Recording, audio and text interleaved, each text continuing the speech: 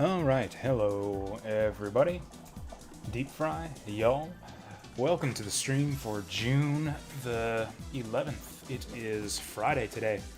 And yeah, gonna spend the last day before the weekend losing my mind playing some Ghosts and Goblins Resurrection.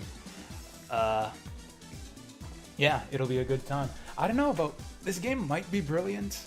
Like, it might actually be like one of the best 2D platformers of all time. I don't know.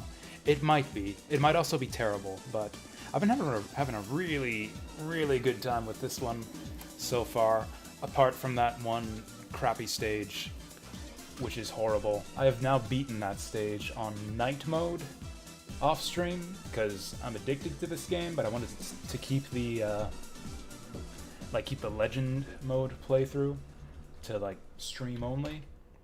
So I tried out the lower difficulties on my own time a little bit last weekend.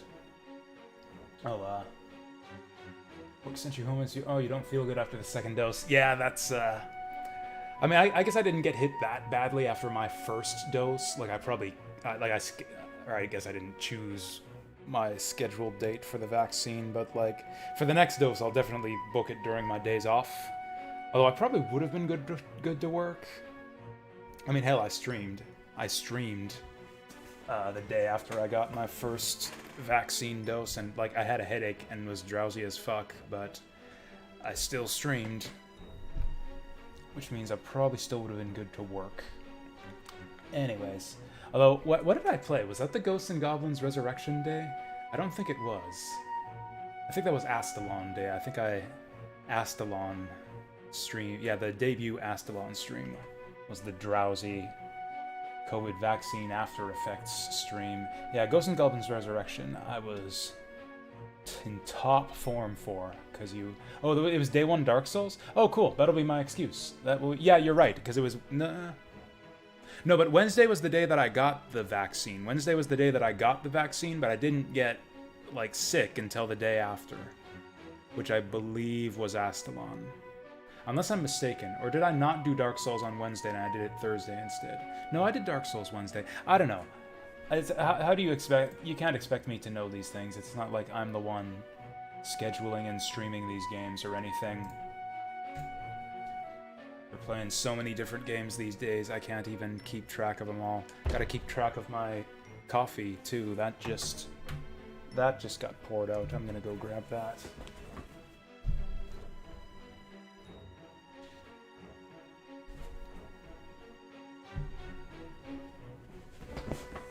Yeah, what the hell did I do last week? I think it was... Yeah, Wednesday, I think we started Dark Souls after the vaccine. I think... Did we do Panzer Paladin? I don't remember. Thought that we did Dark Souls Wednesday, and then I got sick on Thursday. It's whatever day the 3rd was, that's when we played Astalon, because that's the day that Astalon came out. So yeah, you can see now that I have one save file for every difficulty now. Now, interestingly enough, it's my Legend playthrough is the one that I have the most Umbral Bees on. Most of that is because I've actually been able to beat the levels without having to, like, scour every corner of them looking for secrets. Like, with Legend mode, you have to replay each individual section, that you just stumble upon all the secrets by accident in the course of trying to figure out how to get through the level, because you got to replay it so many times. On the lower difficulties, it makes it so much easier that I can just, like, breeze through comparatively easily. Like, it helps that I've played the levels on Legend difficulty before. But yeah, just to show off my night save file here. Oh, I actually did complete both of these levels on night difficulty, so I guess today's stream won't be completely blind Legend. So on our Legend save file, I'm stuck on these two levels currently. I've made it to the checkpoint of both of them. I'm stuck on the bullshit ogre prison tower climb currently on Legend difficulty, and here I'm not exactly stuck. I was struggling through the fire dogs, but we actually didn't spend too much time in Hellfire Hamlet. I got through both of these levels relatively easily on night mode. The boss of Crystalline City is really hard. I actually think the hardest thing on the lower difficulties is actually the bosses. The bosses aren't all that much easier on Night and the easier difficulties than they are on Legend mode. But the extra checkpoints kind of makes Night and lower difficulties like really, really easy, at least by comparison to Legend.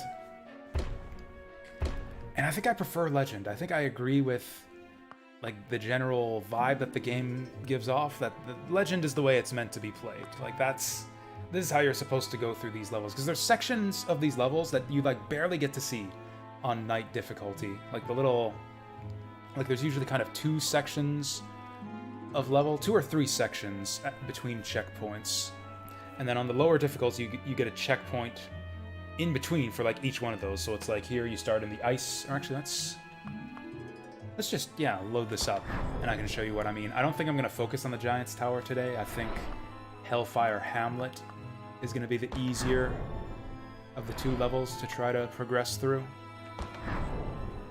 But we'll see what we can do in Crystalline City. Because yeah, like for this section, you start out in snowfields, you move into Ogre Tower, and then you go up onto the roof. On the easier difficulties, you get a checkpoint right before each of those sections. And then on Legend difficulty, you get 0 checkpoints for any of that. Ah shit, I forgot that they go through. Yeah, there's gonna be a bit of relearning the levels here. Yeah, this is still Legend difficulty. I think the volume's a bit high. Whoop, shit. I think the volume's a bit high here. Let's just tone it down a bit. There we go. Or, wait, is this still... I guess we'll see in a second. We'll see in a second. I'm pretty sure I loaded up my Legend difficulty save file here. So I don't know what you're referring to as hard mode. If you mean like the hardest mode, then yes, we're doing that right here. I'm probably not going to try to avoid playing on the easier difficulties from now on, even off stream. Just because I would prefer to like have my blind experience of each of these levels be on the hardest difficulty. But yeah, the difficulty modes in this game go, I believe, Legend. From hardest to easiest, it's Legend, Knight, Squire, and Page, I think.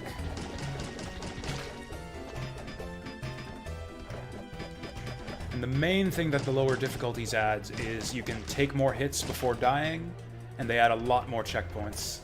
Legend difficulty, you get, I think, 2 checkpoints in each stage.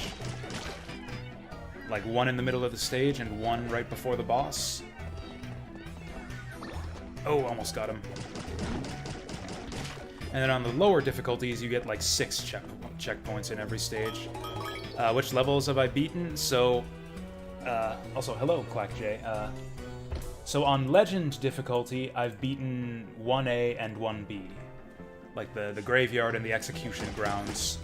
And I've reached the first checkpoint of both Stage 2s. I haven't beaten either of these yet. I got stuck, especially in this stage. I'm hopelessly stuck on this big tower climb right here. I forgot that we want frogs for this. I've beaten these levels both on Night difficulty. I did that off stream just as I was checking out what the other difficulties look like. But I think I want to go back to playing on Legend only, because I just found Night to be just trivially easy. At least by comparison. Whoa.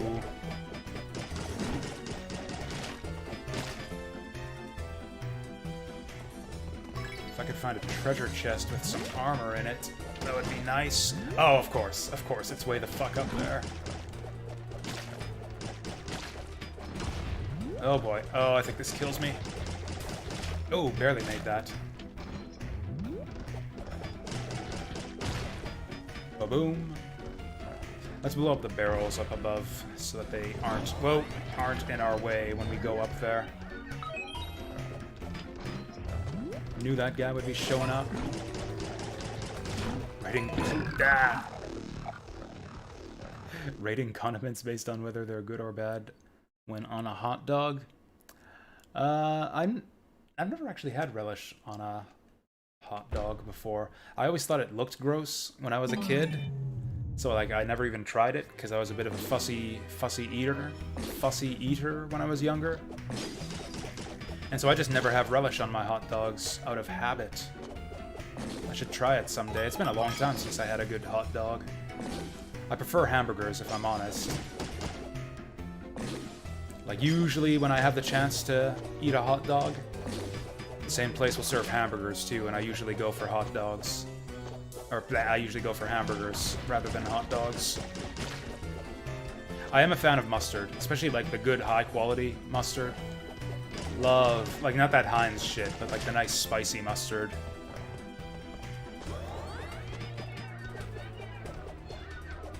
These fucking guys. I should use frogs to get through here. I really want to get that firefly. Like, I know I've gotten it already, but just to prove that I can do it without cheats or spells or whatever. I'm also not a fan of ketchup, and who the fuck puts mayonnaise on a hot dog? Like, honestly. Mayonnaise? Are there any heathens out there in chat who put mayonnaise on their hot dogs?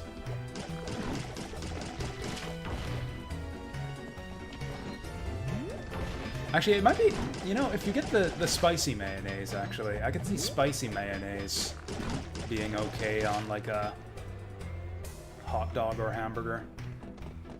Oh, deep fries, one of the heathens. Ah, fuck, I'm gonna die now. Yeah. That was just a couple missed inputs there. I got too close to the barrel, and I accidentally climbed the ladder.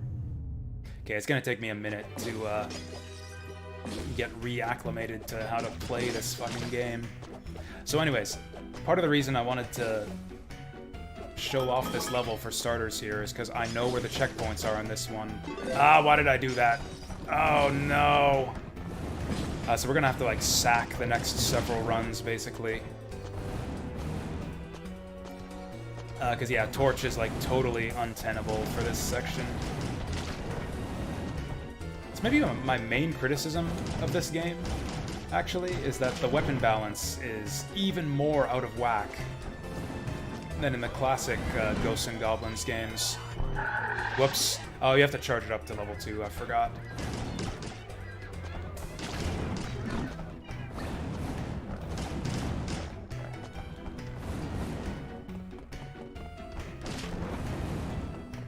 Okay, please give me a weapon. You've beaten the first loop of the Ghost, the G game that's on NES. Nice. Yeah, that's impressive. I haven't played very much of the NES game at all. I mean, I've beaten the Ghosts and Goblins games on the SNES and Genesis, but I haven't 1CC'd either of them. Although I came extremely close on Super Ghouls and Ghosts once. I made it to, I think, stage 7 of the second loop. Like, basically the final stage before the final boss. I think it's stage 7 in Super Ghouls and Ghosts. I made it that far on the second loop on 1 credit.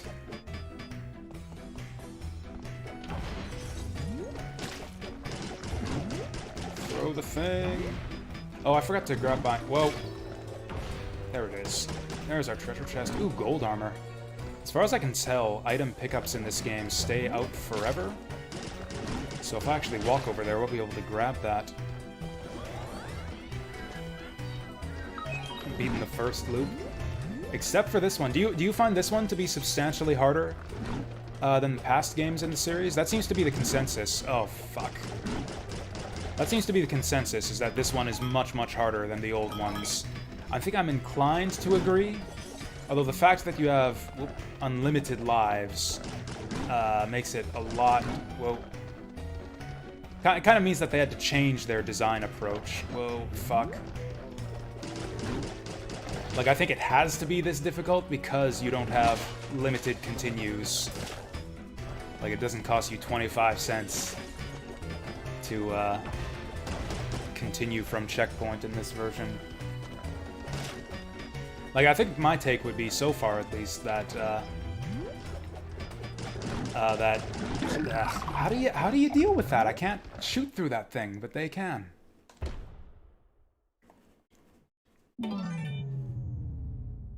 I think I agree with that assessment.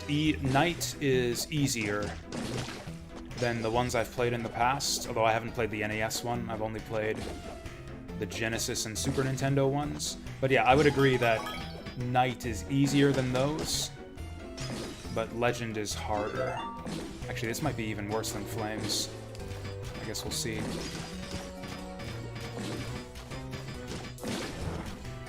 Oh, that was close. Oh, the NES one. Actually, I think the Genesis one does too. I think the SNES one might be the only one with limited continues. Now, mind you, the NES one is based on... Like, the NES one is a port of an old arcade game. The arcade game, like, you technically have unlimited continues, but, like, the game's designed so that it costs you money to continue. So you're kind of incentivized to, like, die as little as possible and not just spam retries endlessly. You have an incentive to get good, to try not to senselessly and just mindlessly throw your lives away. The Genesis game is also an arcade port.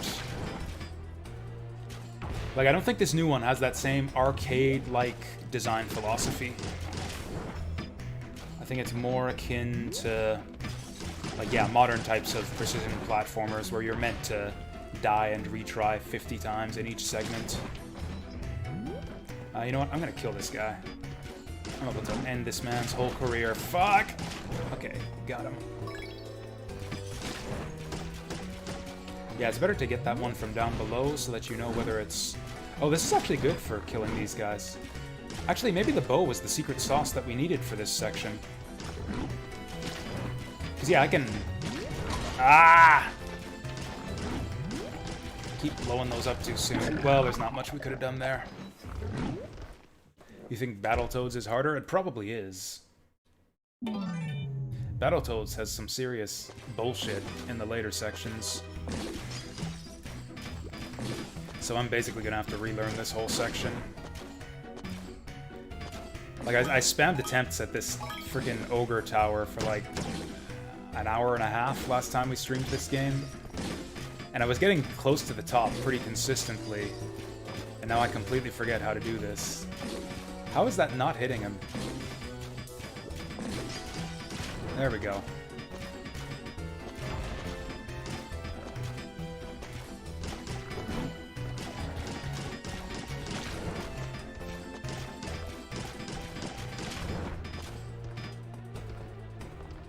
The original G&G was so difficult, so much so that none of the playtesters could even beat Loop 1.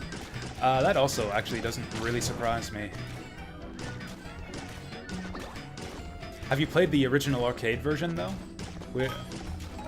Like, I don't actually know how the difficulty of the arcade version compares to the NES conversion.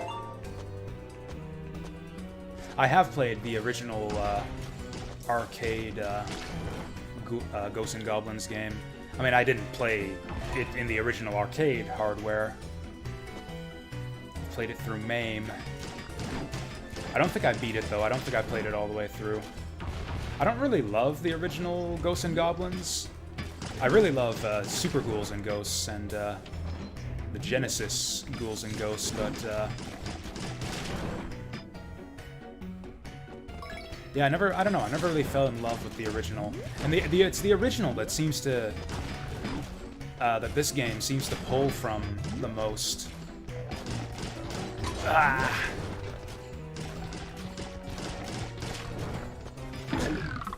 Okay, I didn't really mean to do that. I was just looking for secrets. I wasn't expecting to blow up that barrel.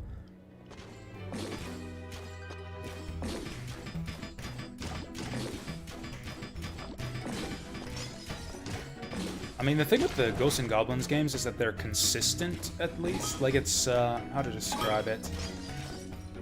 Like, all of those games share a lot in common. Like, pretty much the same mechanics and weapons and same style of level design. Like, there's a lot of transferable skills from one game to another when it comes to Ghosts and Goblins. Whereas with Battletoads, like, that game doesn't even have consistency within itself. Like, every level is like some new, crazy, like, brand new mechanic or minigame or something that you've got to deal with that's totally different. It's like you've got like the beat 'em up stage into the platforming stages, into Turbo Tunnel, into Clinger Winger, Rat Race. There's just like no two stages in that game are very similar at all. It's like you're like learning a brand new game every time you enter a new stage in Battletoads.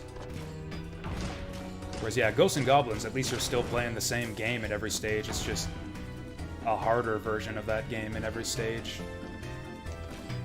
You know what the shittiest part about this segment is, other than these ogre bastards that I hate so much, is that there's no consistent armor. Like, there's no readily accessible treasure chests. If I lose my armor, I'm just screwed until I get right near the very end. I really dislike this section of this level, actually. This is like the only level I'd say that I've seen so far that I would consider to be bad. Okay, good. Give me that back.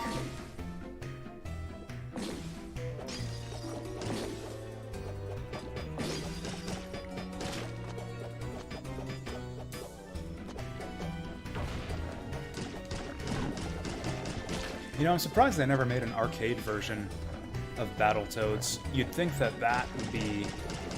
Like, just based on the way that game is set up, you would think that that would be an arcade port. You know what? Let's just do this. Like, the frog spell recharges pretty quickly. Ah. We'll get it back by the time we need it in the next segment. Hey, Remiko. Yeah, we're back to this now. Back to this madness. You know what? I actually deluded myself for a minute into believing that I might be able to get through this relatively easily. This level right here, now that I've done it already on night difficulty. But nope, Legend is a completely different ballpark.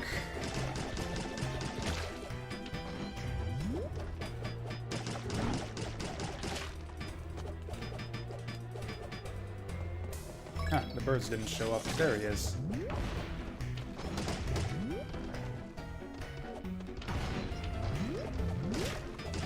Oh god. Fuck! I thought I'd kill him. I don't know what to do there when they, I used to have a strat for that, but I forget what it is. Like, if they both come out too soon, one right after the other, you just get surrounded and you can't kill them both in time.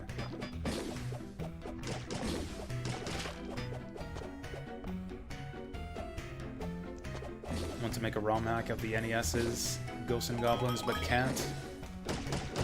I mean, is the explanation that ROM hacking is really hard? Because that'd be totally understandable. I think that's a pretty good excuse for not making a ROM hack. Is that ROM hacking is super difficult. I mean, it can be really easy if, like, you have a hacker out there who's, like, giving you the tools. Like Fire Emblem hacking on the GBA is actually really easy, for example. Just because that game has such a dedicated ROM hacking community. There's all kinds of tools and software out there to just let you easily make your own Fire Emblem ROM hack. Oh, that game does have utilities for it. One of them is DOS only. Is there not a DOS prompt in Windows 10? Like, I'm pretty sure you can still bring up the command prompt.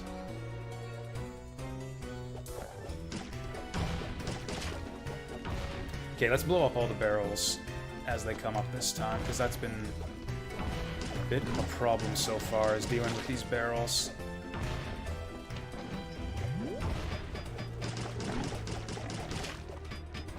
Boom.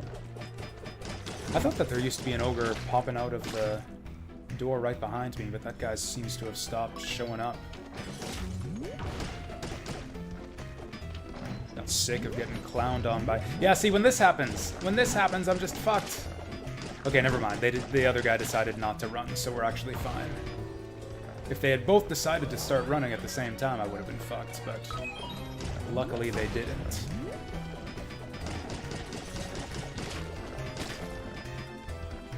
This is kind of pointless killing this guy right there, because he's going to respawn by the time I get up there. Oh, maybe not. Maybe if we speed it. I am lucky to have not gotten blown up by that. Okay, there's a lot of fucking ogres here. I got a strat. I got a strat.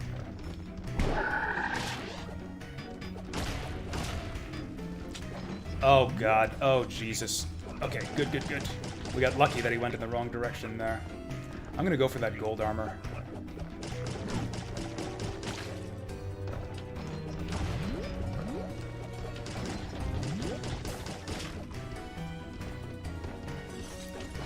Oh, shit! Are you kidding me? Okay, that was just pure luck. If he had decided to run instead of... Oh, okay. I've seen these black treasure chests pop up. Whoa! Oh, that shit goes through walls. Okay, so much for that black treasure, or for that gold armor. Okay, so that gold armor is just a death trap. You don't ever want to hit that.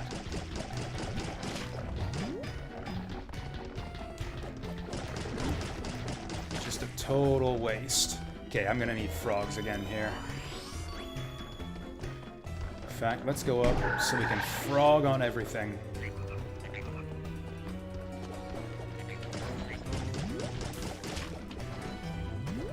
Holy shit, this is the first time I've made it this far on Legend difficulty. So yeah, on lower difficulties, there's a checkpoint right there. And in fact, there's one at the bottom of that tower as well.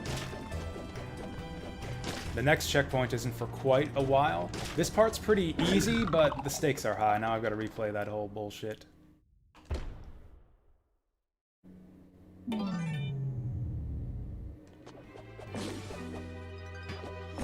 Like, it depends on what you mean by ROM hacking. If what you mean by ROM hacking is, like, download an editor that someone else made, then yes, you're right, ROM hacking is not hard.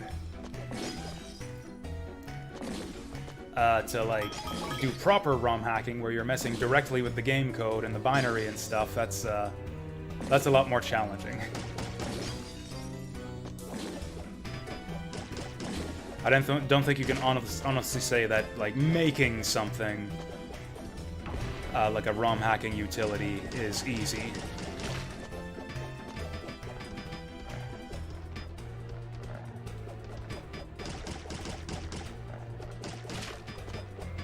I don't know, maybe I'm just like a shitty I have like a shitty gatekeeper mentality or something. I don't consider like making levels in an editor to really be ROM hacking.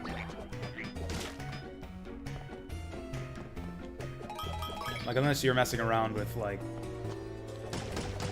yeah, the actual binary code. Oh right, oh, interesting. I wonder if this will let me skip this section. I've seen one of these before. Whatever. Deaths are cheap. Interesting. Ah, this is gonna kill me. There's so many gremlins. That's fine. We'll keep trying that.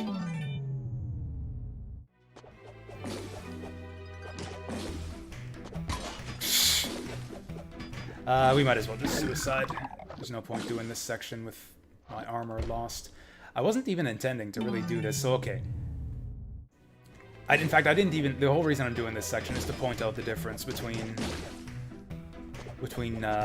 Night and Legend difficulty, and I haven't even done that yet, because I'm so focused on the game. So okay. In Night difficulty, there is a checkpoint, like, right here. Like, right down here, there's a checkpoint. Which is kind of unnecessary. Like, anytime you have any type of scenery transition, there's a checkpoint. So you get a checkpoint, like, right here. Okay, let's just frog these guys every time.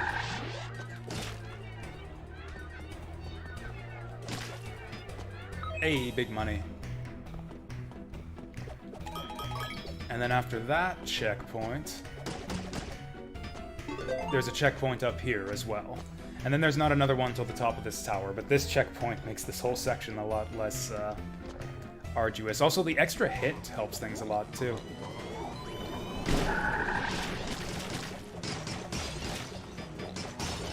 Oh, you know what? The presence of the frogs on screen prevents new enemies from spawning.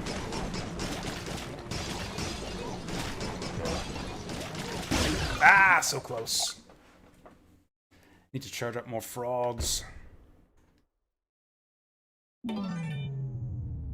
Yeah, so I think I figured this out. I found those black chests before. The black chests always spawn the evil wizard. It's like a special evil wizard. He's like a white wizard.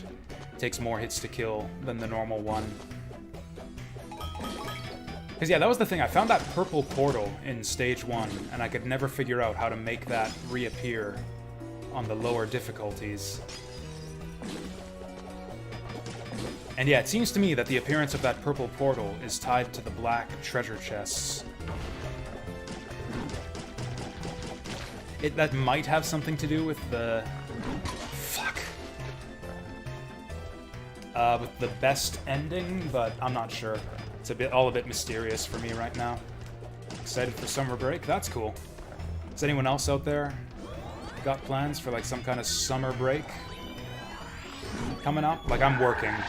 Like, I have a job, so summer is pretty much the same as any other season for me. I guess summer's okay for me because there's so many people like off camping and out of town and stuff that like the store is typically pretty slow, so I don't have to do much. Yeah, I think the presence of the frogs prevents the other enemies from spawning, so if we just keep those guys on screen.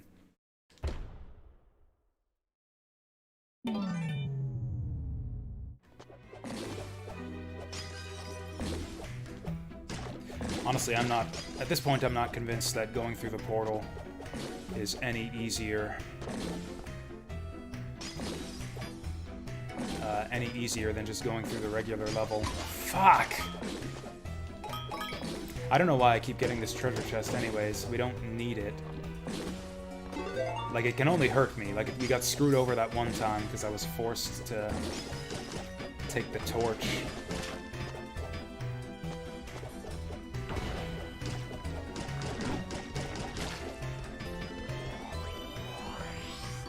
If I use this on this guy, I wonder if it'll be recharged in time for me to get up here. It looks like it isn't.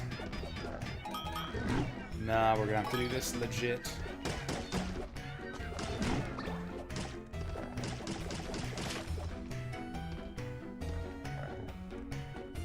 Oh. I really hate these guys.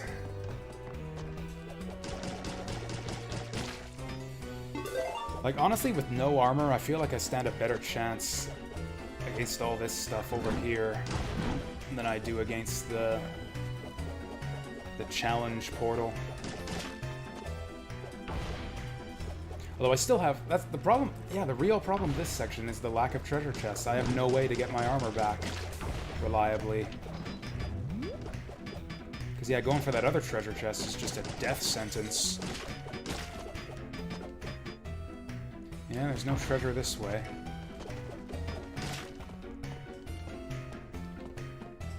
Okay. You know, I should probably jump if I want to fire upwards without climbing the ladder.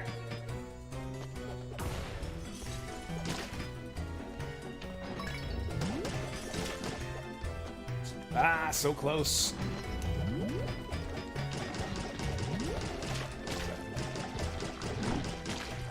That was also pretty close. I'm gonna kill this guy. This guy's in my way. Fuck! Okay, that was just kind of lucky that he didn't charge sooner.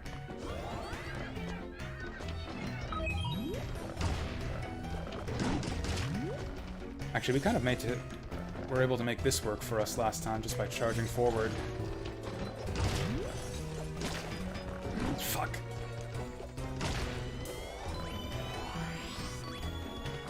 get that stone guy out on us, and away he goes.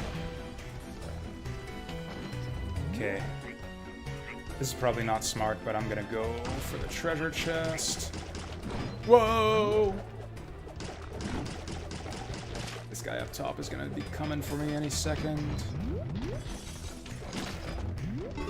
Like, yeah, what does that armor matter if you just immediately get destroyed by... Okay, this is untenable. Get him out of here. Are you, like, meant to have toads for this section? This whole part... We made it again. We made it to the top again. Just watch, now that I've decided, oh, I don't care about the portal. We have a better chance going up the top. Now I'm gonna make it, and I'm gonna have to retry this level later on so that we can do the portal.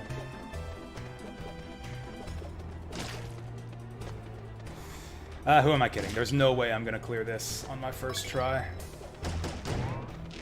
Ah! Okay, we're pretty safe. We can just wait this out. Because, yeah, getting frogged, shit, messes with your jump, so I'm just gonna stay put till it wears off.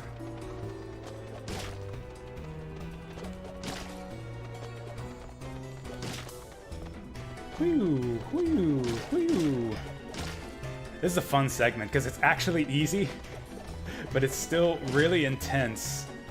Because there's a lot at stake, because I have to redo all that bullshit down in the tower if I die here. Oh, do I want that? I kind of want that. Yeah, I'll redo this for a fairy. Kind of shitty fairy placement, but if I can do it once, I can do it again.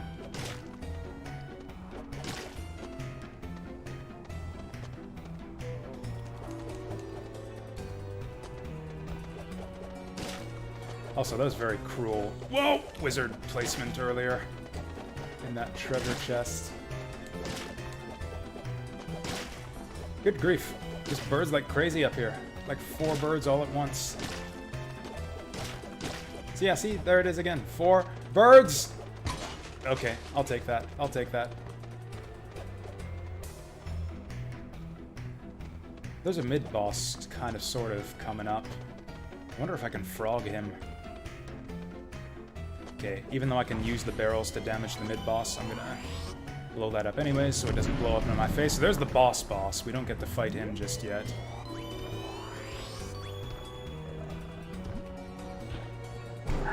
Oh wow, that actually works. That actually works on the mid... That frog is busted.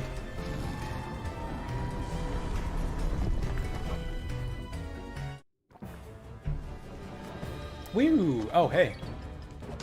Well, I don't know why I opened that. I want daggers here. It really doesn't matter. We're not going to survive this on our first try. Although I did retry this boss a whole bunch of times on night difficulty, so maybe I learned it well enough that we can just destroy him within a couple attempts. This was a really tough boss for me, though. Even on night difficulty, it took me quite a few tries to get this one. It's a cool one, though. I like this. I think this game has good bosses, from what I've seen so far. Too early. Rating each level in Nez, Ghosts and Goblins, easiest to most difficult. 1, 4, 3, 5, 2, 6.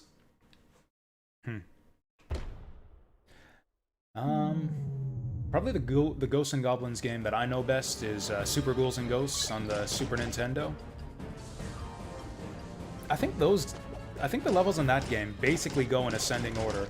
Like, the last one is the hardest one. Maybe the final boss, like Stage 8, is actually not that difficult at all. The final battle with Sardius, he's actually pretty easy. But, like, yeah, Stage 7 is definitely the pinnacle of difficulty in that game.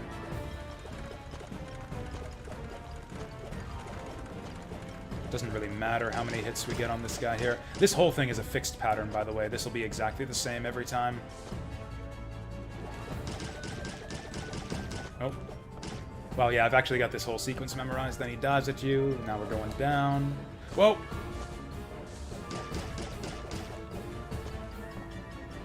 And now the real fight starts.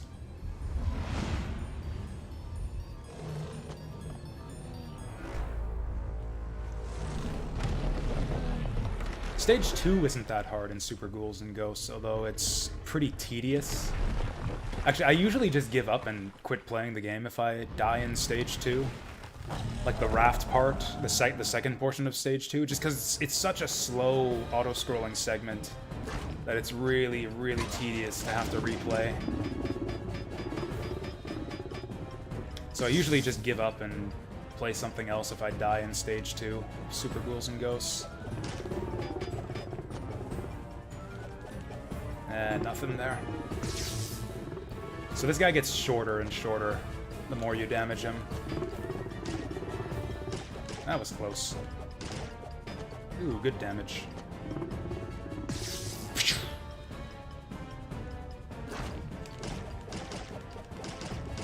Oh, nice.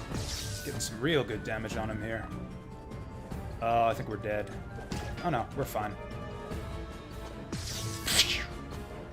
Oh, now we might be dead. Nope, we're good. This is a bad place to stand. Woo! It's hard to do evasive maneuvers when you're on the bottom platform. It's better to go up top, I think. Too slow.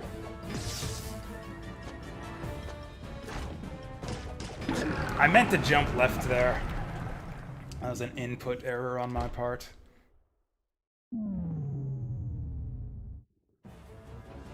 So I don't recognize this boss from any other Ghouls and Ghosts game. Maybe he was in the first one. Most of the bosses in this game, I think, are derived from earlier games in the series. Especially Ghouls and Ghosts and Ghosts and Goblins, the first two games. Like the Cyclops in Stage 1A was the first boss in the original Ghosts and Goblins. The big, like, Dullahan ogre was the first boss in Ghouls and Ghosts. If I could not take damage during this first cemetery, that would be great. I don't even know if damage during this part carries into the second phase.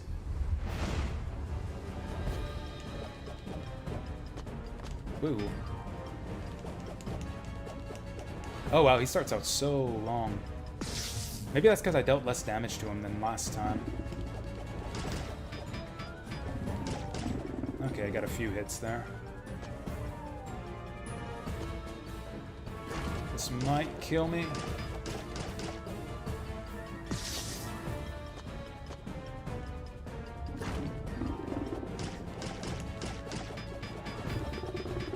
Yeah, I think he's a lot longer than when we fought him the first time. I think that's because I dealt less damage to him in Phase 1. Oh yeah, you barely saw it last time, but he's got a third phase too, where he gets like, decapitated and starts spinning around and breathing fire all over the place. Yeah, there was nothing I could do there. Almost halfway there. Wow. Yeah, Makaimura. And then yeah, Ghosts and Goblins was known as Dai Makaimura. Which is like, I don't know, Big Demon Village or something. Fuck! Those jumps are really difficult. Like, they're more precise than they look.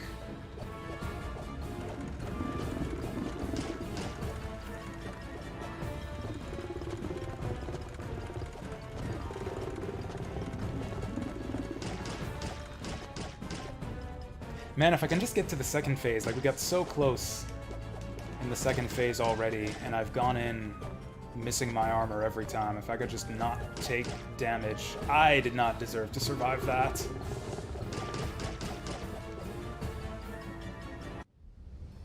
Learning Japanese, nice. Okay, I didn't really deserve to survive that either.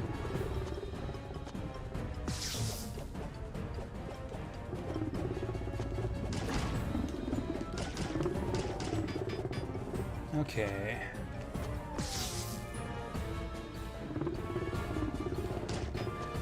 One hit. Good stuff.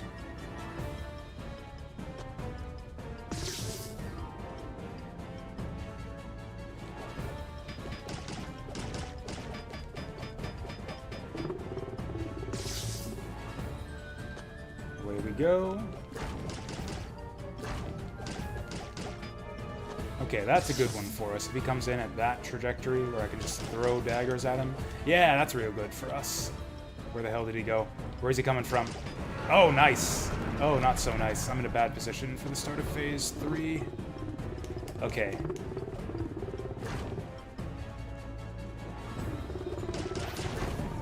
What? I have never seen him do this before. Is this new to this difficulty? On night mode, all he does is just spin around in circles and fire fireballs. Wow, this is totally different from the last time I've fought him on night mode.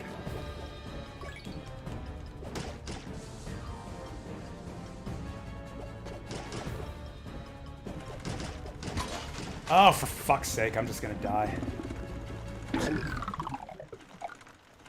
Oh, it looks like only like the peak of the spike actually damages you. Japanese has words that don't technically exist in English. Like, I don't know what you mean by that. Like, most words in most languages don't exist in other languages.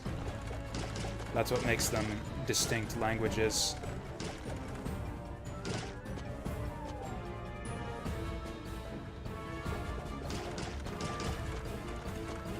Makaimura is not a word that exists in English, for example.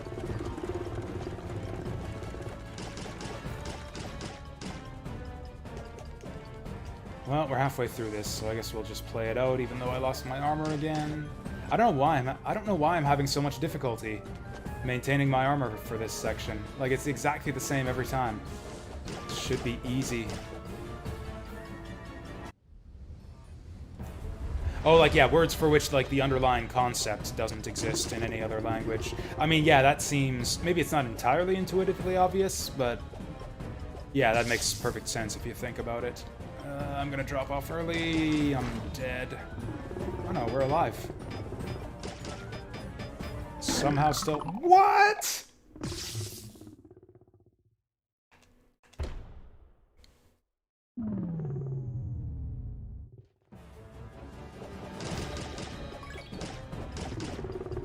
Man, I can't even imagine trying to do this boss with, like, any weapon other than the dagger.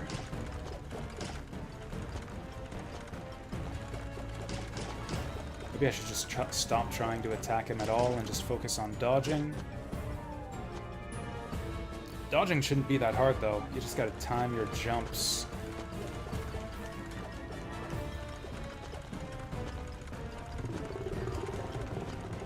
One more, I think. There we go.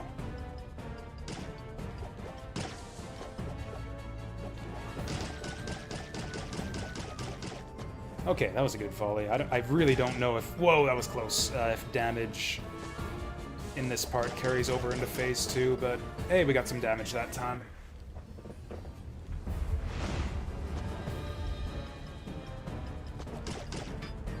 Oh, Christ, are you kidding me?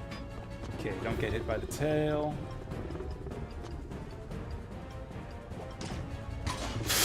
Yeah, sometimes he just swoops in here super fast for some reason, and you just can't react in time.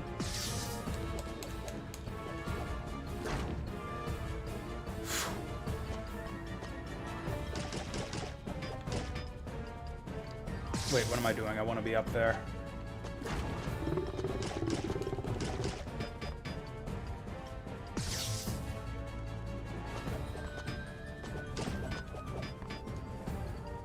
No big boss there. Oh, you know what? I should probably try to get him to fire those sparks off early as much as possible. Oh, that was a good volley. I think we almost got him to phase 3. Fuck! That's some bullshit. Oh, if I would have just hit him once, we'd have been fine.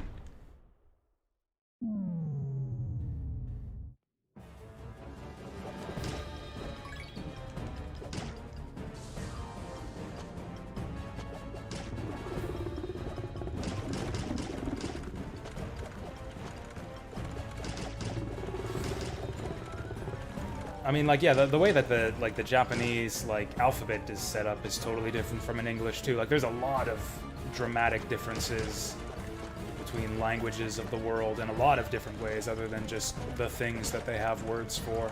Whoa! That was a good volley, too. Missed some damage opportunities there.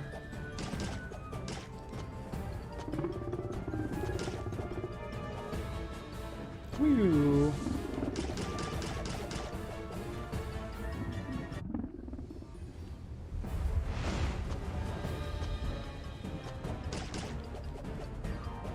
I mean, yes, I've absorbed enough Japanese culture through film and anime and such to know that, yeah, they don't have articles or plural forms of their words either, for that matter, which surprises some people.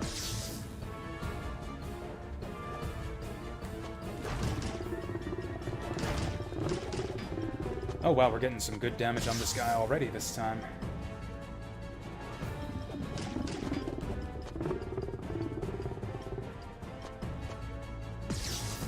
Alright, where's he coming from? Whoa! Oh, I think we almost got him. Like 2 more hits.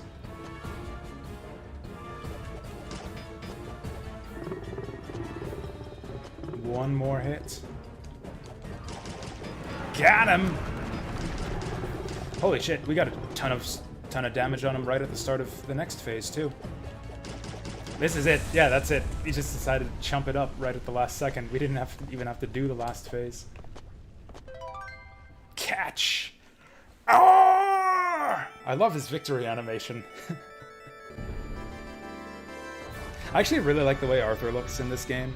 I do not agree with the people criticizing the graphics of this game at all. 86 deaths. Surely that includes all of my attempts last stream, too. Like, I haven't died 86 times today, right? Also, we missed out on several Umbral Bees there, I think. At least 2, maybe 3. I don't know. I've done Hellfire Hamlet already on the lower difficulty. I guess the extra Umbral Bees would be helpful. Oh, I lose my checkpoint, too. We're gonna have to do the whole stage if I want to get the bees in the tower. End that portal again.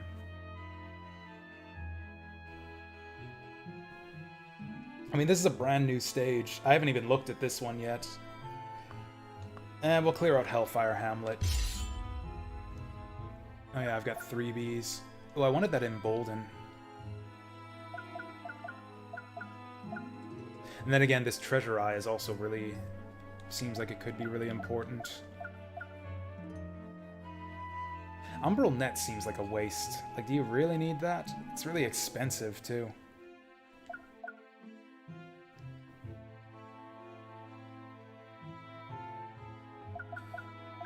But it's going to take forever to save up for that, and I think this rock is going to be really helpful, so I'm going to grab Embolden. This will also show us what's on the other side of the tree. Doppelganger.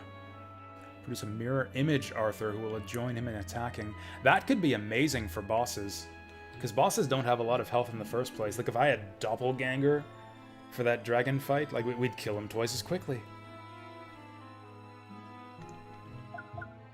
And then triples the power of Arthur's first attack after being stripped down to his boxers. That seems pretty shitty. If armor pickups were more common in this game, I could see that being useful. But like 90% of the enemies in this game die in one hit anyways. At least it only costs 3 bees, and it doesn't lead to anything on the tree either. Yeah, I would never take this. Also, is that a passive? I mean, it's gotta be, right? I would never charge that up to cast it. That's interesting that there's passive abilities on this tree. We haven't seen any yet on this side. Maybe I should pick up Medusa over here just to see what these lead to. Oh, it actually shows you what these are. I didn't realize that you could go up the tree to see the later ones. Okay. Shit, I should have planned out my build from the beginning. It's like, yeah, forget which spells are most useful. It's a matter of, like, what leads to the most useful spells. Resurrection! Hey, wait, that's just like the game's title. This is why they call it Ghosts and Goblins Resurrection, because you can resurrect yourself. I actually hate the idea of this. A chance of being revived, so, like, randomly you just get a free extra life. That's, like, tremendously useful when it happens, but it's based on, like, a random proc chance. Feels like cheating. Then it leads to Embolden 2. Thunderstorm 3. Ooh, that looks like fun.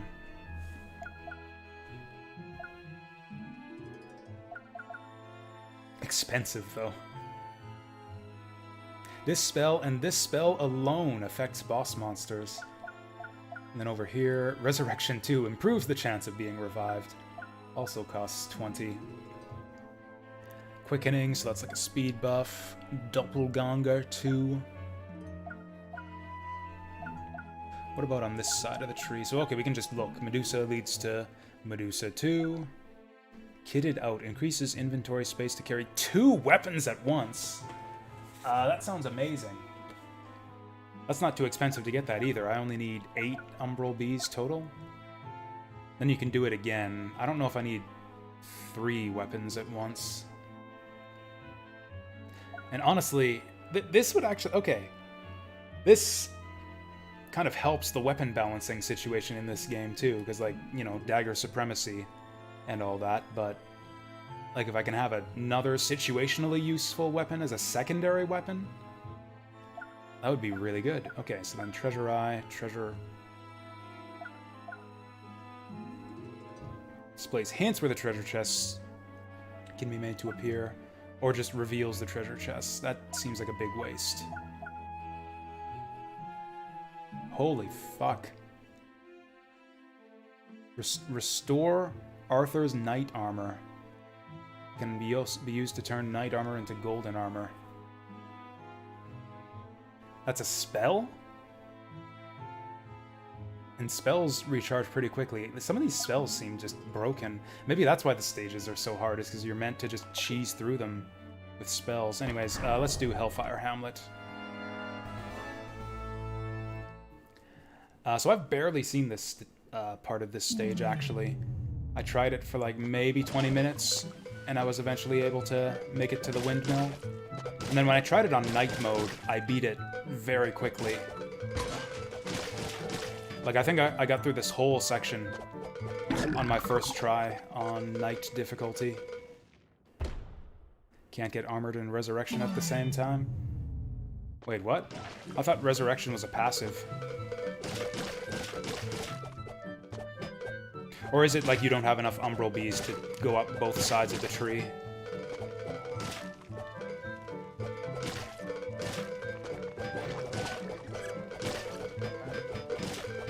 Oh, I see. Okay, so the game does seem to be balanced that way. Man, I'm kind of like halfway up both sides of the tree right now. Maybe that was a mistake. Oh, okay, barely survived that. Ah.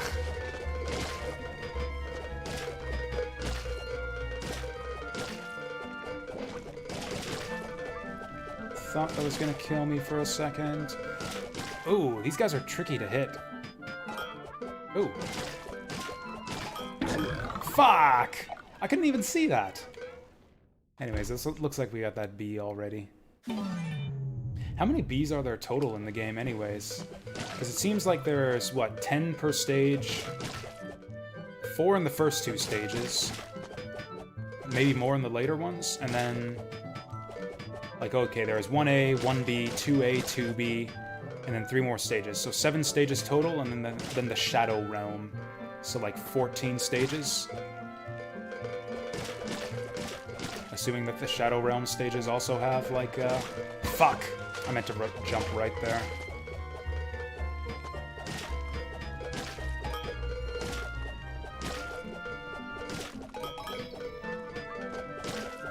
Hope this gives me my armor. Shit.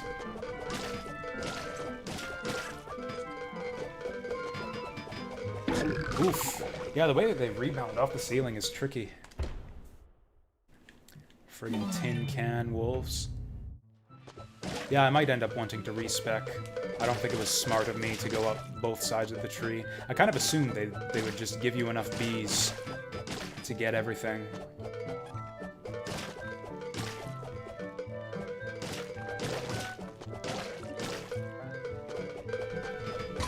Oh, he got me from below. And now I'm sitting in the fire.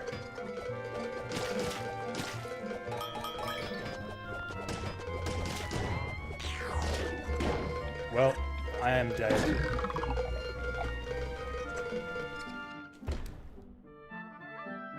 Yes, that's right. Way! Man, so many wolves. Foxes, whatever. I guess the wolves will come later. We'll see the fire dogs later on.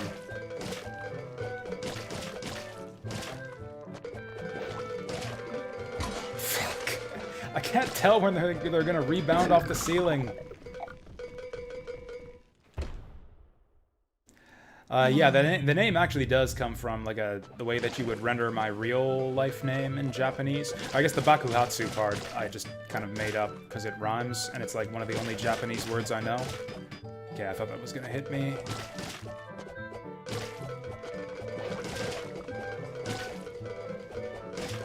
Oi.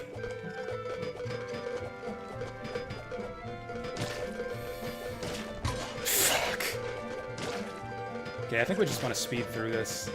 It's like the longer you wait, yeah, the more likely you are to get an unlucky angle like that.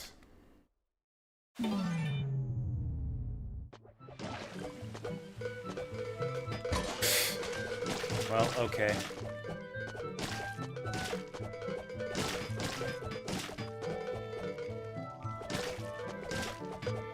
Now the next section after the wolves here was pretty easy on night difficulty.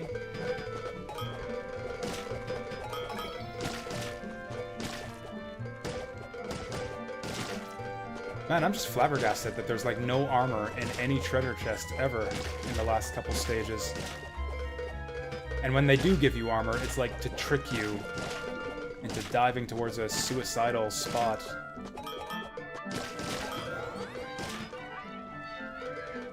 Okay, I got that one already, so we don't need it. Okay, this part's a bit interesting. These angled platforms, like the spinning wheel platforms, are actually a lot more generous than you would think. So yeah, like I can get on here and not slide off or anything. It's not even that hard. Yeah, I got through this section my first try on night difficulty. Whoa, the bats! Okay. Sometimes you just gotta take the loss. Ah! Didn't see him. I think there's more spiders on Legend. Is it an underrated series? I was under the impression that this was like a highly acclaimed series among like fans of 2D platform games. I often see like the Ghosts and Goblins games like on like best of the genre lists when it comes to platformers. I consider it to be one of the all-time greats. Ghosts and Goblins, or Ghouls and Ghosts, Super Ghouls and Ghosts are like some of my favorites. Not quite like top 10 or anything, but like I really, really like them.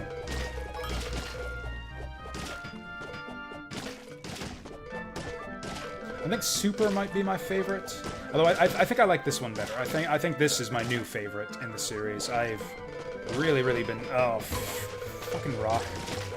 Really been enjoying my time in this game so far.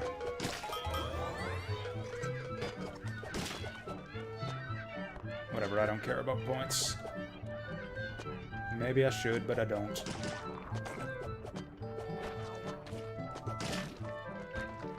Okay, maybe... Whoa! Maybe we're not meant to go up this way? What if we go this way? Oh, we get an umbral bee. Get over here! Bitch! Whew, got him. Okay, yeah, I think we're meant to go up this way. Ah, too slow. Yeah, that is true. Like, those are more casual and accessible games other than Ninja Gaiden.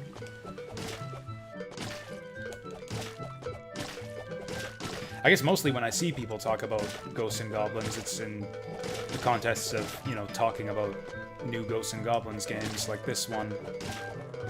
So most of the people who are talking about this game are people who've played the old ones and really liked them. Like, as far as the challenging platformers go, I like Ghosts and Goblins a hell of a lot more than Ninja Gaiden. Yeah, it's never ever gonna be Armor.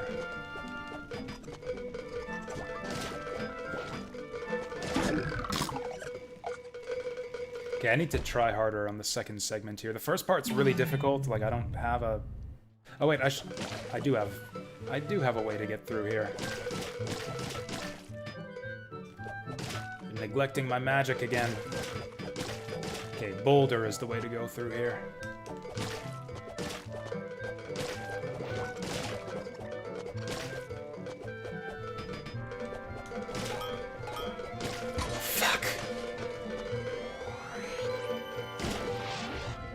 Rolling, rolling, rolling, rolling. Oh yeah, we can just cheat that whole section like that.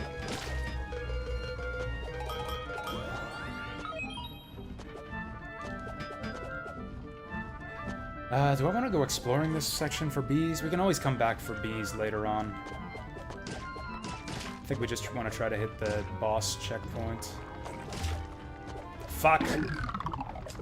Didn't see the second one in time.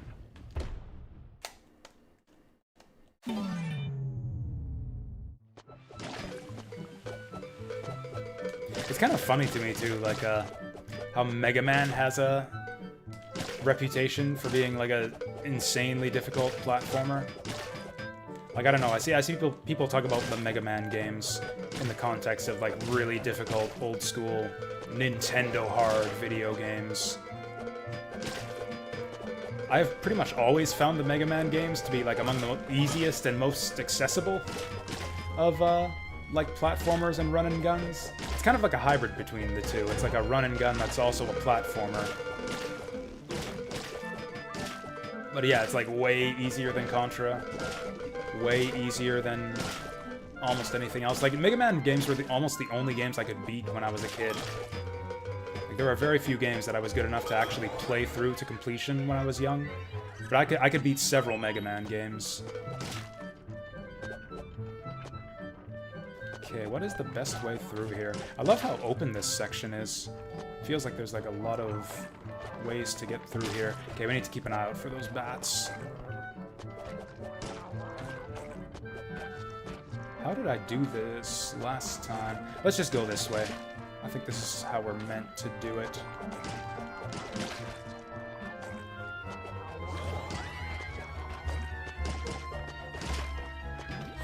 Can I make it? Yeah, also, as long as we just keep running forward, those bats shouldn't get us. Nailed it. Oh, okay. Run, run, run, run, run! Okay, now we got an auto-scroller with dogs.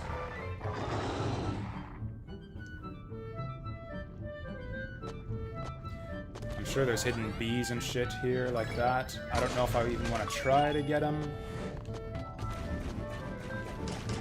You know, I should probably try to kill this guy. Oh, come on. Seriously? Yeah, I think I need to kill him. I think I need to try to kill him rather than run away from him.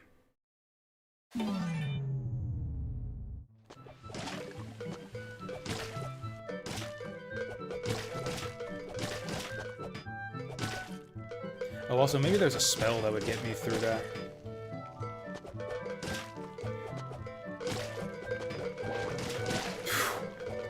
Almost forgot about that.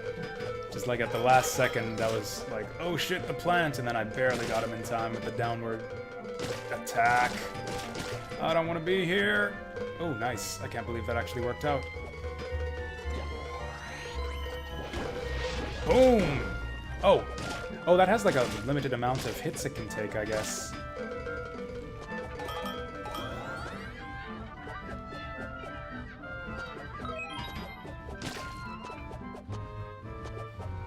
Okay, so we kind of have our pathway through this level.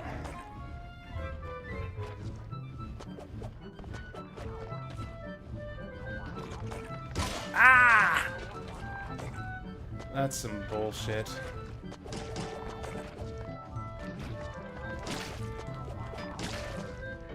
And I'm dead. Oh, I just happened to be dead. If that freaking blob weren't there, I'd be alright. Okay, this section's a lot harder than I thought it would be. That extra hit you can take on night difficulty makes such a difference. Like, I probably would have beaten this entire section 2 times over. Not even with the checkpoint. Not even with the checkpoint, but just with the one extra hit. Hence my lamenting of the lack of armor and treasure chests. If I could just get 1 armor pickup and 1 treasure chest, I think we'd have beaten this segment by now.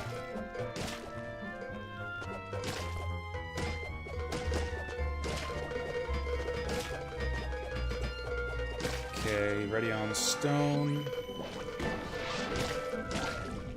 Nice. Alright, well, ah!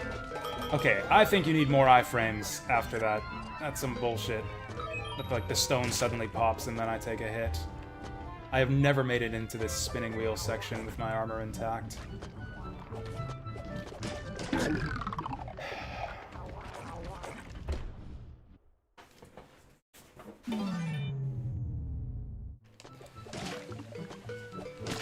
God, this part has taken me almost as long as the friggin' ogres now. I guess we could, like, compare the difficulties of the 2 stage 2s after this. What were we at? Like 86 deaths or something? For the Crystal City or whatever?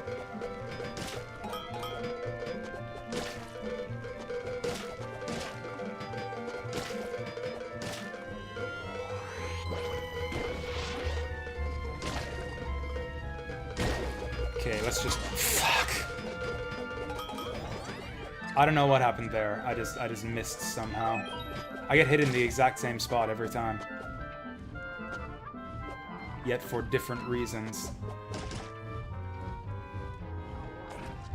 Okay, I would really like to walk across this platform. Thank you. Okay, this is the way. Ah, fuck. Snuck up on me because I was busy looking at my next jump.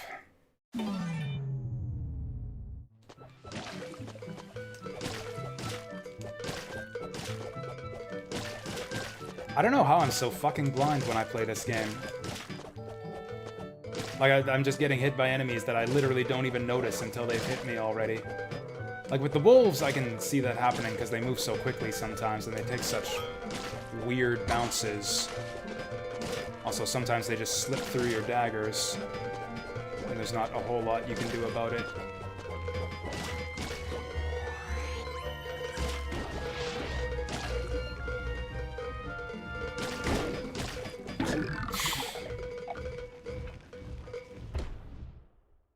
Probably shouldn't even rely on the boulder to get through here anymore. Like, it's not doing its job.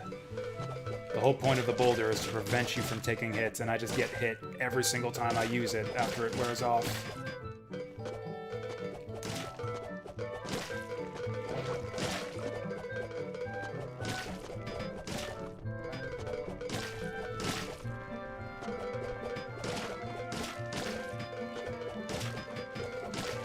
Yeah, I'm just gonna not use the boulder. Try to get through this with pure skills. See, here we go. Easy. It's easy. He says, almost getting clobbered by a wolf. Popping off the top of the street. I'm just gonna not talk.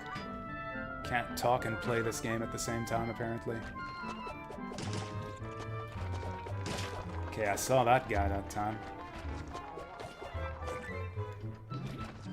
Okay, I saw that guy that time. Okay, so this is a pretty viable path to the top as well. Ooh. Man, it's gonna take a long time. Whoa! Shit. Shit.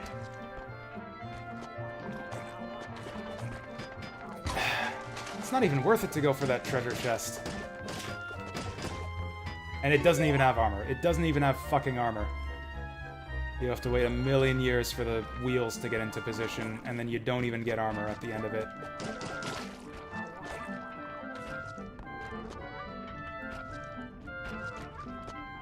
I don't even know what you do when you get stuck down there.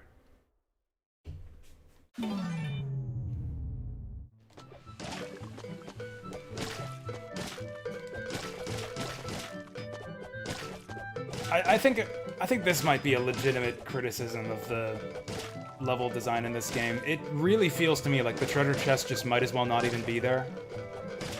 Like, almost all of the treasure chests in both versions of Stage 2, just every single one feels like a troll or a trap. Like, and there's never anything good in them. It's either a wizard or a shitty weapon that you don't want, unless you've lost your daggers somehow already. Like, none of them are worth the trouble, and you never get armor out of any of them.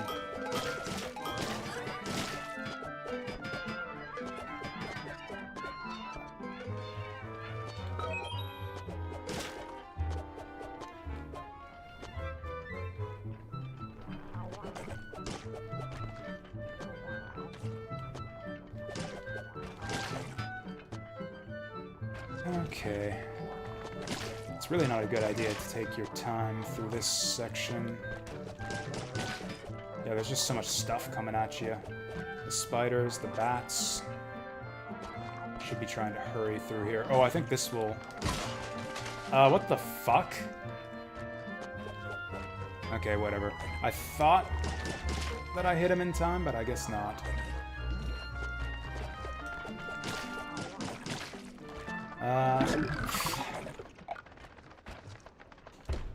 I should just go through... Okay, I should stop trying to shortcut my way to the top here. Let's just go the long way around, like I did the first time through there.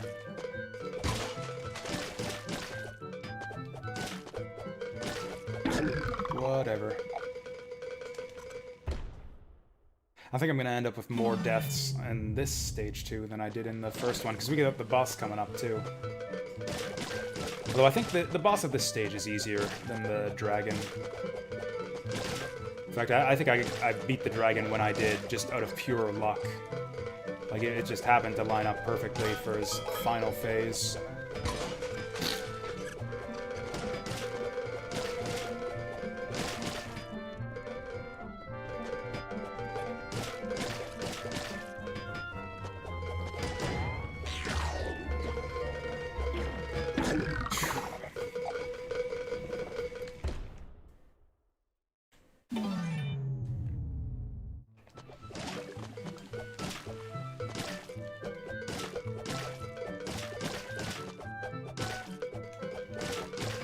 So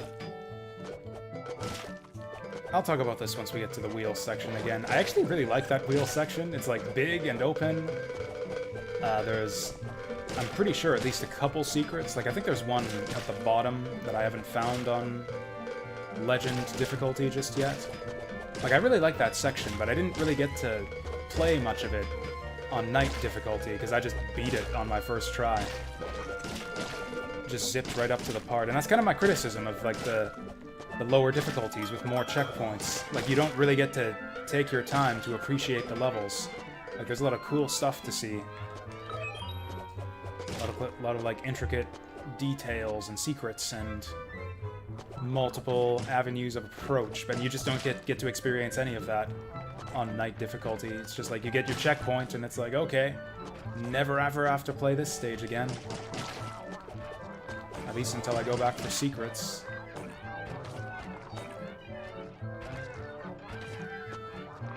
Okay.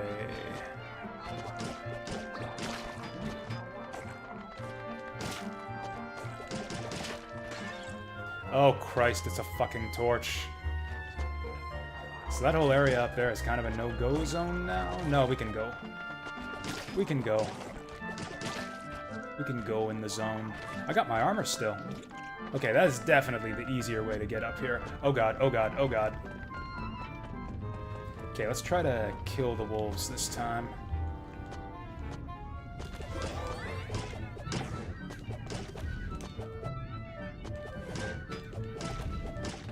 He's gonna kill me. At least take off my armor. Oh, he's gone now. Score.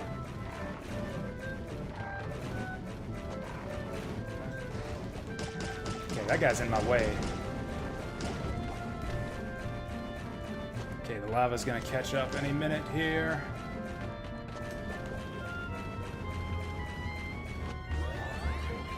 He's guarding the fucking ladder. Do I want a suicide for the bee? I do. Oh, it's not even suicide.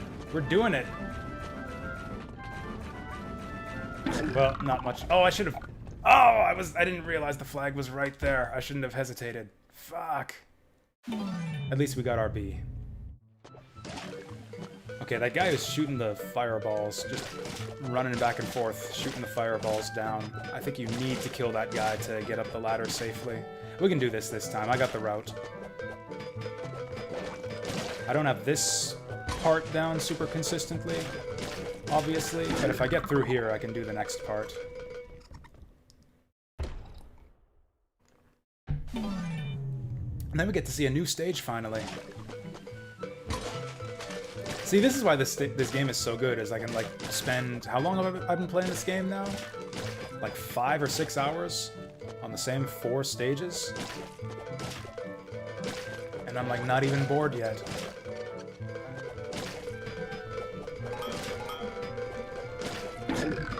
That was some bullshit.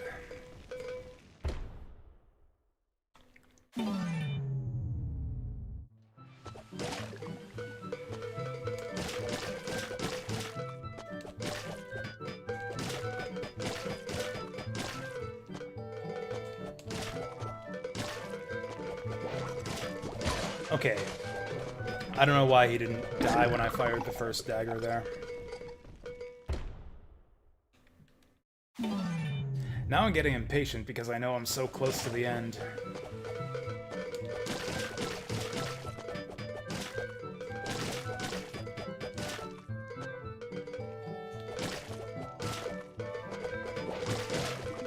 Also, I still don't know why these firefoxes are made of tin cans or something. Or so you would think by the noise they're making. I'm gonna try the rolling rock strat again.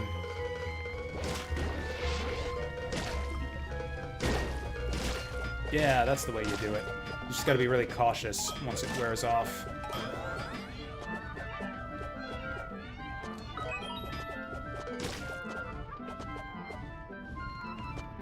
Okay, now we gotta be cautious here, too.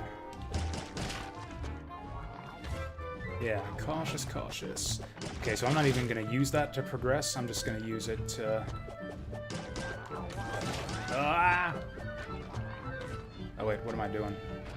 Going the wrong way. Okay, okay. Oh! Almost didn't see that guy in time. Okay, I'm freaked out because I haven't seen any bats in a while. There's a bat. There's a bat. I was just ready to make that jump too, but it's like, nope, better wait and see if a bat shows up. Okay, got here with our armor intact again.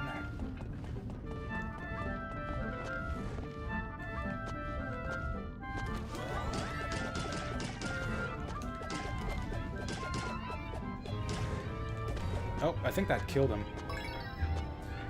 Is that going to be our gold armor? Like, not a single other treasure chest in this area has had armor, so surely that has armor. Nope. I should probably just slow it down and try to kill this guy.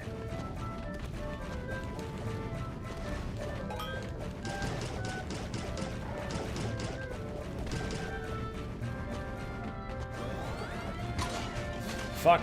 Gun it, gun it, gun it. Nice.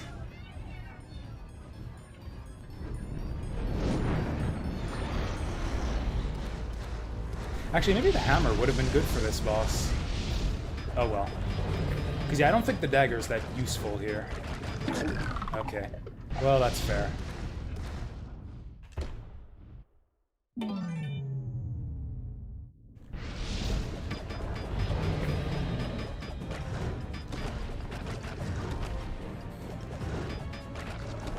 Oh, we got him.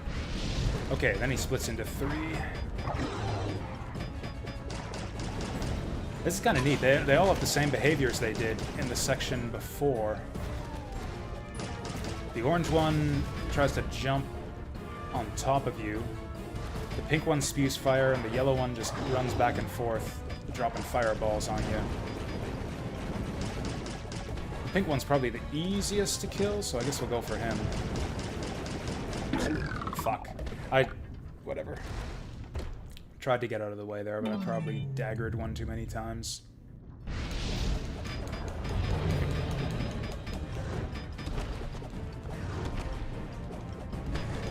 Alright, 0 hits on him there. Whoa! 0 hits on him there, too.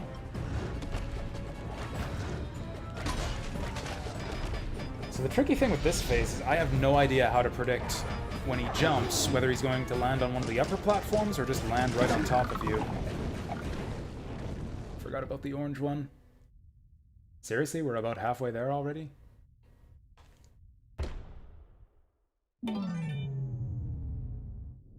There's usually a treasure chest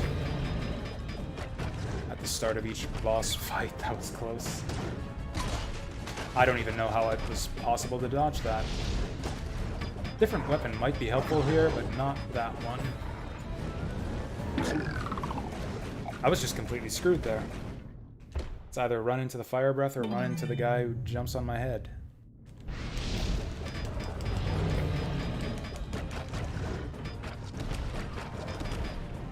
Yeah, this first phase doesn't have much health at all. Okay, that's good stuff. We get the orange one first because he's the most annoying. And I guess we'll get the pink one second because he's the easiest. Because yeah, he just sits there. Boom. And then the last one grows big.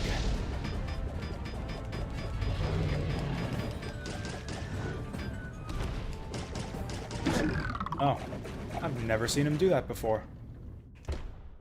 I don't know if he gains that in phase 3 or if I've just never stood that close to him.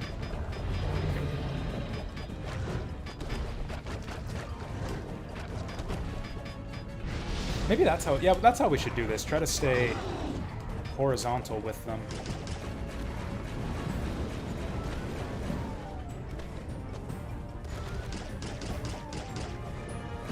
Ah, I thought we could get him before he jumped. Oh, we weren't even close. Maybe if I go for the orange one this time. Or the yellow one, rather. That's not even going to be possible, though. He runs around too much.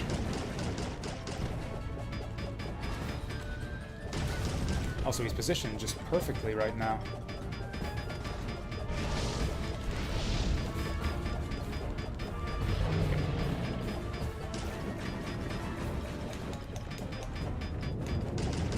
Okay.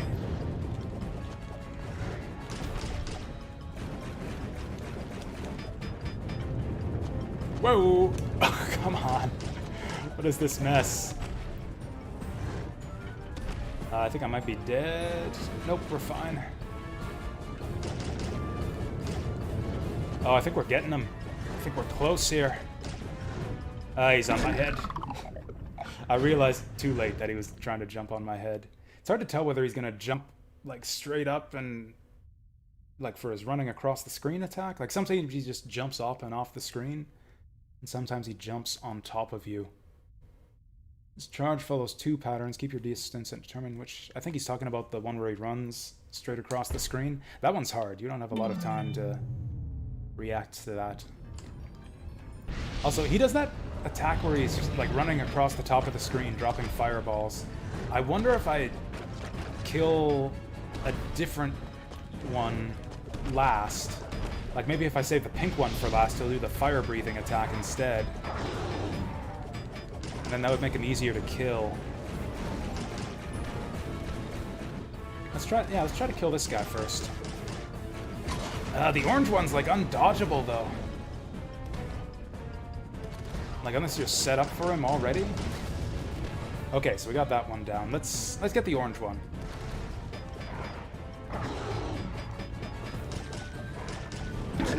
Yeah.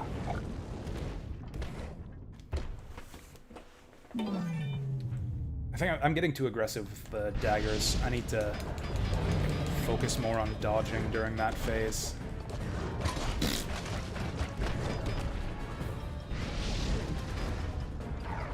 Yeah, let's get the orange one first and the yellow one second. I'm gonna die.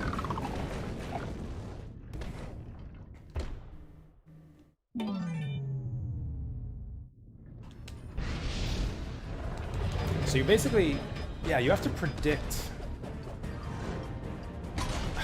Seriously? He didn't even jump on top of me there. He was just like leading me with that. Okay. Fuck. Like, depending on how the pink and the orange one line up, it can be impossible to dodge them unless you're already in the right position before they start to attack.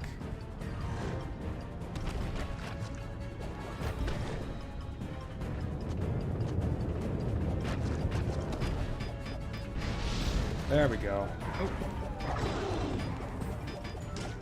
Oh, I should have known.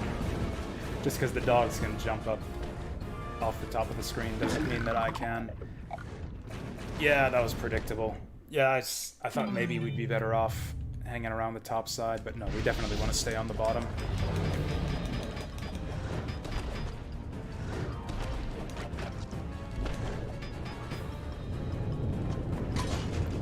Okay, I don't think that was possible to dodge.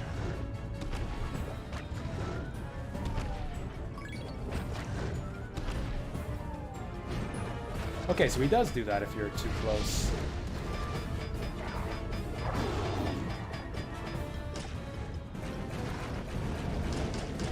Oh yeah, so we don't want to kill the pink one.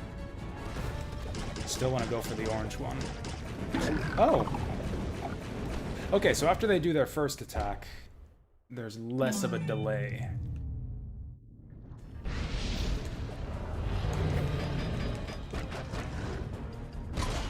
What? I started running away like instantly there. Yeah, so this howl where they get their iframes, they don't do that after this. Oh, I'm dead. Yeah, not much I could have done about that. I had to stand on the other side of the pink one, but I didn't know what side he was going to breathe on.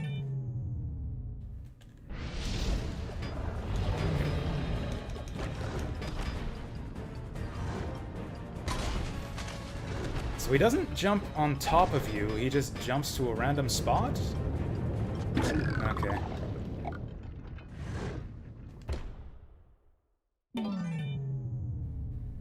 I don't know how you dodge him then, because if he just randomly decides to jump on top of you, then you can't get out of the way in time. Like, that was just pure luck. He decided not to fall through the platform.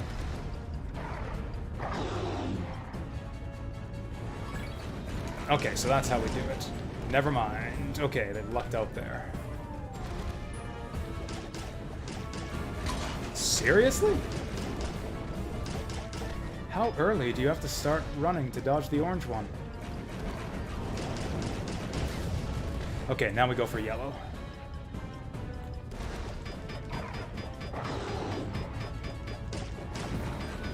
This should actually be easier.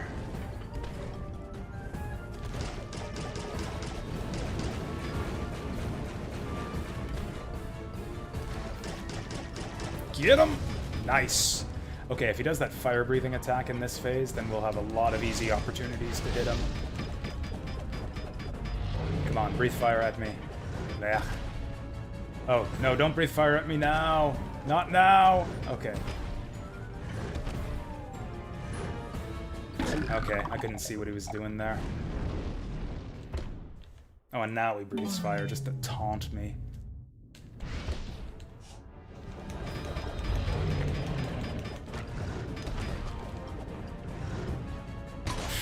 Realized too late what he was doing there.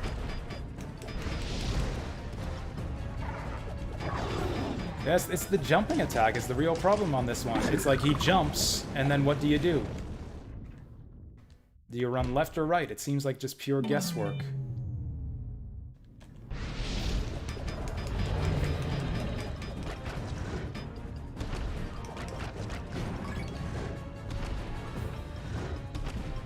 was just, yeah, pure luck that I didn't get hit there.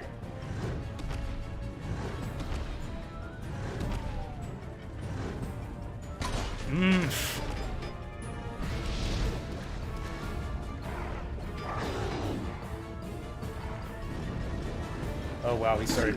What?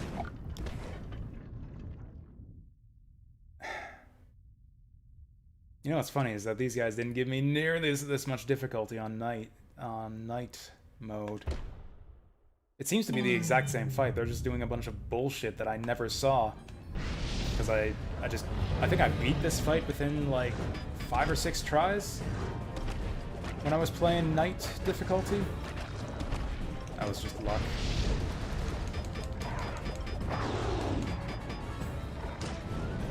Well, okay. I figured I had to jump underneath the orange one, but then it's impossible to get away from the pink one's flame.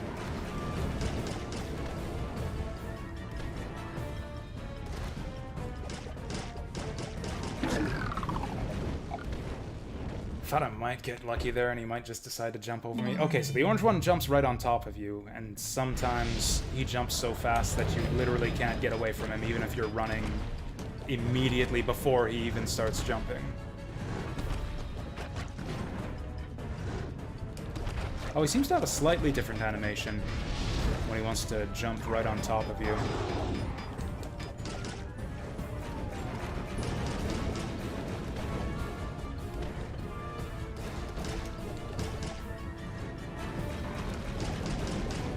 Fuck.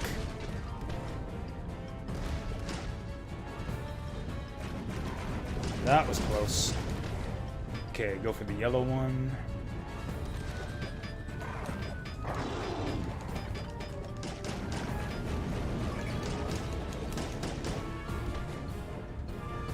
Hammer might actually be good for this fight.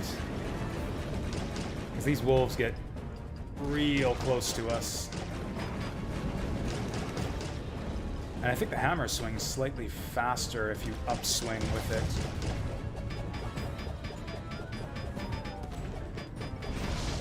Okay, what are we gonna do differently here?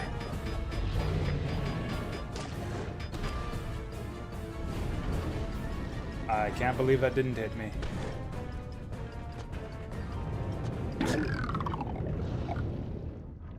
Yeah, I don't know what you do when he runs from the side there. And I couldn't tell even that that was what he was doing, because he was off screen there. Yeah, and again, this fight was over too quickly for me to really tell on night difficulty, but this boss fight seems really, really, really badly designed. Like, I think it's almost entirely luck-driven. I would be more than happy to see an expert player prove me wrong and do this, like no damage this fight consistently, but this one looks like just pure RNG based on what the AI wants to do. Watch me perfect this fight now that I've said that. But I don't know, this feels like I'm getting lucky. This feels to me like just luck that they're not doing the bullshit attacks, as opposed to me being especially skillful here.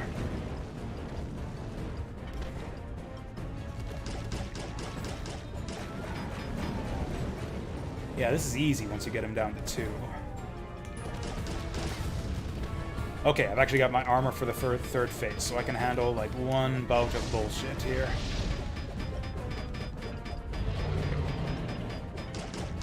Are you kidding me? Am I just gonna win this, like, by default?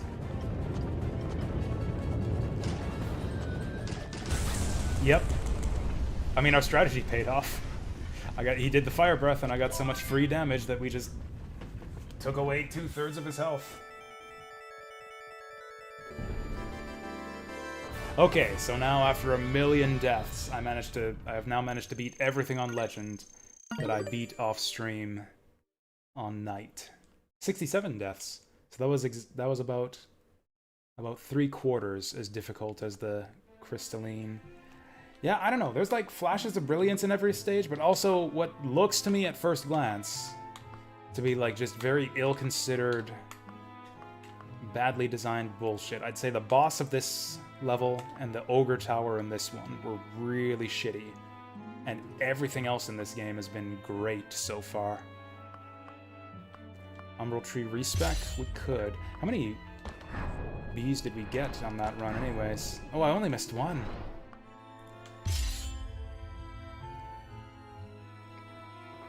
Like, if I do respec, then what do we go for?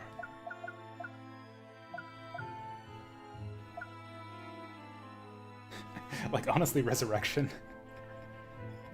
Resurrection looks so busted as to be, like, effectively broken. Frogs are basically broken too, though, so I probably want to keep Transmogre Frog.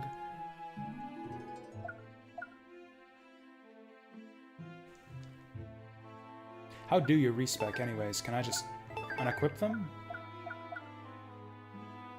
Remove magic? Oh, achievement. Gone but not forgotten. Are you sure you can respec? I don't think I see any way to do it. I can equip that. And then remove it from my magic waistband. Oh, I never noticed this. Like, the waistband is the actual waistband of your boxer shorts. I've never noticed that. That's like, yeah, our little strawberry print boxer shorts. That's where our magic goes. In our magic boxers. Oh, that's great. Are you... Yeah, I don't know if there is a way to respec. If there is, I don't see it.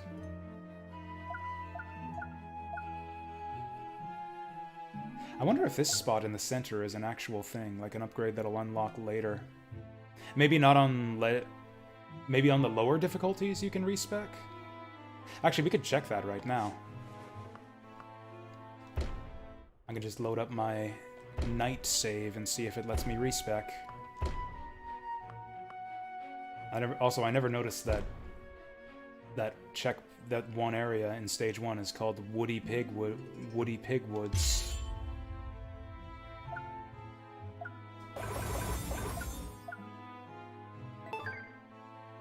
Remove Umbral Bee from Firewall. Huh. Removed Bee from Firewall.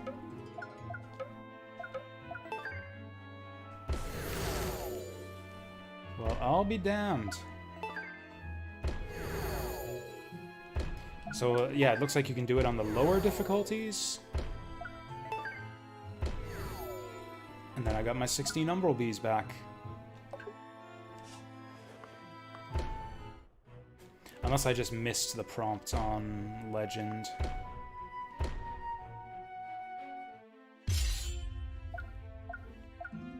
Oh, you've got to go top down. Okay, so you can't remove, like, prerequisites. So I can remove this, and then that lets me... So you got to do them one at a time from the top down.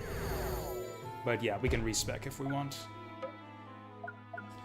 Boulder and Lightning haven't been doing much for me, so I think I'll just go all in on the right side.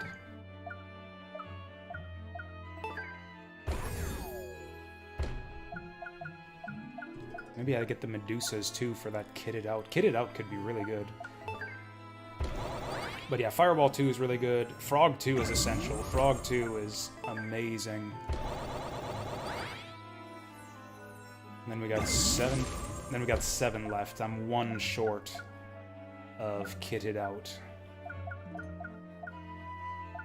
And 3 short of Treasure Eye, which I would also like. Armament costs 30 bees, doesn't it? Armament is 30 bees. Like, I'm gonna have to beat the whole game by the time we have enough bees for that.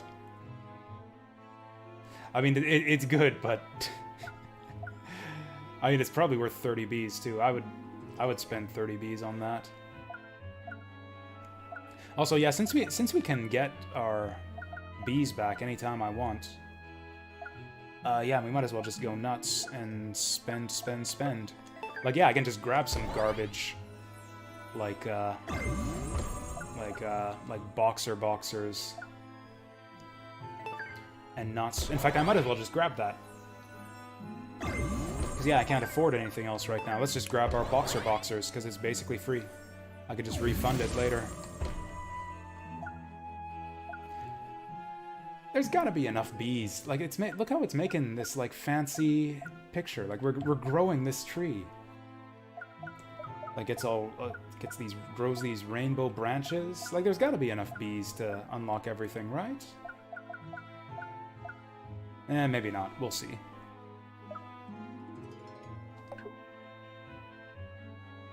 Anyways, this is exciting. This is like the first new level we've seen in like the last 4 hours.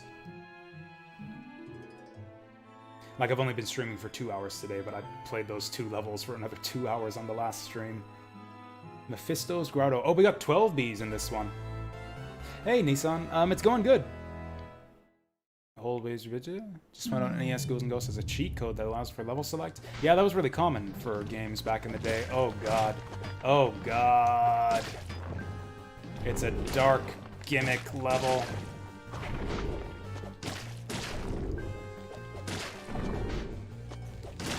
Almost didn't see that in time. Okay, it's another zombie level. Lucky that wasn't a shitty weapon there. Oh, bee! Hey, that's my bee. Ooh, these guys die in 2 hits, even with a headshot? Okay.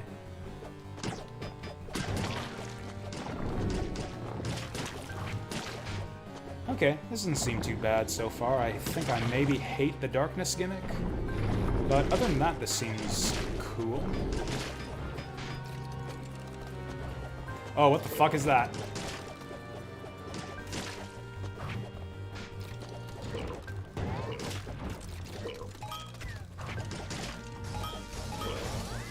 Okay, I'll jump for that. Fuck! Okay, it's all about the umbral. What the fuck was that? I have no idea where that came from. Wow, look at this stage. So they're going up through the veiny tunnels, past the candles, through the mist dragon, past the skulls to the spire. Anyways, yeah, Ghosts and Goblins is going good, Nissan. I actually beat all of the levels I was having trouble with, and so now I get to bash my head against a new one for the next God knows how many hours. So we've got a goal for the stream. We got our next 7 hours of my life lined up. I'm gonna see if I can beat this level in the next 7 hours. Oh, excuse you. We got skeletons too? Wow, this is just all of the monsters.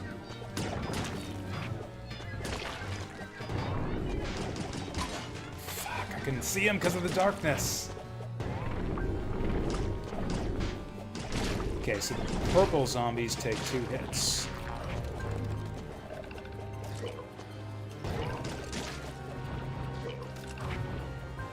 Fuck. Oh, these wizards are doing nasty things. Okay, so those guys don't just throw the transmogrification magic at you, they've got other spells. That's probably where the lightning came from before. This is just like a good old-fashioned, like old school arcade style Ghosts and Goblins level. There's like enemies coming at you from every direction.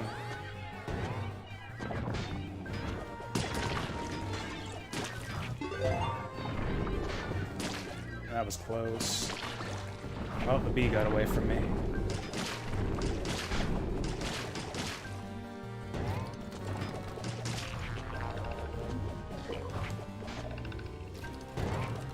Okay, I actually want to kill this guy since he seems pretty dangerous. Okay, actually those guys spitting eyeballs at me are also pretty dangerous. Fuck. I should have known better than to throw the dagger there. This is pretty difficult. Man, these stages actually keep getting harder and harder.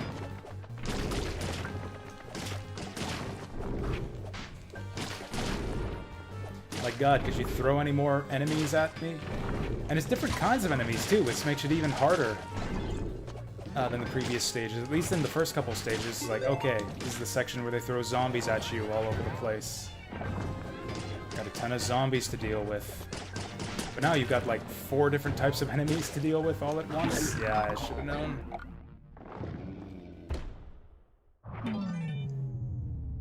We got zombies, bats, skeletons, metal claws, wizards, giant zombies.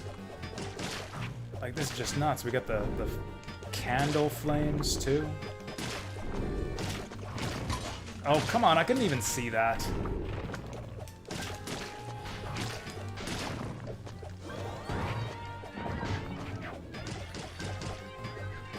Okay, I think we need to deal with those wizards as quickly as possible. Wow, they got a lot of hit points. There we go. Yeah, I think I actually want to slow down and deal with the wizards. Oh, I almost didn't see that.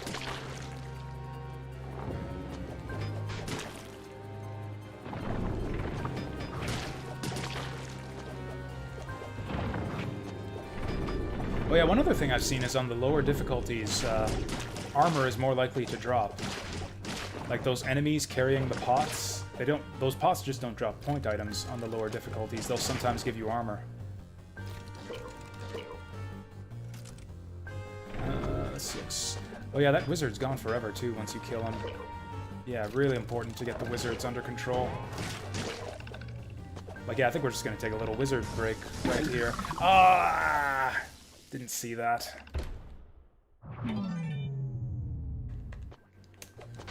Maybe I might dial back my ambitions to, like, instead of can we beat this stage in 7 hours, maybe it'll be can I make it to the first checkpoint in 7 hours. I like how you can one-shot the zombies, like even the tanky zombies with a headshot. We got locational damage in this game. Come at me. Not from over there, you jerk. This is spooky. Nothing else is attacking me. Oh, he just snuffed out all the candles. Ah! Okay, that came on without warning. Aren't they supposed to, like, spark when the candles are about to relight? Literally invisible. That was actually just... Yeah, the skeletons are actually not visible in the darkness at all. We gotta be careful about how we handle these candles. Okay, so let's stop spamming attacks so relentlessly. There is a reason to keep the lights on here. Except I've got to take out the candles. Oh, that's not good. Okay, I could see that one pop up in front of the candle, but... Oh, come on, this is a joke. Oh, that's actually... Ah! It's like the worst possible chain of events there. I take the hit, and I get the shitty weapon.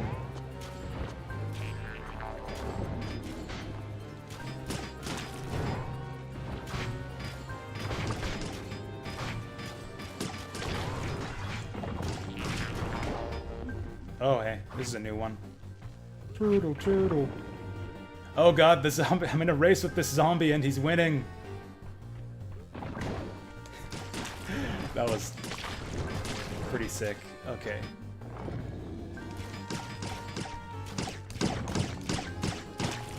Race for your life, turtle friend. Oh, that might be the highlight. Fucking invisible zombie again. Okay, we just don't want to pop. Okay, I don't want to take out that candle. I want to leave that candle on and go underneath.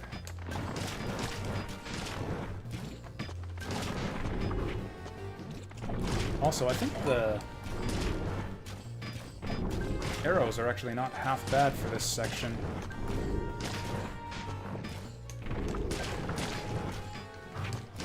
Ah, I was hoping to go for 2 for 1 there.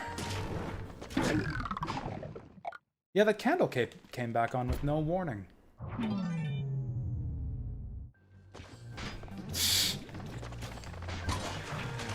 You son of a jerk, Nivnav. Of all games, you redeemed that while I'm playing this bull hockey. Well, I think that guy spawned underneath me. Thank you for keeping me honest, Nivnav.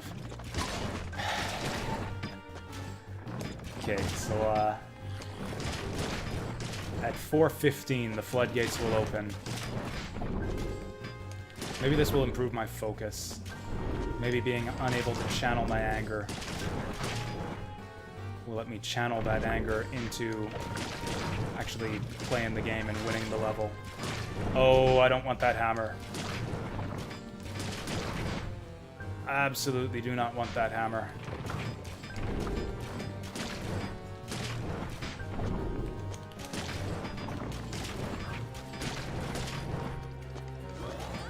That wizard didn't show up this time. Okay, I don't... There he is. I'm just going really slowly this time around. Did that get him? I heard a weird noise. Okay, I think we got him. Okay, so let's not take out that candle. Although, how did I make that treasure chest appear last time? Because I could really use that one this time. Yeah, that's the ticket. We need to learn where these treasure chests are. Boom!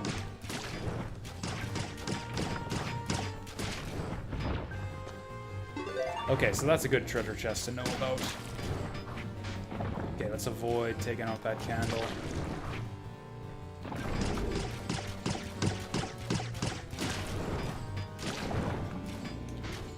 Run away, run away, run away! You know, even when they spawn in the light, the zombies are invisible sometimes. I wonder if some of the zombies are just always semi-transparent, or if it's like a glitch, maybe. Oh, I thought he was extending from the darkness. No, he was like just spawning in there. Okay, I'm gonna wait for that light. And then I'm gonna put it out. Okay. That's good. 8 more minutes. 8 more minutes. And I can let my anger fly. Red armor in the freaking darkness. Give me a break.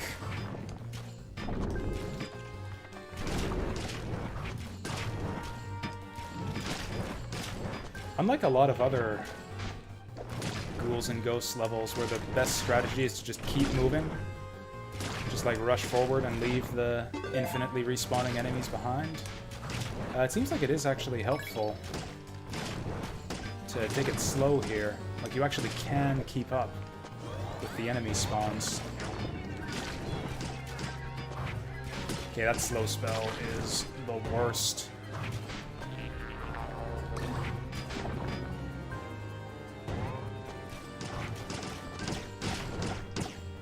There we go. Okay. I can't see these guys.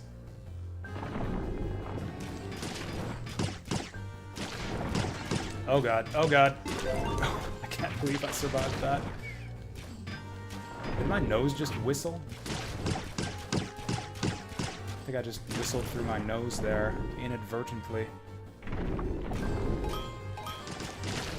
Wait, I'm gonna hit that again. Oh, that was probably for an umbral bee.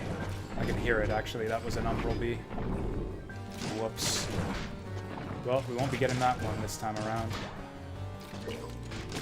Oh, you know what? I probably aggroed that red armor. I noticed that too late. Now, we need to find that wizard and kill him before we go up there. I didn't even see the wizard that time. Totally unprepared for lightning there. Oh yeah, this is a good time for froggies, too.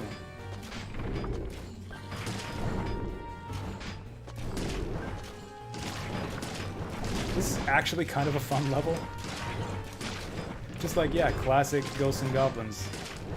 Just enemy spam all over the place. There was a level kind of like this, I mean, yeah, in Ghouls and Ghosts on the Sega Genesis, too. Like, every level in this game is kind of like a level from a previous game. I've seen people getting really confused about that online. Like, some people still seem to think that this is just a remake, rather than a straight-up new release. Like, I see people comparing this to, like, I don't know, I can't think of another example. What's another, like, 2D platformer or something that got a recent...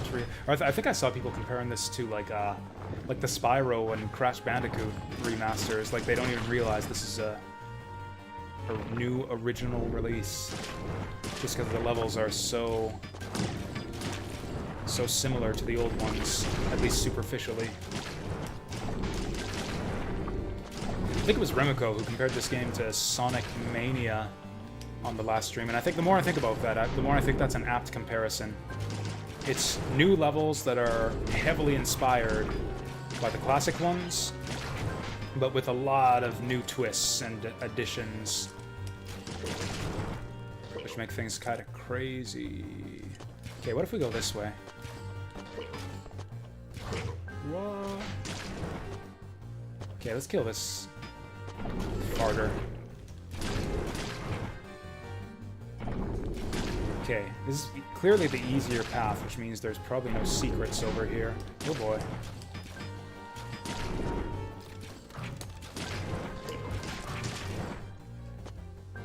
Okay, taking out that other plant was good for us. Okay, kill this guy.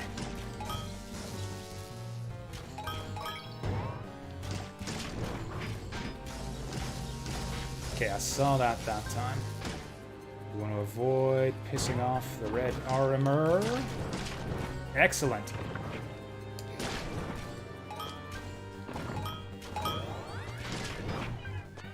Get it! Nice. Okay, that's worth it. For a B, that's worth it. Now, we've also got a lot of goodies up here. We got a treasure chest, which hopefully... Ah, gosh darn it. I'm just gonna go for the B. Oh. Oh, those actually... I thought those were like claws popping out of the walls, kind of like the vines in stage 1. No, those are actually like snakety things that move around on the screen. Okay, we got 2 Bs out of that. That's progress. I still haven't even finished like the first section of this level. Like if this were night mode, we probably wouldn't have even gotten a checkpoint yet. Or I don't know, maybe we would have just crossed it. Maybe we just made it to like where the checkpoint. What does the B do? So the Bs can be spent for upgrades, or spells basically. The Bs let you purchase new spells, like this one. It's not a huge deal for us right here, because I keep forgetting to use my spells. But the spells are really powerful. And the ones up, like on the top part of the spell tree, are really, really good. You get stuff like a spell that lets you restore your armor, and where you get like a passive resurrection, or basically like an extra life. Like there's one that uncovers treasures for you. Like there's some really, really good spells on the top parts of the tree, but gotta find all the Bs and the levels to get to those, because those are really expensive.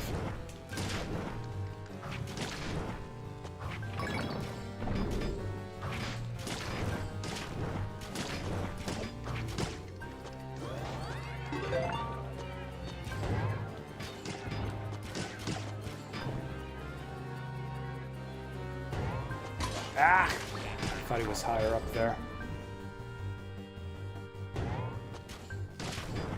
Okay, that'll do. Let's just speed our way through here. Okay, I didn't even see that. Oh, I get it! Okay, so the purple zombies... Okay, it took me this long to figure this out, but... The purple zombies are transparent when they're in the light, and the regular zombies are transparent when they're in the dark.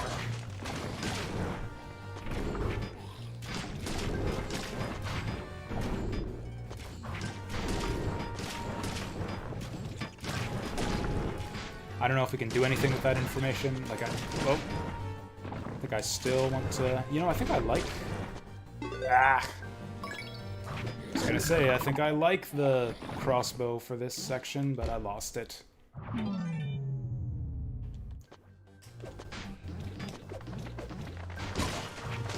I really dislike the lance. There's really nothing good about it. It is essentially a shitty dagger. I can say that now that the no cussing time limit has expired. I can say definitively that it is fucking bullshit that I accidentally traded my crossbow for a lance now.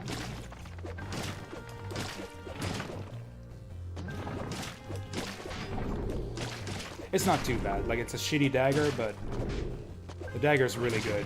So even a shitty dagger, it's kind of good.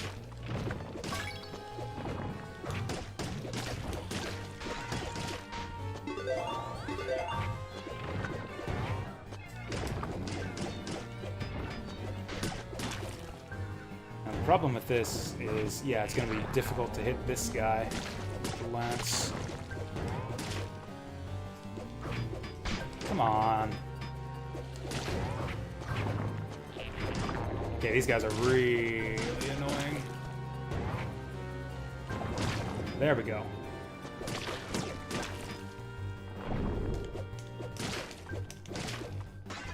I would really, really like a new weapon. Ugh, I should have known. Should have known better than to jump there. Okay, since we got all, I think basically all the secrets here, or at least all the Umbral Bees, we can just move on.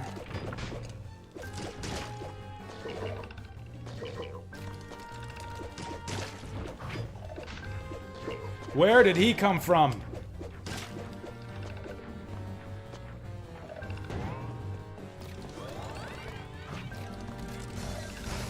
Good lord. Yeah, I'm just gonna move on.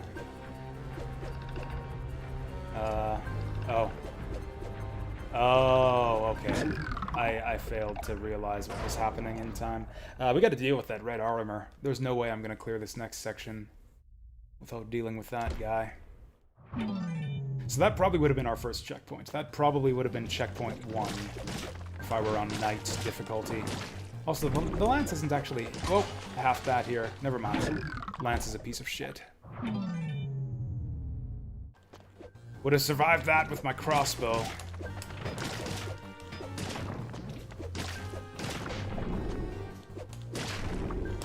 Alright, let's get in the zone here.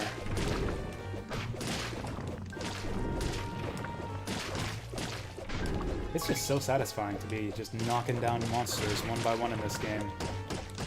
This has actually always been kind of my favorite part. I'm gonna go for that. I'm gonna try this sucker out. It's gonna make it difficult to deal with this guy, but... Oh... You idiot.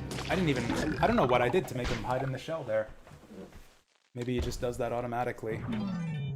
I think the big spike ball was a mistake. Oh, this was a big mistake.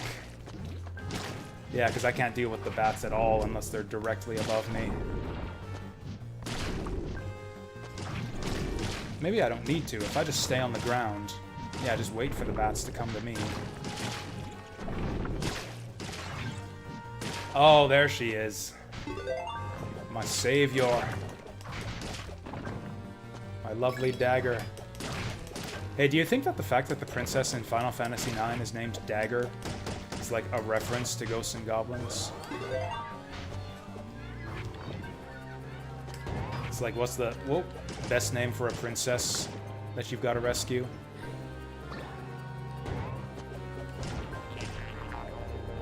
Whoa. Okay, we're not gonna make it over there in time. There we go, he's dead.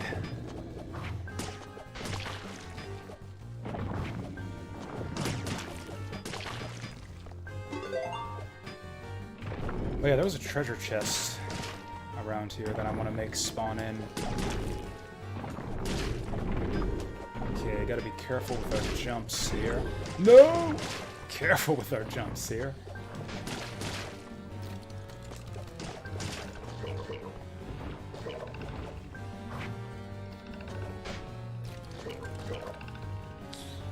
Oh, it's that one. This right here. Thing that the red armor is sitting on. Huh. There we go. Bait him up. Oh, there he is. Trying to make a fool of me. Okay, that doesn't let me hit him, right? What? What on earth was that? Oh, let's... Okay, I'm gonna have to fight this guy, but I have no idea how. I've actually not beaten red armor before. My strategy for this guy in the past has always been just rush for the checkpoint and ignore him. Because he's always been right before a checkpoint, but the checkpoint is miles away this time. And again, on lower difficulties, there's a checkpoint right ahead here, more than likely. You probably could just rush for the checkpoint here, but no, I've got to fight this guy. Oh no.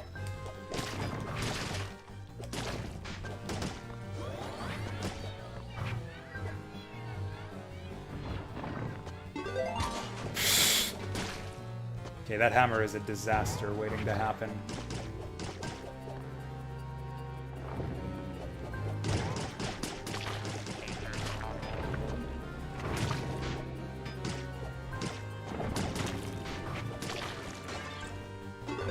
I don't know why I keep going out of my way for point items. Oh dear. Oh dear. Oh, we're good, we're good. Somehow we're good.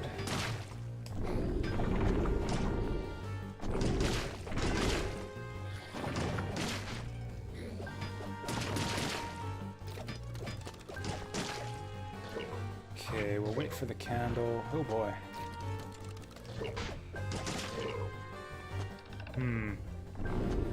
Bit awkward positioning here. Does this candle never relight? I guess not.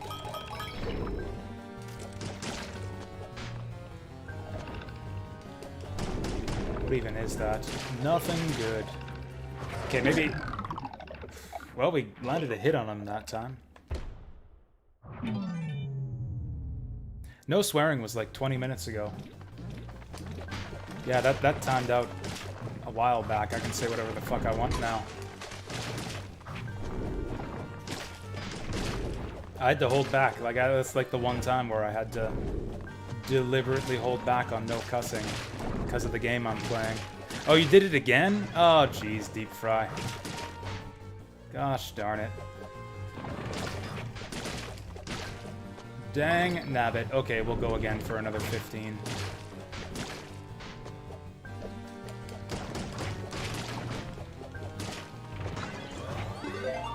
The way that armor works in this game is weird. Like, the way that the armor spawns in, I don't think I like it. Like, certain treasure chests seem to be keyed to only give you armor if you're missing your armor. And the effective and there's nothing else good in treasure chests. Like, there is, unless you're missing your dagger, there's nothing good in treasure chests, ever.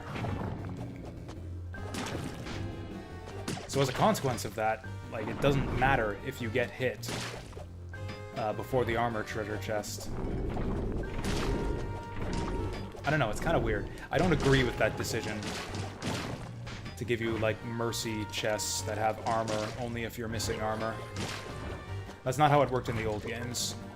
Old games, it, like, would always have an upgrade, and depending on how much armor you were missing,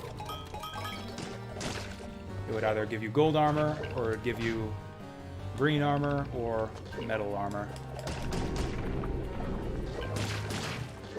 Maybe if I just don't hit that torch?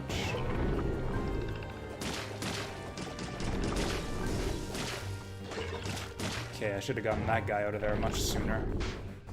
Oh! You son of a jerk. Oh, that's a new one.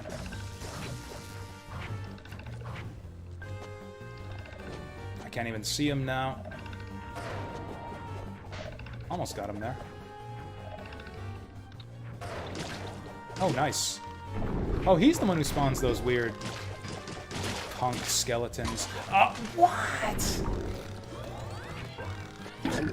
Wait, was that another... We got 2 red armors. 2 red armors in this area. 3, actually, because I didn't aggro the one on the candle to the side, either. Over on the left. This is ridiculous. This is just like a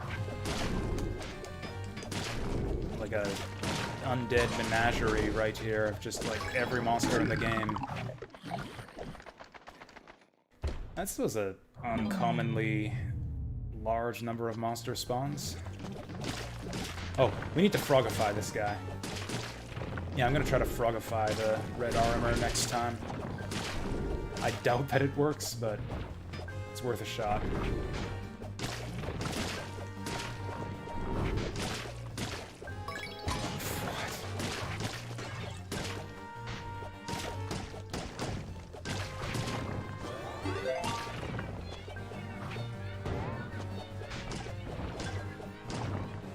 Oh no, I'm slowed.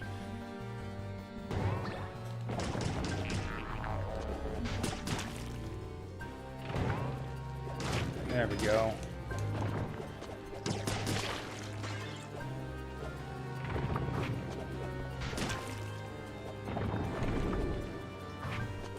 Yeah, the big zombies, you really gotta hit him in the head, but if you jump to hit him in the head, you end up on the platform, which is not a great place to be.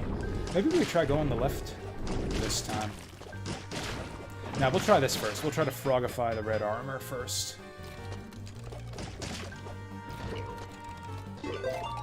Also, let's kill this guy. That was close. One. Also, let's definitely kill this guy first.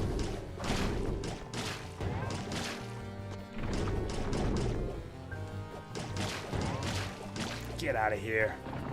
Just for me? Okay, I'll check that out immediately. Oh yeah, I got that ability that gives you triple damage when you're in your boxer shorts. Has not been relevant once. Kokishi is trying the Rosa John route? What? Oh god. Jeez. Now I'm demoralized. Just depressing. Why is the internet so freaking weird? Okay, kill you, kill you, kill you. Oh yeah, I killed the wizard too, so we... Shit.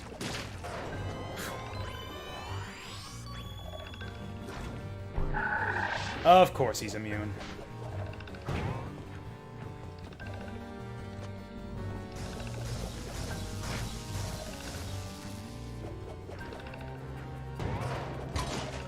Okay, how am I supposed to kill a wizard and a red armor at the same time? Yeah, I am. You're right, Deep Fry. I've been cursed now. I've seen that image. I don't get how to get through here. Like, first of all, I don't know how to defeat the red armor. Like, or I guess we killed him once now? Maybe I need a better weapon. Maybe dagger is not the way to go. Because you can only get, like, one hit on him per cycle. Whatever a cycle is. And the dagger doesn't do that much damage. We kill him quicker with something else. Maybe that's the weapon balance in this game, is like, dagger is best at everything. Except for killing red armors, which is like the only thing that matters. I'm still not gonna grab that torch though. Oh, he jumped at me! I didn't know they could do that. Couldn't see that.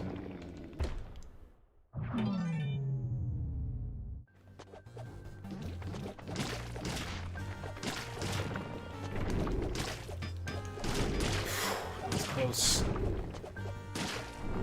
There are a tremendous number of random elements in this game. Not that that's bad, but like I think there's a lot more randomness to things like enemy spawns and enemy behavior than there was in the old games. Like I'm pretty sure the old games were actually deterministic to some extent, or at least to a large extent I think they were. Like, if you make the same movements every time, I think you'll end up with the same enemy spawns and movements in, like, super ghouls and ghosts.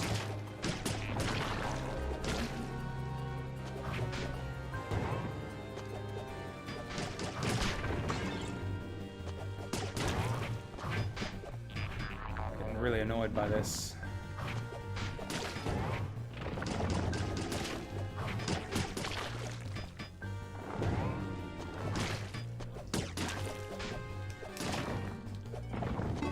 How did that dagger miss him? What is this?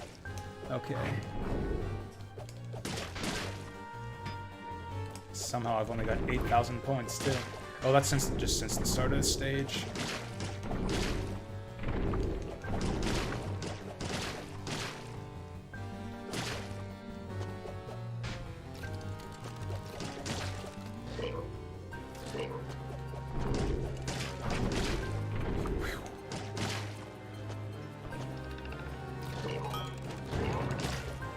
Oh, we aggroed the red armor. It's all over.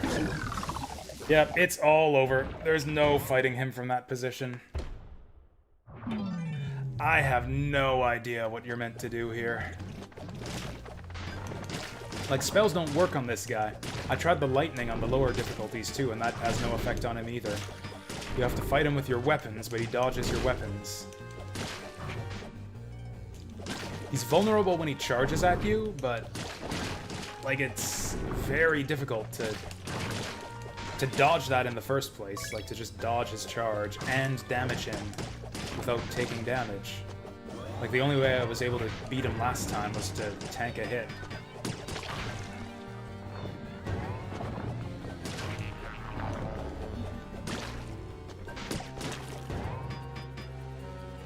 No getting in from up there.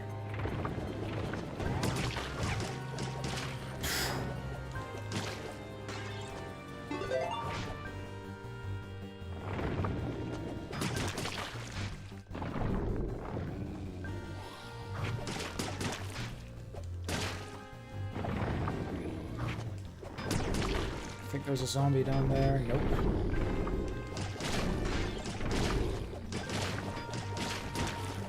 Oh boy, there's a weapon up there that I don't want. My favorite.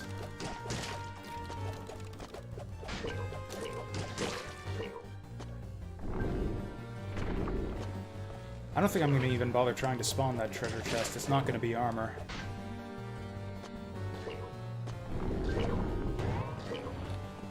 Let's just go up. Let's just go up. Fuck!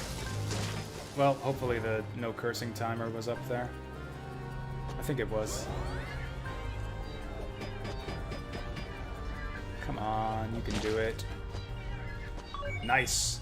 Well, we got a B out of all this at least, if nothing else. Ooh. Okay, they don't drop those when you kill them, so that's nice. I just know that Turtle's gonna spawn at an inconvenient moment. Yeah, things are getting a bit out of control there. And now things are getting even more out of control. I'm gonna go level 2 frog here. Get that guy when he respawns. Get out of here, frickin' wizard. This is going really well for a first try. Why did I say that? Okay, that's gotta be some kind of secret thing. Why did I go there? Pot, get, what are you? Oy, oy, oy, oy, oy, oy, oy, oy, oy, oy, oy. Okay, how is this not a checkpoint? Screw you, bats, I see you there. Drop in the pit. How is this not a checkpoint? Oh my god. Okay, I'm just gonna wait for that candle to relight.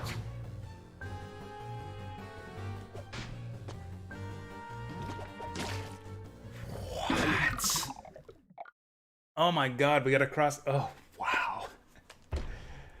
Oh, wow. Okay, the next section is easier than this, though. Next section is easier than all this.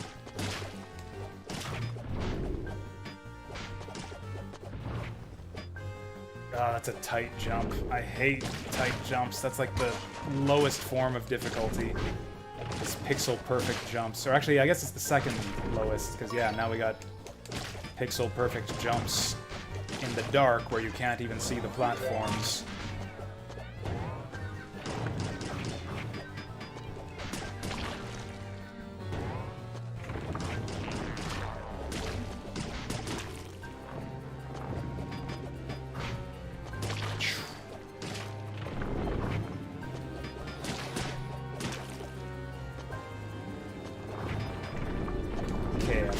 Got this first section figured out, maybe, kind of. Could just boulder through this too. Yeah, once again, the key is to just ignore the secrets. Treasure chests are worthless. Every treasure chest in this game is a troll or a trap or a waste of time. That was close.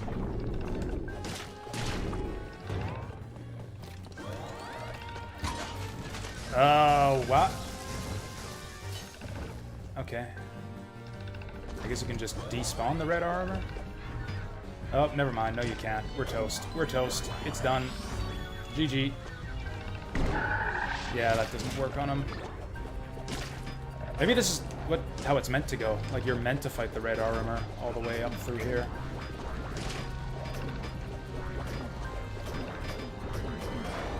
Ah, too late. Frog spell's a big asset during that section, though. So we have to fight that guy. And we have to fight him in the dark. Can't even fight him when the lights are on, and I have to figure out how to fight him in the dark.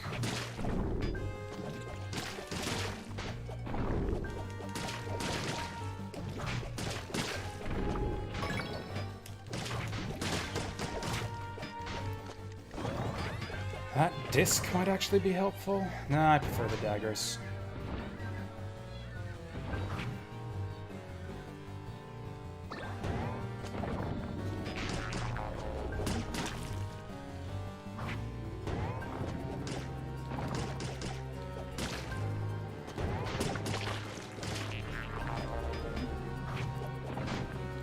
Okay, I guess we'll just wait for this guy. There we go. Gotta keep an eye on the ground. That'll tell you where the zombies spawn in.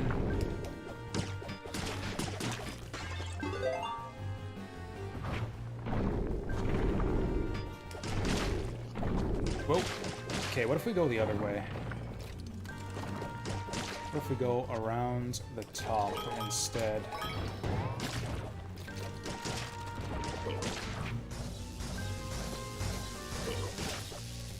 Okay, let's get the wizard first. Like so. Okay, we got that one already. That's no good. I was so focused on the lightning, I didn't see the Zambo.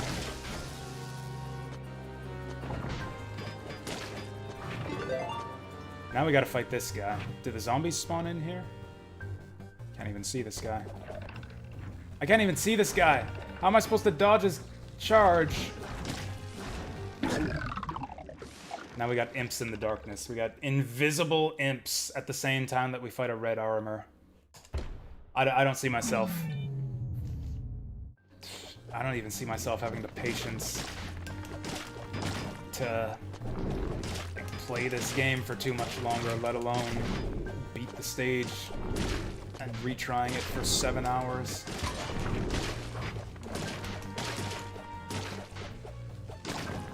Like, is this doable? I need to, like... Fuck! Like, is this even doable? Is this just pure RNG? Is it actually possible to reliably no-hit clear these stages?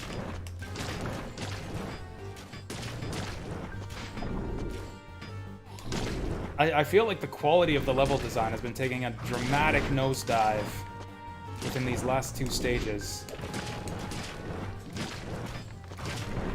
Like, if you just took out the red armor, or took out the bullshit that spawns with the red armor, this would be fine, but I don't see how this is even possible without just pure luck.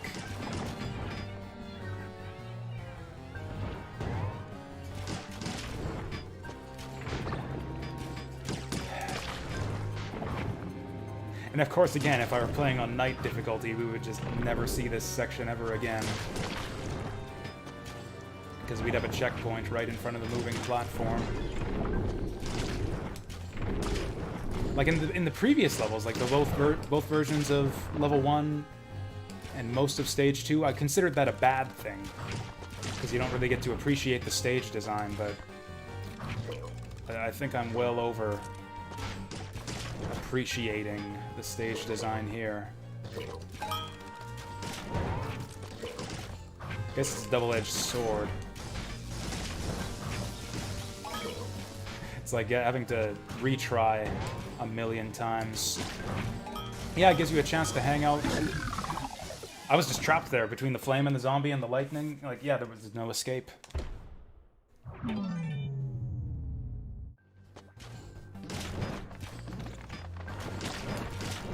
And again, it was just RNG that there was lightning there. Because the wizard has like 4 different spells that he can cast. And if he does the wrong one at the wrong time, you just eat an unavoidable hit. That hit doesn't even matter because I can get armor here. Ah! Boy, this just keeps getting worse and worse.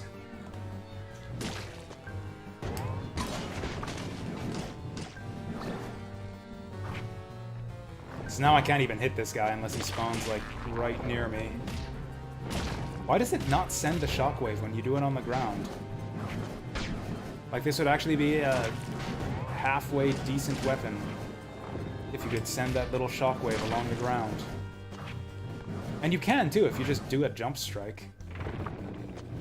It would still be the worst weapon in the game. Flame's still pretty bad. Can't believe I survived that.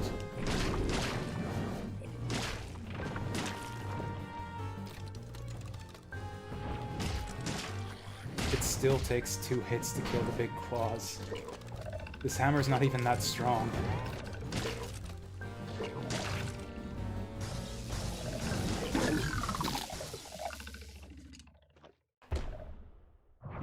And there's no second level. There's no branching stages at this point.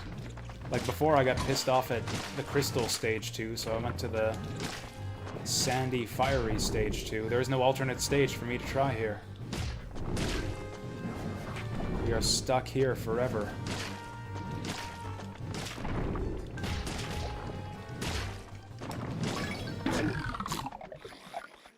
Okay, I think I just need to identify where the nearest place is that I can get a weapon, and I just need to try real hard to get a new weapon.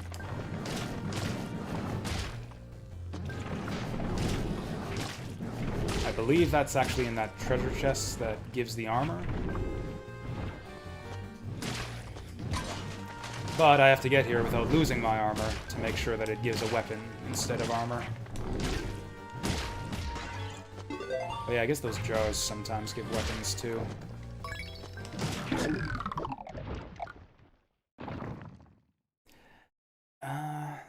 Okay, I don't know if this is gonna work, but I'm gonna try something a bit dumb here. I'm gonna exit to a different stage, get a different weapon there, and then I'm gonna come back here.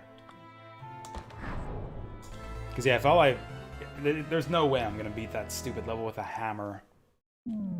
Hell, I can't even get far enough into that stage to get a new weapon to drop. So we'll just get our new weapon here.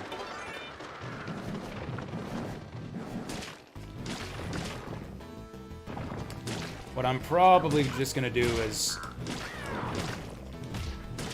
switch over to night difficulty at some point. I don't know. After this stage, the last couple stages, I have a much more negative view of Legend difficulty in this game and the overall stage design in general.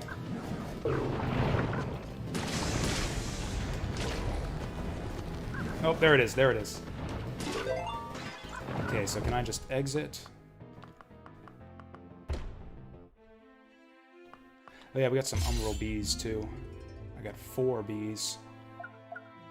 So I can refund this to make it 7. Oh, really? That's weird.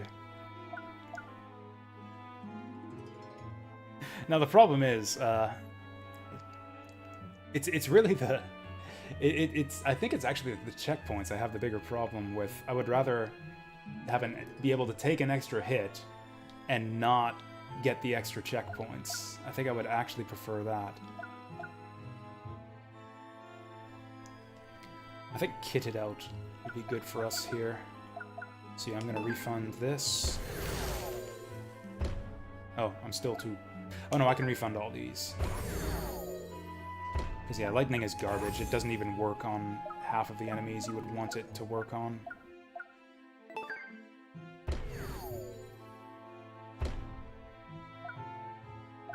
Also, it doesn't, like, change the difficulty of your save file? That is really weird.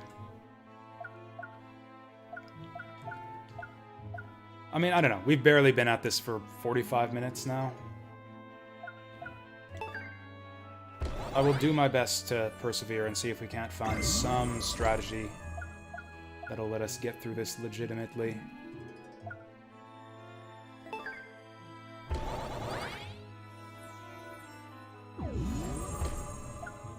Okay, and then 15 weapons for, or 15 Vs for 2 weapon slots, which seems not worth it.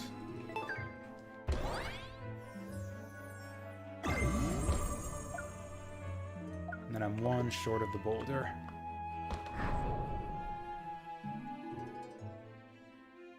Okay, so we got the dark area, we got the auto scroll, climb upwards, and then we got more candles, and then presumably our checkpoint.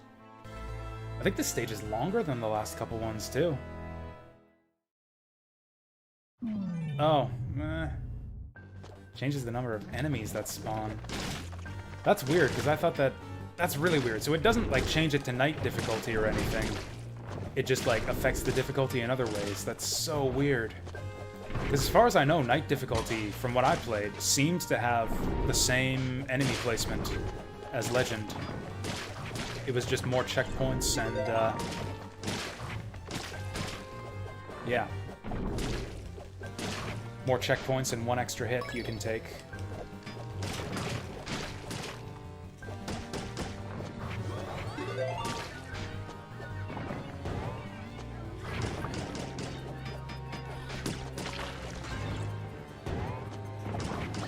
Okay, so how does this weapon change thing work? So if I grab this thing, what happens? Oh, beautiful. So I should never, ever end up stuck with a shitty weapon. I mean, I might get stuck with a shitty weapon, but I would have 2 shitty weapons.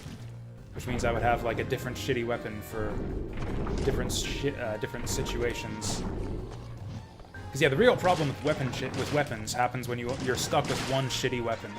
Like if I have nothing but a hammer, or nothing but a torch. If I have a hammer and a torch, like there's a lot of situations you can deal with either a hammer or a torch. Whereas if you just have one of those, there's a lot of stuff you just can't deal with.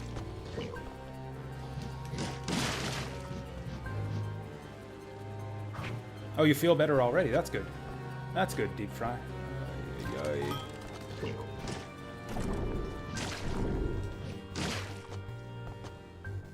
Maybe the spiked ball is good for red armor. So there are like 3 of these. 3 of these freaking guys. What was the release date for that Sea of Stars game again? I was a bit disappointed that it was so far away. I thought, the way you talked about it, I thought that it was, like, out already. Okay, let's deal with this guy. Oh, Christ. That was really close. Okay, we lucked out there. Good wizard spawns. Q1 2022. That's not too bad, I guess. I do not want to aggro that red armor.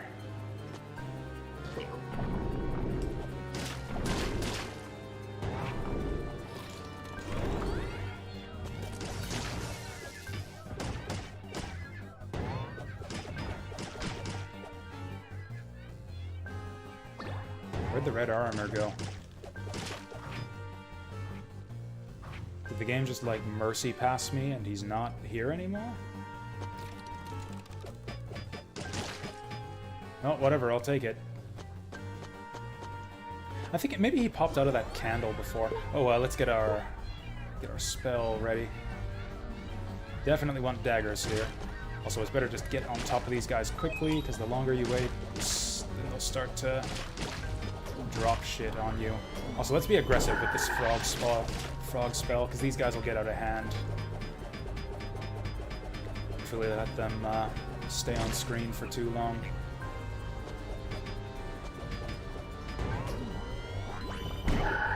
Oh, I don't... Okay. Lucky.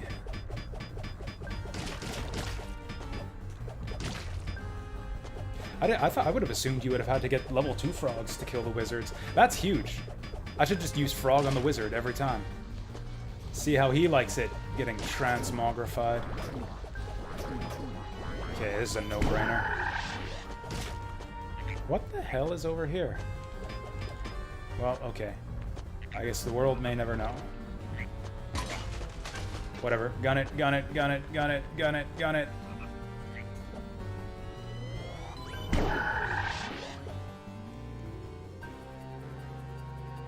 I guess we'll just wait for those guys to hop off the ledge.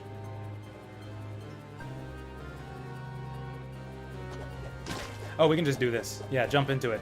Jump into it, you idiot. Oh, there he goes.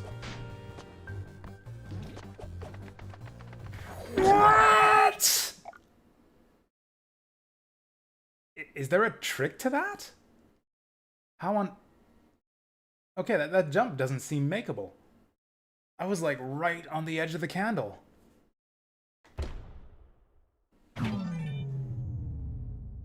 What other games would I like to see get treatment like Ghosts and Goblins? That's a good question. I'm not sure if there are any. I'd love a new Yoshi's Island game. Like any of the other, like, really, really good old-timey platformers. Like, yeah, new Yoshi's Island would be great. I mean, I know they've tried that before, and none of them has been as good as the original, but...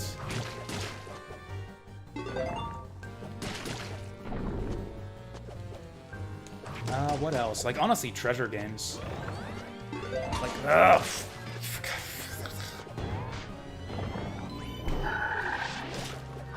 Interesting. The big zombie counts as a large enemy, but the wizard doesn't.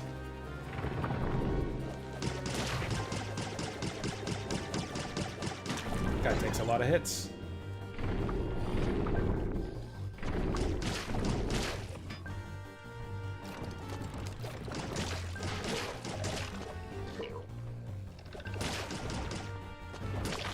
Ninja Gaiden? I mean, they kind of did that with the, like, the new, well, 3D games.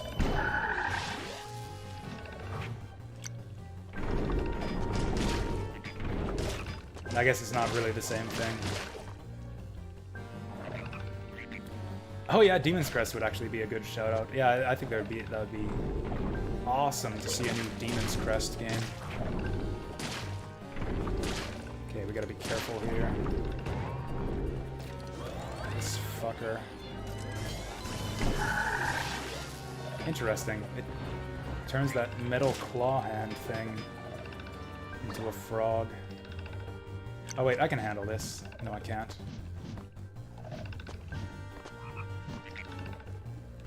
Okay, whatever. I'll just wait for him to hop off. There we go. That was close. Yeah, Bloodstained kind of with Symphony of the Night. Yeah, new Castlevania. What are the other... Yeah, like all-time classics. Or actually, if we get away from platformers, I'd love to see... I mean, if you want to get a bit obscure, I'd love to see a new Nazo Puyo. New Nazo Puyo would be great. Or just a new Puyo Puyo game that isn't like Puyo Puyo plus Tetris. Or Championship, or like, you know, like low-budget Puyo Puyo. Magical Drop.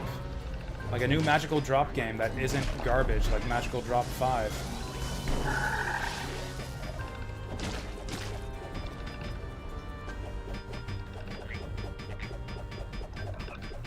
Okay, let's not go for whatever that nonsense is on the left this time. Frog might kill me. Nope, we're good.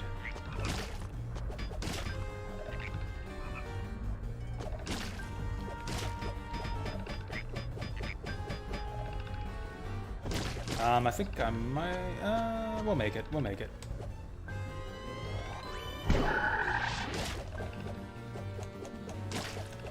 Okay, what the fuck do we do here?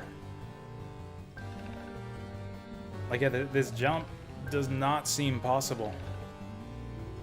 Magical Drop 2? 3 was the good one. 3 was the pinnacle. If there were a new Magical Drop game that were, like, the same level of improvement over 3... Or the same level of improvement over 3 that 3 was over 2, Okay, here we go.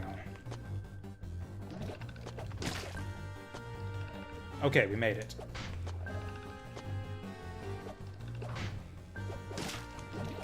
Oh, Christ. Oh, no! Okay, don't snuff out... Okay, so... Okay, I get the gimmick with this level.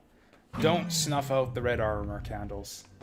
He is hiding in some candles, and you want to avoid snuffing those ones up. That is the key to this whole level. The one right before the ladder in this section. The one that we just snuffed out in that last section. Interesting WYR question. You might have to explain what WYR means, but yeah, go ahead. 3 was Neo Geo. Yeah, that's right.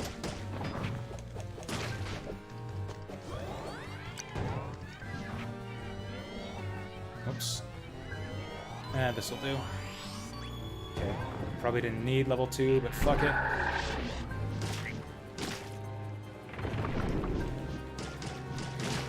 Uh-oh. Okay. Ah! That's terrible. Also terrible.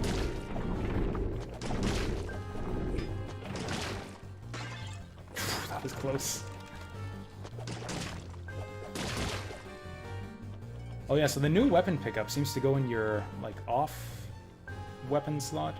Oh, would you rather? Cyberbullied. Like, is that even a question? Like, come on. Like I am totally of the school of thought of, like, how the heck is cyberbullying even real? Like, lol, just close your eyes, that famous quote. Like, I kind of fall on that side of things with regards to the whole cyberbullying issue.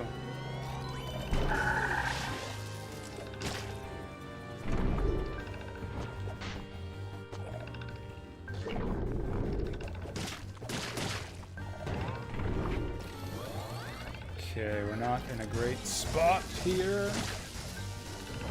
Wizard's gonna spawn in here, we can just frog him.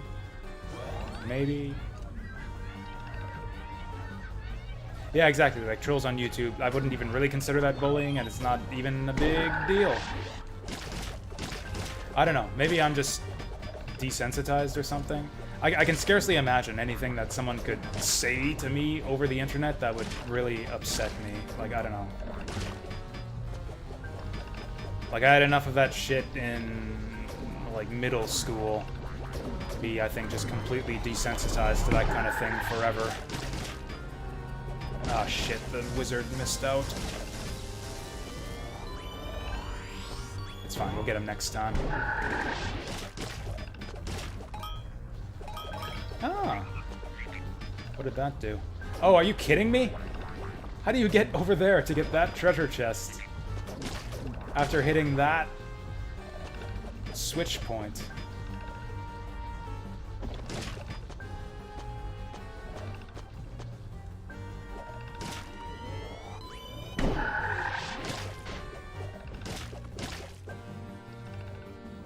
Which one's Saturn Meteor? Which people would you get rid of first? That's a fucked up sentiment. I don't agree with that outlook at all. I know you keep bringing it up in chat, and I haven't taken you up on it, but I think that's a really, really fucked up sentiment to say that, oh, we should have fewer people in the world. Well, I guess coronavirus got part of that done for you, so you can be happy about that. Okay, don't hit that fucking flame. No! Actually, I gotta... No! Oh, I feel like we're getting close. I feel like this section's not gonna be that long. And we're gonna be getting close.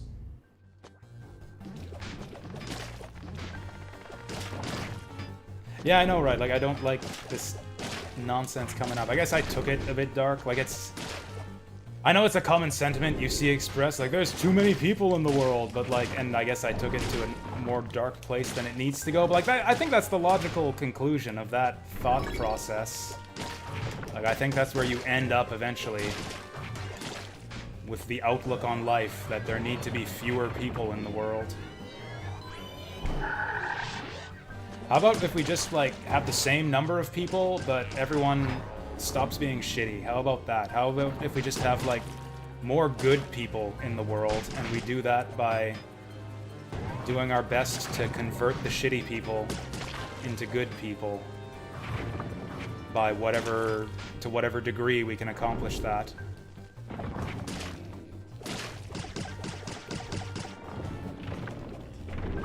Okay. Oh wow, I actually survived that. Or I guess we whoa. I guess I would have just taken armor damage there.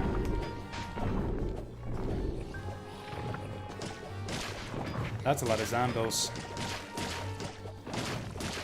Humans are overpopulated. See, I'm not even convinced that overpopulation really is a problem.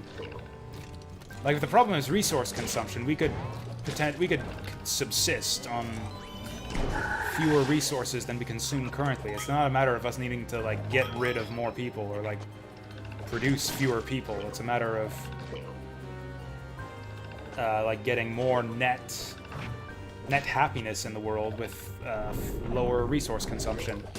Like, it's an efficiency thing. A resource allocation problem. Where the fuck did you come from? Oh, he spawns these guys. He spawns these fucking things. Oh, you can't even dodge that. You can't even dodge that.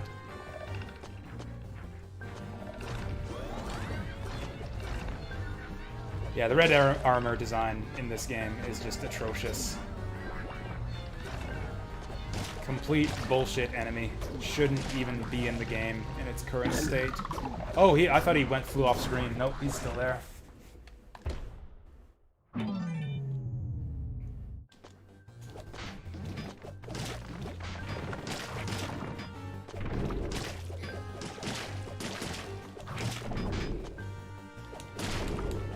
Yeah, you keep saying shit like that, Saturn Meteor, but I am not convinced that that's correct. Anyways, I'm sorry for taking you up on that. This was not an invitation to continue the conversation along these lines. I was kind of intending to have the last word on this topic and never have it come up on stream ever again, is kind of where I was going, what I was going for when I started talking about that.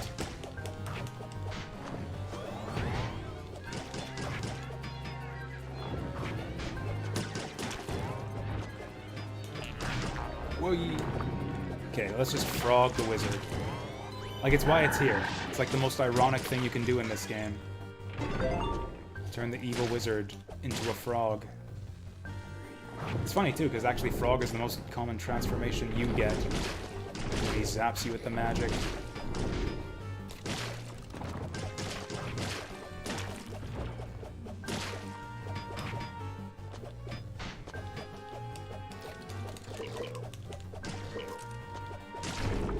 What even prompted this anyways? I don't even remember. How did we get on this topic? Okay, that's a really inconvenient spot for a torch. I think I'm just gonna grab it. Okay, so it pushes out. Yeah, that's good. It pushes out the weapon in your back slot, so I will never lose my dagger ever again.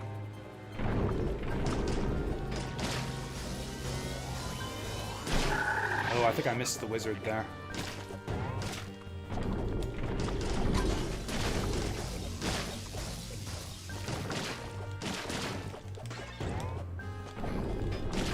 That was close. I think I might be screwed now. I don't know if I can go through here. Get through this area without tanking a hit.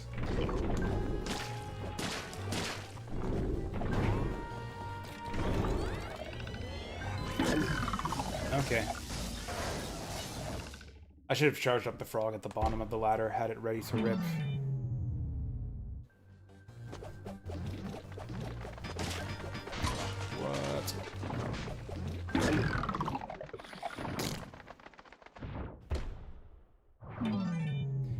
Okay, things are going... What the hell makes that red armor spawn at the end of this segment?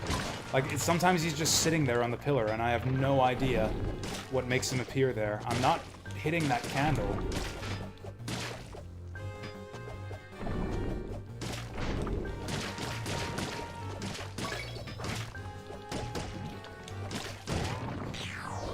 What? Okay, cool. So instead of armor, I get an evil wizard. That's great. Also, yeah, we can charge up that frog real fast if we need to.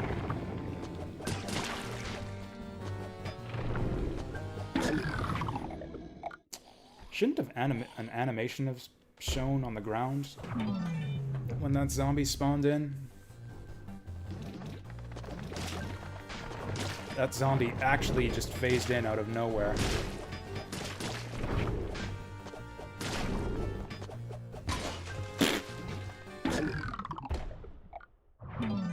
It's happening again. Same thing that happened in the last, back in stage 2 with the Firefoxes. I got, like, right near the end, and it's like, oh, we're so close, let's do it, let's push through to the end. And now I'm getting careless in the early sections, so I'm not even making it to the end. Okay. It's whatever, yeah, we can, it's difficult to live without plastic. Like, I don't know how I can make this any clearer. I do not care to discuss, like, whether or not we need to, like, expunge humanity to stop us from using plastic or whatever. Like, it's just not an area of concern for me. Oh yeah, there's no no armor in that treasure chest. Right, that guy jumps. No armor in that treasure chest because I didn't lose my armor. Now I lost my armor, but I spent the treasure chest already.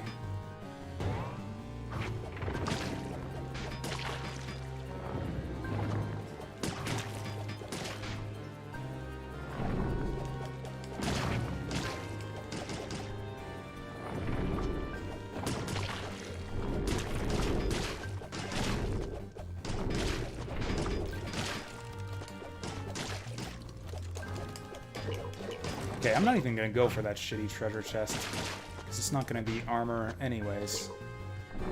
Let's hit this guy. This guy. Shit!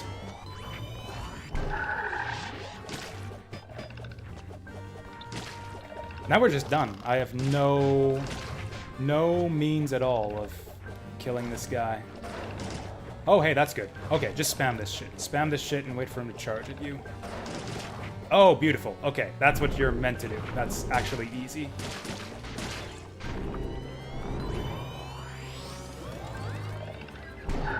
And there's another fucking one up here. How on earth did that happen? And this one's invisible. Okay.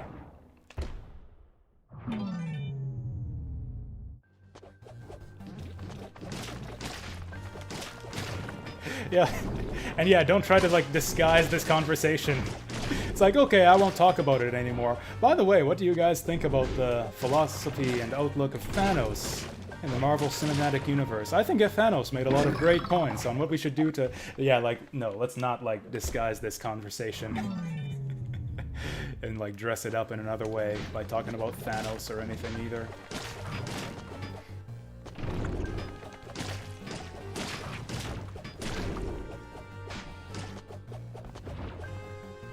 There's been a couple Marvel games recently, haven't there? There's another upcoming one, isn't there? Like an RPG or something? Whoa.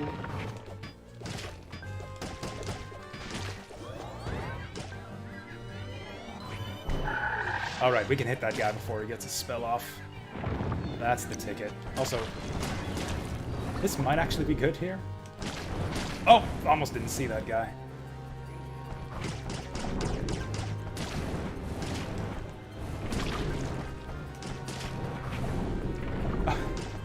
Okay, that's a cute touch. Oh, wait, never mind. For a second, I thought that the fire doesn't put out the fire, which would be funny, but no, it's blue fire. It's blue fire, so that's why it puts out... I should not be using this. Then I might lose my dagger by accident.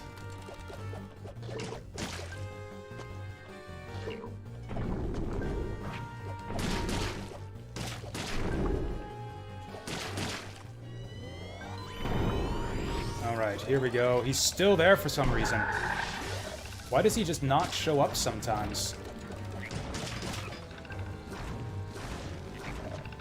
If I could figure out what I'm doing to make him appear or not appear, we would have this whole section down pat.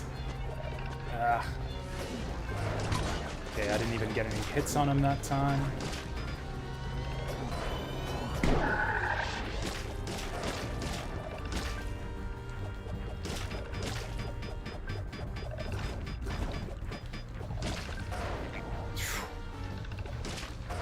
Gonna have to dodge this guy all the way to the top. Okay, he can do that twice in a row.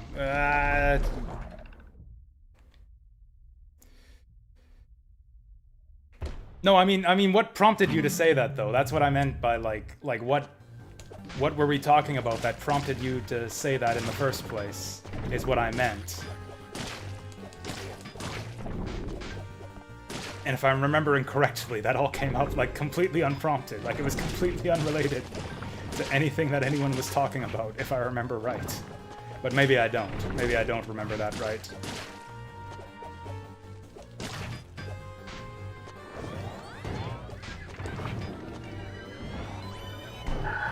Oh, he evaded it. Well, that sucks. I guess we gotta wait for it to come back. Oh, it looks like these recharge faster or slower, depending on the level of the spell that you use. That's handy.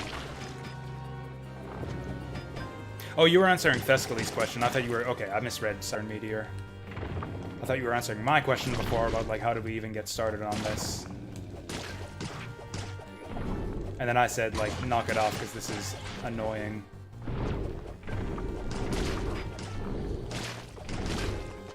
I don't know, maybe I'm just venting. Maybe I just have little patience for negativity at the moment, because I'm stuck in this level in Ghouls and Ghosts. Now that we're actually seeing some progress, sort of. I don't know, I'm actually on a bit of a high after killing that red armor. I feel really good about that.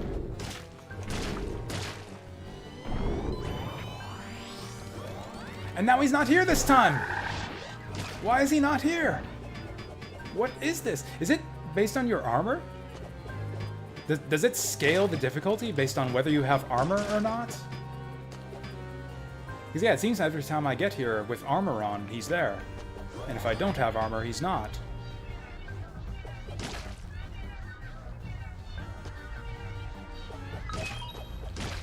Okay, that was it. Okay, so it was like tangentially related to a passing remark.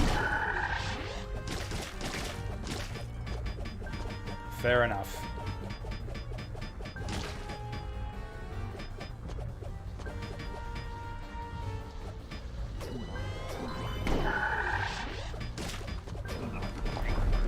Oh, shit. Okay, turtle. Turtle, please. Fuck you, turtle. Oh, shit, the Euros started today. Fuck yeah. I have no idea what that is. Eurovision, Euro Economic Summit, Euro... I don't know. Oh. Football! That'll cheer me up. Football talk. I mean, I prefer that. You guys can... Honestly, I give even less of a shit about football than I do about what we were just talking about now, but you are free to talk about football if that's what you really want, guys. I give you permission to talk about all the football you want, while I suffer through endlessly through this shitty Ghosts and Goblins level. Oh, speaking of oh, never mind. I was gonna say, speaking of football, check this out, and I was gonna take out my spike ball and roll it around on these zombies' heads, but I forgot that I lost my spike ball earlier.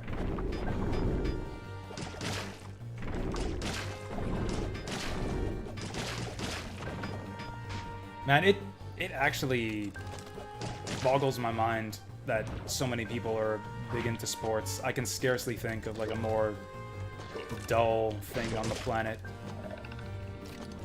to be quite honest. And it's like so common, like it's just hanging out in the store. Like so many people will just hang out and talk about sports. and I don't even understand what they're talking about half the time. Like, to follow it to the level of detail of, like, performance of individual players and teams and coaches, like, it's just, like, all the minutia. And, like, the games aren't even interesting to watch. They just, like, kick a ball back and forth for hours, and eventually it goes in a net or a hole or whatever. Okay. Yeah, that's what I mean. I know what you mean, Thescally. Yeah, if it's Euro football, then it's football. It's... yes. Huh.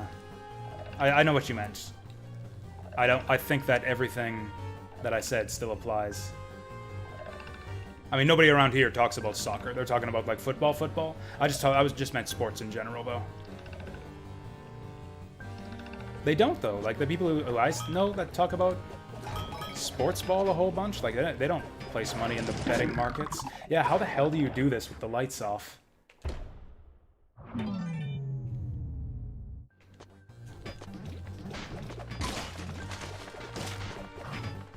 I'm sure it's good to play. Like, I played soccer back in the day, and I enjoyed it.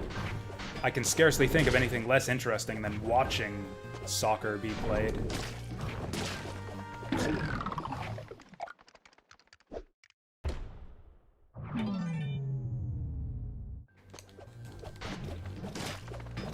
I mean, it's better than hockey, I'll give you that. I have my fellow Canadians on my ass for that, but hockey's a real boring sport to watch. It's like the whole reason fighting is a thing in the sport of hockey is because, like, nobody would watch it otherwise.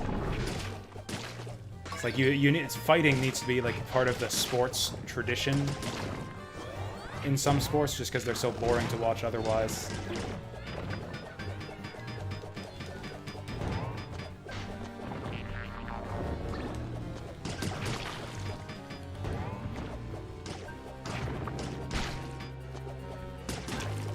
Man, I'm just at a loss for how to get through here, and it's all on the red armor. If you just despawn that red armor, like, which happens from time to time for reasons I'm not sure about. If you just get that red armor out of here, we can get through here like 100% of the time. I have no other remaining problems with this segment. We've got it solved, if not for the red armor.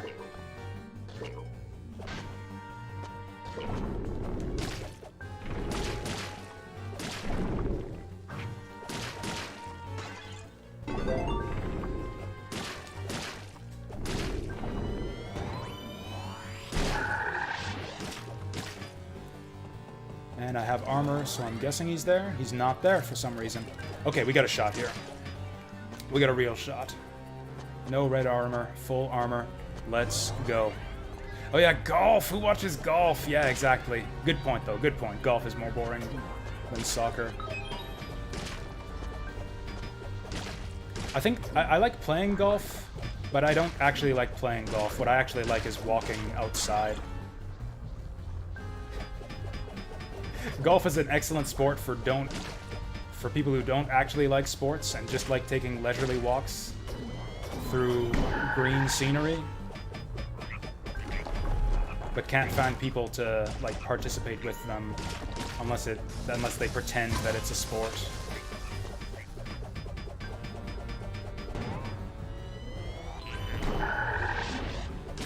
Almost got schooled on there.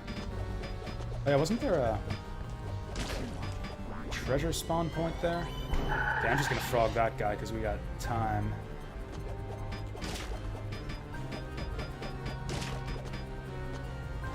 Man, I can never keep my armor when I'm going into this segment. I can't even imagine trying to do that without frogs.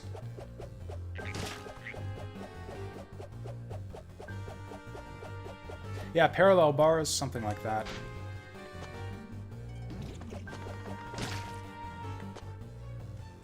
Non-parallel bars? I don't know.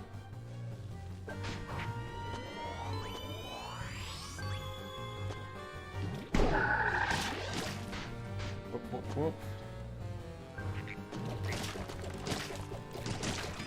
Okay. Oh, he's coming for me. I'm just gonna frog him. Weird angle. I don't know how to hit him from there. Let's just frog him. okay. I should have waited for the lights to come on. There was probably an intermediary platform there. This section goes a lot longer than I thought it would.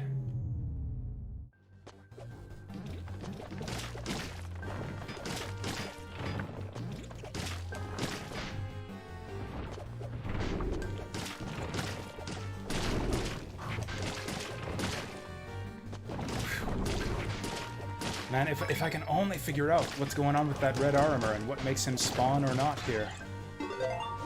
It's like my only remaining difficulty with this part. Shit. Please spawn above me, thank you. Actually, if I... the crossbow as a secondary weapon would actually be great here. Because it hits things that I can't get at with my daggers. Lance as a secondary weapon is bullshit. I should probably try to replace this. It's like, oh yeah, there's an excellent combo. I've got my daggers in one hand. And then my slightly shittier daggers as a backup weapon.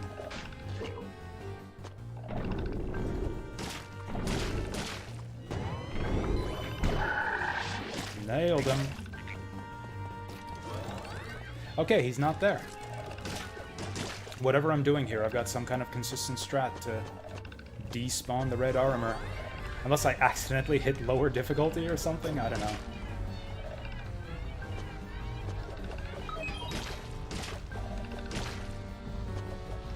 The funniest thing about sports talk, to me, is, yeah, you'd think that, like, people who play professional sports, or, like, play at a professional level, or, like, you know, the pinnacle of not just athletic achievement, although that's probably the biggest selecting factor, but also just know the game really well. Like, they play it, like, for however many hours every year. And yet, you get the frickin', I'll call them backseat gamers. People criticizing their play all the time in conversations about sports. It's like, what does he think he's doing? They should have done this thing instead. What do they call it? The Monday morning quarterbacking. Oh shit, I thought he was gonna get crushed and die.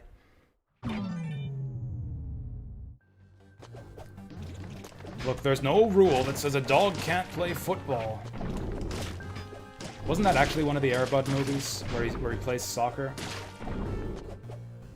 I only saw the first Air Bud, the basketball one. Oh yeah, I'm gonna try to get myself a better weapon for the off slot. Yeah, I think crossbow would be really good for this next section. You know what? I'll even take a hammer. I'll even take a hammer.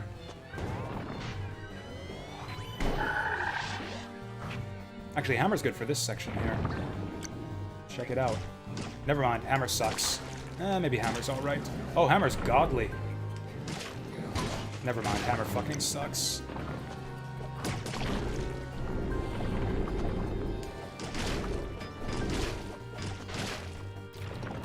So we are 90 minutes in, just about, okay, 80 minutes in. Still haven't hit the first checkpoint for this segment. We're seeing progress. We're seeing minuscule progress. Fuck, I ruined it. There we go, this is a better offhand weapon. Just wait for that to... Okay, I didn't see him there.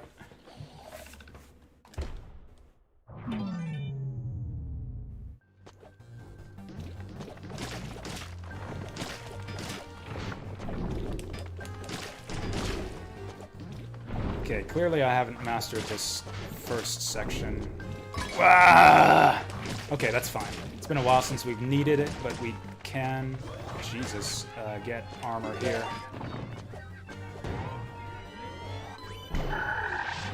Screw you. That was close.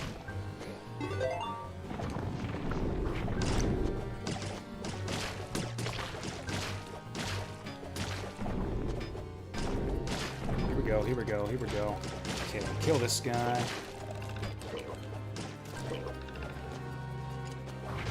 Kill that guy. Kill this guy, this guy, this guy. Spawn the wizard. Frog the wizard. And then hope that the fucking red armor isn't here. Hey, he's gone!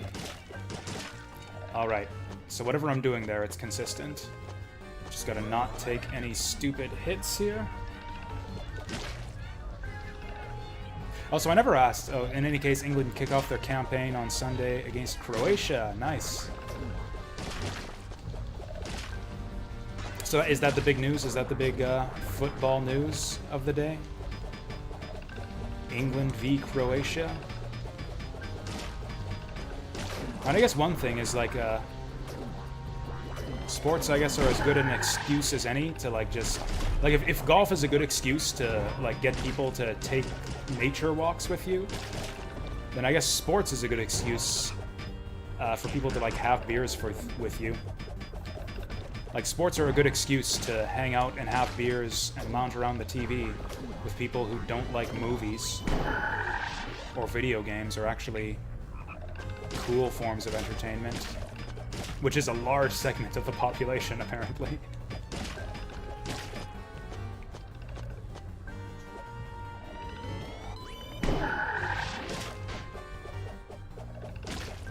God, I'm nervous. I've only gotten like 4 successful attempts at this part.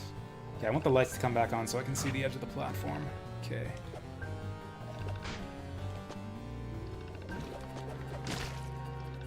Ah! Well, that's the first time that's happened.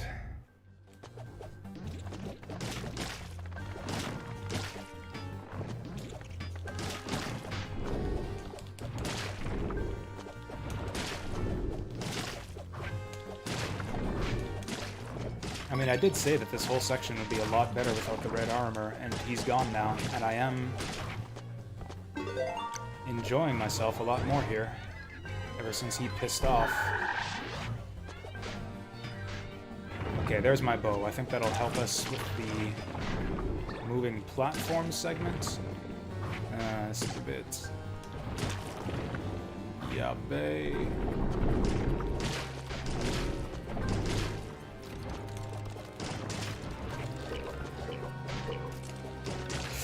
Okay. Oh, we killed him. Murdered him dead.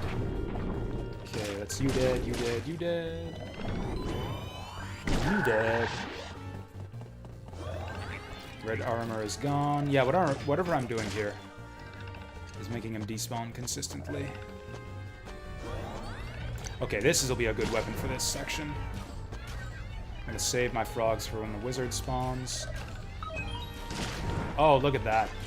Beautiful.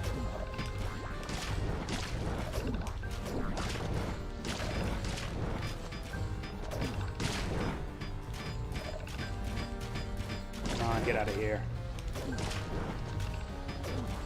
Okay, save the frog for the wizard.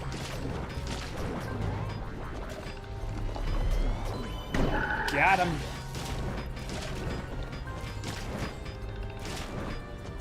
Okay, I think another one's gonna show up right away.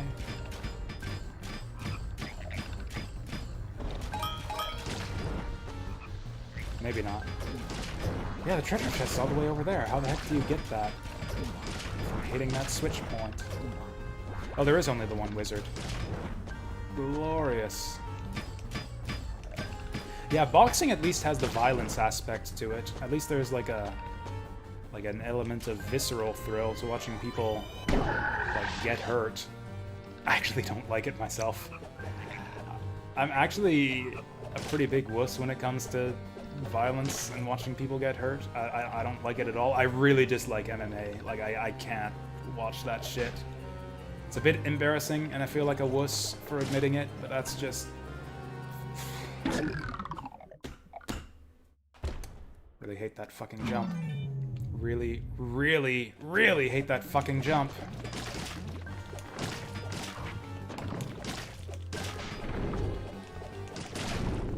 Like, I'm perfectly fine with fictionalized violence. Like, I don't squirm too much during, like, you know, horror films, torture porn, Saw, that kind of stuff. Like, I don't like those types of movies, but, like, it doesn't bother me at all. But, like, real-life violence, I don't do well with at all.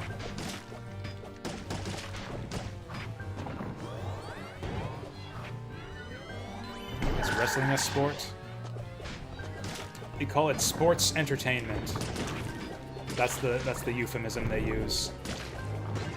Which is to say no, basically no. If it were just sports, they would call it sports, but it's not. It's sports entertainment. It's not a rogue, it's a roguelike, or not a roguelike, it's a roguelite. It's like, yeah, sports entertainment is sports light. It's not a sports like, it's a sport light. It's like the same distinction.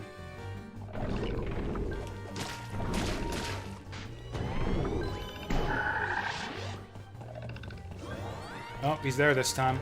I don't know what I did to make that happen, but everything's ruined now.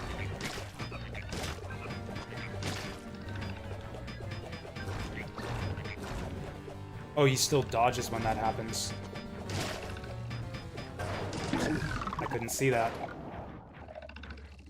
Maybe you're supposed to go in the center so you can see him based on the light?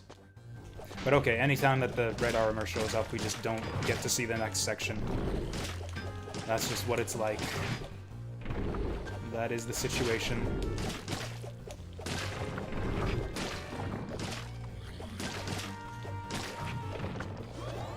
Maybe the bow would be better to fight. Okay, I can go back and get my armor. Maybe redeem this attempt. I had to pop that early because I was about to die.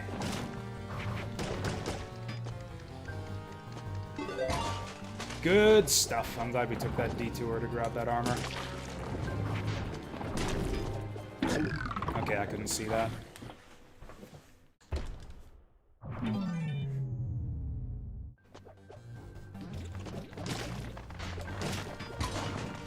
Well, might as well retry.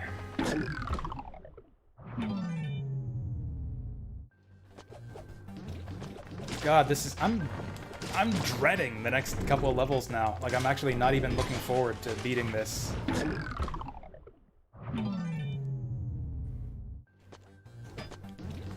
Like, how much worse does this get?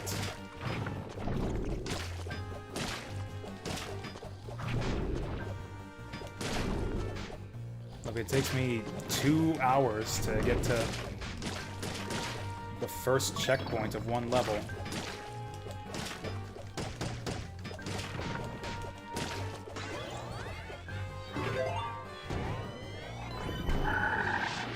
There we go. Can I speak French? No, not remotely. I actually did take French in high school. Actually, all the way to senior year. I took, like, 12th grade French, but I don't remember any of it. I never used French in, like, my day-to-day life, so there was no reason to retain any of the French that I learned. It just doesn't stick with you unless you, like... exercise it, and I never had any reason to use French in my day-to-day life.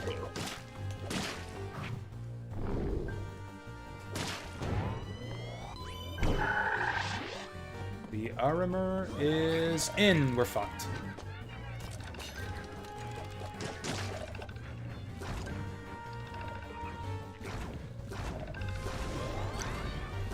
Maybe we can get him with the bow.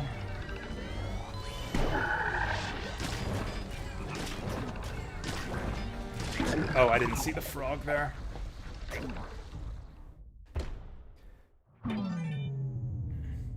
Part of Canada speaks French and barely knows English. Actually, most of Western Canada, like, French is not in use at all.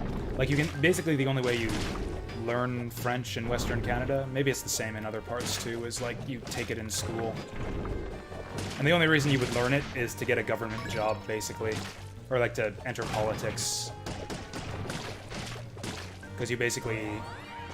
Or, I don't know, certain types of government jobs, they require you to be fluent in both French and English, because officially we're a French and English language, even though nobody here out west actually conducts any business in day-to-day life. In fact, around these parts, Chinese would be more practical than French. We actually have more, like, native Chinese speakers where I live than French speakers. Like, there are Chinese supermarkets where, like the proprietors barely speak English, get by more easily with,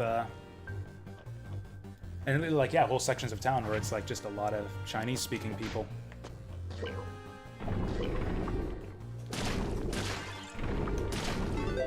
Fuck. should be against the rules of... Oh, well, okay. Okay.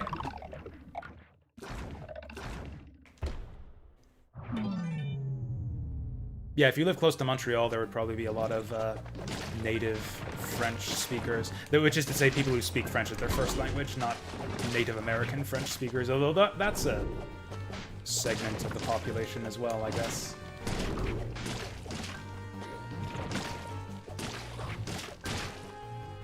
Oh, right, I gotta get my armor back. There we go.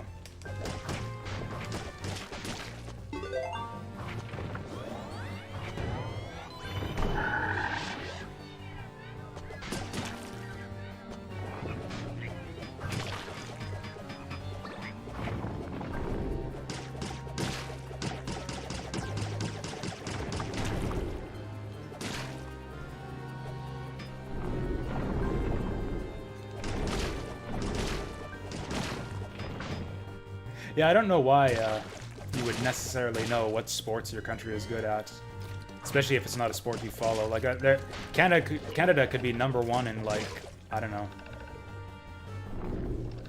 lacrosse or water polo or something, and I would have no idea. Like, the hockey thing is pretty famous, but I don't think Canada actually has the best hockey players anymore either.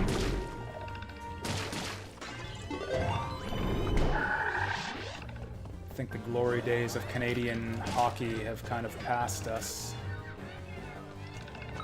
Oh, here it is. Okay, the red armor spawns sometimes on this pillar, and sometimes on the other one. This bastard. Maybe I can despawn him? Well, okay. Okay. Okay, so that's the same red armor up there, and sometimes he flies over to the other pillar. Maybe I can bait him off to the left and despawn him. Okay, that's comforting to know that there's only one red armor up there and not two. It's just the same one flying around and switching his perch. If I could figure out how to stop him from doing that, or to get him back to the left, that would be really good.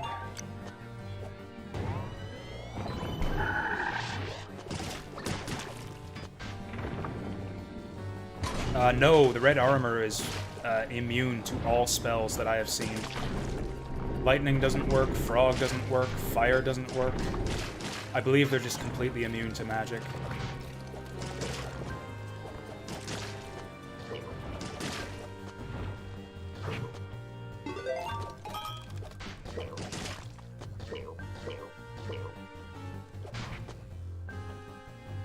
Okay, maybe if I keep him on that pillar on the left, maybe he'll stay there. Oh, it could be the opposite. Yeah, he follows me over here. Armor? Nope. Yeah, whatever. Maybe if I just stay away from him. Maybe if I avoid going anywhere near him, that'll do it.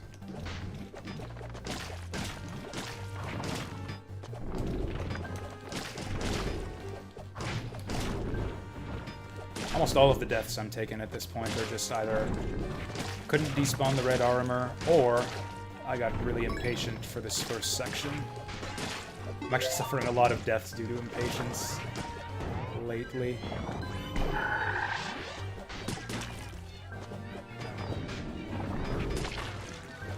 Okay, I knew that guy might be there.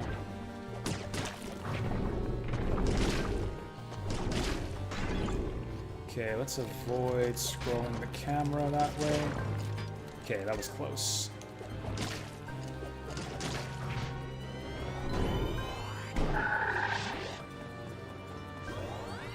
Ah, he's fucking there again.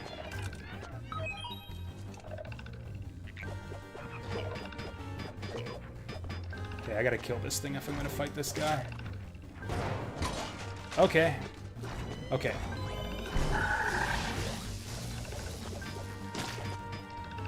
Maybe I can just outrun him. Oh, the wizard didn't get caught in the frog spell.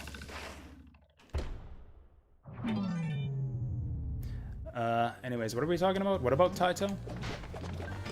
Ah! This game is Capcom, assuming that that's what you're talking about.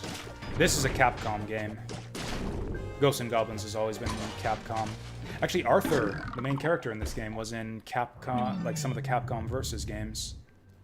Although maybe you're talking about something else. I'm having difficulty following chat today, both because of the heavy activity and the difficult game I am playing.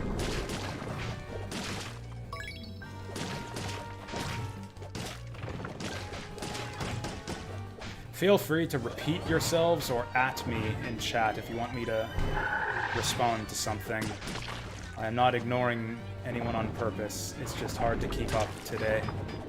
Oh, Super Sidekicks. Yeah, I don't even know what that is. That was close. In fact, I'm gonna frog here. It's a lot of Zambos.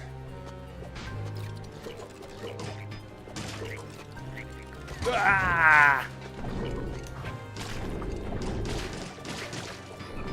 Well, not much I could do there.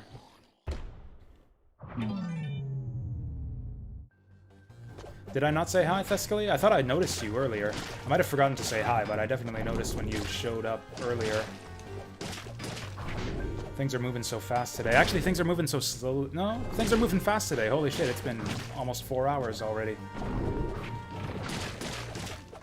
It took us a little bit less than 2 hours to clear the stage 2s, which means I have been in this godforsaken stage for almost 2 hours. And I haven't even hit the first checkpoint yet.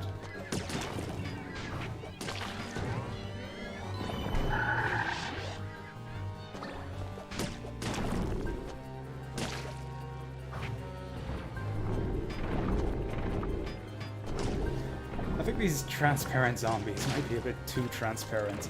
Like, I actually just can't see them a lot of the time. Shit! And I panicked and dropped the frog. Holy shit, that was a lot of damage. Okay, this guy's easy. This red armor is a chump. Well, I guess I'll just hope that the other one's not here. Okay, for a while I was able to set it up so that he never showed up, and now he shows up every fucking time.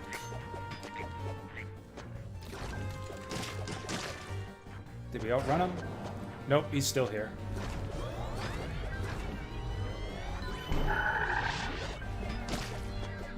I have no idea how you're meant to deal with this. This is just actually impossible.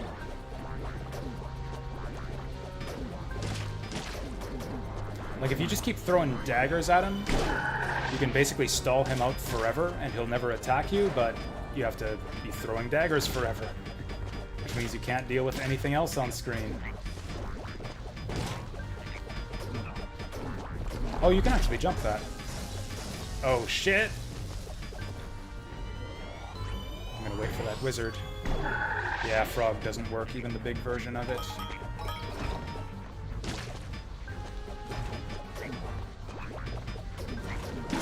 Well, fair enough. Yeah, he's immune to all magic. Arthur makes an appearance in Breath of Fire 1? I actually didn't know that. I mean, I've never played Breath of Fire 1, but like as an NPC, Breath of Fire 1 had a really primitive graphics style too. That'd be cute to see a Breath of Fire 1 style Arthur sprite. Okay, that's fine. We can get that back immediately.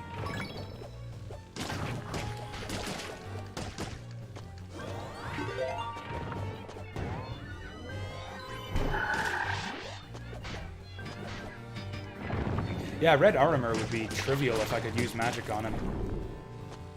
Ugh, that was tight. Okay, what in the fuck did I do to make this guy despawn earlier?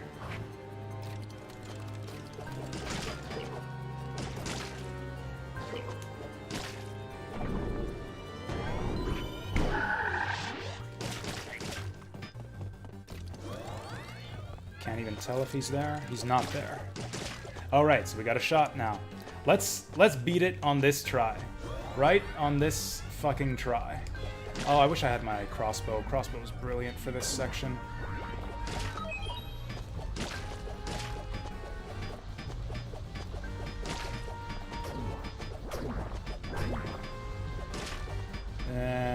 Too many fly guys.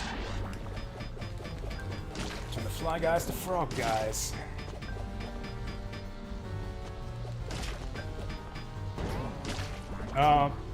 There's the wizard. I'm gonna... Oh! Got him! Okay, please. Thank you. Oh, you know what? I could probably up throw. Yeah, I could probably up throw on that corner. Spawn the treasure chest to the left. Because, yeah, that chest is just impossible to get if you do it that way. Okay, and we're going to be spamming a lot of frog through this next segment. I'm just going to not try to read chat, sorry. I'm going to try to not read chat at all, because this is the first chance we've had at this segment in a long time. There's a good chance that we just lose it on this bullshit jump right here, which I have no idea how to get consistently. Like, okay, we want to go as long as possible. Okay. This one's easy, but then we got to follow it up with this. Oh! Oh! That doesn't help us much, because jumps are our big problem here, but I'll take it. Okay, and I don't want to pop that candle in the middle. Fuck! Okay, at least I got the free hit. I'm just gonna frog this guy. Okay, okay.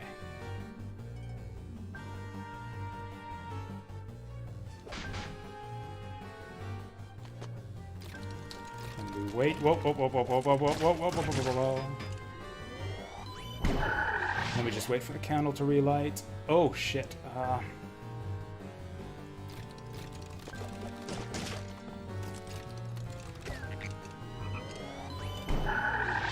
Okay, that one looks like it's not gonna relight. Oh god, oh god, oh god. That would have knocked me off the platform. Oh Christ, we're so close. I can feel that we're close. Oh shit. Oh fuck! Oh! Yeah! Oh, fuck yeah, that's so good. Oh, so good. Okay, I don't even care what this shit is. We're out. I'm out of Shawshank. Now it's bullshit jellyfish time. I don't give a fuck about the bee. We'll do this later when we've got more spells and stuff. Resurrection, regenerating armor, whatever else we can get. Also, this is the stage 2 boss.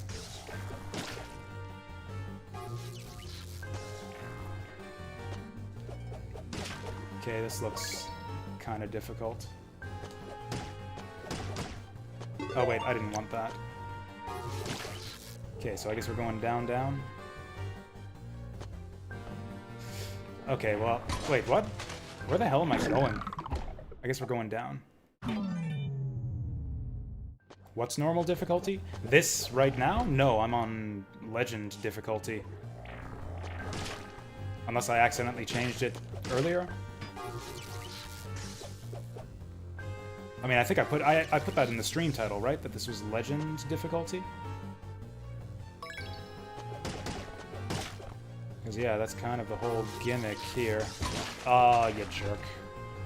Okay, I think I want to, like, go down one snake at a time? But where do we go from here? Oh, I guess we just wait for him. Oh, I see. This is a bit reminiscent of a level from Ghosts and Goblins, shockingly. Who would have thought?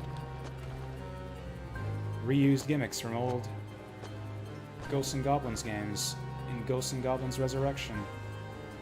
Where are we going? Okay. Rah! He was trying to eat me there, but then he changed his mind.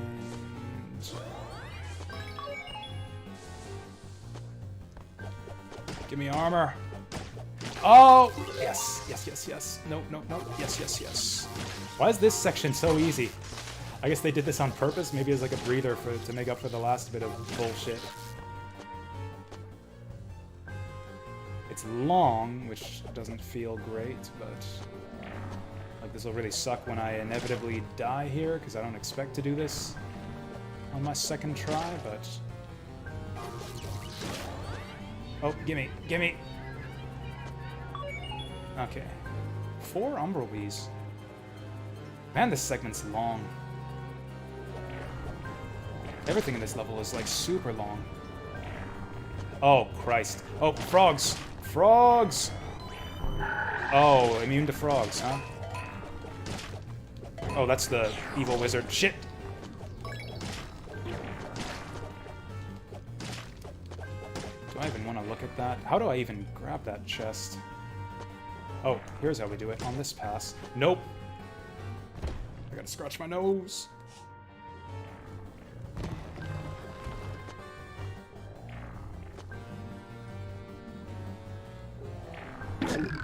Oh. Okay, I thought that was part of the background. Well, that's a pretty shitty way to end that run. Okay, this section seems pretty easy. Maybe I just got lucky. What's with the one random mosquito there, too? Oh, you know what's going to be useful here since frog doesn't work? Lightning. Well, so much for that. Oh, the head kills you. Fair enough.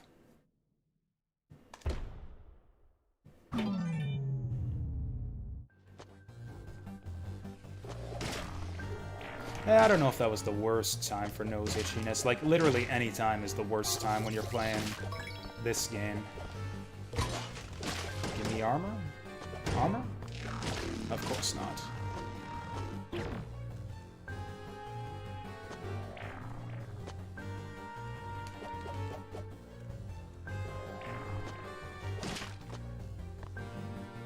Okay, so once you land on him, he goes like that.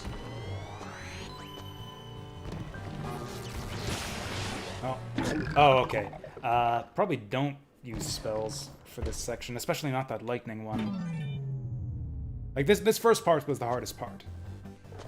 Like, jumping down here is actually kind of tricky. Like, you actually have a bit of freedom to, like, decide when you want to make your jumps. But, like, yeah, for the part after this, like, you've got no choices. You just jump when the thing approaches you and take care of the jellyfish. This first initial descent is tough. Everything after that was easy. Like, I bet you I can make it just as far. The next time I get through this first section, I bet you I can make it just as far.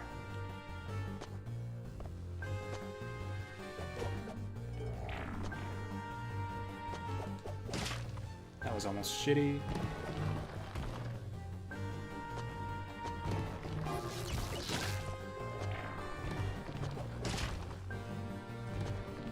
Like, yeah, from here onward. Yeah, because all you gotta do is jump.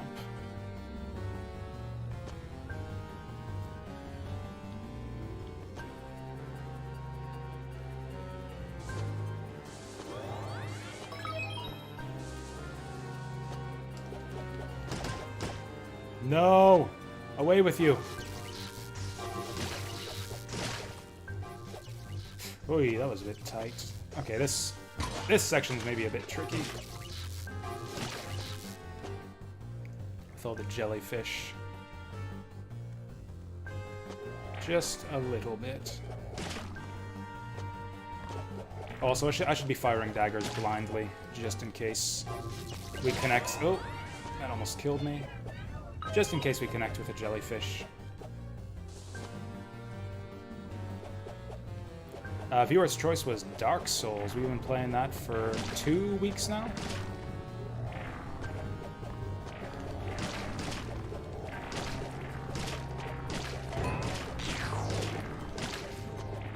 Okay, this part's also a bit tricky. Although at least these don't seem to be electric jellyfish.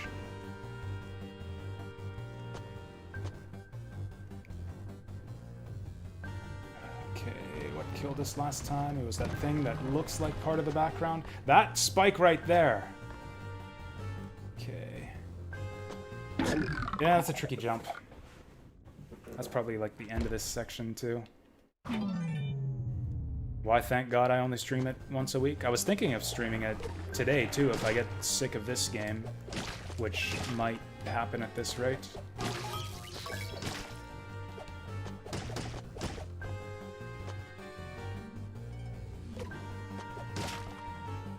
Seriously? Oh, I love Dark Souls. It's actually one of my favorite games. Like, top 3, at least, of all time. Oh, I was shocked I avoided damage there. Like, not even to watch it play? Like, even if you can't handle the difficulty or something, or don't like the playstyle, like, not even to watch it, you don't like it? Or are you just, like, sick of it because you've seen it so much? I can see that happening. I've seen a lot of people play Dark Souls. Maybe enough to get sick of watching people play Dark Souls. Honestly, I was strongly considering loading up Dark Souls 3 and, like, kind of bundling Dark Souls 3 into the Dark Souls 1 viewer's choice. Since I've been enjoying myself so much, and we've been talking about Dark Souls 3 a lot on stream. Not your type of game? Huh. I mean, what type of game is it, though? Like, what genre would you even classify Dark Souls as? Like, just 3D action? Ah, shit!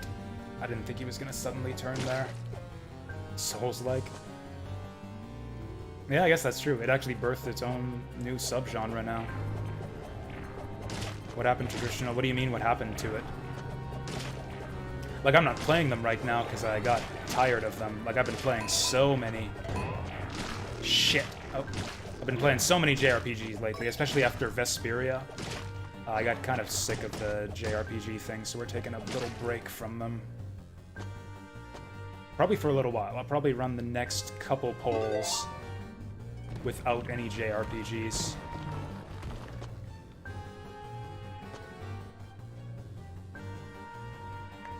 Also, I've got Saga Frontier kind of filling the JRPG slot right now, so when I do feel like a JRPG, I'll probably just go back to Saga. Okay. It's like a roller coaster, you know they're building up to something. Oh, hi.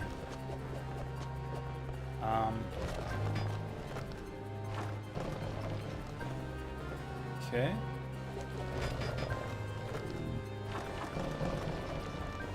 Oh.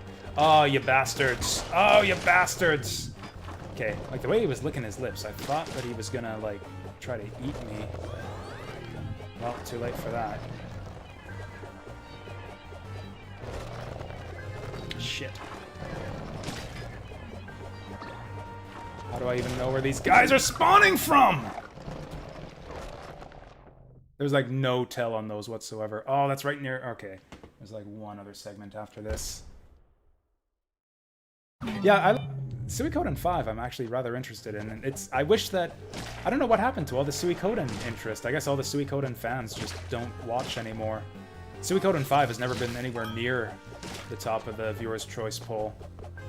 Like, I think Suikoden 5's gotten, like, 1 vote the last 3 times I ran the poll. Maybe 2 or 3 votes.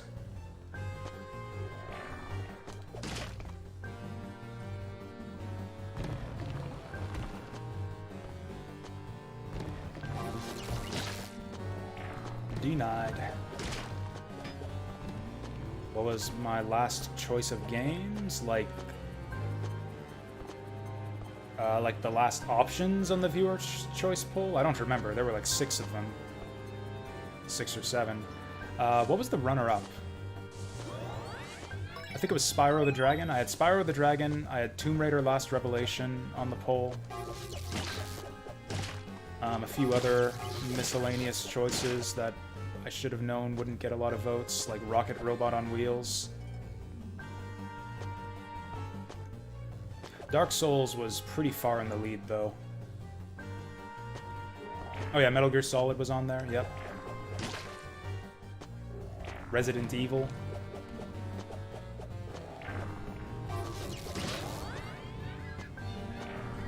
Do you like Resident Evil, Fescally? Resident Evil is basically a Souls-like, kind of. It's got the clunky controls, at least. Oh yeah, Mega Man Legends, the Mega Man Legends trilogy. Mega Man Legends 1, 2, Tron Bonne.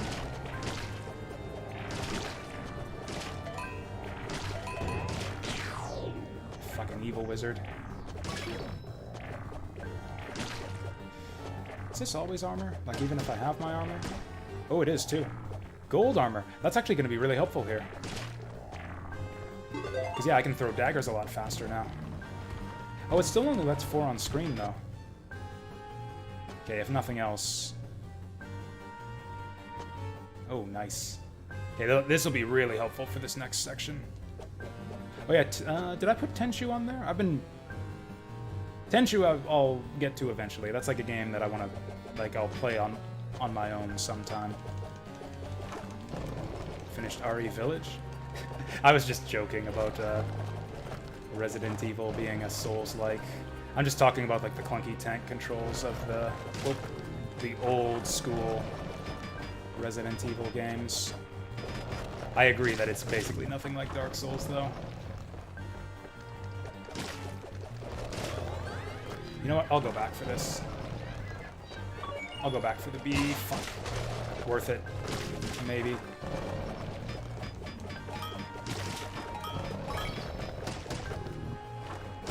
Yeah, I should have known that would be nothing good. Hey, we made it! Thanks to our gold armor.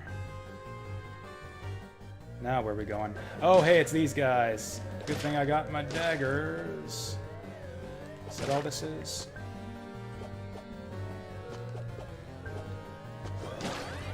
Gimme! He's coming for it. Oh! I got screwed over. Okay, that's like the final section, the home stretch. This next part is not nearly as difficult as the previous one, which kind of... that's pretty consistent. This game is kind of always like that. It like front loads the difficulty of a stage to make the later sections more intense. It's like, holy shit, I really don't want to retry this. So like even the easy stuff keeps you on your toes.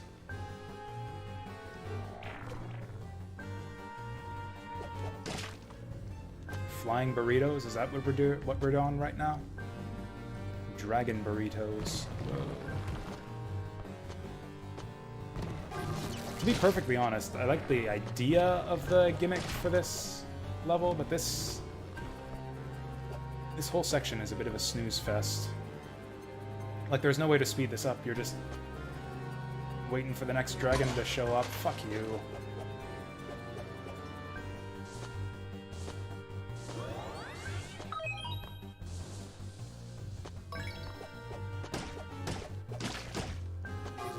Oh, that's too bad.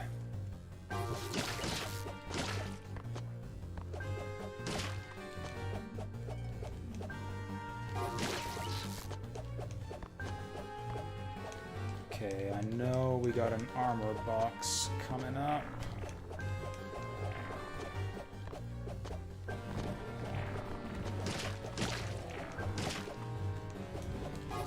I hesitated. I should have kept on ducking.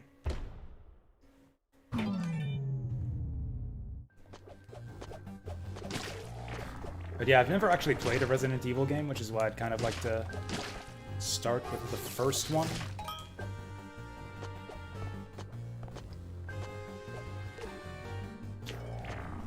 Alright, we got this. Oh, okay. That was kind of cool.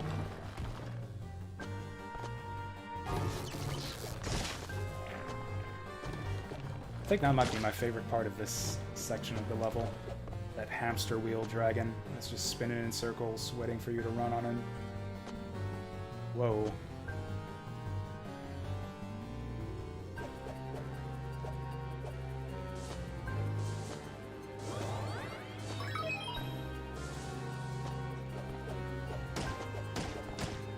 Nope.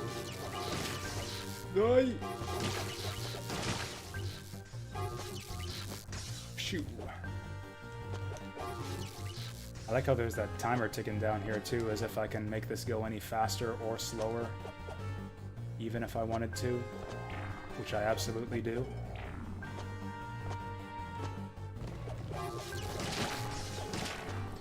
Whew. Fuck!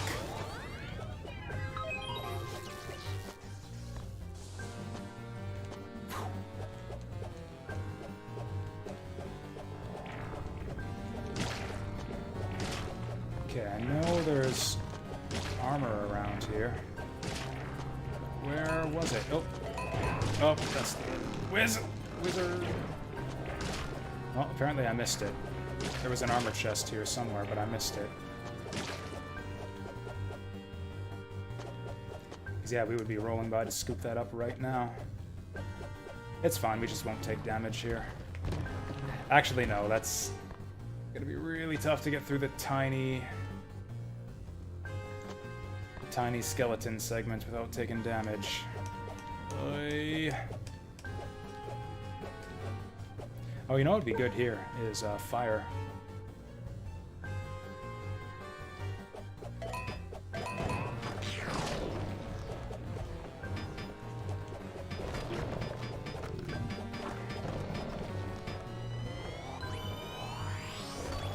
Now, mind you, this fire won't do us any good if these guys jump down right on top of us. Okay. That helps us a little bit here.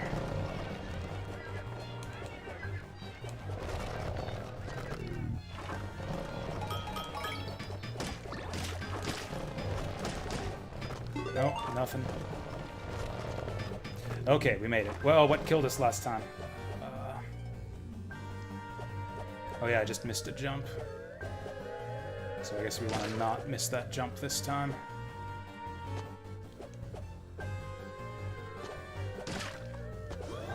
Oh, it wasn't just that we missed a jump. A dragon came from underneath and messed up my jump like that. Whew.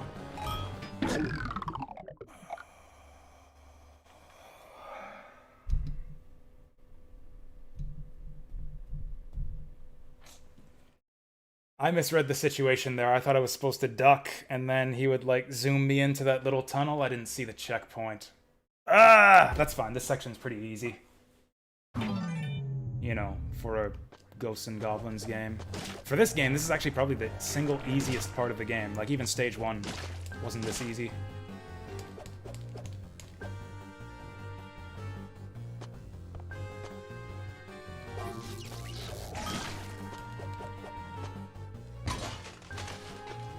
Yeah, whatever. I still say it's easy.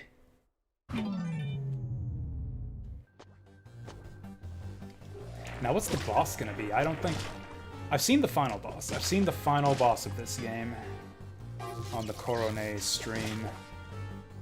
I don't really know any of the other bosses. What? I've never seen him do that before. Well, okay, I guess we'll just do this in our underwear. Oh, never mind. Oh, that's good to know about.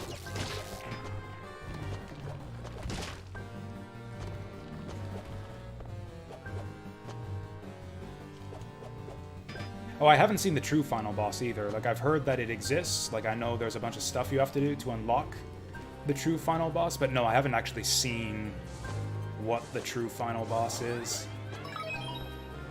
So that'll be exciting if we ever get there. Probably take us, well, 1,000,000 hours of gameplay at the rate I'm going. Or more likely, just switch to an easier difficulty, but...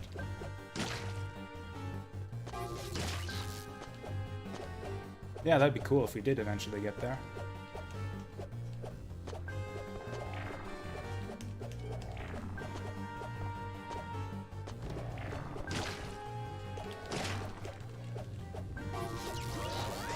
Shit!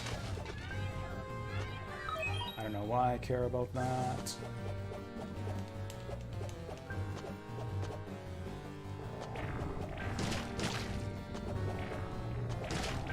Man, I was so sure that there was a armor treasure chest in this area. Okay, that's not it.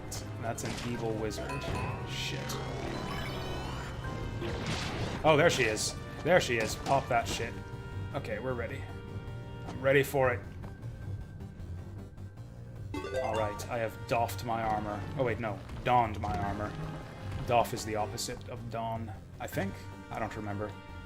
It's been a while since I played NetHack. Okay, this flame spell is the key to this whole section. Because yeah, the whole problem here is that you got these spiketies blocking your shots, and then you got the Reapers coming at you. but you can't get him because the spiketies are in the way. So what the hell do you even do? You use fire is what you do.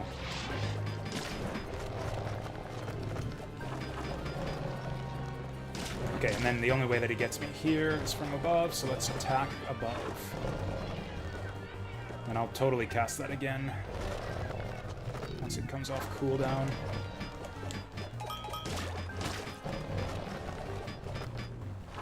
That's fine. Whoa, shit! Okay, that's fine. We did this without armor last time. We can do it again this time.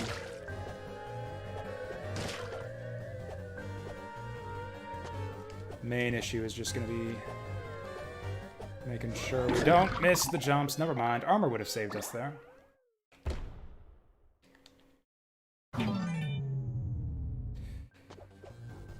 You know, I think this might be deliberate. I think they... in terms of this being an easy level, I think they made this easy on purpose because they knew that it was going to be, like, really fucking long with no way to speed it up. And again, it ends up being kind of intense. Okay, this is really weird. Like, sometimes the heads hurt you and sometimes they don't.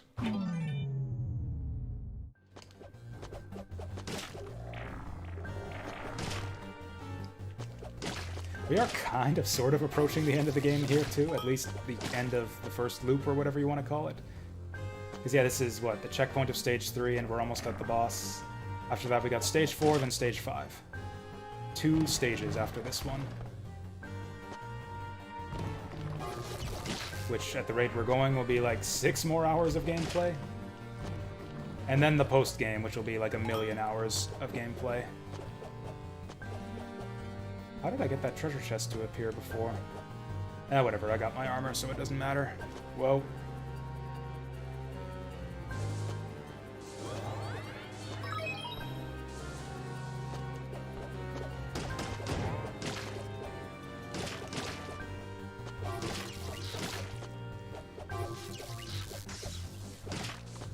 Oh, that was close.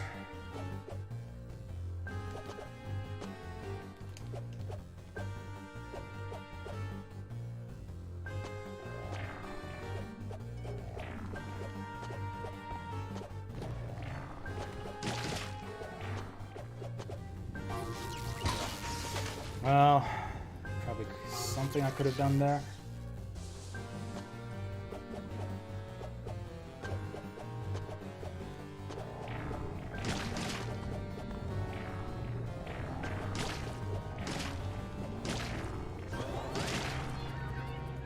How the hell did I ever get that? Whoa, oh.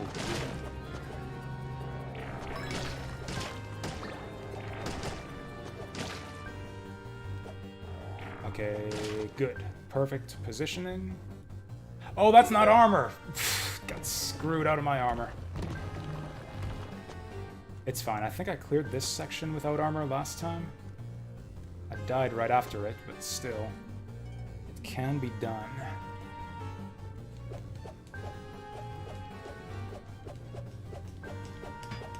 We need hundreds of billions. I mean, that might actually be true. Like I said, I've literally seen people spend like 9 hours on this game and fail to get through a single stage.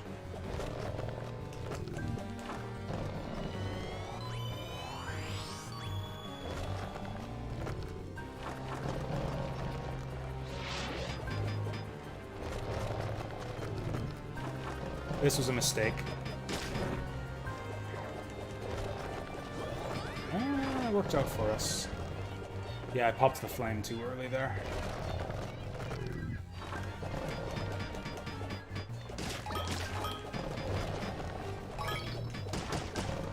Gimme! Okay. Honestly, armor doesn't matter at all here. If I take a hit, I'll fall off. Okay, let's aim our shots carefully here.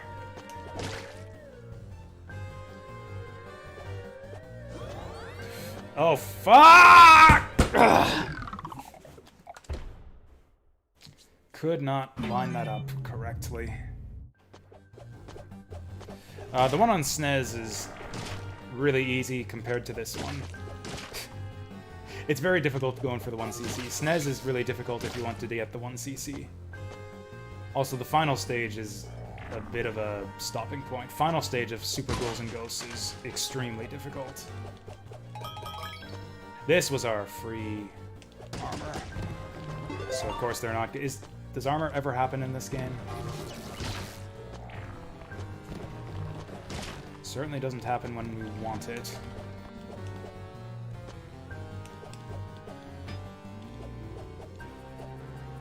The thing about the SNES Super Ghouls and Ghosts also is, like, the weapon they give you for the second loop is actually kind of gimped. Like, in Sega Genesis Ghouls and Ghosts, the bracelet or whatever you get for the second loop is actually really powerful. Like, you can just, like, demolish bosses in seconds with that thing. Whereas the one on the SNES has shitty range and does shitty damage unless you fire with it at point-blank range. So the second loop of Super Ghouls and Ghosts is actually rather tough. What I did for my one blessed run where I made it to the final stage is I just didn't even use the bracelet for the second loop. I just waited for the final stage and then grabbed it then.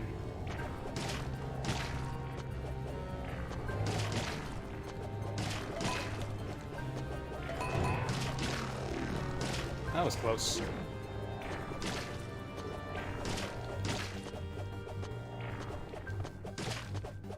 Oh, I didn't spawn that treasure chest. Shoot. Oh, that's the one that has the gold armor, too. Oh well, I still got my armor.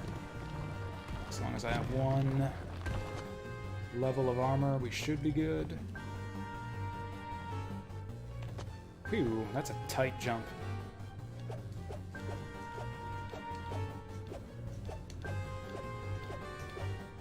Oh, is that true? I didn't think you had to play professional to get the best ending. Like, I think you get an extra message after the ending if you play professional. I'm actually not sure if I beat the SNES game on professional difficulty. Knowing me, I probably didn't. Whoa.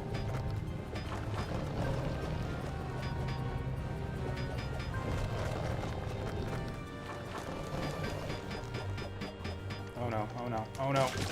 Okay, this section's actually not that bad. Now that I know that you can... that these guys won't spawn if you wait for him to lick his lips. Do not want. Do not want.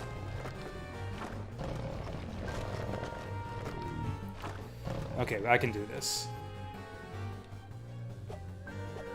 Did pretty good on this part on our first try. Basically got it on our second. I think no, not patience. We need jump forward. That's the key. Don't jump backwards. Jump forwards. Okay, here you can jump backwards. And this is it. This is the end. Last jump! Booyah! Okay, that wasn't too bad. Oh, and we're back in the caves. Oh, I got the lance. When did that happen? Fuck that. Oh, we got candle gimmicks probably for this.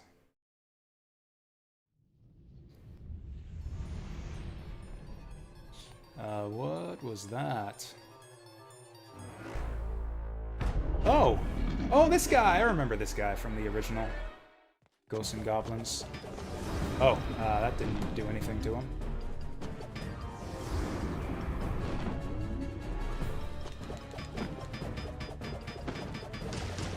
Okay, I don't know why I couldn't damage him before, but...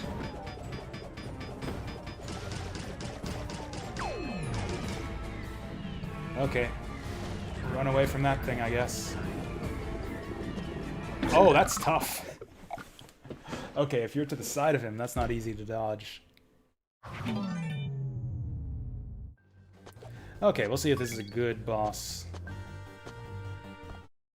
Like stage 1, or a shitty boss like stage 2. Actually, I really like the dragon. Like the dragon at the end of the crystal stage. I really hated the three-headed dogs. More bosses like... And I liked...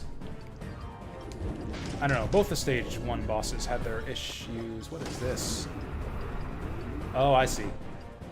I see, so he like phases... Just like the zombies in the level, where he's invisible either in invisible in the light or invisible in the darkness.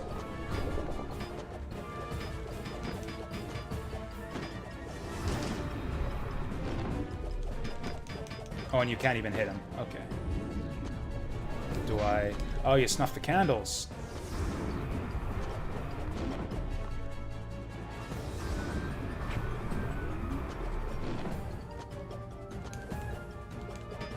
I can't get damage on this guy.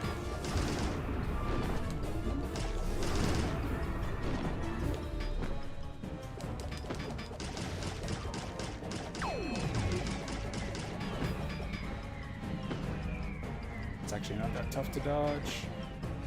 Oh, he's doing something different now. Phase 2? Oh, now what's he doing? Oh, going dark. Oh, I see. You want to swing that chandelier. Okay. Alright, do I want him in the light or in the dark here?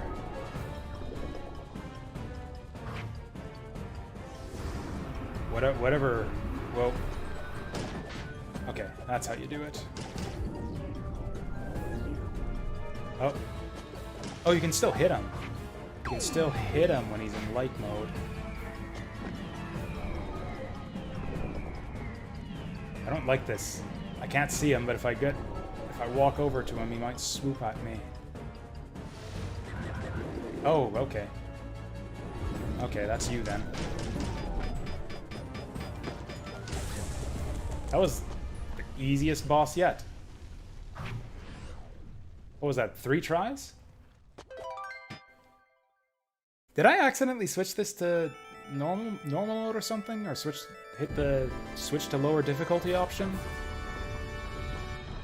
Oh well, spelunking success. Who runs like Arthur? Me. I love Arthur's running animation. I think the people who say that this game... Yeah, I'm still a legend. I'm still a fucking legend. 48 deaths, too. That's way less than the previous stages. Mind you, almost all of those are in the first half.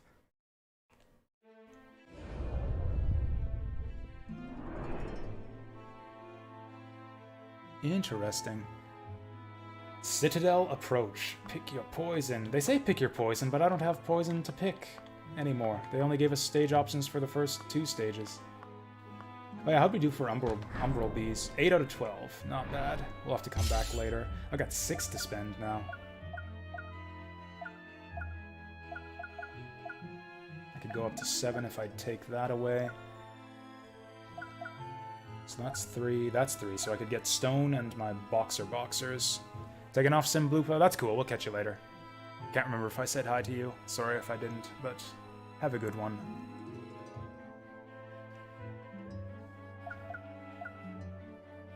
Doppelganger looks sweet. Is there anything I can take off over here? Not really. Like, I really can't get rid of my extra weapon. That's just saving us so much grief. Now that I know I can hold on to my dagger forever. And yeah, we need Frog level 2 also. And everything else is a prerequisite. Well, we'll take Emboldened for now. Then we'll take our boxers just because it's free for now. But yeah, I'd really like that Doppelganger. Okay, we're going to do Citadel Approach in a second here, but first I'm going to take a refreshment break, and then come back refreshed for whatever bullshit is in store for us on this next stage. Also, I feel like this game's stressing me out a bit, so we're going to kill the in-game music and kick it with the VG jazz for this refreshment break.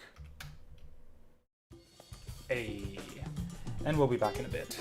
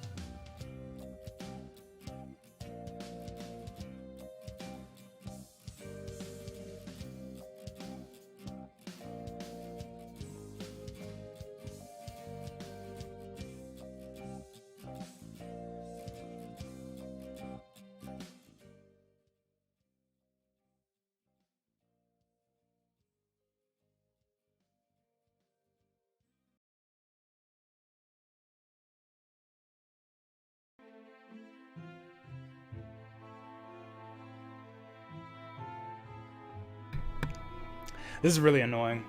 This is the problem I have sometimes. Maybe my microphone's getting old. Like, I have to hit the button really hard. That time it worked. Sometimes I hit the mute button and it just doesn't switch it. Anyways, what I was talking about there is that I made the decision to go for water instead of wine for this evening because I was afraid that the alcohol might dull my mind, and I think I need every ounce of reaction speed and quick thinking that I can muster for this game. And I'm kind of riding high after our victory over stage 3. I was gonna say stage 4. God, we're only on stage 3. And I kind of like to get another stage done today. Only 5 Bs. What? Well, okay. I guess we'll go for it. 6 treasure chests in every level. But no matter how many of them you collect, it always says... Well, okay. Oh, I've seen this stage. I've seen other people stream this one. I've seen snippets of it. I haven't seen like a full clear of this stage. But yeah, this is the one with the teeth on the edge. Walked right into that one. Thanks. Thanks, Remuko. Man. And of course, since I didn't pour myself any red wine, I don't have alcohol to blame for forgetting all of that. Alright, so we're off to a great start here. So I know this stage becomes an auto-scroller beyond some point. Oh, because of the moving platform upwards, you can't duck under that anymore. That's dirty. But yeah, I've seen bits of this stage, so I know, yeah. The whole gimmick here is teeth on the... Whoa. Teeth on the outside. Oh, God. Oh, even just the skull. Even the skull kills you. And they're doing it again with just like 40 different types of enemies all attacking you at once.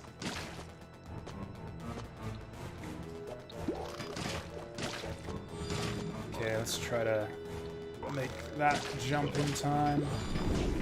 Oh boy. How do you even? I think we're gonna have to frog our way through this one. Or boulder! Oh. I know what the mistake is. I see what's going on with the eyeballs. We want to not wake this guy up. Because, yeah, if I do this... Just showing this off. Okay, and that wakes him up, and then we spawn in a bunch of enemies. I've realized that. They make it pretty clear, I think. Like, with the shiny light and the eyeballs suddenly waking up. That's what's going on here. I think it's pretty clear. So this is a stealth segment, in fact. We are trying to... Uh-oh. Not yet spotted by the eyeballs.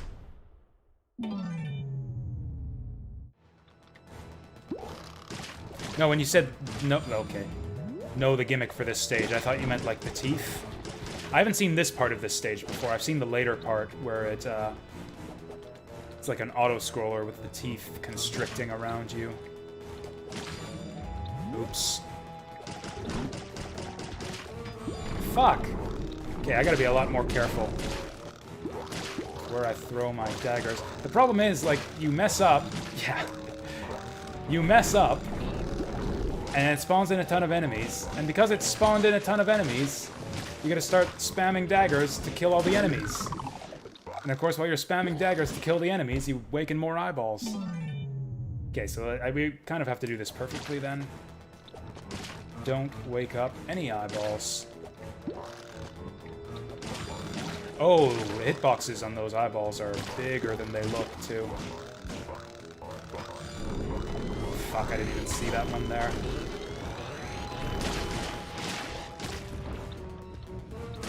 Oh, I can, like, roll up the sides. That's cool. Oh, it's like the whole thing. Like, the whole thing he's attached to. Okay.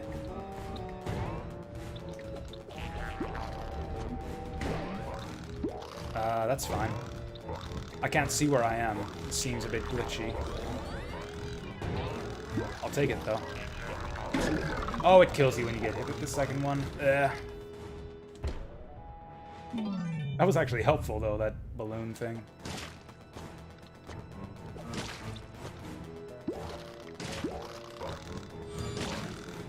What? Okay. Let's get our frogs out. That'll make it easier to control our daggers.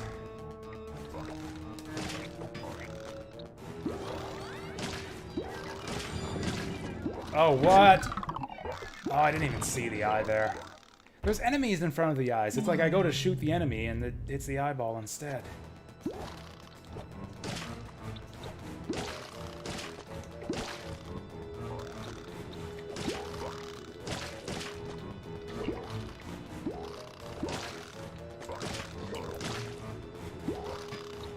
Shit. Shit.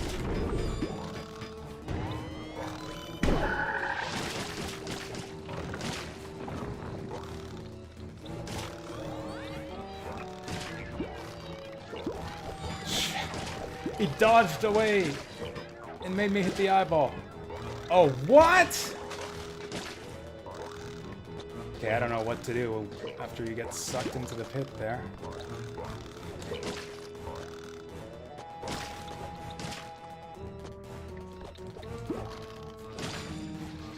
Let's just wait this one out and be careful with our shots.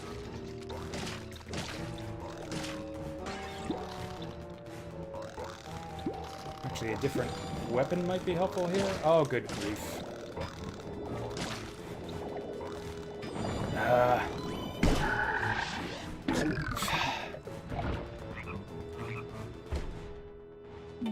Those eyeballs blend into the background a little bit. Okay. Hitting those skulls from a distance helps a lot.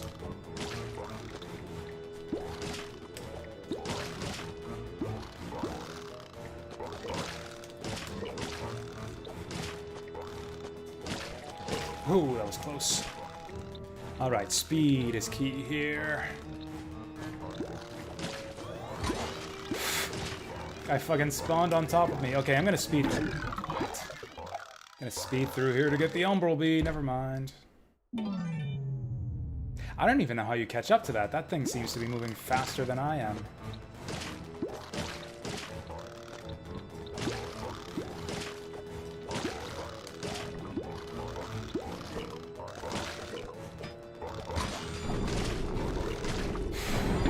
Whatever. It's basically game over as soon as you hit one of those eyeballs.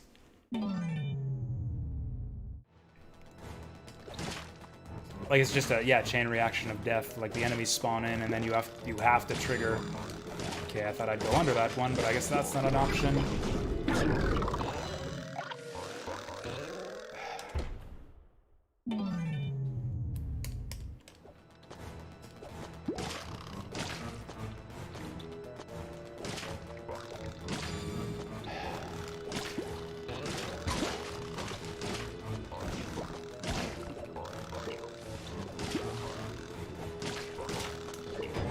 I wanted to...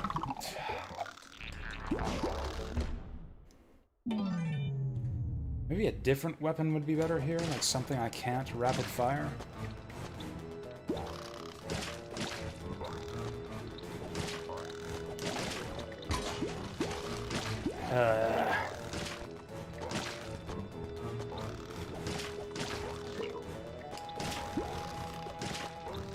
Man, you gotta be super precise here. What? Okay, we're dead. I'm just gonna wait to fucking die now.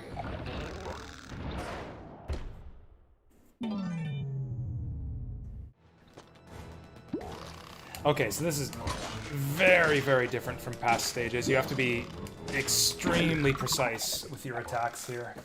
If you miss, it's basically instant death.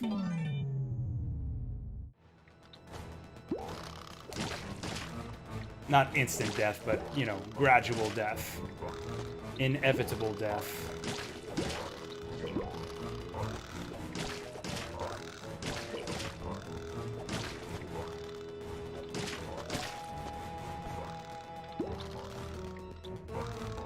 Okay.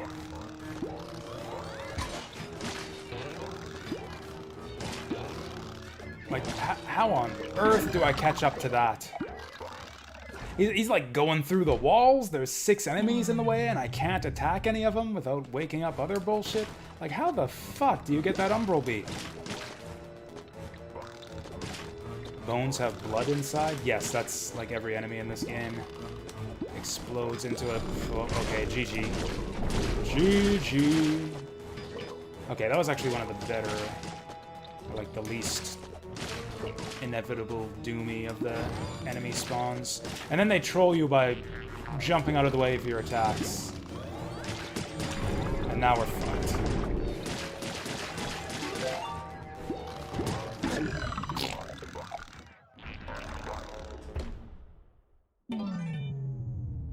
And I'm sure that's deliberate too. Like they put the like evasive jumping skeletons in the area where you need to be super precise with your attacks and probably die as soon as you miss a single one. Fumbling with the diagonals there.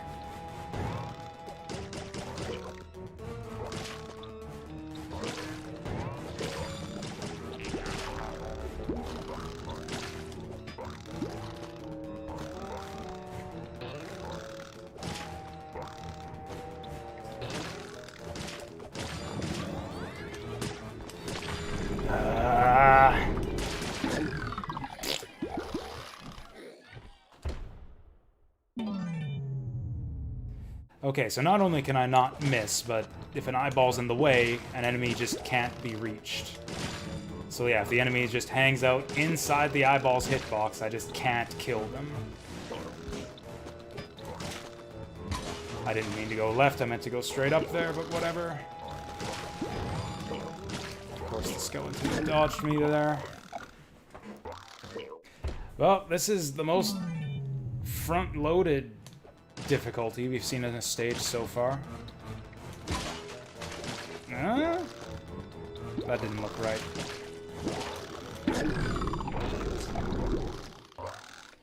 Swear to God, he spit that after I killed him.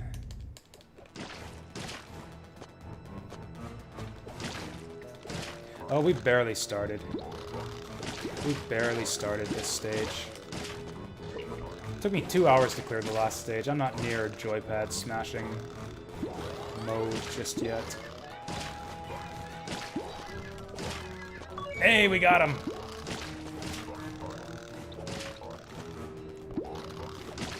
Okay, at least their behavior is consistent. Shit! That's how you do it. I'm just gonna wait this guy out. Oh, you little fucking troll. Trying to push eyeballs up in my face. I don't even care. Who gives a fuck about bees at this point?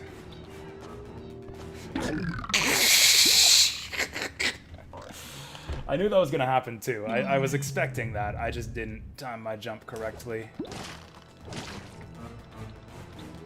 Okay, you really gotta know your enemy behaviors in this level. Especially the jumping skeletons.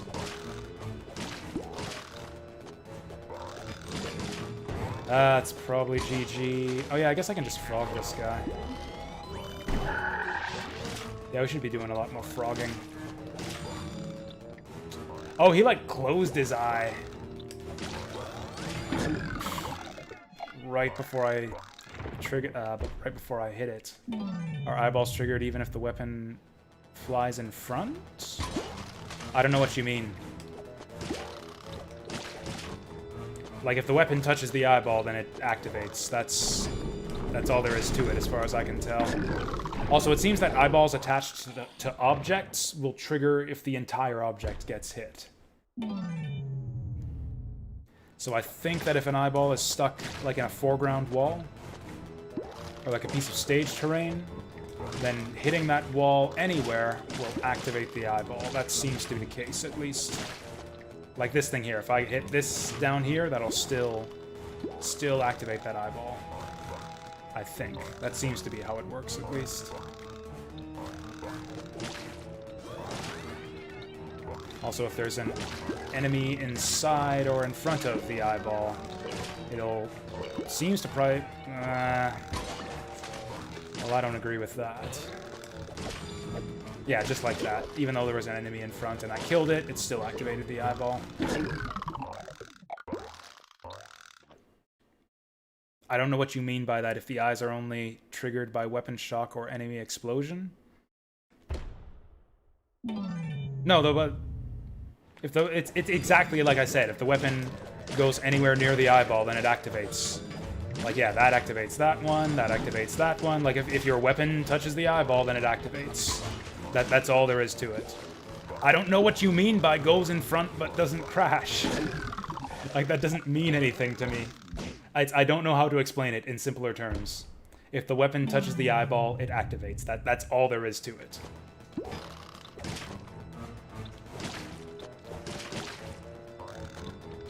There is no flies in front. If the weapon touches the eyeball activates. That's the gimmick. Might be able to recover this with a frog spell.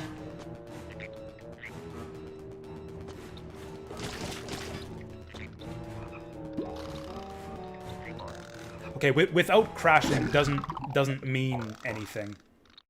I don't know what crashing means in this context.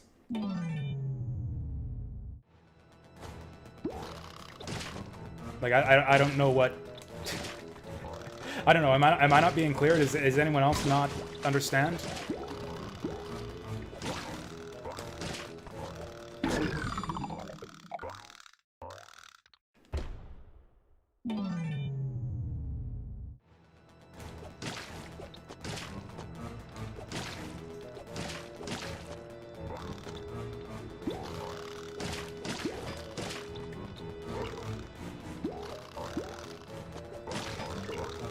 Oh, that was close. Okay. Oh, I thought he was going to pop down here. There we go. Oh, these guys are respawning. Okay. That's how we do. Okay, so as soon as an eyeball pops, we go into panic mode, and we pop the frog.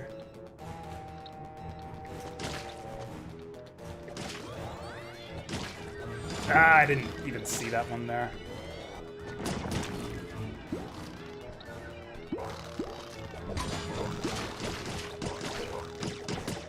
Yeah, we were screwed there. You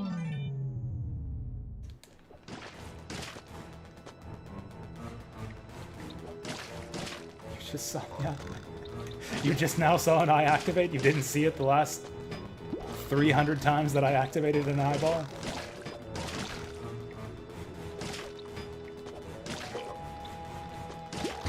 Ah! Popped up in front. Okay, that's fair. Okay. I still don't know what you meant, but it's fine. I'm glad you figured out the answer to your question.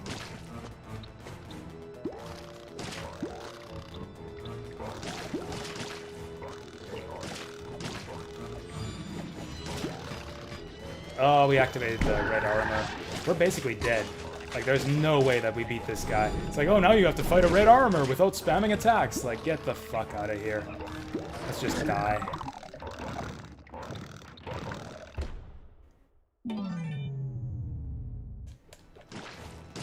Man, we got pretty close to the end of this section last time, too, I think. Or not, you know, last time, but a few attempts ago we had a good run. What? Where the fuck did that come from? Okay, I guess that skull was always under my feet and I just didn't notice it. See, I didn't mean to attack there, I just wanted to charge my frog spell, but of course I have to attack to charge the frog, and of course the wizard avoided it. And how did that activate? I have no idea how I activated. I must have thrown a dagger without even realizing.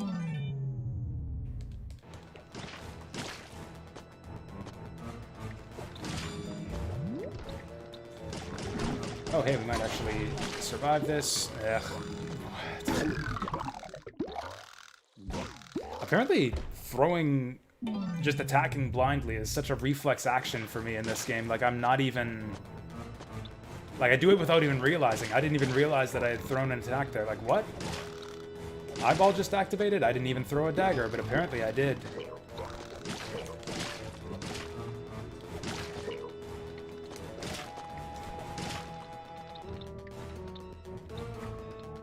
The problem is you can't just watch out For the skulls. You gotta watch out for the eyeballs too, and it's kind of hard to watch out for both at the same time. I mean, that's everything. That's like every single difficult situation in this game. It's like, oh no, I gotta watch out for two things at once. It's like, yep, that's ghosts and goblins for you.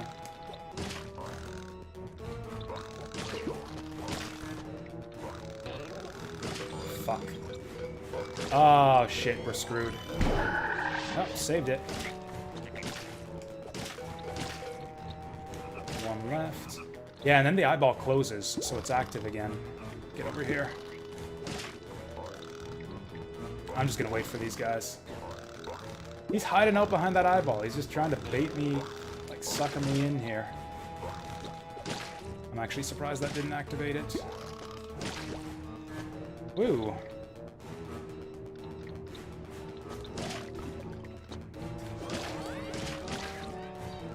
That was also pretty close. Okay. Gotta be careful here. Is that a secret? Is that not death, but in fact a secret up there? Ooh, is this armor? Nope, not armor. Well, I guess we can just wait this out. Oh, B activates your turtle power. Nice. Oh, this is a little secret area. Oh, that's a big explosion. There's gotta be something cool up here, right? Black treasure chest or something? Oh, and that's the pillar you were talking about, too.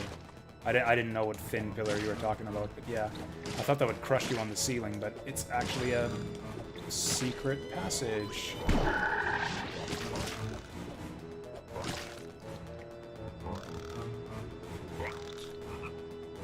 Okay, these... kind of wish some of these platforms were a bit more active in this level. Like, I don't mind waiting sometimes. Like, that's just the way these Ghosts and Goblins levels go from time to time, but maybe there's a little bit too much waiting in this stage.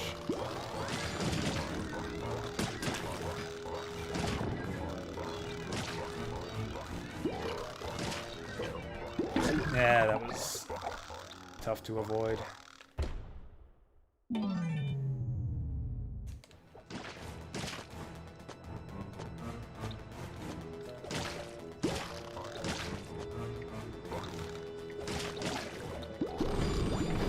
Oh, you gotta be kidding me.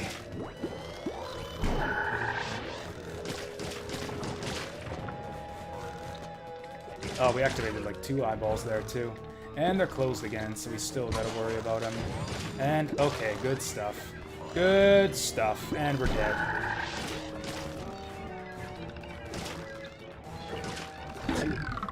I thought I could make that, but I guess not.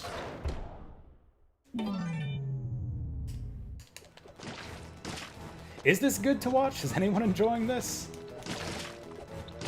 I feel like it might have been more fun to watch when I was, like, triumphant and doing well during that moving snakes section. I have made 0 progress in this level so far. Like, I'm still consistently dying. Like, not just no checkpoint, but, like, I haven't learned anything other than the level gimmick, but I'm still consistently dying within, like, the first 5 seconds of the level. Like, I still haven't learned how to do this first part correctly.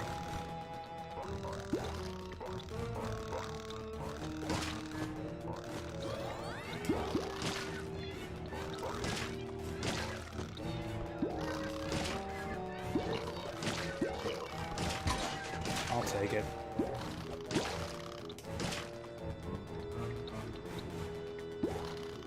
You know what? Let's do it like this. Worth it.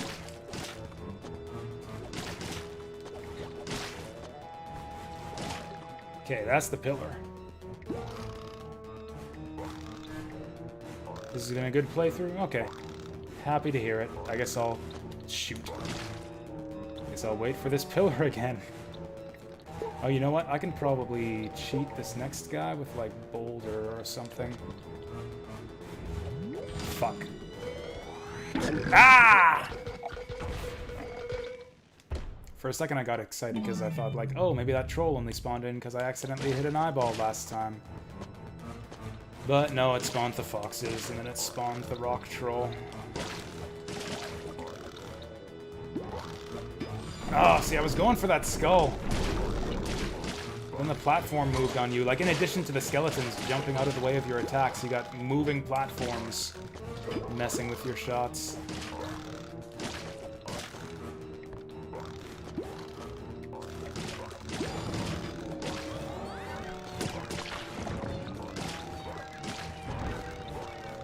Okay, we got out of that one alive. And now they suddenly start moving.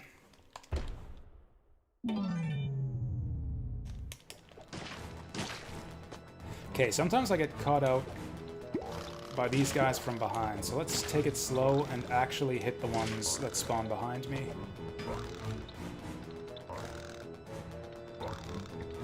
As tedious as that might be sometimes.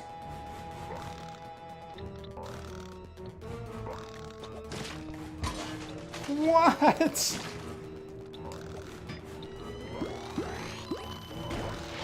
Oh, that's not the attack I wanted. Oh well, I guess it worked. I think it's actually worth it to trigger that eyeball. Just to deal with those skeletons a bit sooner. Oi! Okay, I have the wrong spell selected here.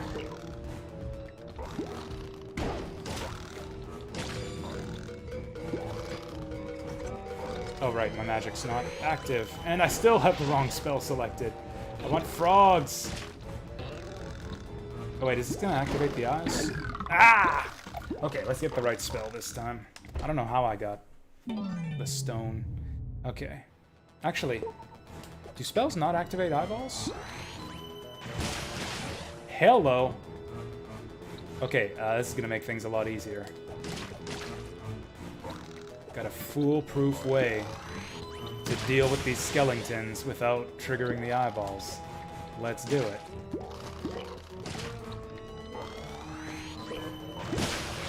Oh, that lightning has such a short cooldown, too. This is great. Once again, yeah, I think it is worth it to trigger that one eyeball.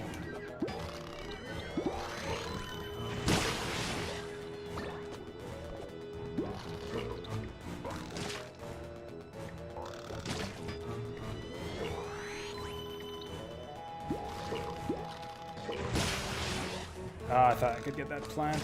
It's fine.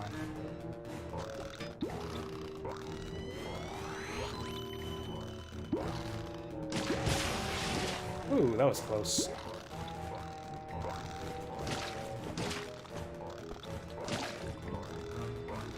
Okay, okay.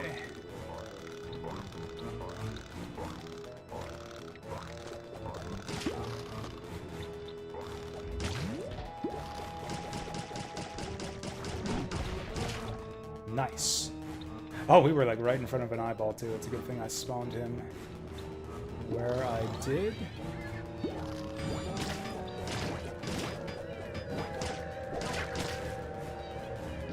Okay.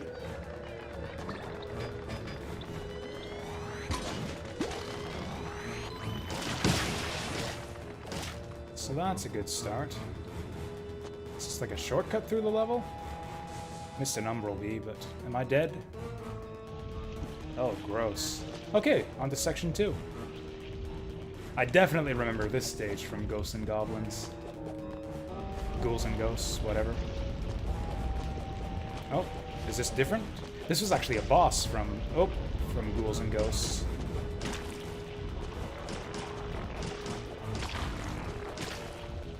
Oh, shit.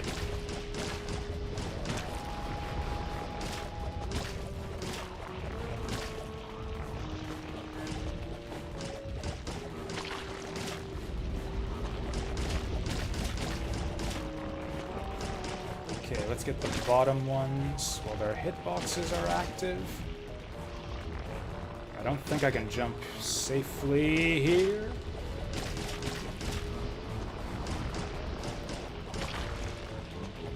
Ah, shit!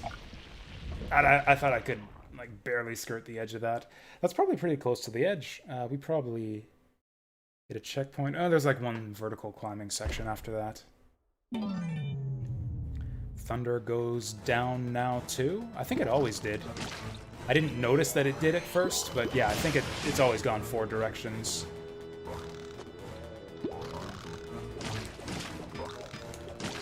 And then I think the level 2 Thunder goes in 8 directions, and I believe the level 3 Thunder goes in like 12 directions or something.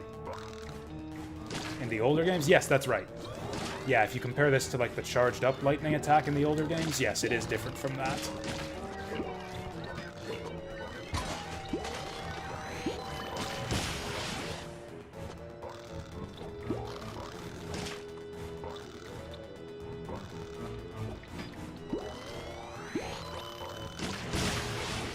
So good.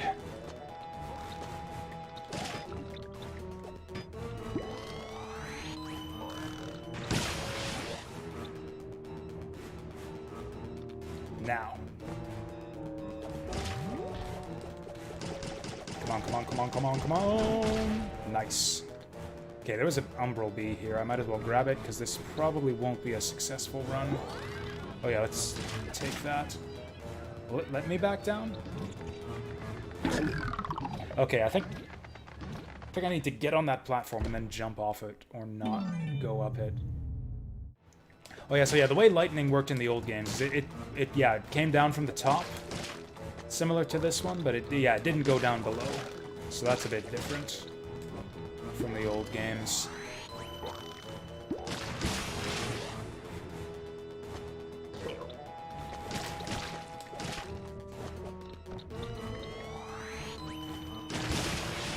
Man, the coverage of that is so good too. Now I don't even have to bother spawning zombies. Oops. Oh, what the fuck?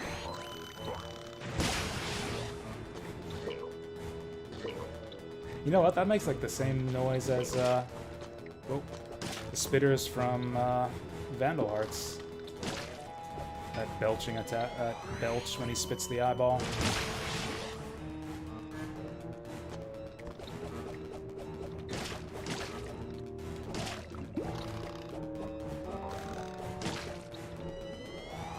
Is there any reason to go up top now? Ah, shoot.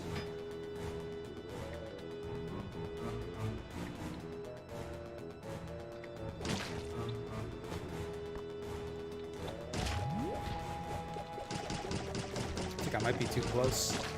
Oh, we're fine. Okay, I'm gonna go for that Umbral Bee.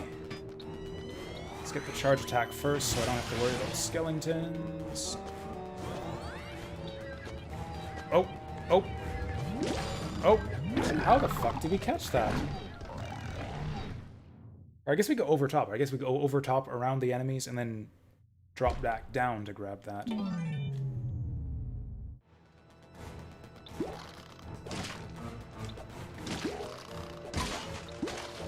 Well, that's shitty.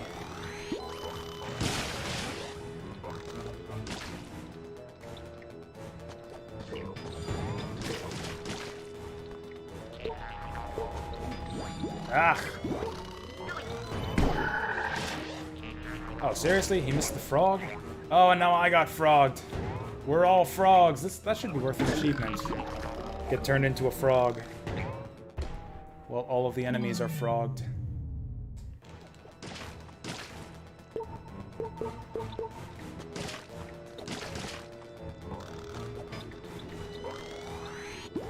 Shit. Didn't charge it up quite enough.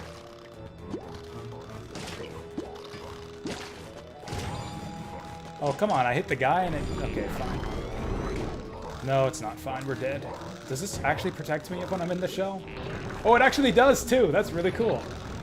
I mean, okay, it's still not that helpful, but that's pretty cool. You're actually invincible inside the turtle shell. I wonder if that's a strat.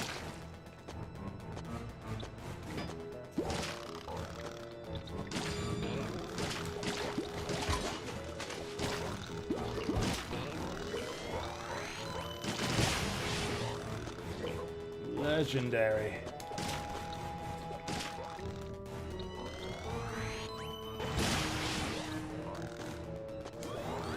good friggin' lightning bolt. Huh. Yeah, I don't have a good way to deal with that.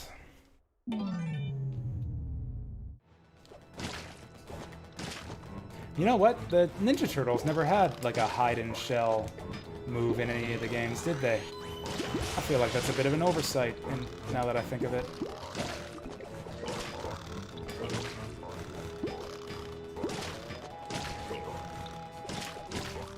Whew. Oh wait, let's do it like this. Phew.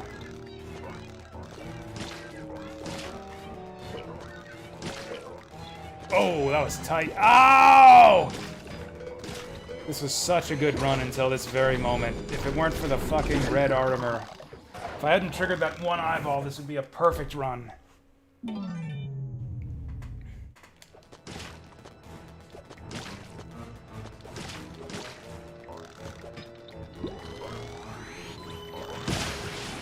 Okay, that's a good spot to do that.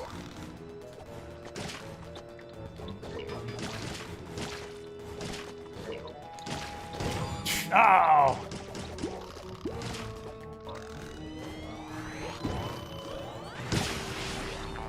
Okay, I can deal with that guy, although we gotta be a bit careful about it. Oh, did we kill him? Oh wait, that's not safe. Oh, this doesn't go down until you pass a certain triggering point. Okay, we can manipulate that. I thought that these moving platforms were on like a global cycle.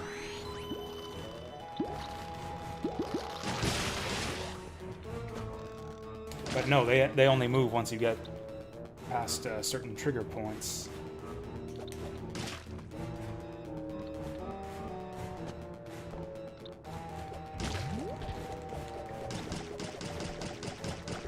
Okay, I want that damn umbral. Shit! That was some bullshit right there. I like moved with the dagger.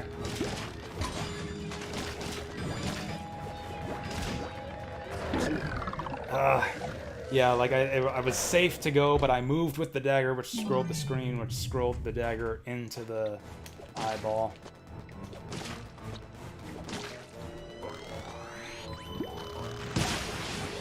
There we go, that's a good spot to use that, except that I missed the jump. Shit. Fuck.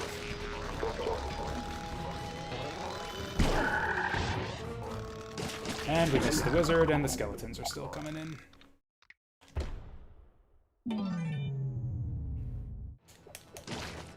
The one thing that keeps this from being as frustrating as the previous level is that I know that this is not as long as the previous level.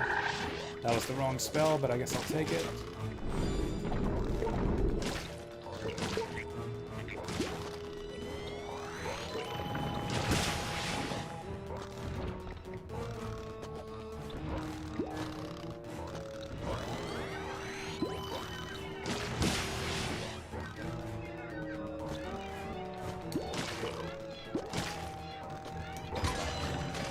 I did not mean to do that at all. I was going for a duck and shoot, not a... whatever the fuck that was. Yeah, whatever. The instant you spawn a red armor, it's just, you're just done. There's no way to fight those guys in this level.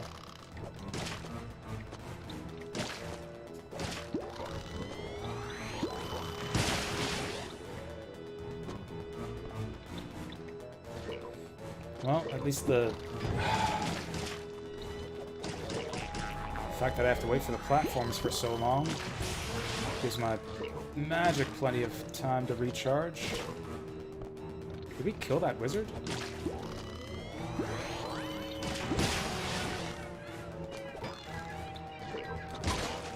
What? Ugh.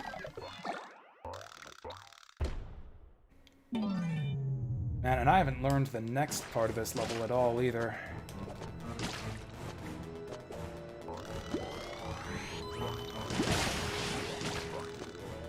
Oh, nice, I can make that jump.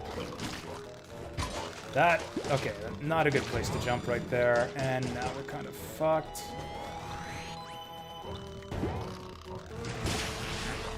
Okay, so that does hit the wizard, but not for very much damage.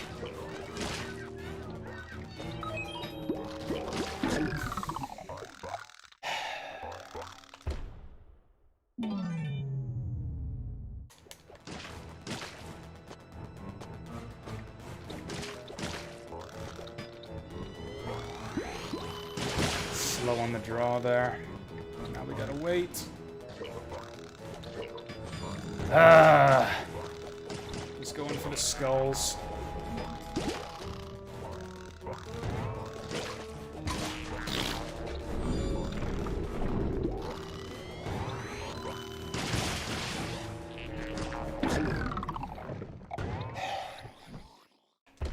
Did I ever really learn this first section? I feel like we were getting through here pretty consistently earlier on. Either I started fucking around and forget how to do this, or I just never really learned this and have been getting lucky so far. This is the most I've struggled with, like, the first, like, 20 seconds of a stage before. Like, yeah, we are now probably...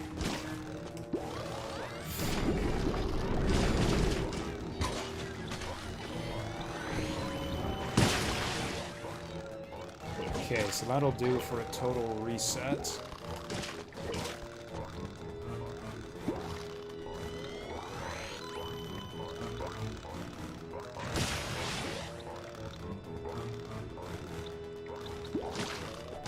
Oh, I can go over that eyeball. Okay, that one spawned right on top of me after I jumped. Good stuff, good stuff.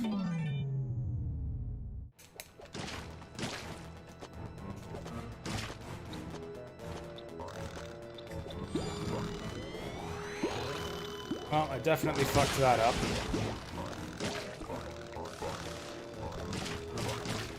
Though I think we're kind of recovering it. Oy.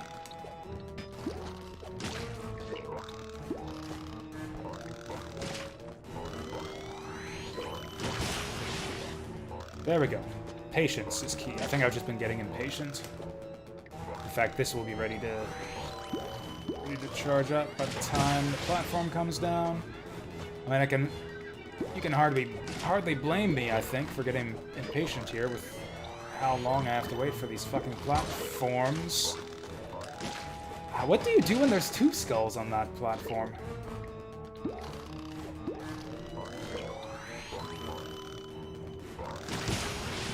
Oh well. We'll get by in our boxer shorts. Let's take the lower path this time. Fuck.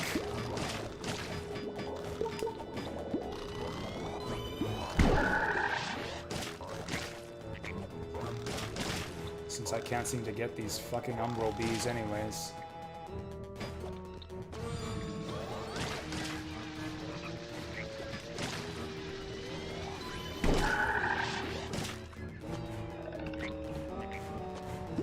Oh, hey, it's just like a naked red armor, like an actual red armor that spawns in the level. Good shit. We can fight him. No, we can't, because there's an eyeball there. I've got to be precise with my attacks. Seriously? You think the new Ninja Turtles looks bad? Yo, you're a fan of the comics. I mean, yeah, the Turtles games have never really taken after the comics too much, I don't think. I thought the new one looked pretty much entirely in line with the old games, to be honest. I'm kind of looking forward to it. I think it'll be good.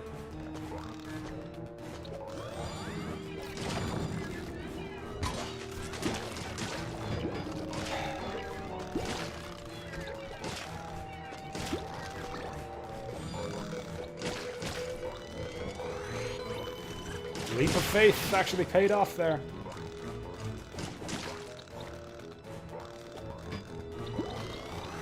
Yeah, I should be using that lightning more. There we go.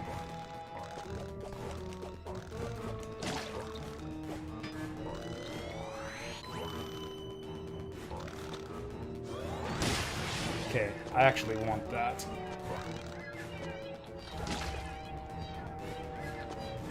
Ah, I'm not gonna get it.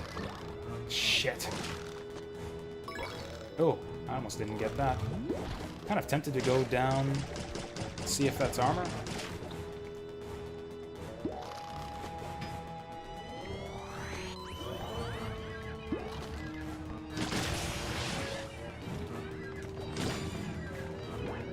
Well, that's not so great.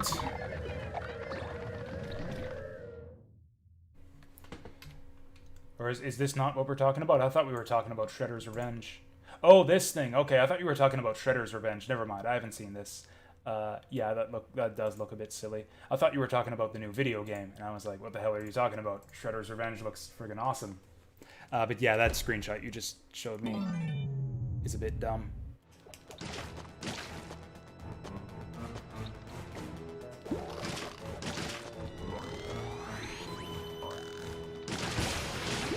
Ooh, that was a good hit.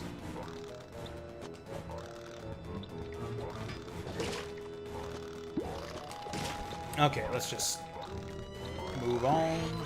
Actually, let's not. Let's kill all these fuckers.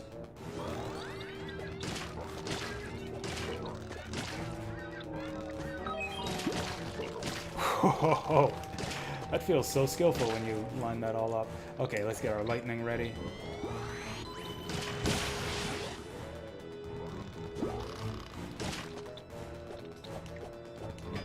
Ah! I meant to shoot in the opposite direction. Okay, let's at least try to get this Umbral Bee. Nope.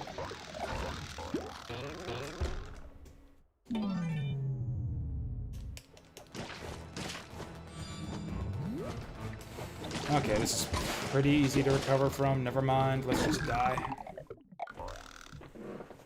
Man, I'm a little bit disappointed that they abandoned the branching stages, or like two versions of each level gimmicks so quickly. I would love the option to like just dip into another stage and try it. I realize now that that was one of the things keeping me sane for the first bit of the game, was the fact that I could just go to a different stage. Like if I get stuck on 1A, I can go to 1B. 2B sucks, so I can go to 2A. I don't know why they abandoned that so quickly. Yes, I noticed that too. Yeah, there's two different types of red armors, actually. I think the armored ones are actually easier to deal with. I mean, I don't know. Defeating red armors is kind of a theoretical notion at this point in the game, because we have passed the point in the game where we're just fighting red armors one-on-one. It's always red armor plus a bunch of other bullshit that makes either version of him pretty much completely impossible. Yeah, whatever, just kill me.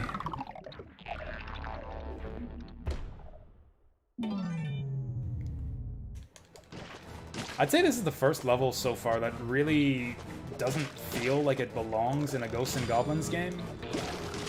Just the level of precision is well beyond anything that was in any of the previous games. Like, it feels like I'm playing a whole different genre of video game now.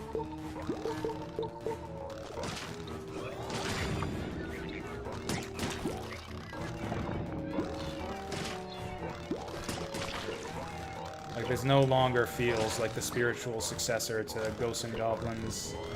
It's like I'm playing like a whole different type of game. Dark Souls, nah, not really. It's more like the Mushihime-sama. The Mushihime-sama Futari of Ghosts and Goblins games. Like, as far as like demanding ridiculous precision.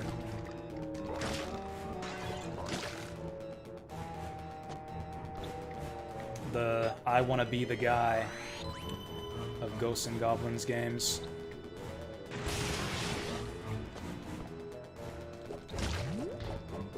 And maybe the Super Meat Boy of Ghosts and Goblins games.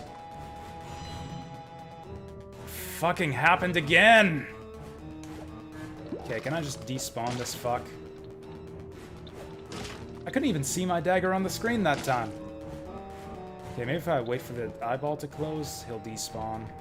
Or we could just go down the lower route. Yeah, let's just do that. Let's just go the lower route.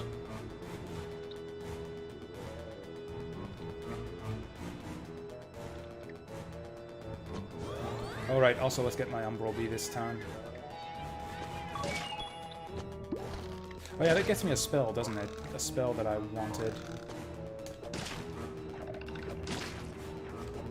Oh, never mind. Never mind, he's coming down for me. Right, because these guys have an aggro range of like 4 screens away, and now we got 2 of them on screen at once. Yeah.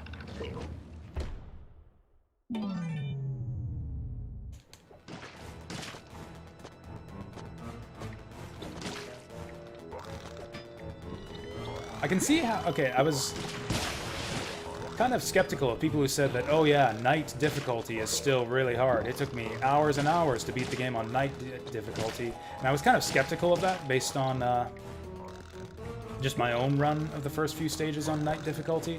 I totally get what those people are talking about now, though, because I don't think that a checkpoint or an extra hit would help me at all in this section. I would still be struggling with this section on night difficulty. An extra point of armor, a checkpoint.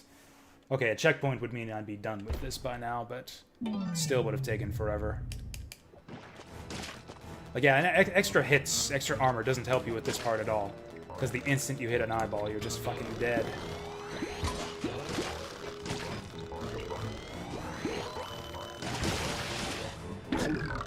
Nice. Pretty sure the other spells give you iframes after the spell's done casting to avoid bullshit like that.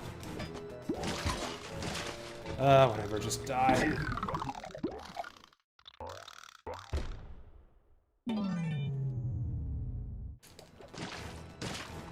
I had a route through here at some point and I've lost it.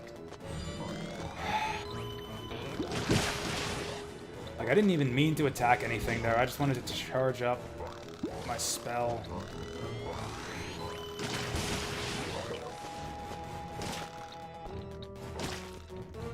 There we go.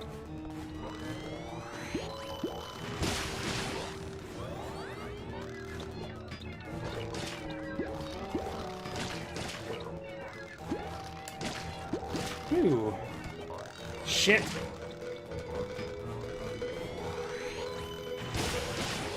Okay. Covered from that one, kind of. Are the Firefoxes coming back on me?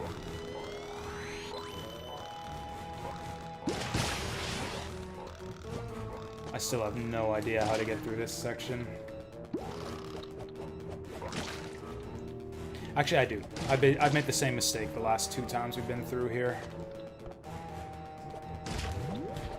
Do not walk forward until all of the daggers are fully off screen. Okay. Hey, Vasil. Welcome, welcome. I think you might be in time to see this level drive me crazy. Okay.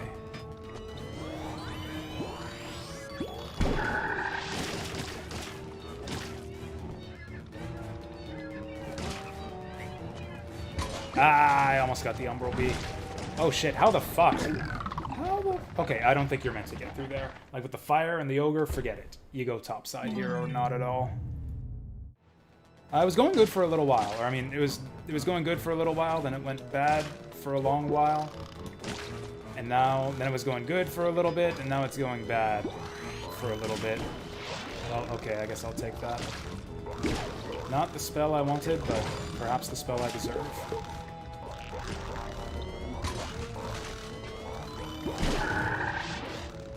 How the fuck did that skeleton avoid the frog?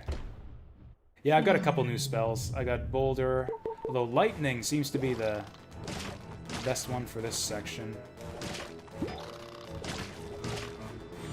And again, I threw that dagger not intending to make an attack, but to charge the spell.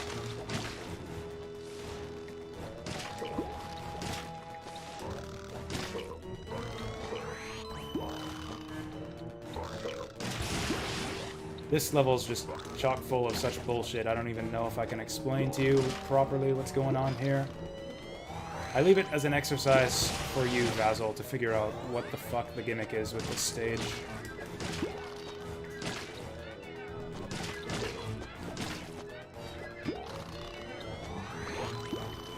Hoi. I think I'm just gonna wait for my lightning to charge back up. That should do it. Almost didn't do it. Ba-boom. Okay, definitely wait. And away we go. Oh, I lost my armor. When did I lose my armor?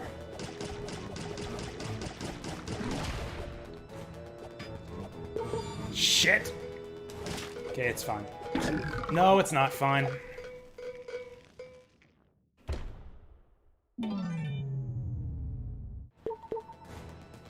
Okay, right 2 for lightning, left 2. I charged it early.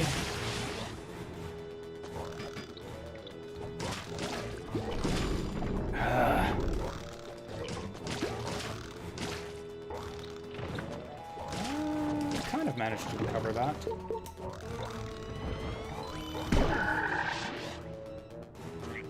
God, the magic is so handy here. Shit. Okay, that one's not too bad to activate.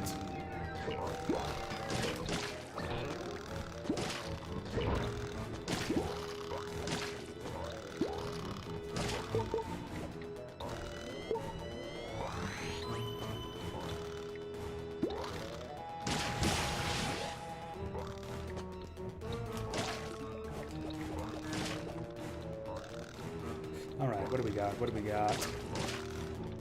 Wait, wait, wait, wait. Jump! Oh, jump too late.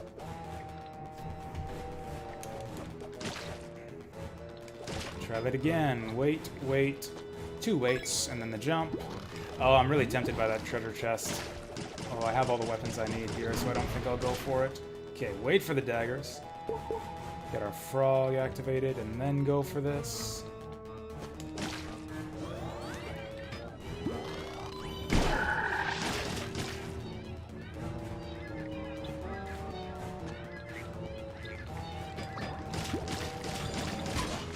Wait, what? Wait, what? Oh, we just wait. We just wait around for that thing to lower. That really sucks. Okay, that changes how we have to approach that part.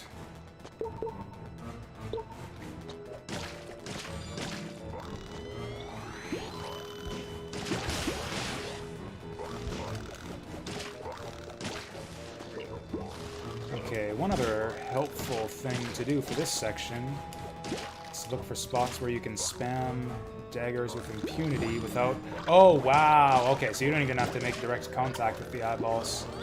You just have to, like, pass vaguely near them. That was super lucky that we didn't activate that guy there.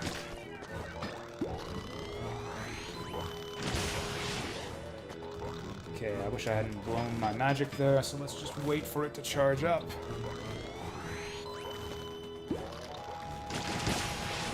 Excellent. Yeah, this is the first section that feels like there's almost no improvisation. Like, this is a carefully planned route. Okay, I will go for that now. Because getting my armor back would really help. I think I'm fucked. Of course. Why would a treasure chest ever have anything useful in it? That was close. Did that ogre guy go away? Nope. He spawned early. Oh, no, that means... Okay, we're done. GG.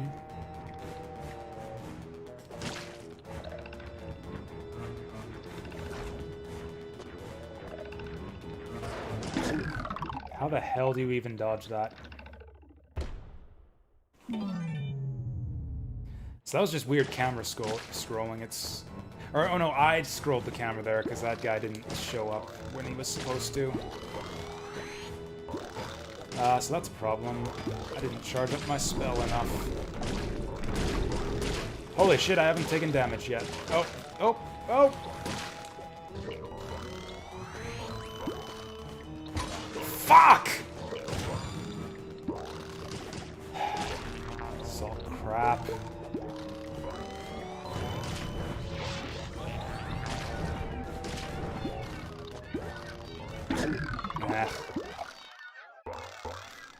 I think this is as far as we go. I don't have the stamina. Do not have the patience of the streamers that I idolize to fail at the same game for 9 hours in a row. Also, it just seems like a waste of time. Just as far as like my mental state, I will come back at this next week and do much better. But yeah, as it is right now, I'm just getting worse and worse at this. I'll do better if I just quit this for today and come back at it next week. I wish I could hit the checkpoint. I would really like to get that checkpoint. But it's just not gonna happen. Like, we're not even close. I haven't even made it past this first section.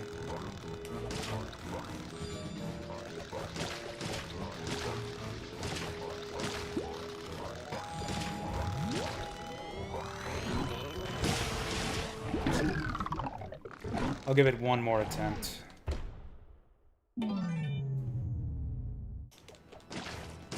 It's like not even a carefully planned route, but specific spells too. Like I have no idea how I would get through this without thunder magic, for example. Oh, that's bad. Or frog. Ah! Oh yeah, frog's good here. Oh, did I miss the wizard? I did. Shit.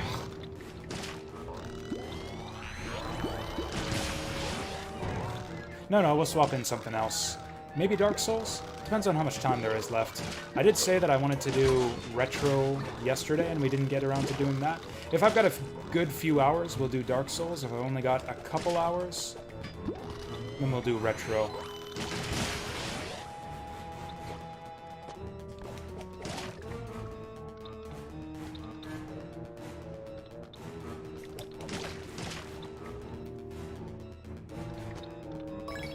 That was close.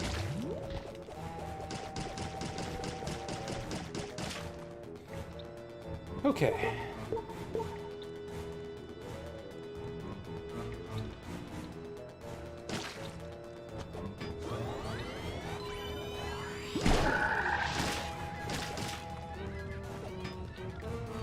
Kind of need to wait for the frog to come back. Shit!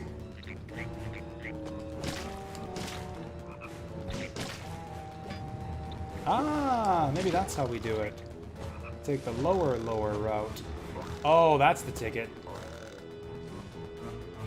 Okay. So we go, like, high, medium, low. Now I died here last time. This is only my second time making it to this part.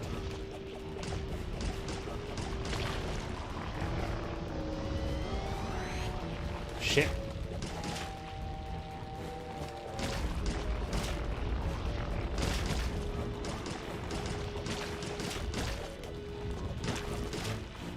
Does this work? Oh, that'll do. That'll do nicely. Oh, beautiful.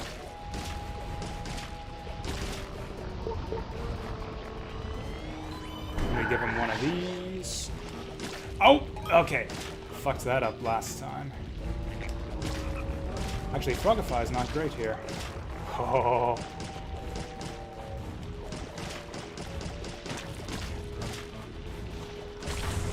There we go. Okay. Yeah, we want thunder here again.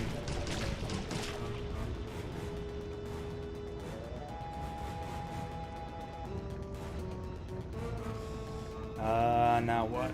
Probably gotta get to that platform. I don't even care about that guy. Oh, God. Please just give me a fucking checkpoint. Okay, we got another auto-scroller here. And the slime is slippery. Okay, I just know this thing's gonna make some abrupt movements any second now. No! What? Okay, it just does that when you die. It just does that when you die. Where is the checkpoint? Is there no checkpoint in this level? I mean, this is a shorter level. There's only, I think, 4 Umbral Bees in this one. Because yeah, if you look at the level map here, that's it. It's the boss chamber after this part. Unless, did I miss the checkpoint banner?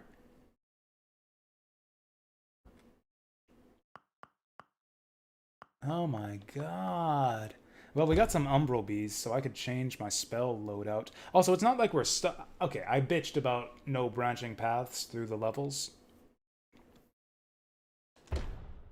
You aren't stuck here forever. You can go back, you can replay old levels, and you can get more Umbral Bees to unlock more things on the spell tree here. I don't think I would get rid of Lightning. I mean, okay, Lightning is super good. For 1 bee, I think we keep that forever. This is another thing we learned, is I can refund stuff from the spell tree here.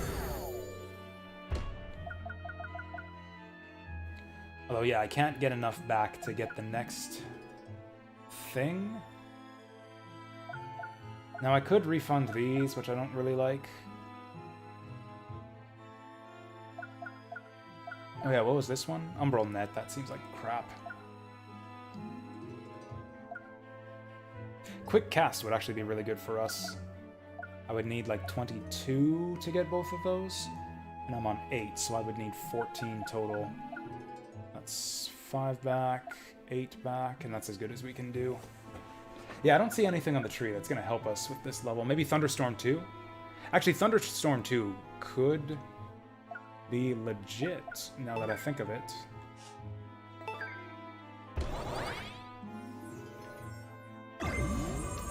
Instead of the Boxers, we take Doppelganger. Oh, and Thunderstorm 2 is only 4. I could take off Transmogrifog 2 also, because that's only useful for areas that have large enemies, and we haven't seen any large enemies in this stage, so we could take that off. And then what else is up here? Oh, we could grab Resurrection. We could grab, yeah, Resurrection and Embolden 2 for whatever that's worth. Oh, that's actually amazing. Yeah, I made a big mistake going up the right side of the tree so hard early on. Okay, so that's going to make it easier to aim our Thunderbolts. Yeah, I think Resurrection's kind of bullshit. It sounds like overpowered. I've been confused in the past. I've seen other people with this skill. It seems like you just have a random chance of getting an extra life. Like you just revive on the spot sometimes, at random. I was confused so many times seeing this happen on other people's streams because I didn't know about this ability. I was thinking, oh, these guys must be playing on bitch mode or page or whatever. Yeah, page difficulty. Because they're just reviving on the spot, but then what? Then they don't revive on the spot. How does that work? But yeah, we randomly get extra lives now.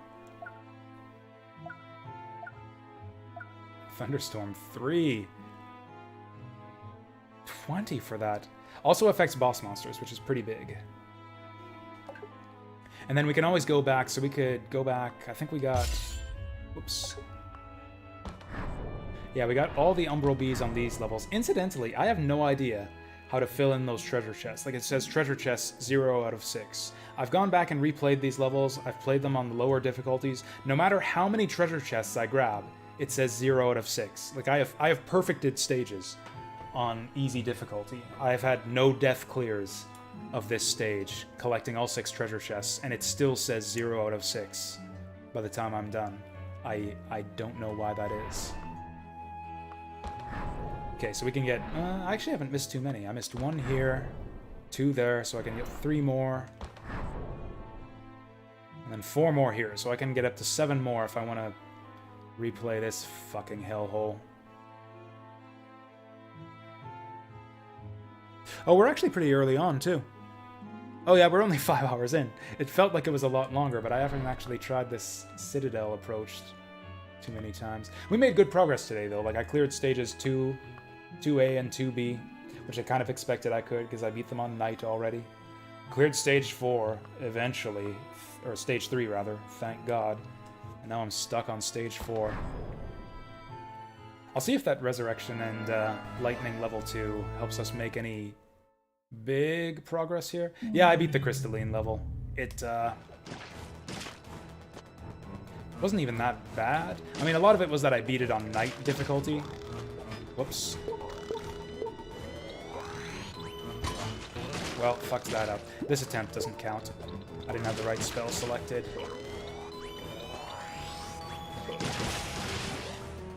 Ooh, that roots you in place for a long time, though. Oh yeah, it also makes it recharge slower. Shit.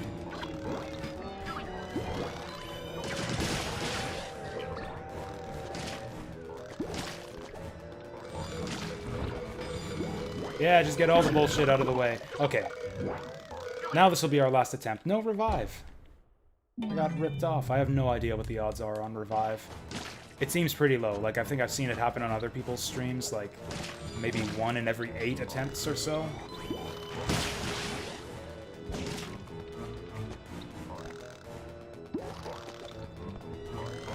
Oh yeah, so you haven't seen, like, the full extent of this stage's bullshit, Vassal, but, so the whole gimmick here is that you got these closed eyes in the background. If you hit one of those with your attacks, it'll activate and, yep, spawn in some enemies. The reason Thunder is so good here is that magic attacks do not trigger the eyeballs. So I'm free to spam magic as much as I want to, but if I spam weapon attacks, it'll spawn a bunch of new enemies. Sometimes, like, really, really fucking nasty enemies. Like, some of these eyeballs are red Arimers. And the problem is, it spawns in a shit ton of enemies. You have to throw a bunch of daggers to get rid of them. And then while you're throwing daggers, you activate more eyeballs for even more enemies. And it's just like a cascade of bullshit. Whereas just activating one eyeball means that you end up activating all of them and you die.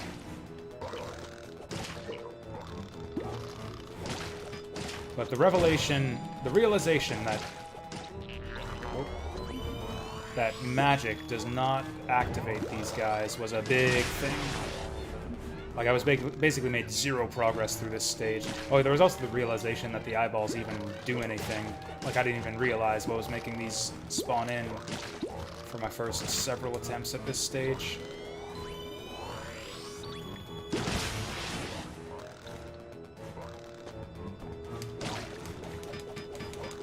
Okay, so we've kind of got a path through this section.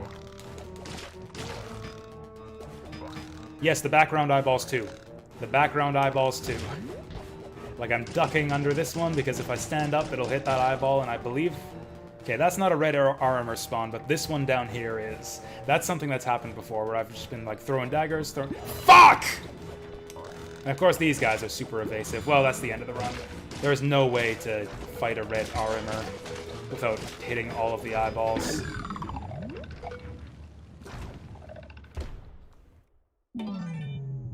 Like, if we want to just go nuts with it... Here's all the bullshit that spawns in if we just go ham with the attacks. And the other thing, too, is, like, you might think, oh, let's just activate the eyeballs one by one. And just, like, take out all the enemies slowly. But no, the eyeballs close eventually. And then you can reactivate them. So, like, there's just no end to it. So you have to be really careful with your attacks. Like, extremely precise aiming is the key to this section. Either that or magic spam, which I think is the more reliable strategy.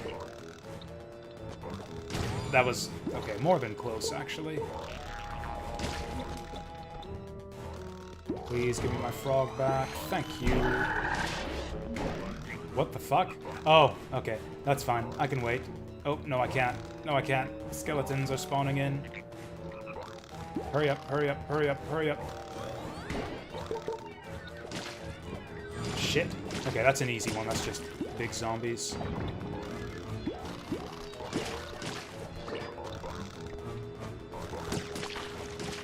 Shit. Okay, I knew that would happen. Okay, this is pretty bad, because the only way to deal with the scythe skeletons... What? I am shocked that that counted. Well, okay, red armor. Red armor is basically instant, just immediate game over. Like, there's no coming back from this. There's no way that you fight red armor without spamming attacks mindlessly, waiting for him to run into them. So basically everything that I do in this level is it's precise, unlike any level we've seen so far. Like, everything you see me do, or not everything you see me do, but like the only way I've made any progress in this level is by like a carefully planned route.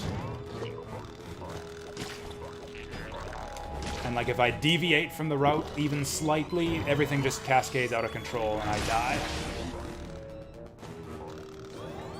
Like, it's actually like literally pixel perfect. Seriously? Okay, normally that thing lowers earlier and I can come back from that if I mistime that jump. Yeah. Because I spawned in the gargoyles, there was no saving that. I have not triggered that revival once. Revival has not kicked in a single time. Okay, this will be for real, my last attempt. For real, last attempt. I've had enough of this. I'm not doing any better either. We're making... I'm actually getting worse and worse at this to the point where I can't even beat, like, the first screen of this level.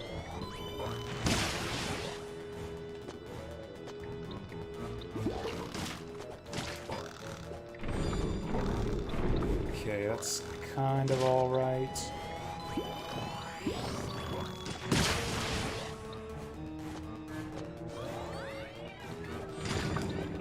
That's totally alright, because zombies are easy. Oh, I can do this. Oh, no, I can't. Well, that was it. That was our last attempt. Yeah, that's it. We're done.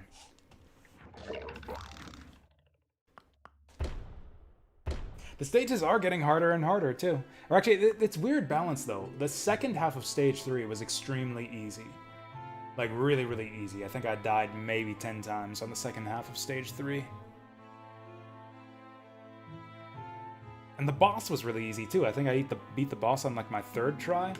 Whereas it took me, like, 20 tries to kill the Hellfire Hamlet boss and, like, a dozen tries on the Crystalline City boss. So, like, I don't know. The game's difficulty is all over the place, which makes me think that a lot of these levels might be very thoughtlessly and haphazardly put together. Like, the game is this difficult by accident sometimes. Just because they didn't really put much thought into how the player is supposed to deal with any of this. But we're getting through. And yeah, this is the second last level. Second last level here, so maybe...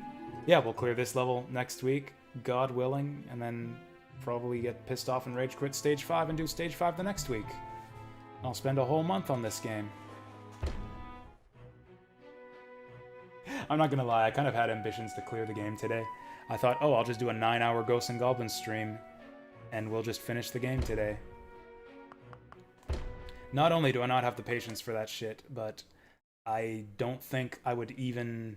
reach the next checkpoint if I played for another 5 hours. So we're just gonna switch it up and do some Dark Souls. I know people earlier in the stream were bad-mouthing some Dark Souls, but it's what I feel like playing. Also, there's like some like little maintenance-y type stuff. We can I mean, I guess that's the thing. I was kind of inspired. I don't know if you saw me talk about this. Inspired by Roberu's 9-hour run of this game, of Ghosts and Goblins Resurrection, in which he failed to complete the first stage. Like, he just, yeah, spammed attempts at Stage 1 for 9 hours, and he made it to the boss eventually. After like 9.5 hours, he made it to the boss, but after many, many retries, he gave up. It was pretty amusing.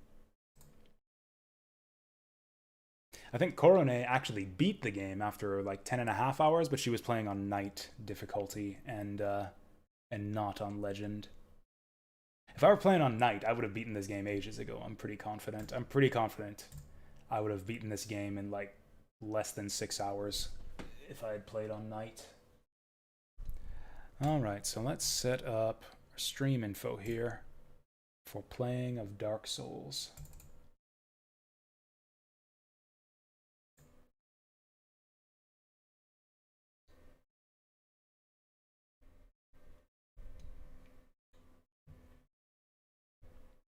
Dark Souls? Dark Souls, where are you and why are you not... Okay, there you are, but why are you not in full screen mode?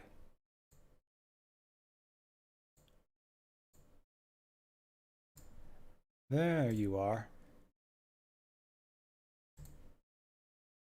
Ooh, enjoying FE9, that's cool.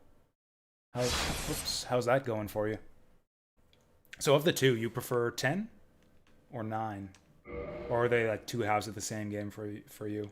I'm kind of that way with like Sonic 3 and Knuckles. Like if you ask me which one I prefer, Sonic 3 or Sonic 3 and Knuckles, and it's like, it's two halves of the same game. Although if you pressed me, I would probably say Sonic 3. I think the best levels are in the... maybe not. Actually, that would be close. S3 and K has Flying Battery and Death Egg.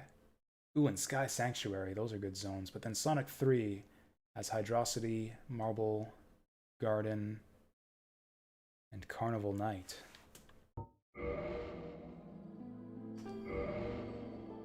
Yeah, Tellius. That's what I keep getting them confused because they like name them by... Oh, right. I remember this. I forgot that we were here. Right, we were stuck in this place. Anyways, we're going to take a quick break here. Not exactly a break, but take some time to switch over the stream titles and stuff. I think this would make this stream number 3 for Dark Souls. Oh yeah, I'm like hopelessly lost in this game right now too. Okay, it's not my first playthrough. I don't care about spoilers. I'm not playing on hard mode. So it's just backseating allowed. There we go.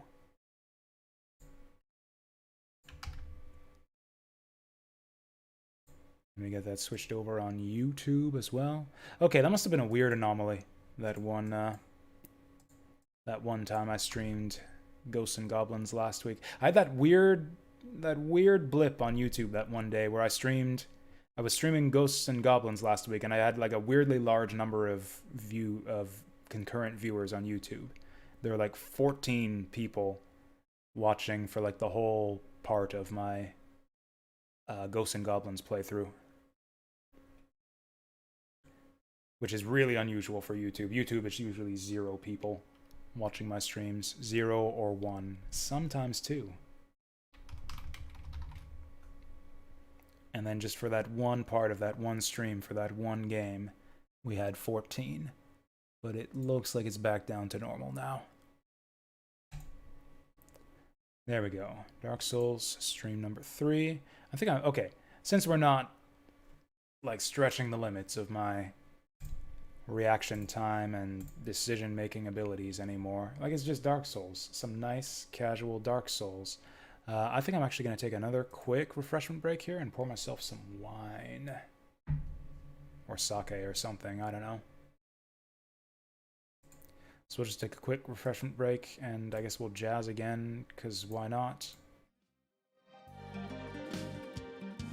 But I'll be back in just like 2 minutes.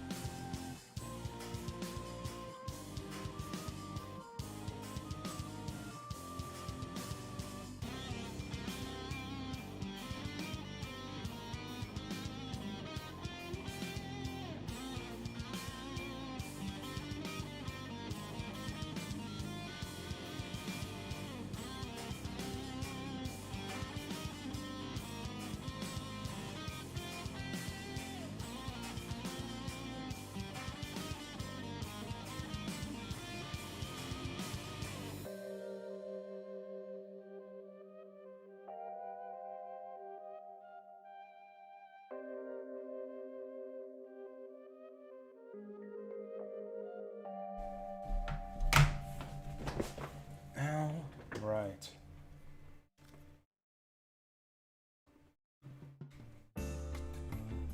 Ooh. I might just sit here and groove to the jazz for a second here. Oh yeah, the classic confusion over which number applies to which Fire Emblem game, because the Nintendo doesn't actually number them.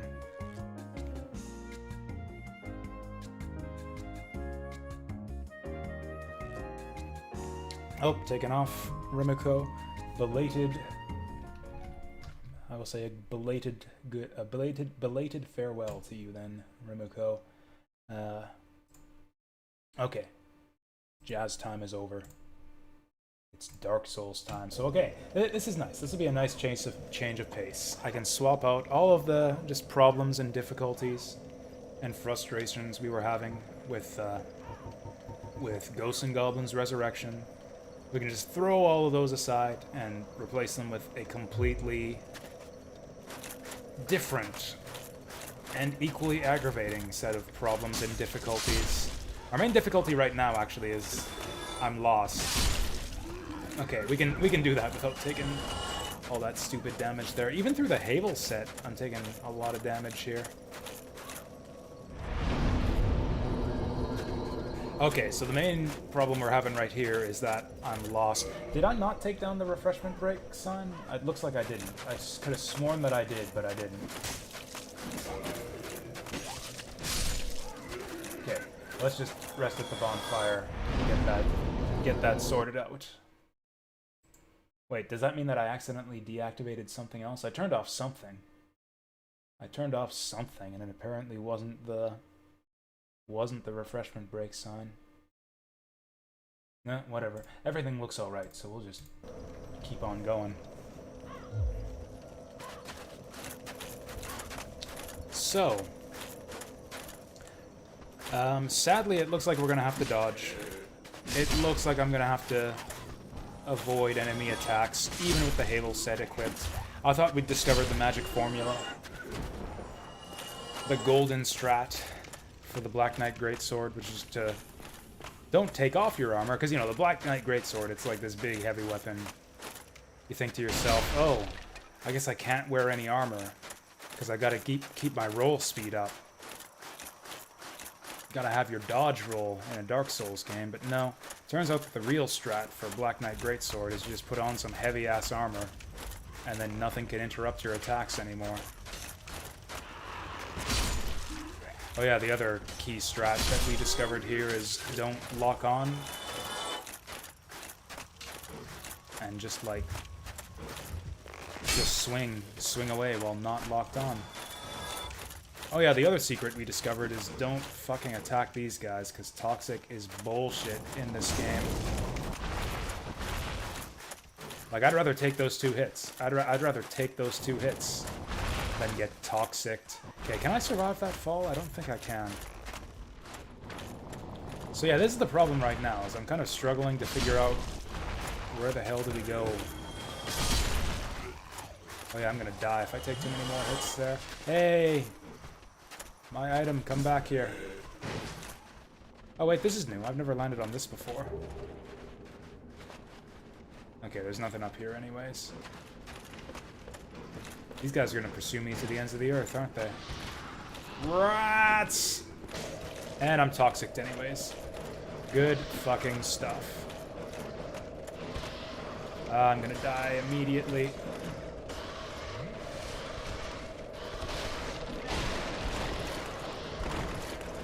Oh yeah, I think I've got so much endurance, I've actually still got the heavy roll and not the full-on fat roll. Okay, this run, I think we're gonna scuttle this run and just head back to the bonfire and give it another try.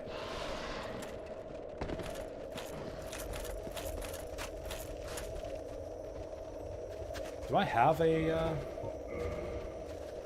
moss clump here? I don't. Ugh. Okay, let's just fall down here. I might not be able to find my way back to the bonfire. Oh. I was just in here, wasn't I? We might be going in circles.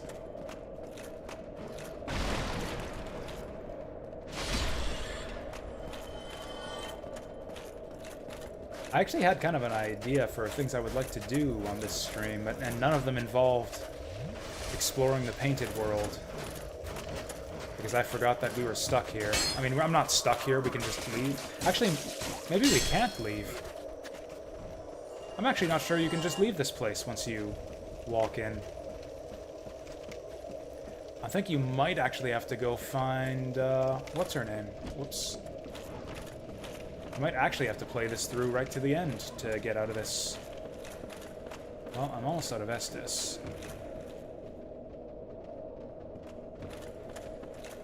Is this the way?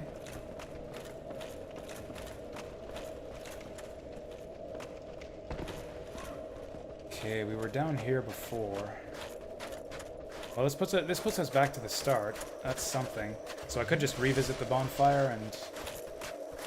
I don't know. Try this building? Oh, also, what am I doing? Since I'm toxic already, might as well just kill these guys. Because, yeah, once you've got a status effect on you... like, yeah, getting hit with more poison doesn't even fill up the bar.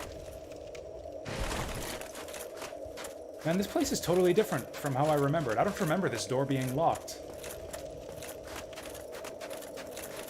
Like, I don't remember this whole part of the level where you have to, like, run around the rooftops and try to find your way back down to open the courtyard. Oh yeah, I've got some humanity. We could reverse hollowing. Can I leave? I'm not sure that I can. I think I have to go... go talk to what's-her-name to get out of here.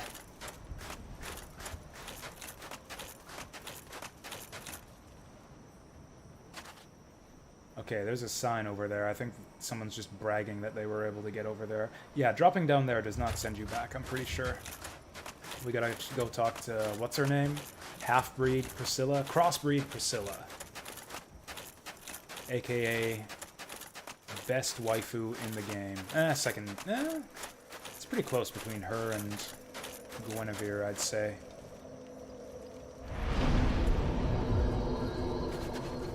Oh yeah, I do... Right, I eventually want to reverse hollowing here. There's an NPC phantom I'd like to fight. But until then... we can just enjoy the ride. Okay, let's explore this first building. Also, I still haven't figured out how the hell to get up there. Can I just fire a bow at that? Is that how you do it? I really need to clean up my inventory. Next time we go back to the bonfire, I'll dump a bunch of this stuff into the, into storage.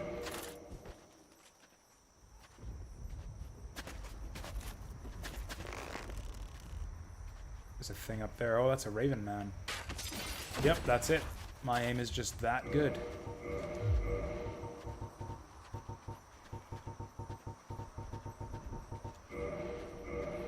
I wish there was something like a favoriting system in this game. Like, just better weapon organization. If I could, like, star a weapon and then, like, tab over to show starred equipment only. Like in Borderlands. Like, Borderlands has a system like that, where you can favorite a weapon and then show only your favorites on the equipment screen. Or hell, Neo had a system like that, too.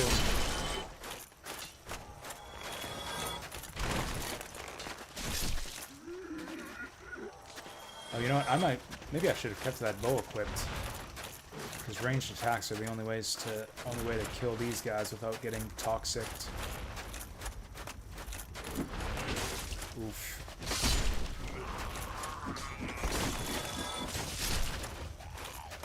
Alright, taking all the unnecessary damage up front here.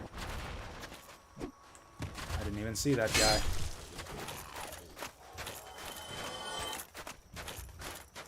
Alright, we're up top. Oh, now how do I get down there? Oh, hi guys. Oh, shit. I forgot that I was that low. Because, yeah, I was tanking all the hits all on my way up here. Fuck, we could lose these souls. And this humanity.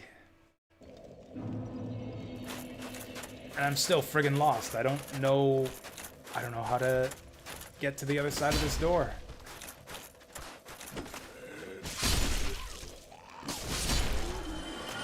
Like, gosh, Mr. Dark Souls, man. Have you tried pulling it? Have you tried, like, push instead of pull? Actually, there's no handle on that door. You probably can't pull it. Or, like, chop it down with your greatsword. Like, fuck, if my sword can go through dragon scales and Havel armor, it can probably go through a big wooden door. I'm not even gonna mess with that guy. Let's just run right up here.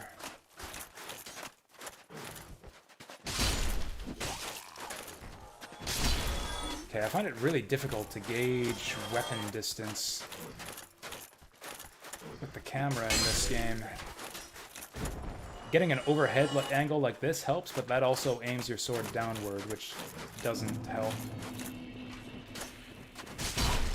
Oh, we can stagger him. 2 shots, you're done. Ooh, souvenir of reprisal. Get out of here, you creep me out.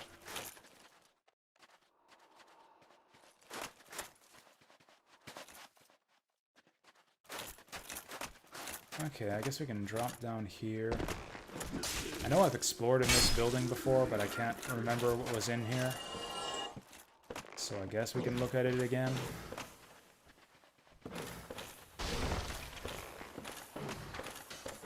I think it's just rats and a dead end. Yep.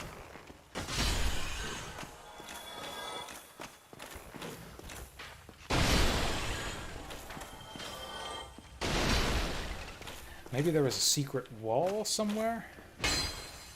Except there would probably be a message in front if there were. Oh no! Oh hey, we can actually block that pretty decently. Or, you know, half decently. That was close. I mean, I kind of meant to do that. I'm just surprised that it worked.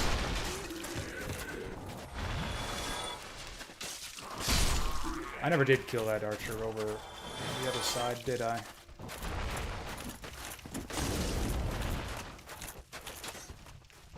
Well. Holy fuck, I survived that! What? Well, that's one way to do it. Something's throwing spears at me, but I don't care. I'm alive somehow.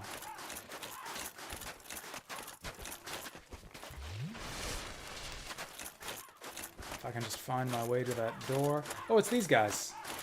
Forgot about these guys. Where's that fucking door? Here we go. Here we go. I'm a little bit distressed that I never did find the correct way down here. But, whatever. I'll take it. Checkpoint activated. These guys are like, what's it? That boss from Demon Souls? Except, like, a bit more fleshy. It's like those guys were slimes, and these guys are... Man, these guys are gross is what they are. Jesus.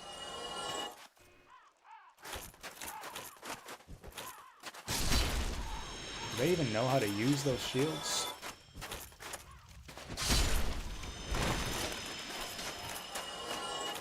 Pretty sure these guys respawn anyways, but... Fuck it, this is easy Souls. Dark Souls, they should have called it Easy Souls. Because that's what we're playing right now.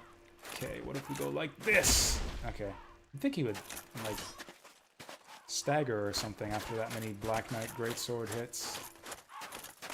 That must be a high stability shield. Down with you. And you. There are a lot of these guys. And you. Ooh, 2 for 1.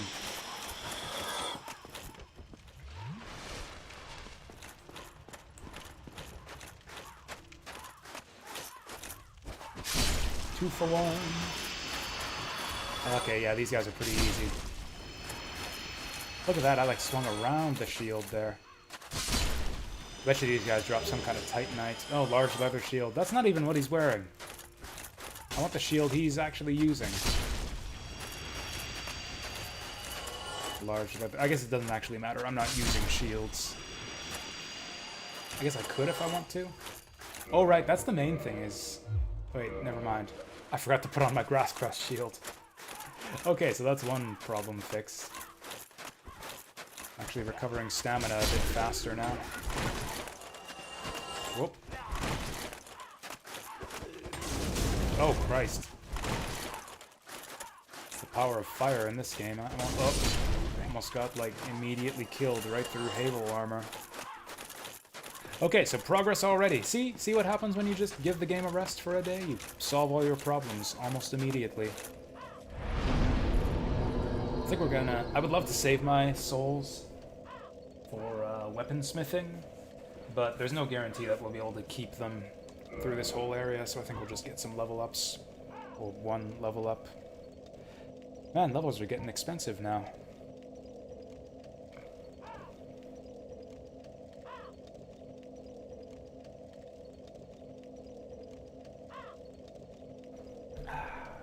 So it looks like we're still going up by 1.8 load per point. Still 1 damage per strength. Could start going in resistance. I don't know if that's any good. I think resistance is generally considered to be a dump stat in this game. So I guess we'll dump it. Let's get some Vit, because I think we're going to be able to find some Firekeeper souls pretty quickly here. Oh yeah, the main thing is I want to reverse hollowing.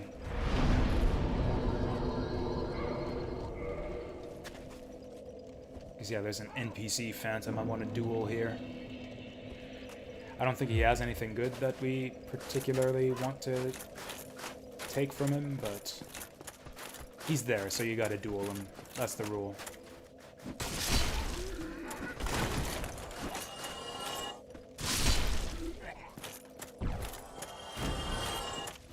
Yeah, I've been forgetting about the NPC Phantoms for most of the way through the game. I can't remember which ones I missed.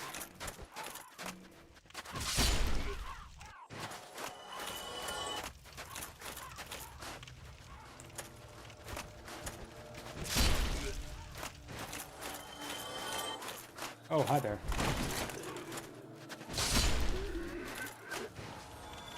What's that fucking noise? It's like there's background music or something in this area?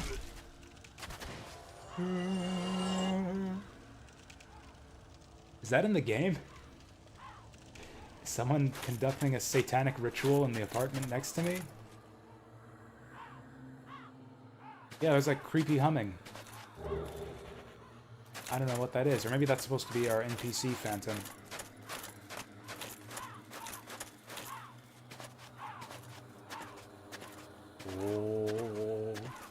Oh, it's loading something.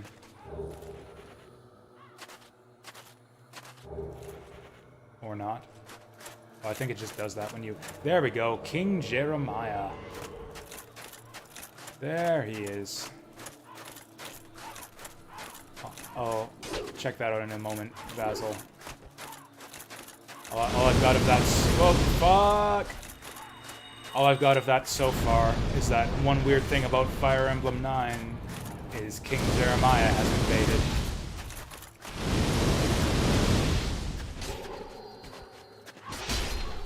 Two shots, same as everyone else. Is that the Japanese version? Yeah, I saw that. Yeah, we talked about that. Actually, I think I talked about that with, yeah, Toya Hachijo. Because he had done a Maniac run of Path of Radiance. And, like, just from me hearing about it elsewhere, I was kind of thinking I wanted to do Maniac on my first playthrough. So I was looking into getting a translation patch so I could play the Japanese version on Maniac. And then Toya was like, no, you madman, don't do it. And then I did a bit more reading on Maniac mode, and I was like, okay, he's probably right.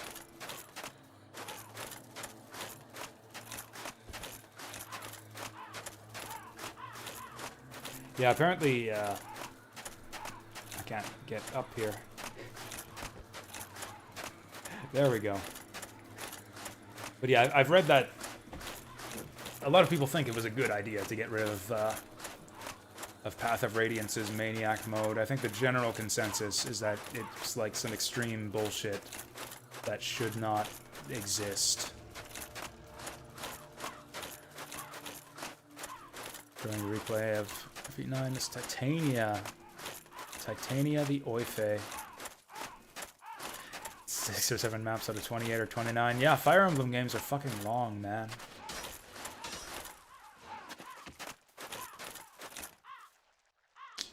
Speaking of extreme bullshit, yeah, these guys are still alive. We could just ignore them. Just go around. They give us a lot of fucking souls, though. So that's 3 for 1. That's a good start. Like, I don't know, that's a lot of fleshy mounds, but this is some really easy souls, man.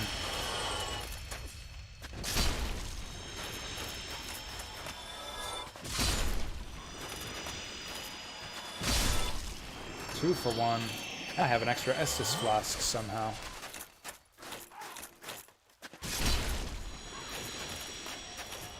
This might be the best soul farming spot we have access to right now. 600 a pop, but there's like 12 of these guys. Yeah, a lot of things are one... They are. A lot of things are one-hit KOs for me right now.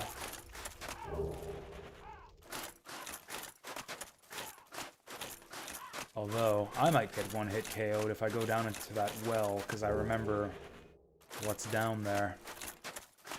I mean, it's more like 12-hit KO, but all 12 hits happen all at once.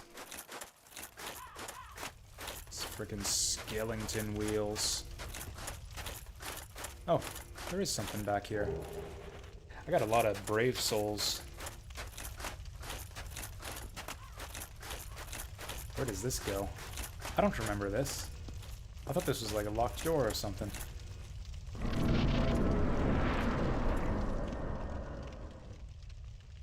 Okay. Oh, this place. I've been in this place, like, through the other side. This staircase is broken, though, so I can't go up, I think.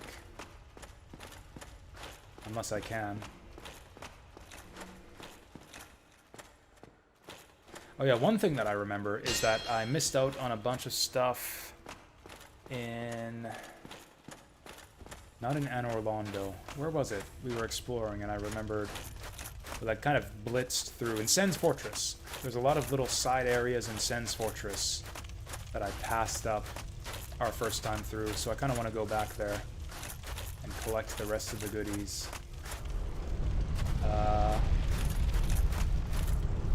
Oh, hi.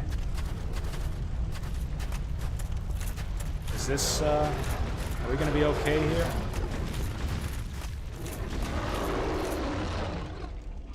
So, okay, that's as far as you go. Now, how far does that go? Oh! I don't care for that. Yeah, we're not going to be able to get up on him, unless maybe we get him to breathe on this side and hit him while he's breathing. Nope. Oh, unless maybe we just hit him on this side if he wants to breathe straight. There he goes. Okay, cool. Like 3 of those, and we got him. Oh, he wants to go breathe on that side like a chungus for some reason.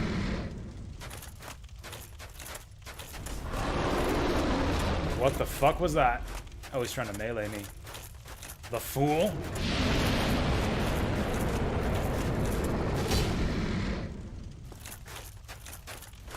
Let's try to breathe on this side again.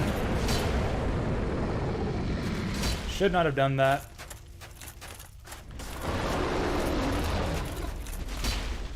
Trying to bite me.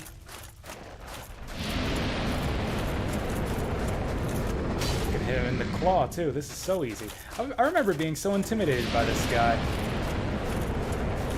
on past playthroughs. I never knew this guy was so easy. I used to, like, clink away at this guy with bow attacks.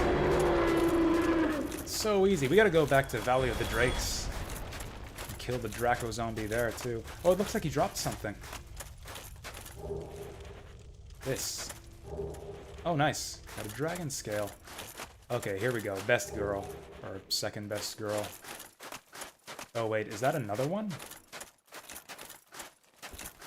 What the fuck is this? Is that another one? Hi.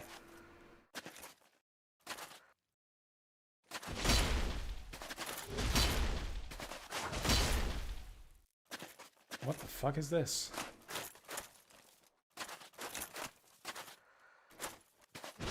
Oh, is this like the other half of that zombie dragon? He does not seem to have a health bar. I think we gotta go find something somewhere else in the ruins to make that thing go away. Whatever it is.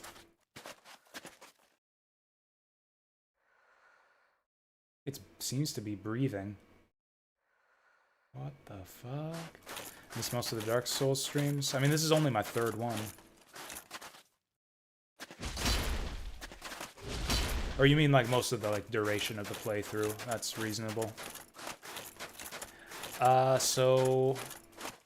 So we did our second stream this Wednesday, which yeah, so I streamed this last Wednesday and this Wednesday. We just got the Lord Vessel.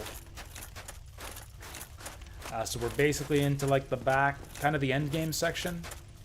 I haven't got any of the Lord Souls yet, but yeah, we beat Ornstein and Smo. Took the Lord, or actually I haven't delivered the Lord Vessel just yet, but we have it.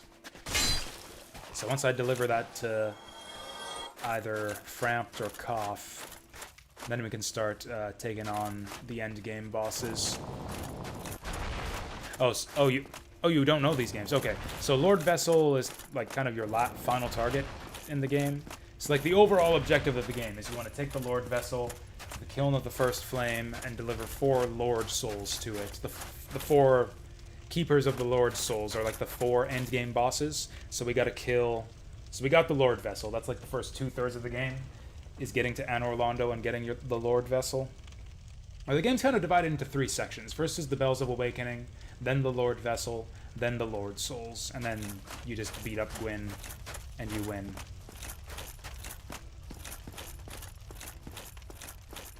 But yeah, all we gotta do now is beat Nito and the 4 Kings and Bed of Chaos and Seif.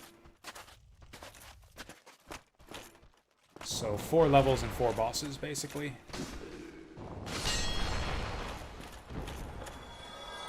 Is this where I want to be?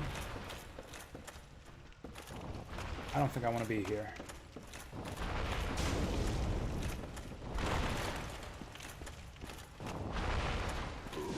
Wait, have I been here before? Oh. Yeah, this is the way out all along. Just up these stairs. Okay, these guys are gonna kill me. Okay, so how the hell do we get through that thing? Or maybe there's a ladder down. Maybe we can go down, like, under the bridge? I see there's kind of an apparatus down below. Is it similar in 2 and 3? A little bit. 2 is kind of the opposite. In 2, you need to get the 4 Great Souls, and that opens up kind of a very long linear path to the end game. So yeah, in Dark Souls 2, it's like first you get the 4 big souls, and then you go through like 6 additional levels and bosses after that. Oh yeah, and then there's a weird endgame segment where you've got to get the giant memories, which is kind of tough to figure out how to do that your first time through. And it kind of opens up. Not really opens up, but you have to like backtrack to weird locations. It's weird. Endgame Dark Souls 2 is weird, and Dark Souls 3 is kind of the same way, where you've got a clear objective at the outset, which is to retrieve the 4 Lord Souls and return them to their thrones, and that's kind of the whole game. That's kind of the whole game, is just tracking down these Lord Souls and, yeah, collecting their souls. Locked by some contraption. Is there a switch around here? Man, I don't know what we're doing here.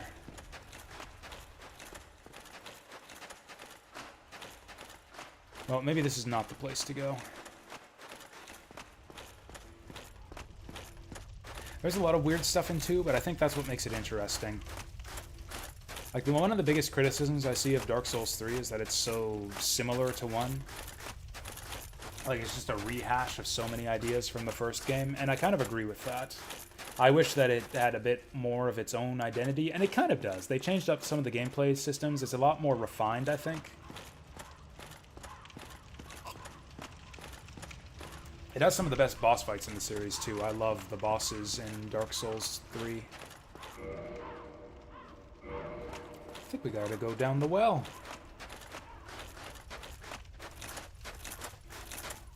Yeah, I completely forget what to do in this area. I guess I usually skip the painted world when I'm replaying this game, because this whole area is just optional. Oh, boy. Here we go. Yep. Yep. There's your 20 hits.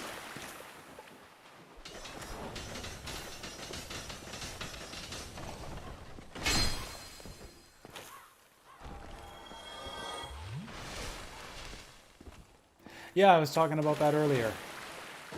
Like, just chop it down. What are these doors made of? Yeah, that was kind of an obvious one.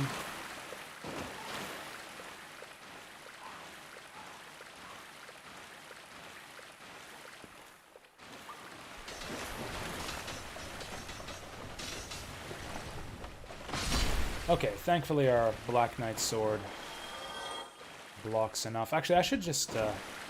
yeah, we're never going to get the drop on them. We're never going to get the first attack on these guys, so I should just use the Grass Crest shield. Annex key! There we go. That's probably the door. So that didn't take too long. Opens the annex, of course. Wintry painted world. There is a structure resembling an old cathedral. Okay, so I think that's the locked door that we just saw. This might be one of the strongest weapons, but it's not the heaviest.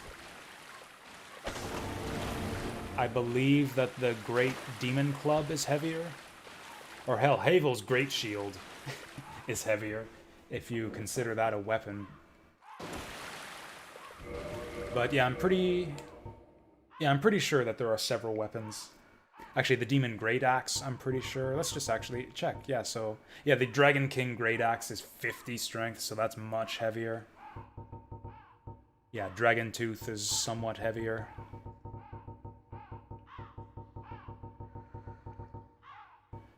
Yeah, Havel's Great Shield is also super heavy for some reason. And you need the... and it's a shield, so you need the full 50 strength to wield it properly. Unless you want it two-handed, I guess. I guess you can two-hand Havel's shield. Oh, the Stone Greatsword, too. That's weird. The Stone Greatsword is heavier, too. I wouldn't have expected that. I don't know too much about the way damage scaling works in this game. Like, it's... I mean, presumably it's better. Since it's heavier.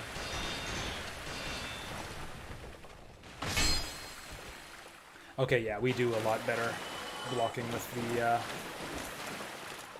the Grass Crest. Where does this lead? So that guy's just staring at a wall.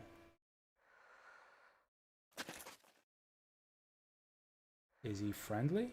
He's just breathing heavily. I'm gonna get toxic if I slash him. Can I handle this weapon in one hand? No. No, I can't. I mean, I can lift it, but this is what happens if you try to attack with it. And it does very little damage. And I have to let that whole animation play out every time I hit the button. Much better to swing it with two hands. I would need, I think, 4 extra strength. With 4 extra strength, then I could... Actually, how much damage? That has pretty good range, that attack. What if I go like this? I wonder how little damage it does.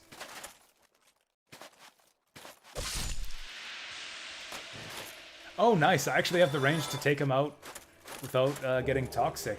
And he had pyromancy. Cool. Actually, I'm kind of curious.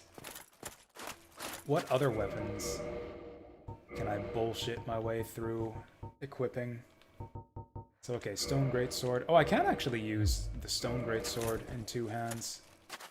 Okay, so that's just going to be the same, because it's another Greatsword. I can actually use this. It isn't upgraded, so it won't be as good as my Black Knight Greatsword.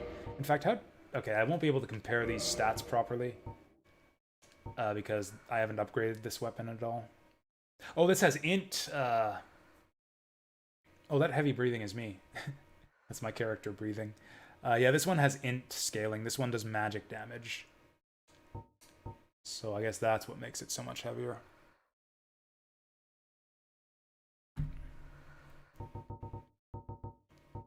What else do we have that's super heavy? Oh yeah, that Dragon King Great Axe.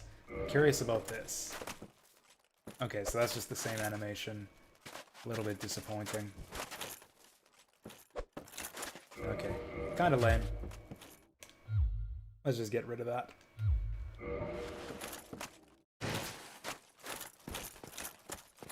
What do I have equipped for rings right now anyways? Oh, of course, Havel and Protection and Favor, so I can actually wear all of this ridiculous bullshit without weighing myself down too much.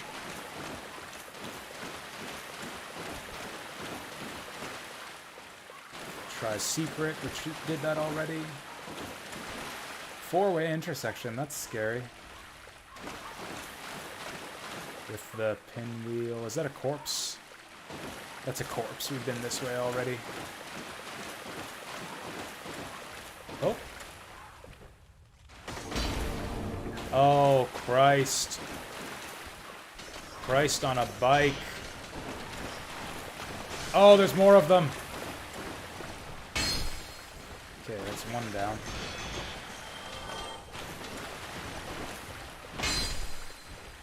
That's what those guys are, right, by the way. That's Christ's bike, is where they got those wheels from. Don't like wheelies? No, wheelie skeletons. Wheelie skeletons are the worst. Fuck Ghost Rider. Ghost Rider sucks. Okay, I know there's more of these guys in here.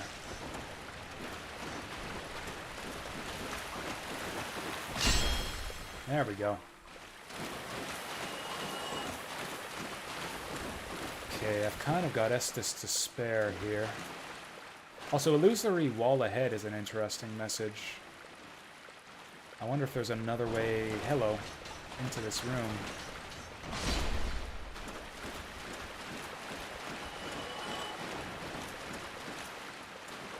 I see you, little wheelie skeleton.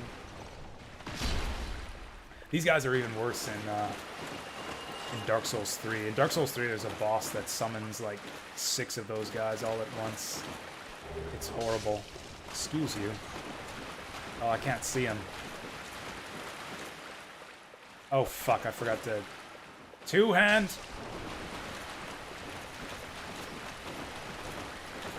There!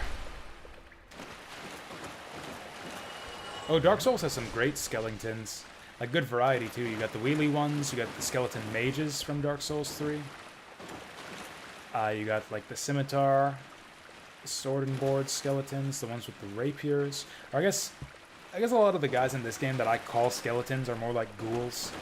Like the Baldur Knights, I call skeleton knights, but they're more like ghouls because they have some flesh.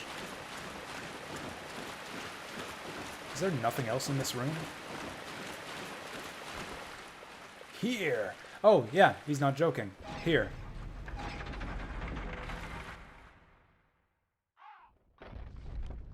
What the hell was that?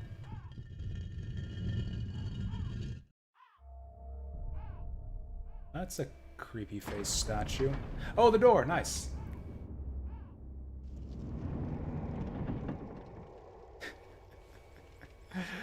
Out of curiosity, were you a fan of Kingsfield back in the day? Because I can totally see Kingsfield giving you like a phobia like that. Skeletons just, like, pop up all over the place in that game. And, like, seriously out of nowhere. Oh, you were nice. Very nice. Yeah, just like, oh, skeleton in the cupboard, skeleton in the treasure chest, skeletons everywhere. And they just, like, rise up and, like, rah! Or whatever noise they make in that game. I think it was the ghost that went, like, rah, rah, rah. I think the skeletons rattled or something. I gotta play Kingsfield someday. I really, really like Kingsfield.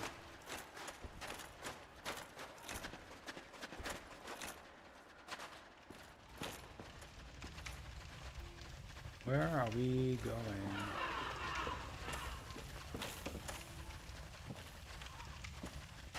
I mean, I guess it makes sense that you wouldn't have thought of that in a decade since you haven't played Dark Souls. Whoa. Oh, hi there. I almost didn't see you. Oh, he was like distracting me from his buddies.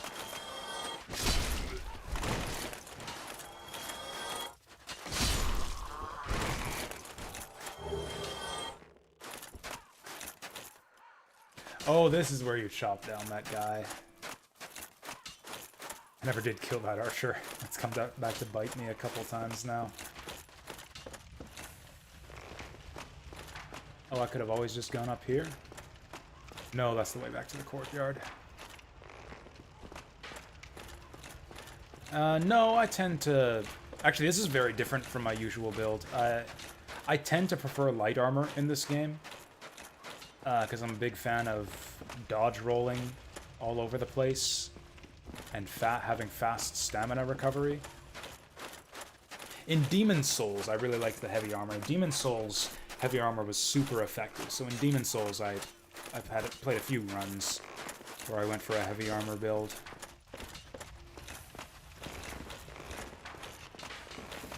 Did I get everything down in the sewer? I'm gonna go back to the sewer. Demon's Souls is the first game in the Souls series. It is basically the predecessor to Dark Souls. You can think of it kind of as like you know how there was like Earthbound 0 before Earthbound?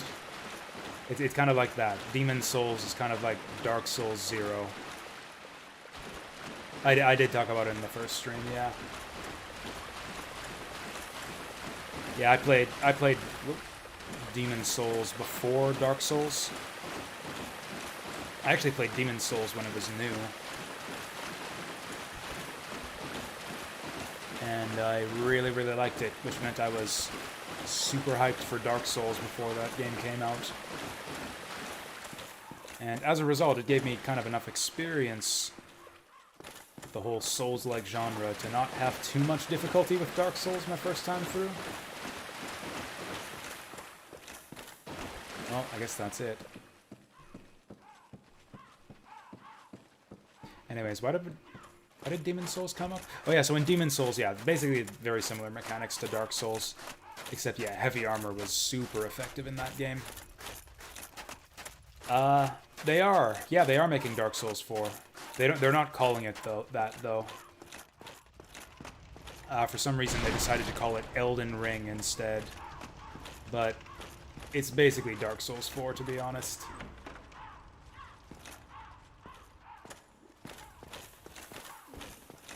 And apparently it comes out in January next year. Kind of looking forward to that, and I really, really hope I can get a new graphics card by then, but I seriously doubt that I will.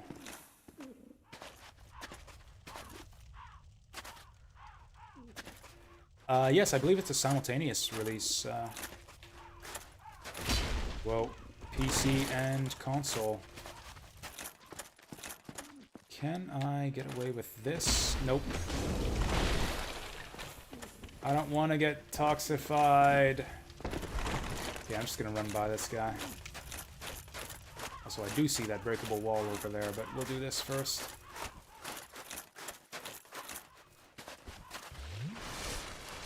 Okay. If this is how it's gonna be, then maybe I should just let myself get toxified. That's an ember. Oh, nice. I don't know if Dark Ember is any good for us, but...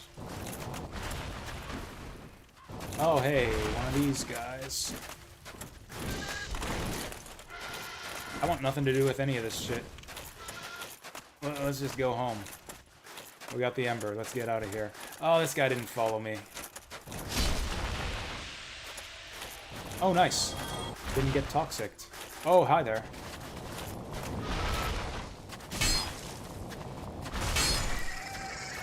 Two shots. Okay. Whoops.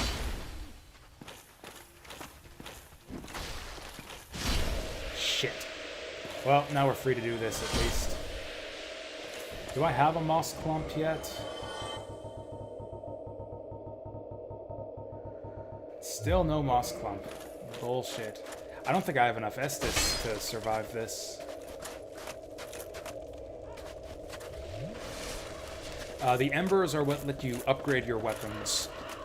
So basically, the blacksmith will upgrade your weapon to a certain threshold. Like by default, he can upgrade your weapon to +5. And then the more embers you find, or the more different types of embers you find, the more he can upgrade your weapons. Now you can side grade your weapon, so like once you get your weapon up to +5, instead of taking it to +6, if you get the right kind of ember, instead of going to +6, you can convert it to a different type of weapon. Like instead of going for a +6 weapon, I could grab a like a holy weapon or a lightning weapon, or like make it into a new type of weapon.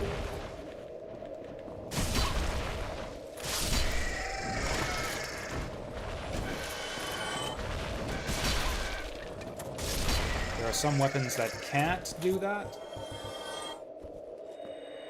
Like most of the special weapons, like boss weapons and a few unique enemy weapons, can't be converted to special weapons. But most of them can. Oh, interesting. Okay, I'm going to go back to the bonfire before this poison kills me. Assuming I can find my way back to the bonfire. Where the fuck is it? I don't want to consume another humanity, goddammit. I'm done. I'm done with consuming humanity. Oh, this is the same shit same problem we had last time. How do I get down from here? What the hell is that noise? Darks. Oh, this is a real dark spirit. Fuck. Oh, fuck. This is a real dark spirit. Like, this is another player just fucking invaded me. Oh, this is gonna be the easiest win in the world for him. Like, I'm just gonna get toxic to death before he even finds me.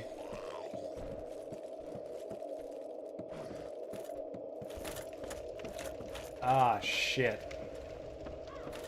And I can't use my humanity. I can't use my humanity because I've been invaded.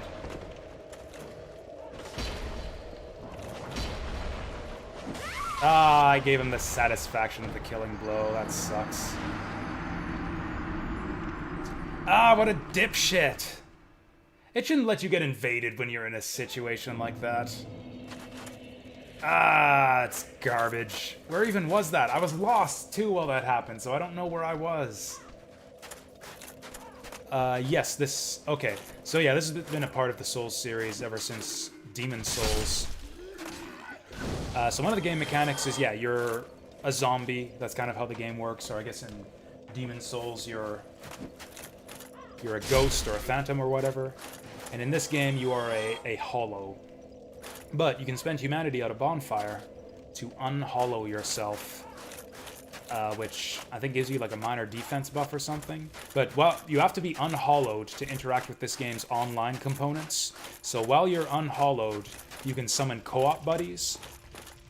But you can also be invaded by other players. So like using this item right here, the cracked red eye orb, which is kind of a consumable that you can find throughout the game world. You can use that to invade another random player and try to kill them to take their humanity and souls.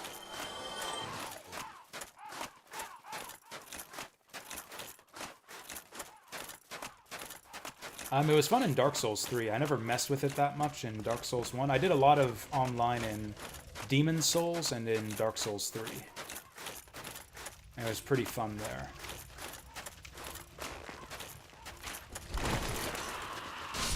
That was not fun, what just happened in that invasion run, though, because I was, like, mostly dead and trying to head back to the bonfire.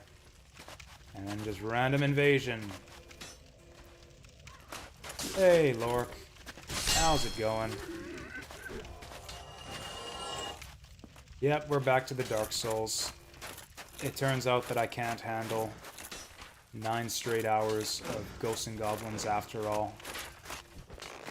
Which is maybe for the best, because we got shit to do in this game.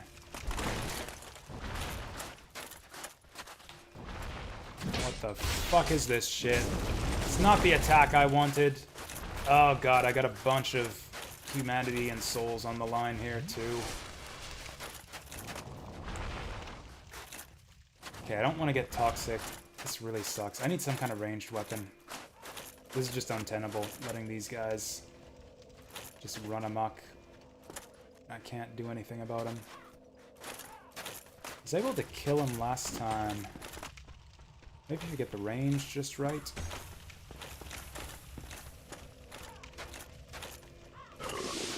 Oh, hey.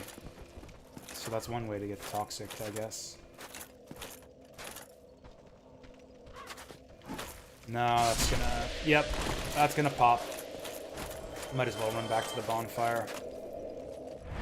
The next time I find a shop that sells the antitoxin, I'm just gonna buy like 50 of them, I think.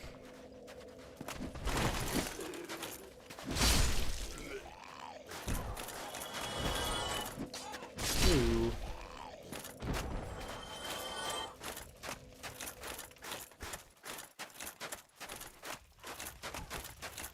Maybe I can just equip a bow?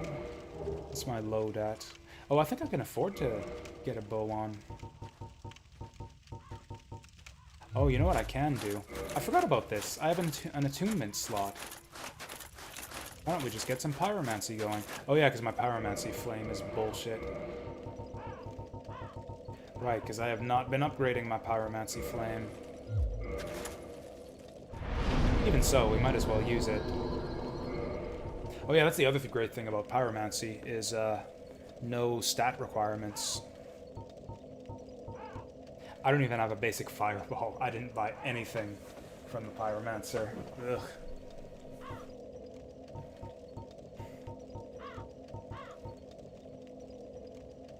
Fire surge, maybe? Maybe that'll do it.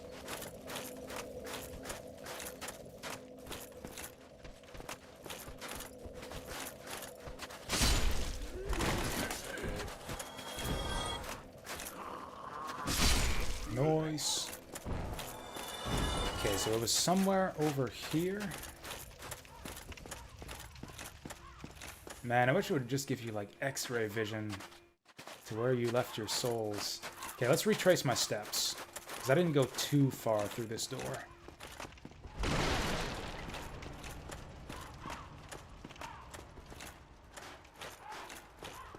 I've actually never paid close attention to when the liquor stores are open. Like, I generally only grab liquor after work anyways. So, you know, it's always open after work.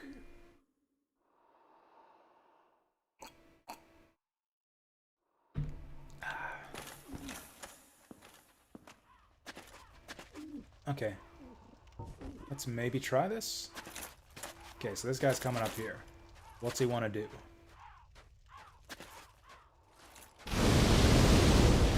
Oh, he wants to be highly resistant to fire, apparently. I can move around while casting this spell.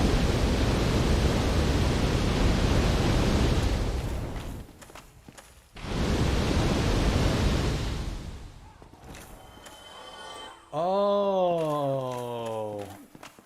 Maybe he doesn't explode if you kill him with certain types of damage. Okay, so what if I get my... My what? Lightning spear, maybe, in the offhand? Or a demon spear?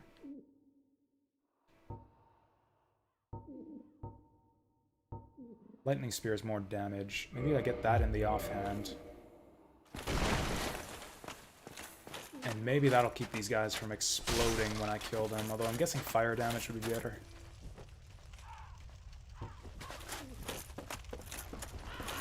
Ah, there it is.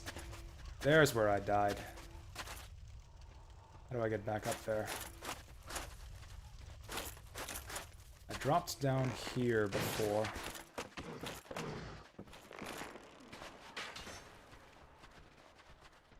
I got little white rats running around here. Plunge! How did... Okay. That was a big plunge. He, like, suffered a... I startled him. He suffered a heart attack. Okay, let's be careful here.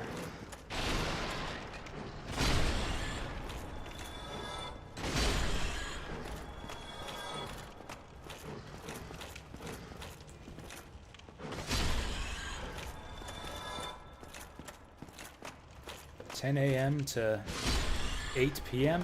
8 p.m., that doesn't seem that late. Then again, I've never tried to go... I think they're open later than that around here. Pretty sure you can buy liquor after 8 p.m. around these parts. Maybe I'm wrong. I don't think I've been to the liquor store that late, that often. No, I'm sure that... Yeah, I'm sure that my friends have gone to the liquor store and done liquor runs after that. After 8 p.m. 10 a.m. though? Who starts drinking that early in the morning?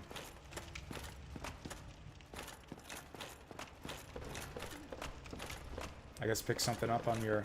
Or I say on your way to work, but most people are working by 10 a.m. Just not me.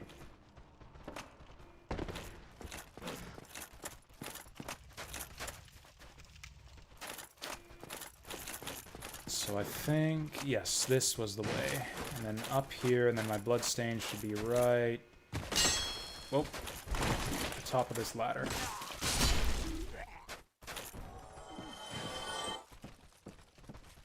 Okay, yeah, the one right near my place is a private one, so, excuse you.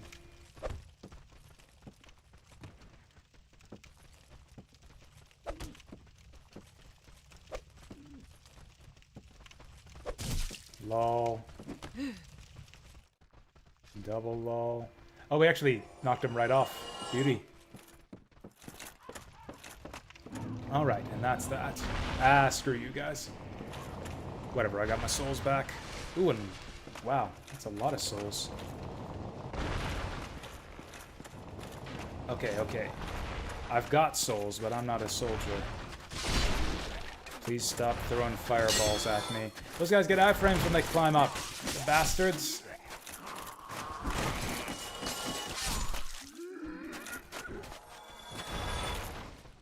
Ooh, still on a whiskey tasting adventure. That sounds cool. Ugh. Well, whatever. We'll just hurry back to the bonfire. Oh boy. Where the hell did that come from? Oh, okay. I guess that's the way back to the bonfire.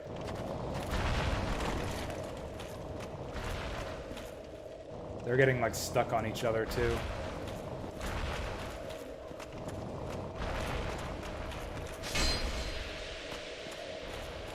Yeah, those guys are stuck on each other, so they won't even come towards me if I wait. Gonna bring the fight to them.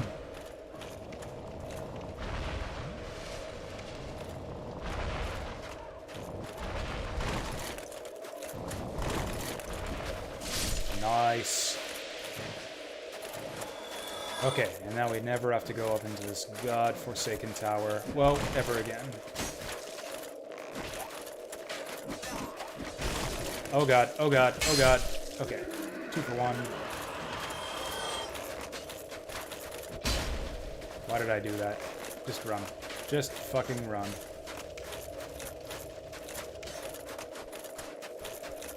Okay, so what did we get out of all that? We got the Ember, but... Does any of this help us? Okay, I'm gonna spend my souls again. Vitality? I think Vitality is probably the best thing for us. I'm not really feeling a lack of... Ooh, 4 points. 4 points of stamina. Okay, we'll get 2 points here. And then, okay, 1 in Vitality.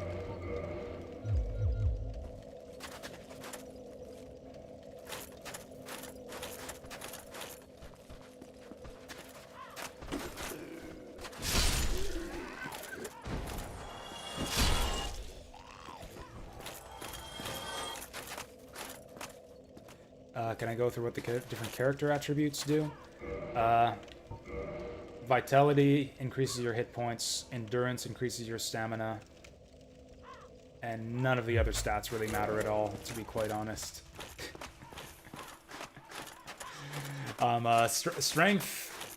Strength and dexterity are required for certain pieces of equipment. So, like, a lot of equipment will have a strength or dexterity requirement for you to be able to wield it. Actually, I was talking about equipment weight earlier. What I was showing you actually wasn't equipment weight, it was the strength requirement of the equipment. So, like, those heavy weapons I showed you earlier actually just had high strength requirements, which I guess is the definition of having a high strength requirement, is being very heavy. I don't know what else would require you to be very strong to wield a weapon, if not how heavy it is.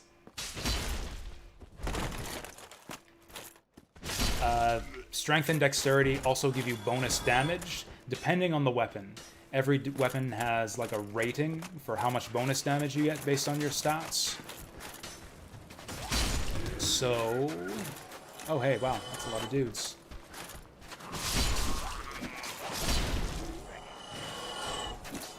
So we're gonna have a big decision right away here, actually. This is gonna be like a Super Metroid speedrun. Kill the animal or save the animal.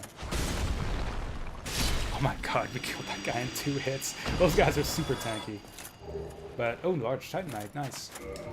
You can see that my Black Knight Greatsword has a B in strength scaling, which is actually very high. That's as high as you can get without converting a weapon to raw type. Raw is one of the things you can convert your weapon to. A raw weapon has higher scaling, less base damage. Or no, it's the opposite. Finesse, I think? Maybe Finesse was scaling instead of raw damage. Now, damage scaling off of your strength, like off your stats, has diminishing returns. So it used to be I was getting like 4 points of damage for every point of strength. But now I've hit the soft cap for strength, so now I only get 1 point of damage per point of strength. Yeah, endurance increases your equipment burden and your stamina, but mostly you care about stamina. Attunement is how many spells you can have equipped at any given time,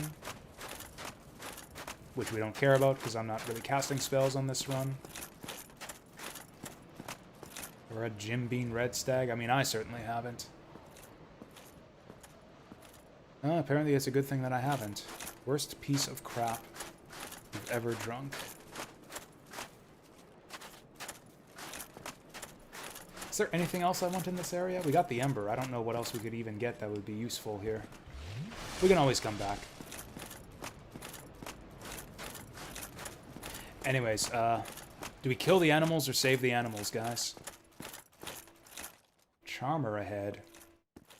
You know it.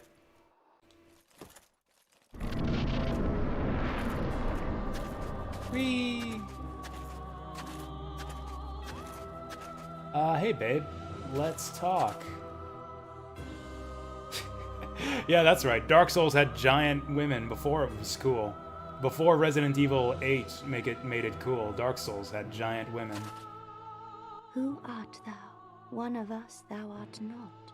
If thou hast misstepped into this world, plunge down from the plank and hurry home. If thou seekest I, thine desires shall be requited not. I think she's not that into us. Thou must returneth whence thou came. This land is peaceful, its inhabitants kind, but thou dost not belong. I beg of thee, plunge down from the plank and hurry home. I beg you. Jump. Kill yourself. So this is an optional boss. You can attack her and Thou fight must her returneth if you whence want thou to. came. If you cut off her tail, which is adorably fluffy, you get a unique dagger. And I think there's some other reward for killing her. I can't bring myself to do it, though. It's those eyes. We'll come back here and kill her later if we decide that's what. Oh, I'd said if we was gonna do an all bosses run though. This is an all bosses run, so I kind of have to do it. Okay, I'm sorry, Priscilla. I expected as much from thee. Why dost thee hurry toward thine death? So yeah, this is the gimmick with this boss fight, is that she's fucking invisible. We're in the snow, so you can see her footsteps.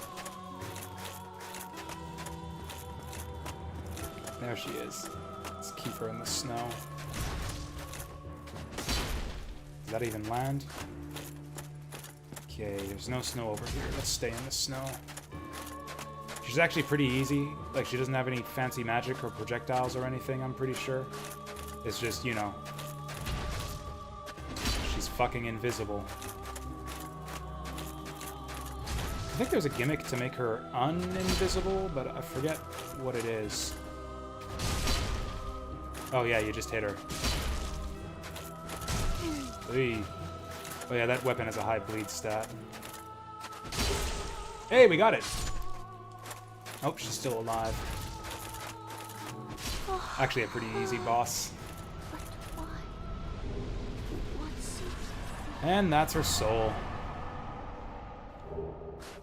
What seeketh I indeed? So you can use your boss soul to craft that wicked scythe that she's got. Grief. Yeah, I actually feel really sad. That's a stipulation of the run, though. It's an all bosses run. I had to do it. I had to slay my waifu. I feel bad about this. I'm just gonna end it. There's no point in going on without her. Fuck it. Come on, do it, you pansy. I think he's just like struggling to jump in that heavy armor.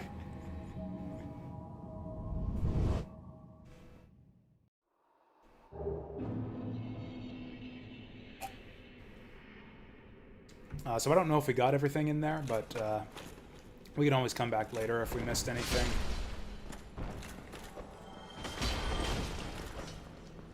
Okay, these guys do quite a bit of damage.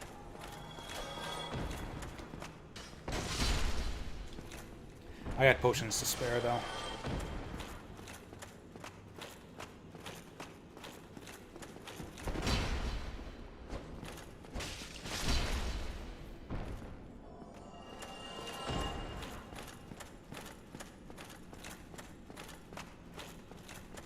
Yeah, I also don't really drink to excess anymore.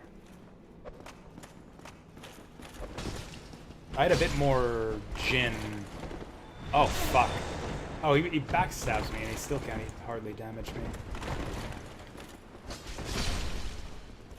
Nope, almost 3 for 1 there.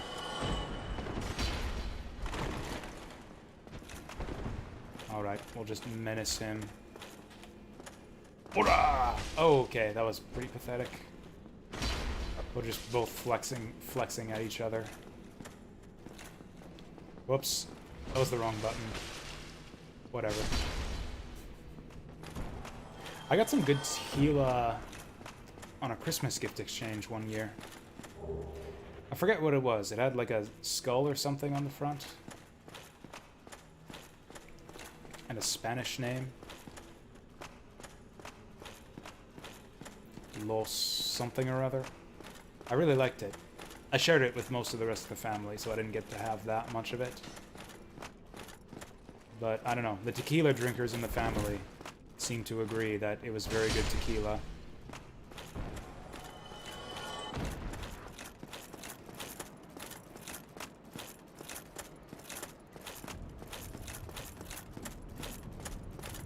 I don't think it was Spanish, I think it was Mexican.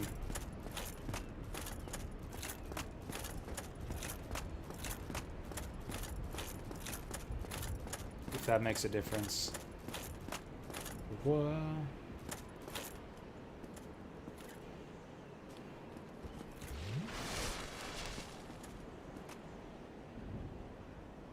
I don't know, it had Los in the name, which is Spanish in my mind, like LOS. If we're doing all bosses, I could take this chance to harass Gwendolyn. Oh, have I been up here before? Only drink alcohol with deer in it. Oh, with deer on it. With deer on it. Okay. I misread that as deer in it for a second. And I was like, that's very particular taste.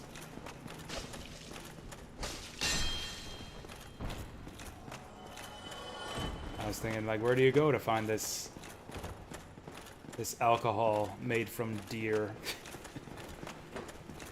Oops. Oh, I didn't even notice you there. You're so small. All these guys actually noticed me from the rafters.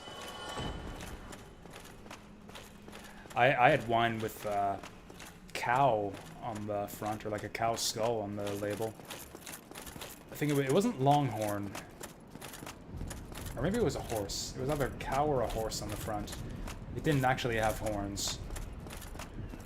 It wasn't called Longhorn. It was Long Shot, I think. Whatever. It was cheap and not great, but it was on sale, so whatever. Is there seriously nowhere to go with the tower in this position?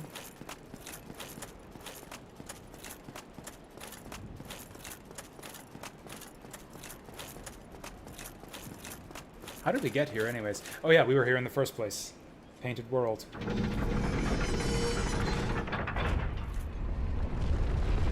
So, we got several options here. We could... Is there a third position? Oh, I think there's a bonfire I can warp to down here, so we'll do this once at least. We can turn in the Lord Vessel to Framt. I can go back to Sen's Fortress and clear out some of the areas that I missed the first time around. We can go back to the Anna Orlando Ghost House, or the New Londo Ghost House, and go fight the Four Kings. Oh, this is... Oh yeah, we haven't been in here yet. Imminent ranged battle. Not yet.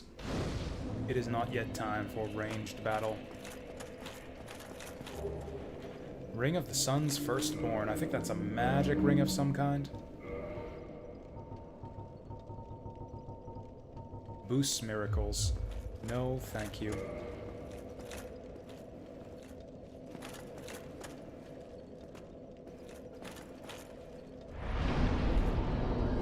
Okay, how's endurance now? Another 4 points. Okay, I think I'm gonna put a pin in endurance right here. I think we've had enough endurance. We're gonna go all in on life from now on. Was there like a secret wall here or something? I could have sworn there was another part of this area. Unless I'm forgetting something. Or maybe you need to wear a special ring to make the passageway go through here. Or to make the secret passage appear.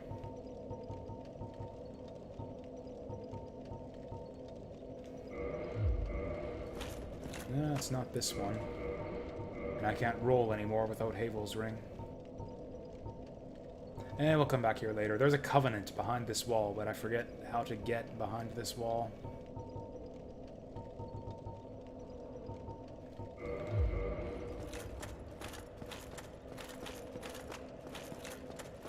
Yeah, the Glenfiddich is, at least in the local liquor store, crazy expensive. I mean, you can get the cheap little ones.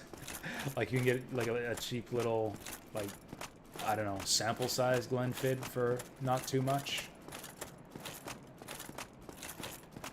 If you drink liquor. For the flavor, which I guess I don't really. Yeah, I don't know. I'm more of like a practical... alcohol drinker. Like, I drink it for the mental effects while I'm streaming, and when I have to endure the company of others, which I guess is kind of the same thing with you guys. It's kind of the same thing, if I'm being totally honest. I'm not being totally honest, I'm just dicking around.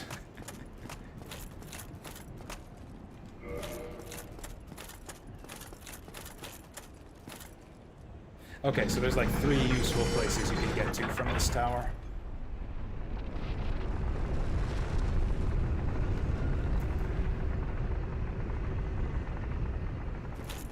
Magnum of Baby Duck and, like, I don't want to get super drunk, though. I just want to get, I don't know, loose. Just like a little bit loose. Like, I don't want it to get trashed, I just want to loosen up. So I'll know to avoid that. I'll know to avoid that in the future.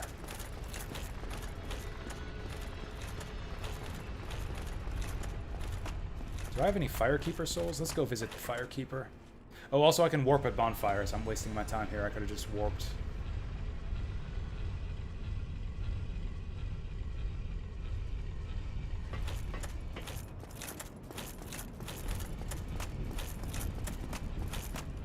But yeah, I'm like a child mentally. If I'm gonna drink for flavor, I'm gonna get like a... Like, honestly, like a Dr. Pepper or Grape Crush or some bullshit like that. If I'm drinking... If I'm gonna drink, you know, poison for flavor, I'll have a soda. It's really the Ramune soda, actually. Ramune is my new favorite soda by far. Go ahead, even an undead. I don't have any Firekeeper souls. If you require rest, that is... Japanese whiskey? Was that the Suntory or something else? I know Suntory is the most famous brand of Japanese whiskey. Where did I get all these souls from? Or I guess I didn't spend them last time we were at the bonfire. Okay, okay. So yeah, every stat in the game has kind of a soft cap. Like, basically, the effects of each point you increase a stat are not linear. So it's like I mentioned, like strength used to give us 4 points of damage per level, now it gives us 1 point of damage. Endurance no longer gives us stamina, or at least I think we might get 1 point of stamina for every 2 levels. So we have now hit the soft cap of endurance, so there's not really much point in putting points in endurance anymore. So we need to switch and put in something else, which is probably going to be vitality. I think most stats start to see diminishing returns after about 20 points, and a lot of them have a soft cap at around 30. I'm pretty sure Endurance has the highest soft cap. Oh, it was a Baraki. Baraki Saki. Only whiskey. Oh, that does look kind of neat.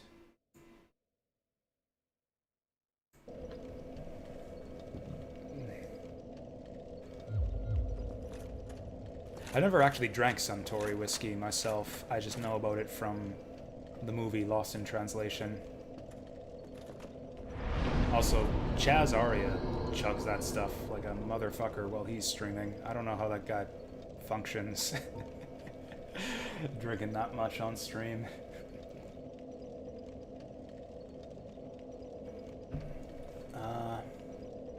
I don't need to kindle this one. In fact, let's, maybe that'll be our next objective. Oh, blacksmith. Right. Oh, shit. I should have saved my souls. We need to do some blacksmithing. Okay, let's go do a little exploring somewhere. Somewhere where we can get some souls, and I'm going to use those souls. Oh, also I can deliver that ember. The dark ember. I don't know what that gets us, but yeah, we can deliver that ember to... Andre, maybe? Actually, Dark Ember might be the one in New Londo.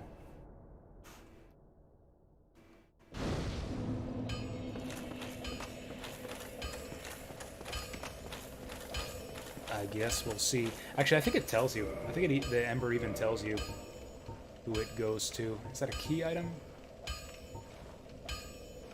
Oh, allows you to ascend divine weapons to occult weapons. I already have an occult weapon. Show me that ember of yours. Well, I've never heard of a black ember. How about leaving that ember with me? I find it strangely fascinating. That's strangely creepy. It's like, what the fuck is this? I have no idea what it is. Give it to me. Yes. Well, thank you. This ember really is something special. I'm already under its spell. I feel like this is like the beginning of Andre's downfall. Nothing bad happens to him, by the way. This is like the only NPC in the game who doesn't have like a side story that ends in tragedy.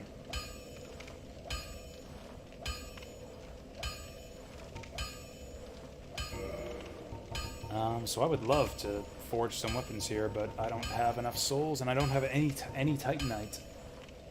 Oh, okay. Now that I have that Dark Ember, I can use my White Titanite to upgrade my Occult Club, which I might want to do if we're going to the Catacombs, which I am probably not right now.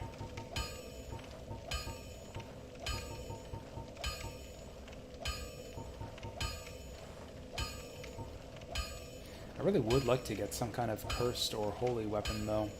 Maybe the Zwei Honda? Actually, getting a good blunt weapon will be good for the, yeah, maybe we just get the good old Occult Club. I mean, we got it already. What else am I going to spend my White Titanite on? Also, this sucker's got strength. Oh, never mind. It has really shitty strength scaling. Maybe the Reinforced Club?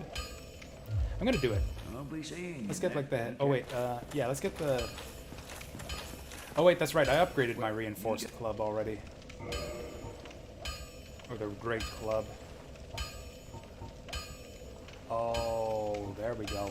Oh yeah, this is what we want to do. Divine Great Club. That's the ticket. Can't upgrade my, my Claymore though. Whatever, we'll do this. Let's get a Divine Great Club. So if you look at what this does to it, it actually lowers the damage dramatically. But we get a bunch of magic damage and a bunch of faith scaling. That actually kind of sucks. We lose a ton of strength scaling and swap it for faith scaling. But we have to do it. This is mainly our anti-undead weapon. Because yeah, this prevents them from reviving.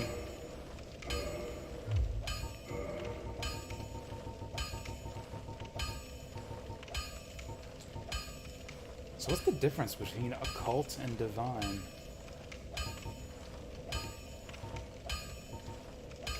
Oh, Occult has a faith scaling, so I think upgrading it to Occult maybe increases the faith scaling at the expense of strength scaling. That's probably bad for us, so I think I'd rather keep this as a Divine weapon.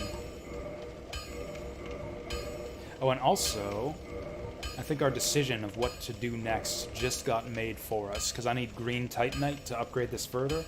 Like 5 pieces, and the green Titanite salesman is in Sen's Fortress. So yeah, let's just go back to Sen's Fortress and get all the stuff that I missed there.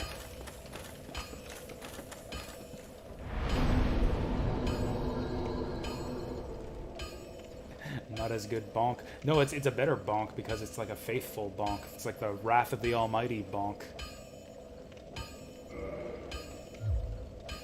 Okay, let's actually get a useful spell. Flash Sweat?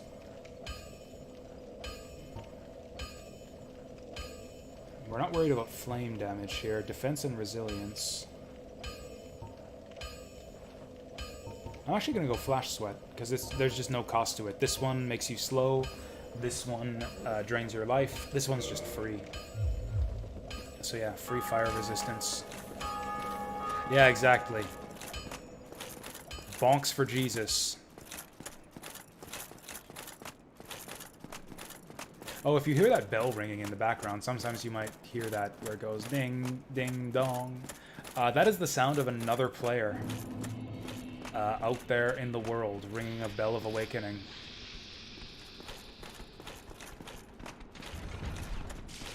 Lol. Using their own traps against them.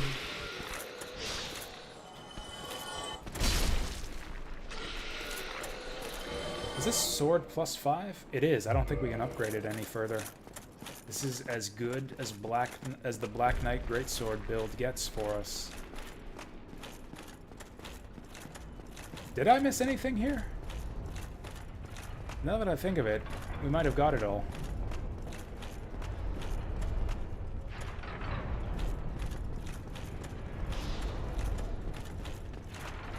Bonk. I guess you can bonk with the sword too. This is a good bonking sword. No, I'm sure that we missed some stuff. I'm sure that we missed some stuff here. And even if we didn't, I need to go see the Green Titanite man.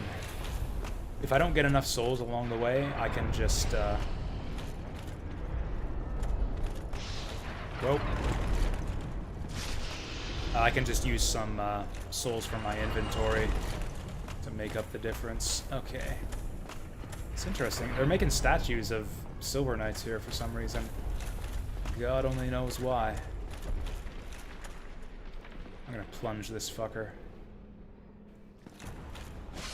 Lol. Hey, whatever happened to Siegmeyer? Oh yeah, he's back at the Firelink Shrine. Ah! Good old Havel's armor. That didn't even hurt.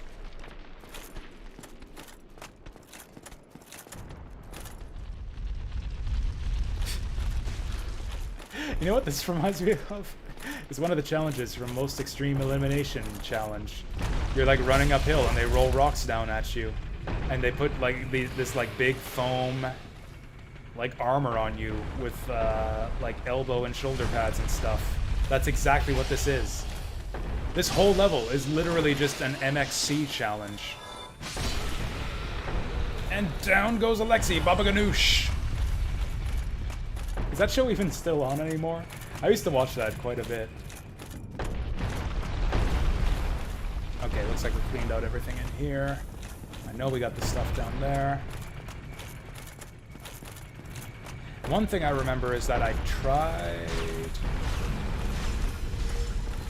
Because yeah, that was on like Spike TV. I'm pretty sure that Spike TV doesn't exist anymore.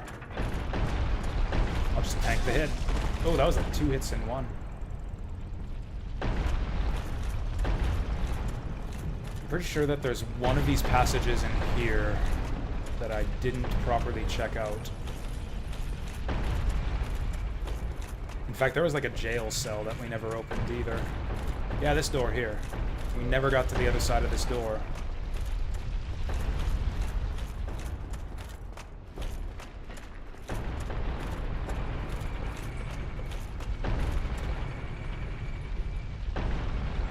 I think we just die if we go up there.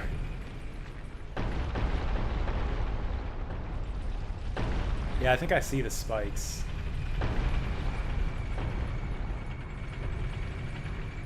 Yeah. Because, yeah, that's where we first came up here. That's after we killed the Mimic. So how the hell did we get down there? Also, at some point, I'm going to have to refresh myself on how the hell to get to the Green Titanite salesman. Hey, there's a dude. So this is the way forward. I think this is the way to the Green Titanite salesman. But how the hell do I get in that cage?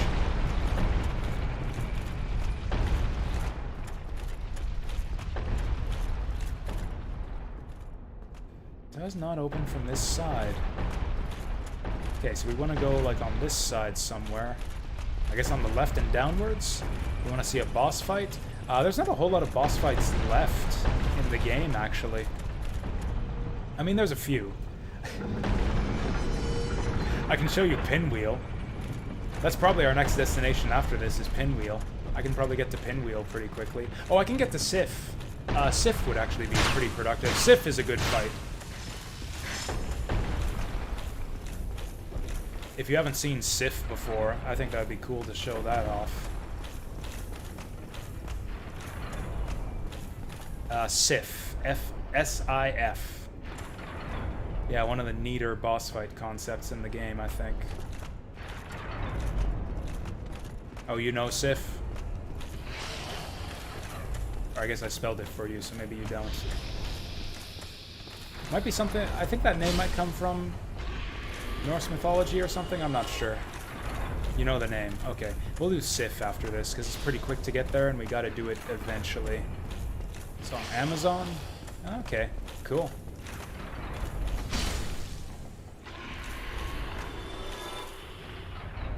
Ring ahead? If you say so, dude. I've got 10 Estus flasks for some reason. Okay, he probably wasn't lying, but I must have done this already. Oh, and now we're stuck in the tar pits. Okay, I killed all the Titanite demons down here, though, so we should be good.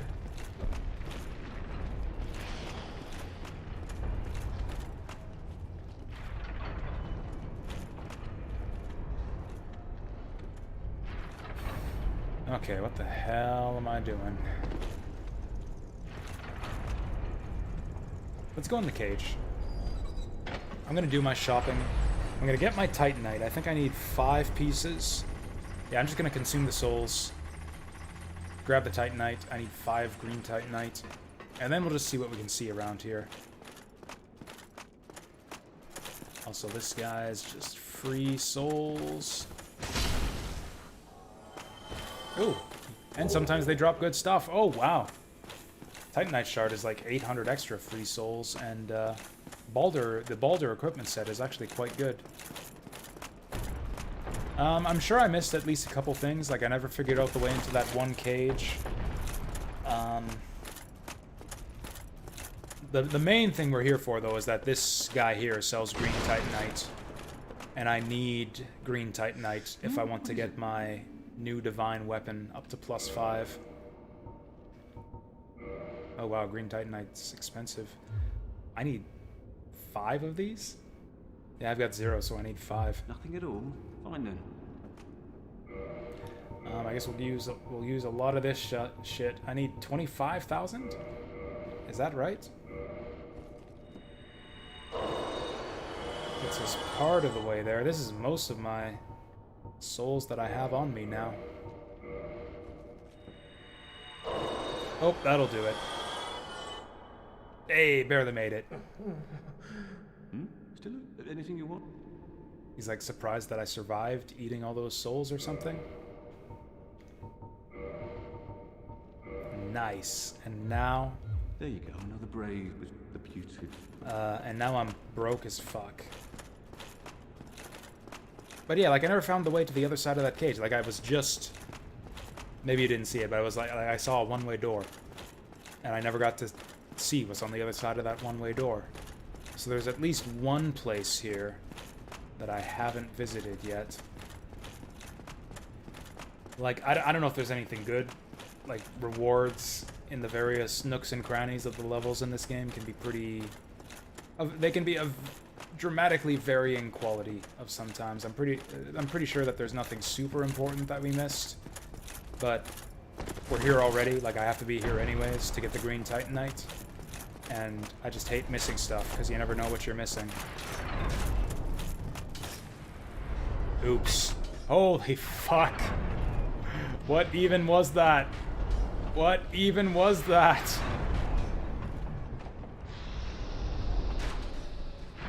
Okay, can I make this drop, though? Yep. I think I might just leave this place, though. I think we're done here.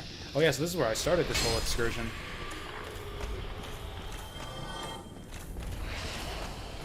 Yeah, this is where I just dropped down, where the message said that there was a ring.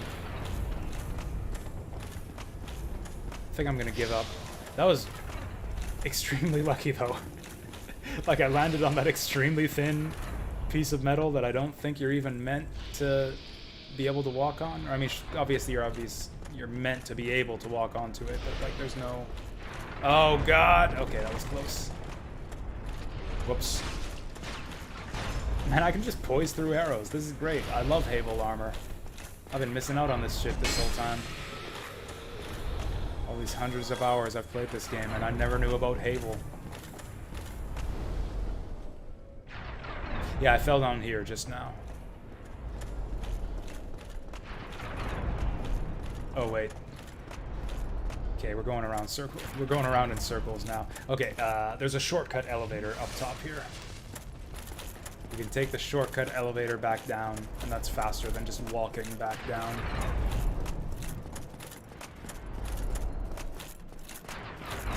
Did I never kill this guy? I thought that this guy only spawns once. Bonk, one hit. Hey, Cornhusker. How goes? Yeah, this is the tower where Rickard lives. I'm pretty sure I've been here already. I guess that guy does respawn?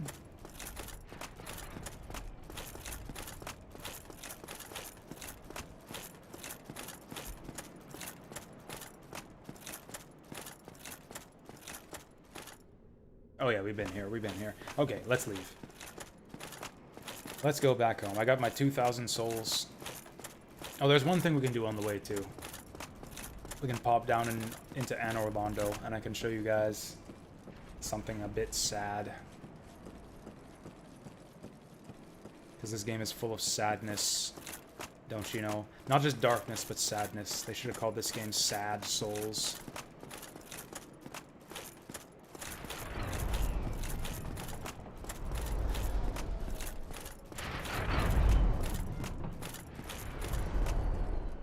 Do I go for this jump again? It really doesn't look that far.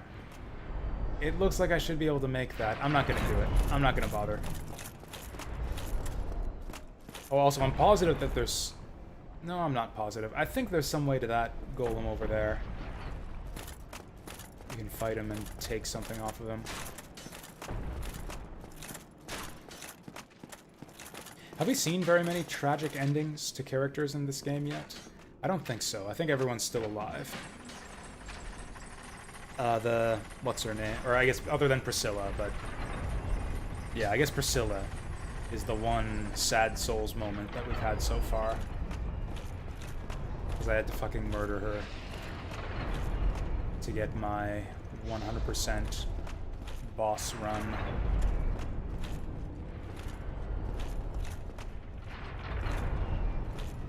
So like the sides of the platforms are nicked, which is really helpful for lining up where the scythe blades are. That's some really good just level design right there.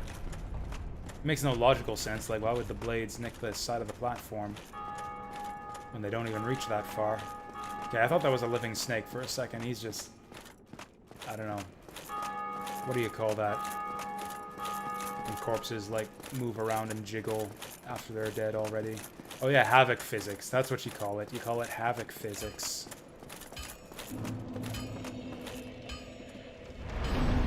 Okay. Oh, right. So let's actually use the Titanite that we just picked up.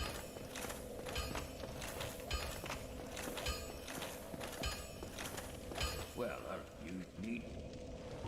Oh wait, except I'm poor as fuck. I'll be seeing you next week. Hey there, fantasy girl. Welcome here. So I'm gonna need to eat some souls. How many souls? We'll go one at a time because I don't want to waste them. I don't think weapon upgrades are that expensive, especially for a wooden club. It's like, hey Andre, upgrade my stick. That's what blacksmiths were for, right? You just give him a big wooden stick and he turns it into a +1 wooden stick. Oh, this is way cheaper than I thought. 2,000 souls would have been enough. Divine Great Club 4. Divine Great Club 5. So now we can, if we want to, we can ascend it to an Occult Great Club. And yeah, look at that. So that decreases the strength scaling, but increases the faith scaling. Then yeah, decreases the physical damage, but increases the magic damage. That, I believe, is bad for us. Because I've got, like, 0 faith and tons of strength. So we'll just leave that as a +5. Although, how does this math out? So we go 182. We actually do gain physical damage out of this. Actually, this does... No, we lose magic damage somehow. Oh, it changes to occult damage. And lowers the magic damage. This is weird. I'm just gonna leave it.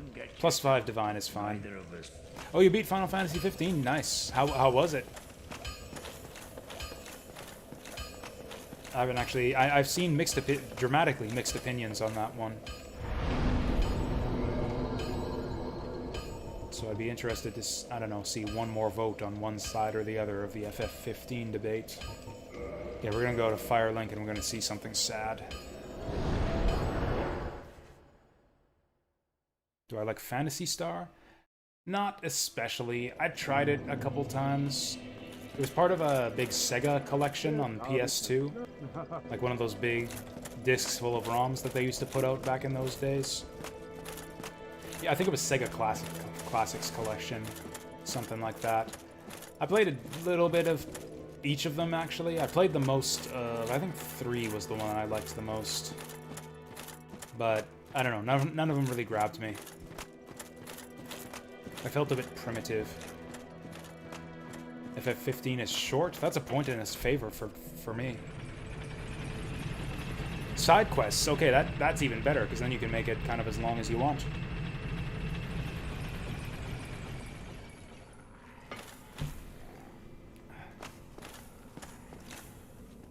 Oh yeah, so if you guys didn't notice, the Crestfallen Knight is not in Firelink Shrine anymore. The guy's always on like, oh yeah, you did that thing. I guess we could do this next thing next. Not that it'll do you any good. Life sucks and we're all going to die. That guy, you remember that guy?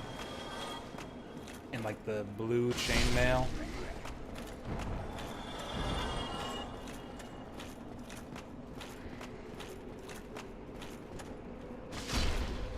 Right. So here he is. Actually, if you get a good look at his face... Yeah, look at his eyes. He's got, like, no eyes. So yeah, he's gone fully hollow now. So he's just... Which means he's a zombie, basically, and will attack anything on sight.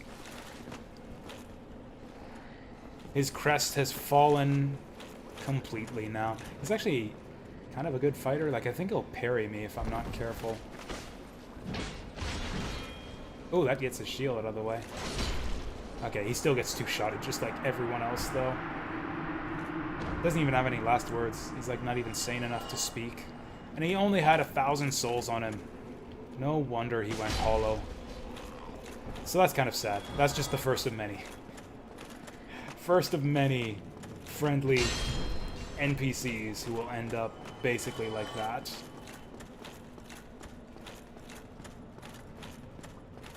Oh, Shadow's Awakening. That was a, like, Diablo clone, wasn't it? It's beginning to have you material. Oh, Big Hand. Who hasn't? He was a royal member. I hear he was. What interest have you? I have a real life friend who liked that game quite a bit. He recommended it to me quite strongly. I didn't realize it was shortage. Back when he recommended it to me, it was in early access, so I ignored it at the time because I don't buy early access games. Let me guess, Havel's armor costs Twinkling Titanite. Okay, I really need to put some of this shit in storage. Wait, what? Oh, is Havel's armor not upgradable?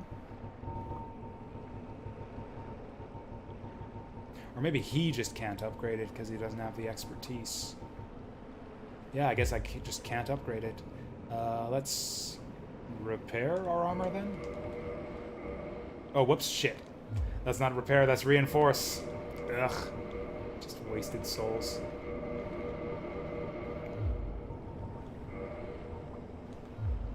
Goodbye then. Keep your head on it. You really help. Yeah, it's kind of weird to have a short Diablo clone, actually. Or I guess there's some casual ones, like some casual-ish ones that aren't meant to be super replayable, like, fuck, what's it called? What am I doing here? There was an old one. It was basically an isekai. You're like a modern kid ported to a fantasy realm. It had a weird title. Fuck, I can't remember. Anyways, it was a short one. Short Diablo-ish game. What did I say we were gonna do? Upgrade our club.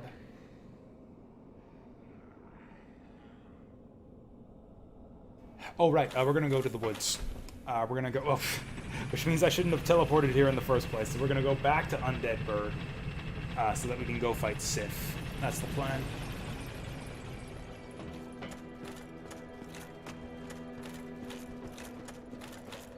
Nox. That's what it was called. Nox. N-O-X.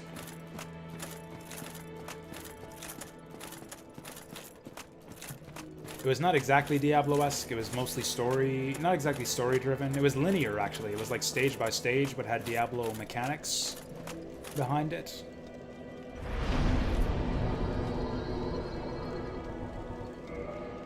Can we warp to any place in Darkroot? That's fine. Undead Parish is good enough. Oh, I can warp to the Painted World, too. That's handy. Switch classes whenever you want. That is cool. I like it when games have, like, open character building systems. Respec to whatever you like. Change classes. Actually, Path of Exile, I liked that about it, where it's like all the characters have different starting points on the skill tree, but you can, like, respec anyone to... Like, all characters start at different points in the skill tree, but they all share the same skill tree. So you can, like, loop around and take another class's nearby skills. They've announced a sequel to Path of Exile, haven't they? I'm actually looking forward to that. Although I guess I'm also looking forward to the Diablo 2 remake, although maybe not so much based on what I've heard so far. I don't know, we'll see. It sounds to me like they're not doing enough to the Diablo 2 remake to really entice me. Like, I would like a lot of quality of life upgrades. I would like, maybe not changes to the mechanics, but I don't know, just something to justify playing it over the original, other than just HD graphics. Oh, and I forgot that Diablo 4 was even a thing. Have they even shown anything of that? The last Diablo product I remember seeing anything for was the Diablo 2 remaster. Oh, did I? I'm pretty sure I bought the Crest of Artorias already. Also, at some point we'll be able to go to the DLC area, but I forget how to open that up. Oh, you know what? Oh, I kind of don't want to fight Sif. So, part of the DLC, and the DLC zone in this game involves you traveling back in time, and Sif and his former master kind of figure heavily into the backstory of this area you go to. Okay, screw these guys. You get a slightly different cutscene with Sif if you've cleared the DLC zone before fighting him. But we're here already. You guys can always YouTube it if you want to see it.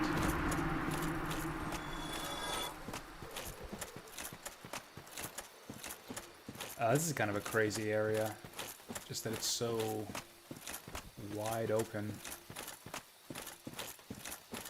There's mushrooms in this forest somewhere too.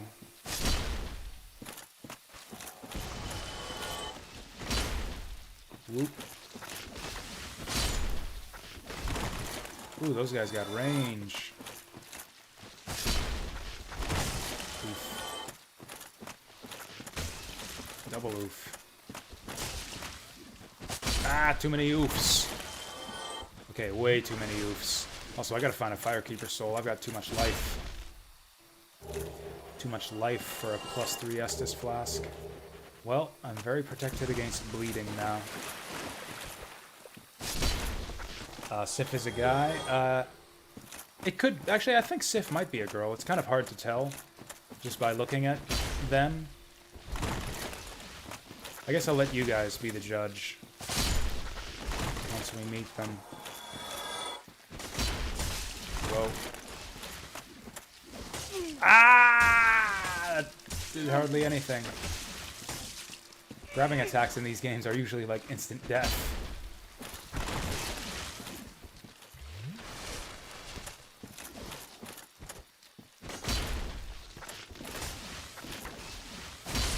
You guys are giving me a lot of grief. There we go.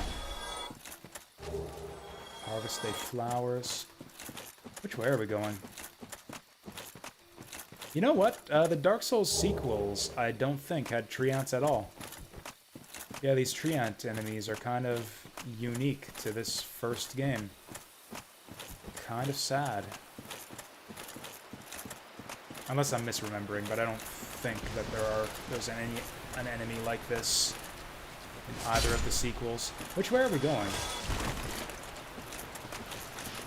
It's easy to get lost here because the freaking forest is so big. Much bigger than the first forest area we went through. Oh, we'll be seeing some more forest creatures right away here, too. Actually, we might not. I might end up just bypassing the other forest creatures just based on the route that I'm taking. Trent? Sometimes it's spelled Trent. I always thought it was Treant, or Treant. So, Treant Protector was a character in Dota, or Dota 2, and everyone always pronounced him Treant or Treant. Which is not to say that that's necessarily correct, but that's how everyone in the Dota community pronounced it. Okay, where the fuck am I going? Whoa, not off that ledge. Let's not fall off that ledge.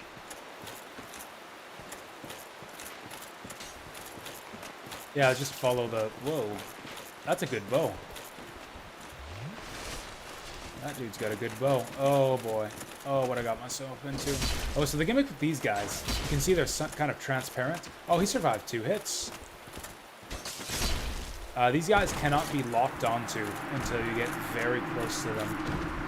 Because they're like ghosts or something. Only not ghosts like the ones in New Londo that you can't even attack without cursed weapons. Almost followed her off the side there.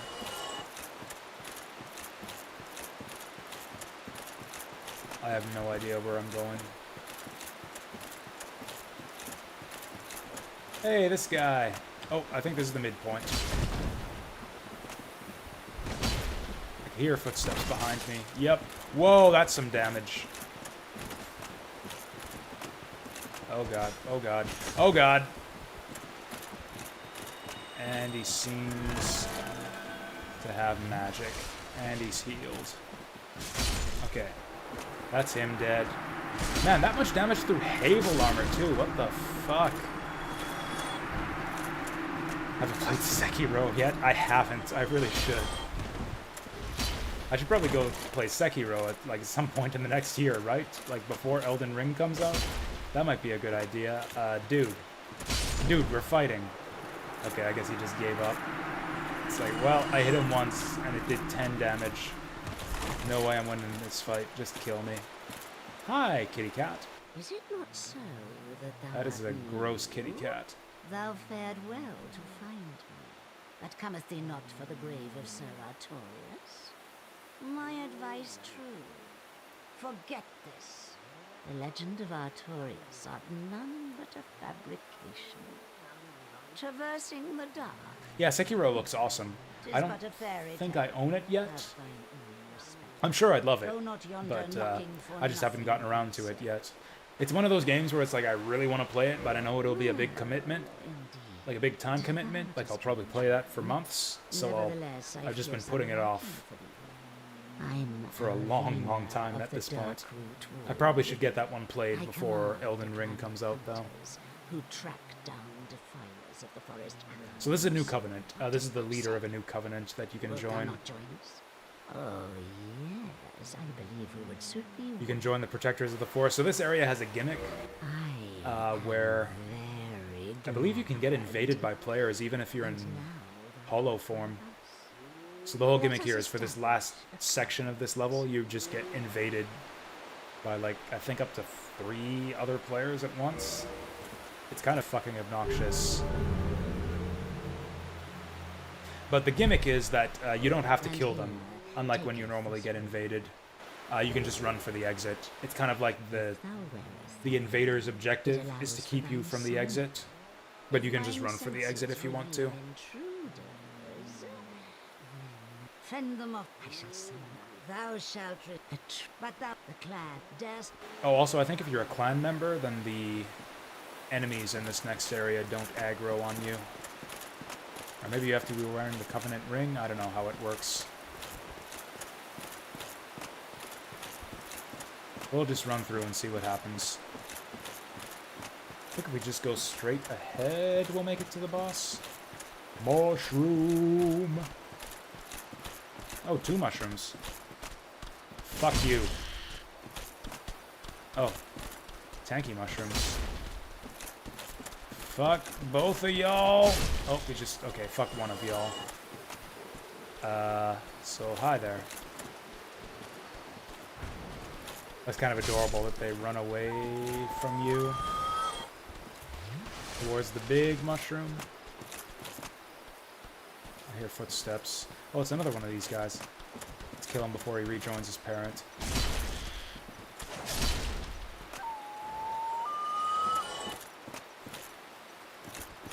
Okay, I remember the strat for this. Wait for him to swing twice. Swing twice.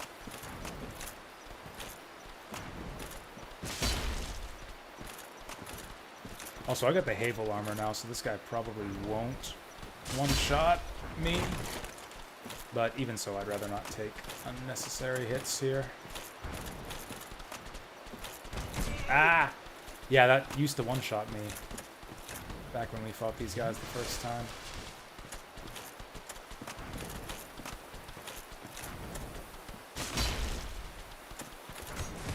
Oof.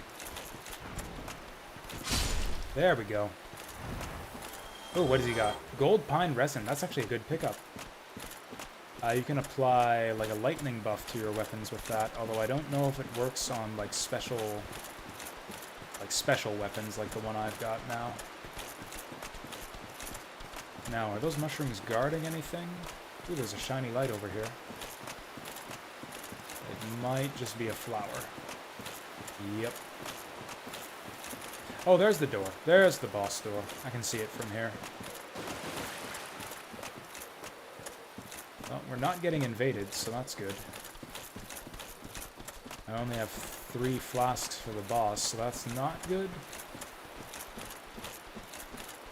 But Sif's not very difficult. Although it might actually be difficult with the Black Knight Greatsword. I don't think I've ever fought this guy with a heavy weapon like this. Alright, so here's Sif. Tears ahead. Imminent grief.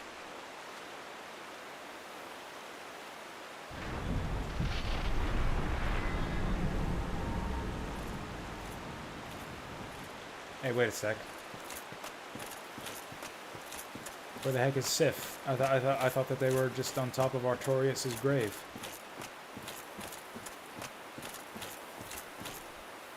Imminent sorrow. Oh, there's Artorias' greatsword. I want to get one of those for myself eventually. Yeah, that's right. Just pull it out of the ground like Excalibur. Yep, that's apparently what we're doing. Oh, hi. Hi, doggy.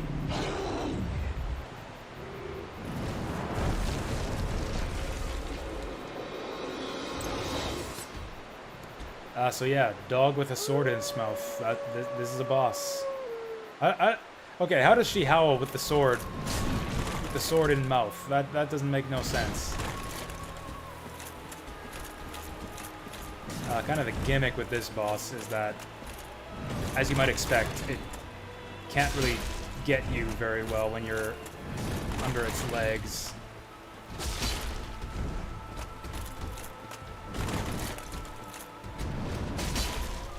Also, yeah, we do a shit ton of damage with the Black Knight Greatsword. Oh, this is kind of sad, too. Okay, so yeah, its AI changes as it weakens, so yeah, getting a bit afraid now. Backing up, backing up. Oh, now she's charging in.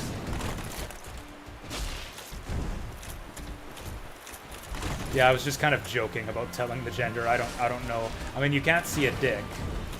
Like, for what it's worth. I don't know, we can have a look in a second here once I get under the legs. I don't think it has a dick. Maybe you can mod that in or something. I'm almost out of Estus.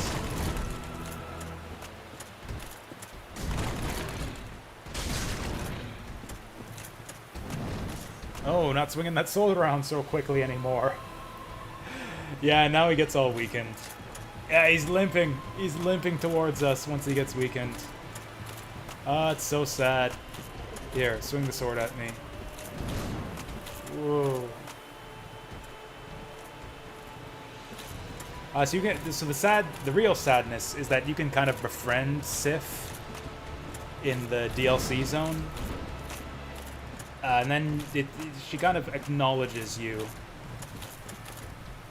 And then still just kind of looks sad while attacking you. But yeah, you still gotta fight. Woof. Covenant of Artorias, Soul of Sith. Ooh, Humanity and Homeward Bone.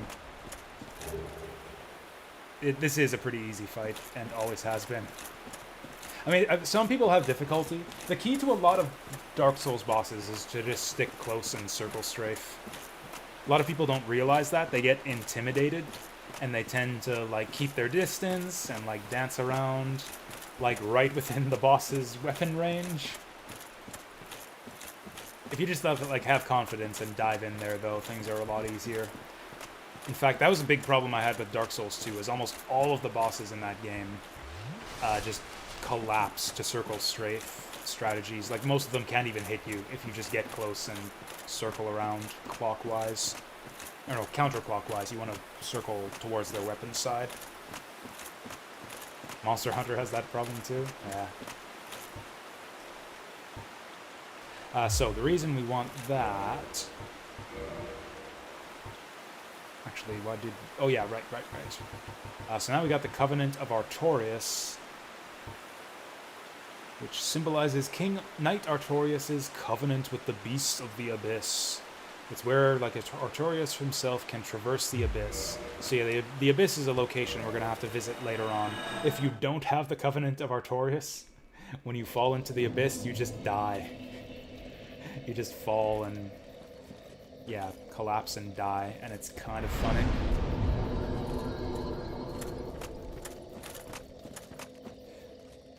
Kind of want to check and see if I can enter the DLC zone yet. Also, I'm nervous about losing my souls, so I think I will just spend these.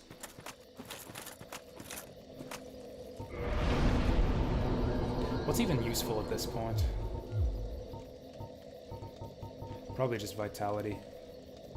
Yeah, I'll pump Vitality till we hit the soft cap for that.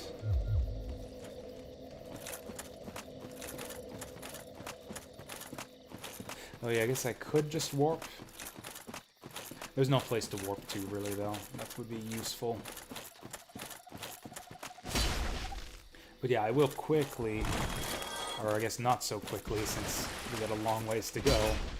I'll check to see if Dusk is hanging out in Darkroot Basin.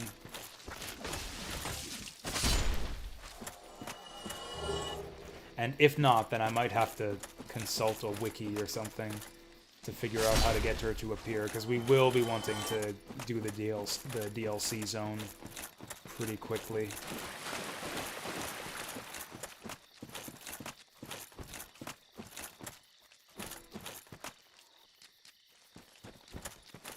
Oh, almost missed this. Also, I've got a lot of humanity, so I should probably use these to kindle some bonfires. Actually, it's kindling Firelink up to +20 probably be good for us. We gotta go fight Pinwheel first for that, so that's probably our next objective. Is to just hit up the catacombs and fight Pinwheel.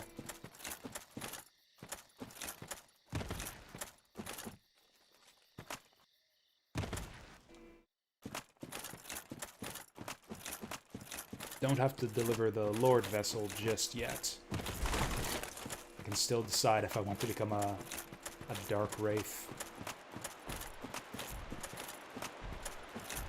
Was I using the Black Knight sword when I came here the first time? I think we were still claymoring at that point. Well, I certainly didn't have a Black Knight sword +5. We're one-shotting these guys now. I think they can drop like Blue Titanite or something as a rare drop.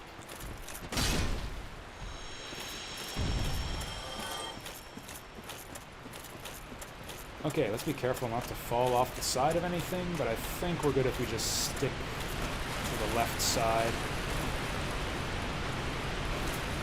I can't even see under the water anyways.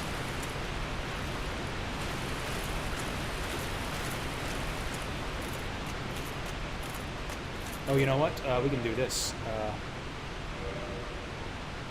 Where is that? Where's that ring? Rusted iron ring.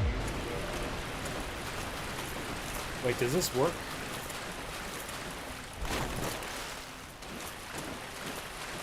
This actually doesn't work in water. Oh yeah, I guess it's swamp and, yeah, I think it's swamp and tar only.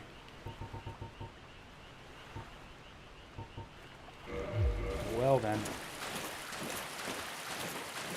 Oh no, yeah, we run quite a bit faster with that on, actually. I'm gonna keep that. I would probably be there already if I just didn't fuck around in the menu. Hey, what do you know? Okay, so yeah, this is the thing. I don't know what makes this spawn. Maybe obtaining the Lord Vessel? I can't believe I didn't get hit there, but I'll take it. Okay, so we kill that golden golem, and out pops a lady. Hi, lady. 'Tis thou who rescueth. And we rescueth her. Most gracious, I am deeply obliged. I am Dusk of Ulyssil. I cometh from an She has a age fancy long dress. before thine. I cannot stay here for long, so before I disappear, I believe she was in the base to game as ask well, one but thing. didn't really My do home, anything. Ulyssil is the home of ancient sorceries. My hope is to pass this profound knowledge to thee with thine approval. Would this be of assistance to thee? Honestly no, but yes. My heartfelt thanks. I am pleased beyond words. Then I shout, engrave my signature. If thou art in need, pray summon me from my signature. It seems that my time is done. May the great flames guide thee. Wait, what? Did I fuck that up?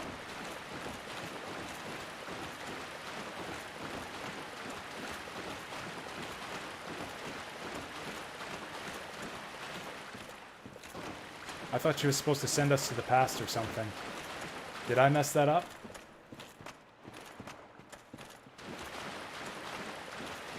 Oh no.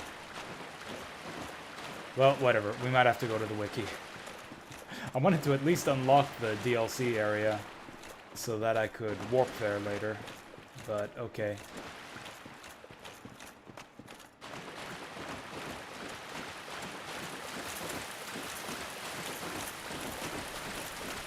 You know, I should probably just homeward bone. Probably just bone home. I'm gonna look it up. I'm never gonna remember how to do this. I'm just gonna look it up on the wiki. Oh, let's actually rest at the bonfire so that I don't get attacked or anything. Dark Souls, Artorias of the Abyss DLC. How to access DLC, Artorias of the Abyss. Piss off, I don't care about... Ugh. Killed the Hydra in Darkroot Basin and placed the Lord Vessel. Oh, and then you have to do a bunch of other things. Oh, okay, screw Eurogamer, because they won't let me read the guide. Because I have ad block. Where am I game-wise? So we just... we just got the Lord Vessel. So like at the end of the previous stream, I defeated Ornstein and Smo. And now we've got the Lord Vessel, although I haven't delivered it yet. And now I'm just fucking around at a bunch of side areas. Head to Scaleless. I was actually considering doing the DLC area right now, or at least doing the first boss or two of it. But I can't remember how to get there. So I'm looking that up right now. Oh, is that right? Oh, okay. Acquire the broken pendant from the Duke's archives. Fair enough. Okay, so that's how you do it. Good stuff. I didn't realize that you were, like, asking to help me. I thought you were just like, oh, hey, where are you at in the game? I thought you were just, like, asking because you were curious. Okay, simple enough. We might not do that just yet. I think I might hit up the catacombs first. I haven't decided whether I want to try for the Dark Wraith Covenant or not. I might go for that, but before that, I think I want to fight Pinwheel. So let's go to Firelink and head down to the catacombs. Hey, thank you for the Prime resub as well. Much appreciated. 8 months. Good stuff. So our Pyromancy guy has gone to presumably get himself killed in the Great Swamp. I actually forget what he... Oh, hey, Big Hat's here. Hello there. As promised. I think you have to buy all I'm of his afraid that you sorcery are to unable- the basic frame. Oh, do not fret. finish his Don't little frown. side quest, which we're not going to be doing, so whatever. Screw that guy. Okay, Petrus is still here.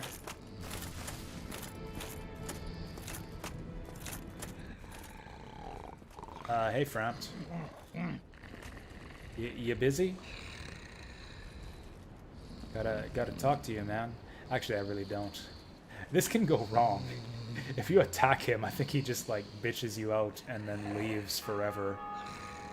You can kick him, I think, but that can be tricky to do without accidentally attacking. And I'm not sure I want to talk to this guy yet in the first place, so I'm just gonna leave him. I am live. I mean, Twitch is entirely accurate. I am indeed live right now. What is that?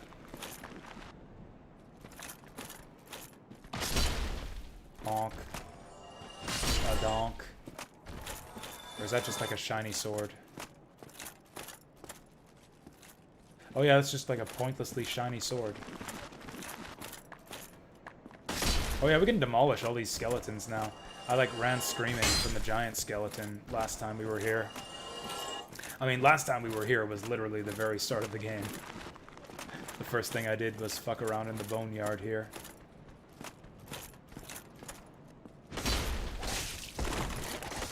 That would have killed me, probably, in the early game.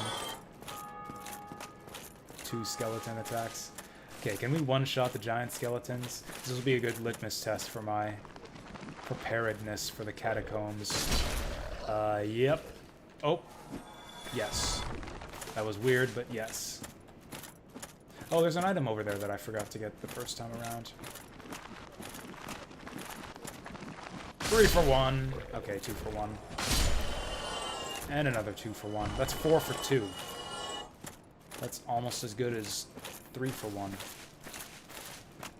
How did I miss this? What is this anyways? I don't remember. Hope it's nothing good. Binoculars. That actually is kind of good.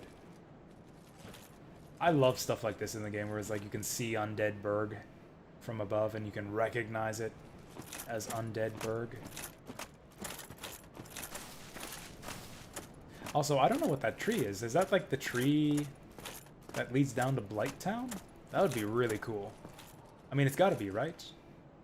Like, if it is, it'll line up geographically, because that's how much attention to detail they put into the map layout in this game. Everything, like, fits together in a way that makes sense.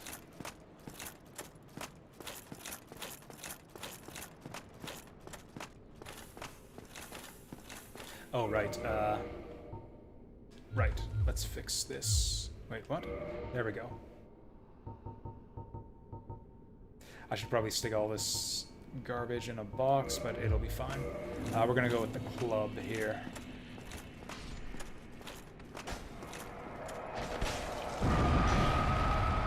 Well, that's slightly awkward.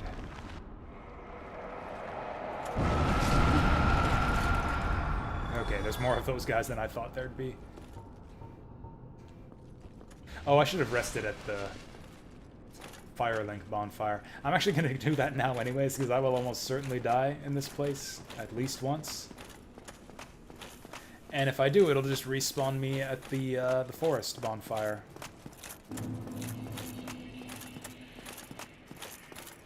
Also, this great club very strongly resembles the what is it? The Dragon Tooth Club, Havel's weapon. Although, yeah, it is very clearly just a tree branch.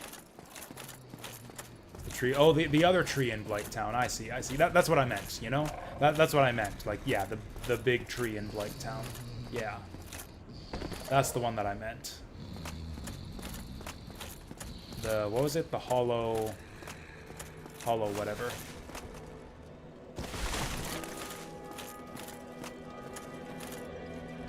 There we go. Now we got our 10 Estus, which will help us with the catacombs. Okay, let's get acquainted with the attacks on this thing, because it is a fair bit different from our Black Knight Greatsword. I don't really have a good horizontal attack with this one. Yeah, it's all smashy smashy. Ooh. Can bonk this guy. Look at him, he's actually... Did they change this for the remastered version? Originally, I think he just kind of hung his head. He's actually resting it on the floor here, it looks like.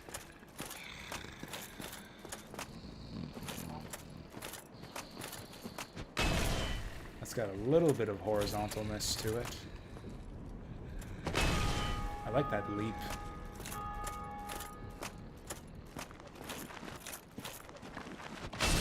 Okay, we lose some damage compared to the Greatsword, but not much. That's our build. That's basically our build for this run. All about the bonkin'. Oh, also, this one uses a lot less stamina, so we can actually kind of do combos with it. Also, this is a holy club. Blessed is this club.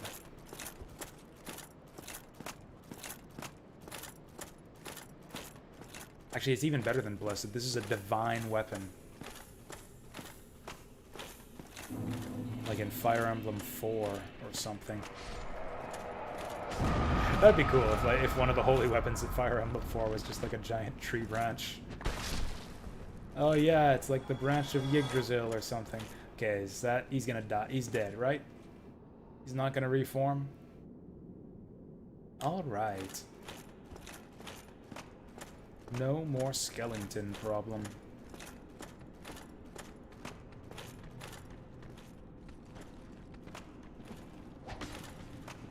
Why swap? Because the skeletons in this area revive unless you kill them with a holy weapon. They revive endlessly, or at least revive until you kill the necromancer. That's why I, yeah, invested all that Titanite. That's why I went to buy that green Titanite, is so I could make myself a holy weapon specifically for this area. It's not, if you know where you're going, it's actually not that difficult to just run straight for the necromancer and ignore all the skeletons, but I clearly do not know this area that well, so we're just gonna go through legitimately. Whoops.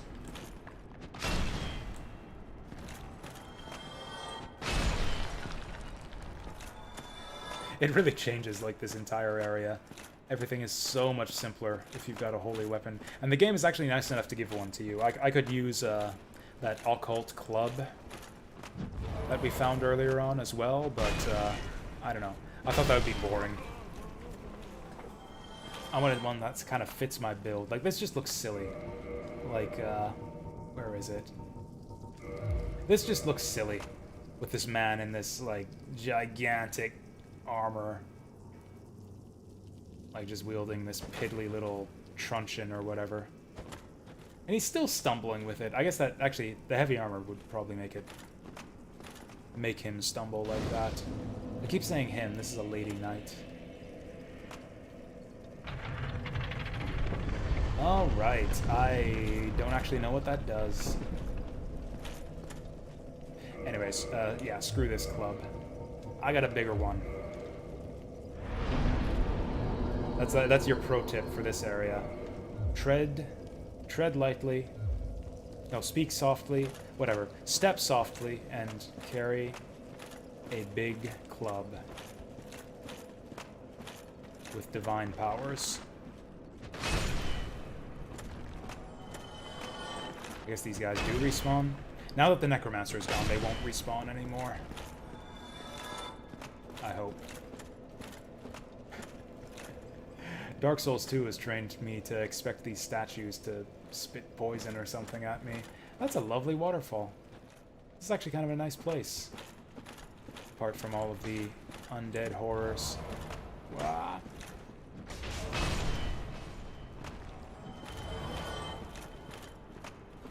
It's kind of, the balance of this part of the game is kind of weird.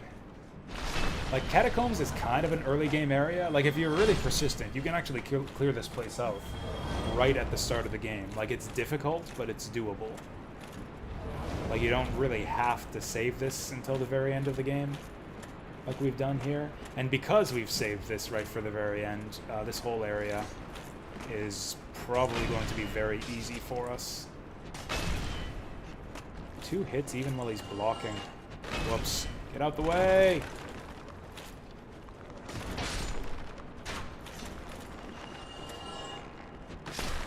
The fact that I have 10 Estus doesn't hurt either. Although I guess I won't anymore now that I've hit that bonfire.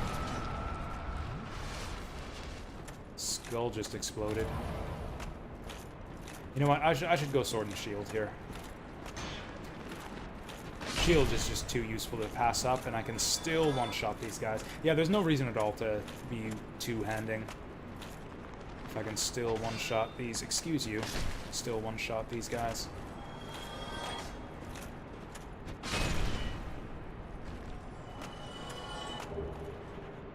Lucerne. I'm just curious. I've never done like a Warhammer run before. Like honestly, the weapons in this game are so distinct. Like you could do like 100 different runs with all of the different types of weapons in this game, and like every playthrough would be different, just based on the wildly different properties of the weapons. Smash them with the Lucerne. Or I guess stick them with the Lucerne. Do you hit them with the blunt end or the pointy end?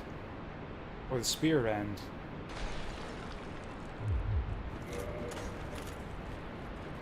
I guess it's a versatile weapon like that. You can choose whether you want to stick them or smash them.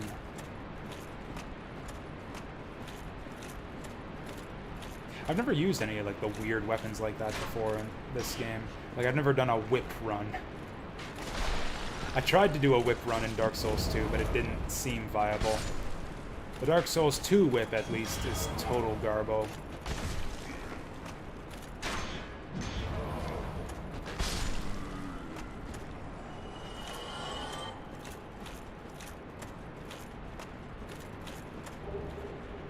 Kind of sucks too, because there's like kind of a trick to getting it. Like you can get a very early, I think the Thorned Whip. Yeah, there's a trick to getting an early Thorned Whip in Dark Souls 2 via crow trading, which is kind of an obscure thing. So I did it once. I figured, okay, I'll put my game knowledge to use and get a very early Thorned Whip or whatever whip it is. And I'll do a whip-only run, and I gave up on that pretty quickly. Like, I leveled that stupid whip up all the way, and it still sucked by the time I was done with it. And I didn't even get that far into the game. Okay, I forgot that these things attacked you. These statues. So Dark Souls 2 didn't even invent the idea. Oh god. Dark Souls 2 didn't even invent the idea of aggressive statues. Oh, because he was killed. Or no, he wasn't killed. He was just knocked down.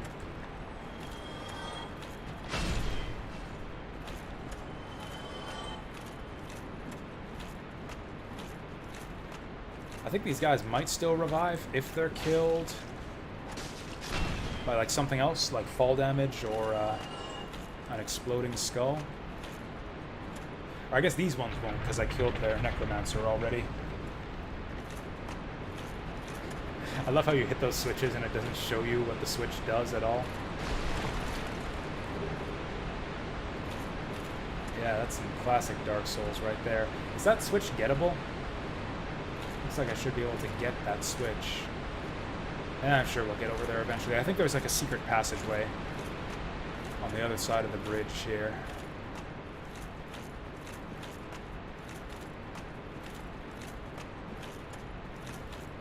I'm kind of winging it here. I remember this far. I remember this much. Oh, I can see that Necromancer lantern from back here. Oh, hey, he sees me too.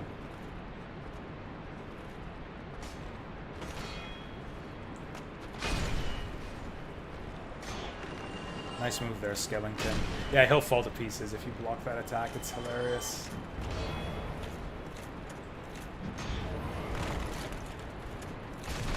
Oh, that's how you get your horizontal attack.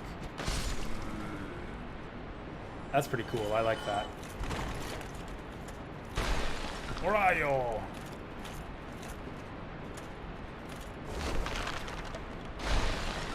Oopsie. Ooh, Crystal Lizard. Am I gonna fucking die if I go for these guys? Fuck. Double fuck. Oh man, I found a little secret area, but I missed out on the Crystal Lizards. I found a secret tunnel, and all I got was massive fall damage. Also, classic Dark Souls for you.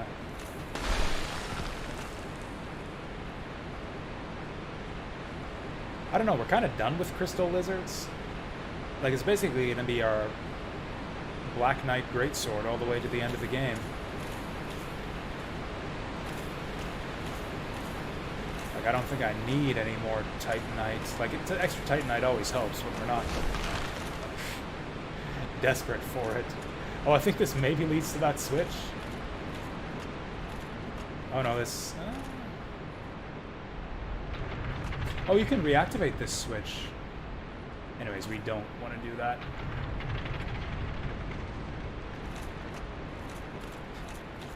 Just dump the skeletons off. Oh, that would have been useful when there were the skeletons guarding the bridge. Okay, this is starting to get annoying. Oh, I can drop off here. Drop off the side. They even like take away the spikes here. We won't do that because that's dangerous. This will be a safe playthrough of Dark Souls 2 Day.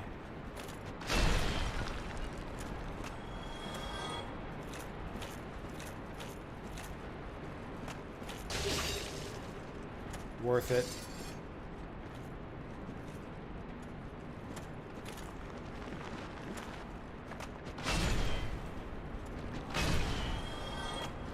Okay, so we gotta be watching the floors here. Is that another Necromancer? I think it is. No, it's not. Just a candle.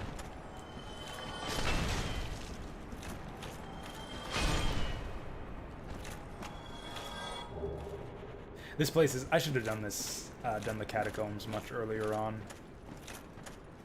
I think it's more fun. There is a boss in this place. There's actually two, kind of? Or I don't know. I don't know. If you're anticipating another cool boss fight, like our big greatsword puppy dog, you might... Fuck you. You might be a bit disappointed when we get to Pinwheel. Especially since we're doing late game Pinwheel.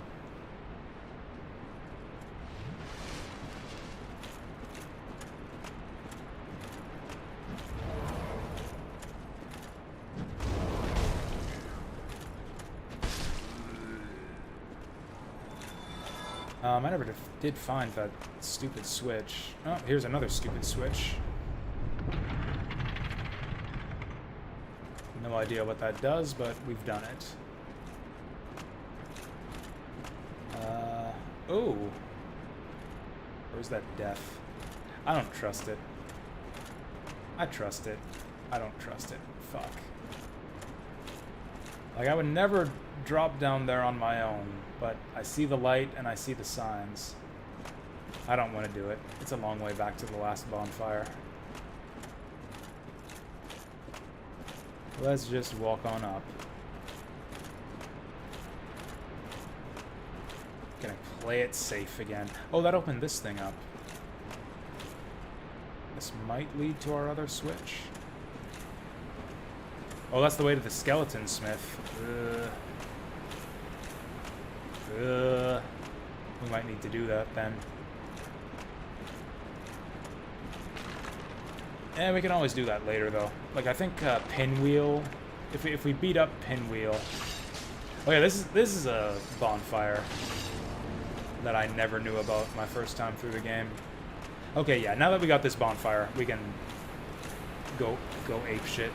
Do stupid things like jump off ledges, looking for skeletonsmiths. Skeleton Smith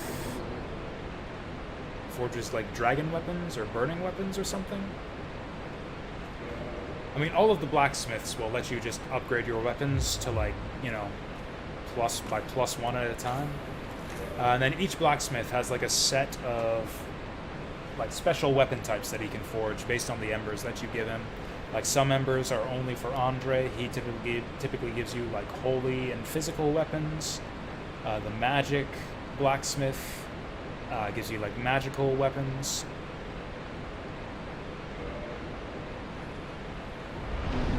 Oh right, I remember what I was gonna do now. And I think this guy's the fire blacksmith. Yeah, fire and drake weapons.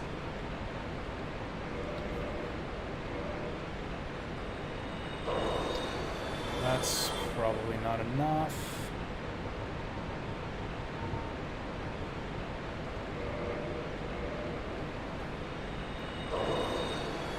Also, Skeleton Smith going to the Skeleton Smith also kind of opens up a shortcut of sorts to the boss, which will be kind of handy.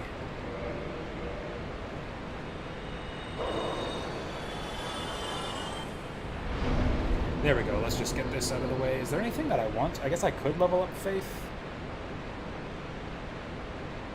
That only upgrades our damage by 1.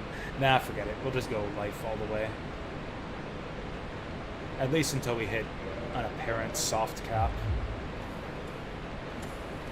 At some point I'll probably want to just stop leveling up entirely. And just focus on like upgrading my equipment or weapons or something and buying Titanite. Because level ups have dramatically diminishing returns in this game. Alternatively, I could just keep dumping points into my stats and like start using magic and faith weapons and stuff. That's always an option. I could actually use the Greatsword of Artorias, which I think has scaling in all 4 damage stats. Oh right, we were gonna see what we can see down here. Do I have the cat ring or whatever? That lets you take less fall damage? Do I need that for this drop? I guess we'll find out. I guess we'll find out very quickly here. Lol.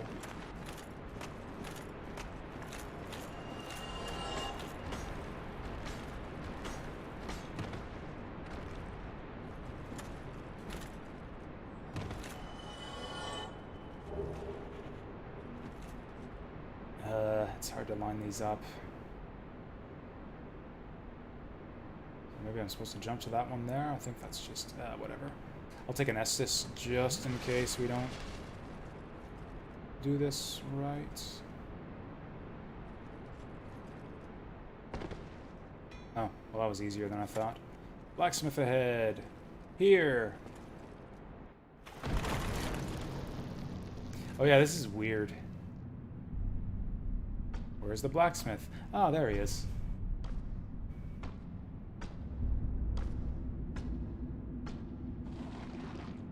So is that supposed to be like his beard bones? It reminds me of like... Reminds me of like the weird beard tubes on the dwarf race in Age of Wonders Planetfall. Or is he like some kind of like, I don't know, like mind flayer or something? And those are his tentacle bones. Because either way, it's kind of stupid. What's that then? Need some smithing? Then produce me some wares. This guy's got a weird voice. Although I suppose it's impressive that he can speak at all without a tongue or organs. Crafted it himself? Yeah, maybe. Actually, is that a helmet on his head? Seems to make his own helmets. Modify. Oh yeah, look at that. Yeah, so we can make fire weapons by default. And then I believe you can make Drake weapons if you give him the right armor. He sells Titanite shards too, for what it's worth, which is not much to me right now. I'm just gonna buy these because eventually I'm gonna want to start upgrading my armor. Oh, I don't think he has anything to say either. He's got like his forge inside of a casket. That's funny. I'm here to smith, not to chit-chat. Is there any lore behind this game? I think that's all that he ever says. I don't know if there's... With your presence, it disturbs me. Oh, will he get, like, really pissed off if I keep talking to him? Well, what was that about? Don't be coming around here without it. Okay, and that kind of gives us a shortcut to the boss as well. Also, I believe there are no more... Oh, no!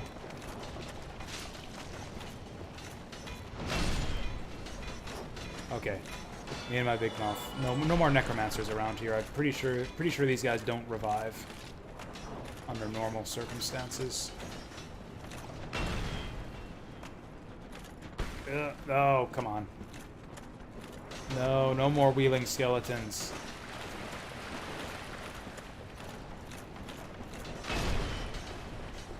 No more wheeling skeletons.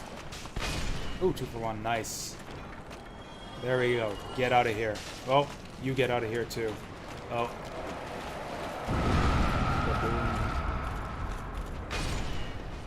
That didn't look like it should have connected, but I'll take it. I think I saw one more back here somewhere. I don't even care. Let's go fight. Okay, maybe I do care. Let's go fight Pinwheel. Oh, hi. Oh, hey, he's got the Black Knight Great Axe. He's also... Okay. Okay, buddy. Oh, I can parry this guy now.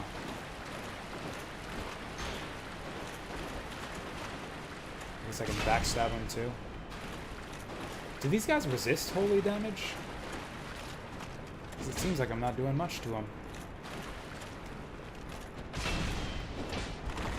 Okay, axes do a lot of damage. He might actually kill me here if I'm not careful. And it's not like I need to save my Estus for the boss.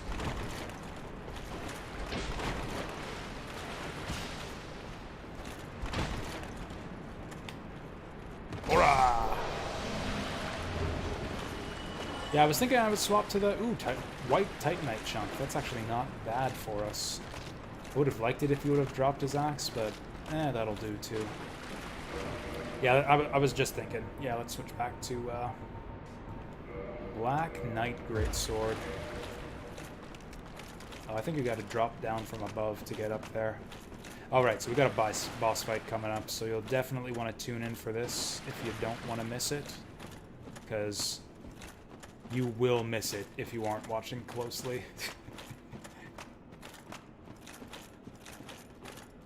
Okay, are we ready?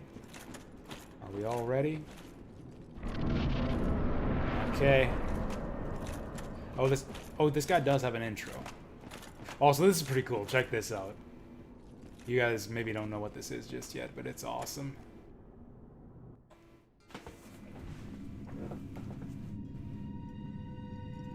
Oh yeah, I need to find a lantern somewhere. This place sucks without light.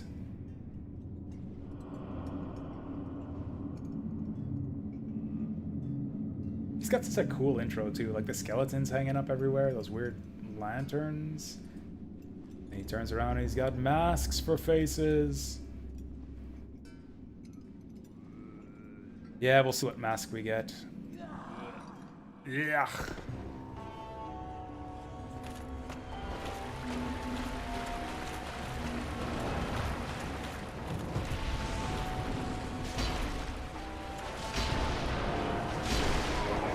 So that was Pinwheel. Rite of Kindling. Honestly, even if you fight him in the early game, he is extremely easy. Like, even if you, like, first thing in the game you come here and fight him, he's still very easy. Alright. Oh! It's giant dad time. Mask of the Father. Raises equipment load. It also has shitty defense, but yeah, equip load. Check out that load. It's also much lighter than my current helmet. It also kind of sucks, but still. So yeah, he drops a one of his 3 masks at random when you kill him. Mask of the Father, I think, is considered to be the best one. I mean, it's also just a meme. It's part of like a meme build that was making the rounds for a while. I got stuck here for a long time. I could not find this ladder. Can you upgrade it? I actually don't know. I think you can, actually. Now that I think of it, I think you can upgrade it, and I think that also upgrades... So now you can kind of see, this is actually a giant sarcophagus, which I just think is a really cool idea for a boss arena. And then, like... And then, Pinwheel is just, like, set up shop inside here. It's got, like, his little bookshelf, and... Where is the bonfire?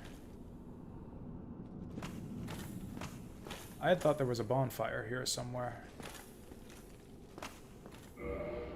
Fuck, where's the light? It might be in somewhere, some other area.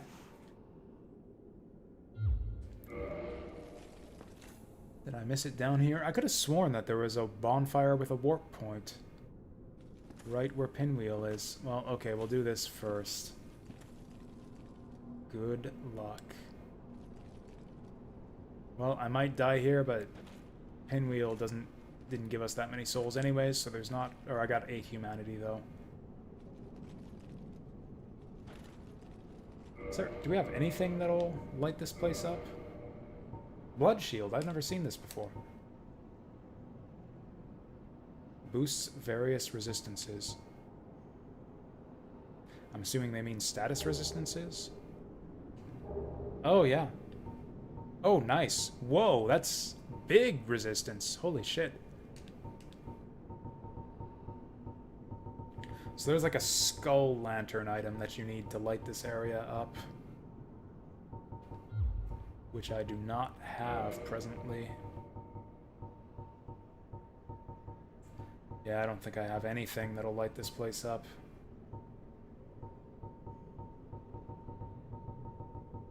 Well, I guess we just follow the lights and stumble blindly forward. Oh yeah, you can see the demon runes from here. That's kind of cool.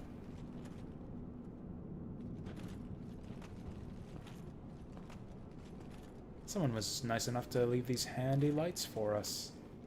This place is a fucking nightmare, by the way. Tomb of the Giants. Oh, check this out. Check this out. You can see his eyes from here. This place is cool. It's also maybe one of the most aggravating areas on a first run. These guys are really tough.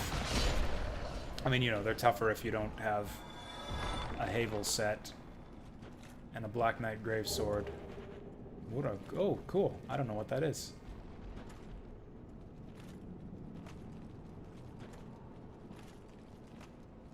I think the bonfire is right down here. Like, I think that sign's telling us to jump down here for bonfire.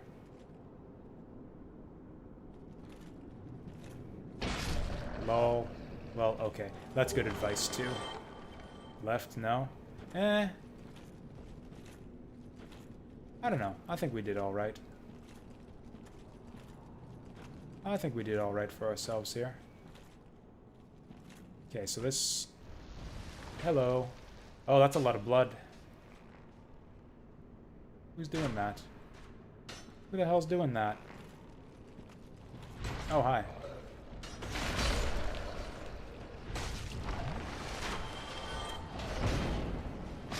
These guys have bleeding attacks, huh? I guess I could always just homeward bone if things get dicey. I really shouldn't be here without the stupid skull lantern. Where the hell are those shots coming from? I didn't think there were skeleton archers here. Also, I can totally see how this would be a place where a lot of people would die. Oh wait, I think I saw a ladder. No, that was a bone on the ground. We don't have those helpful lights anymore either.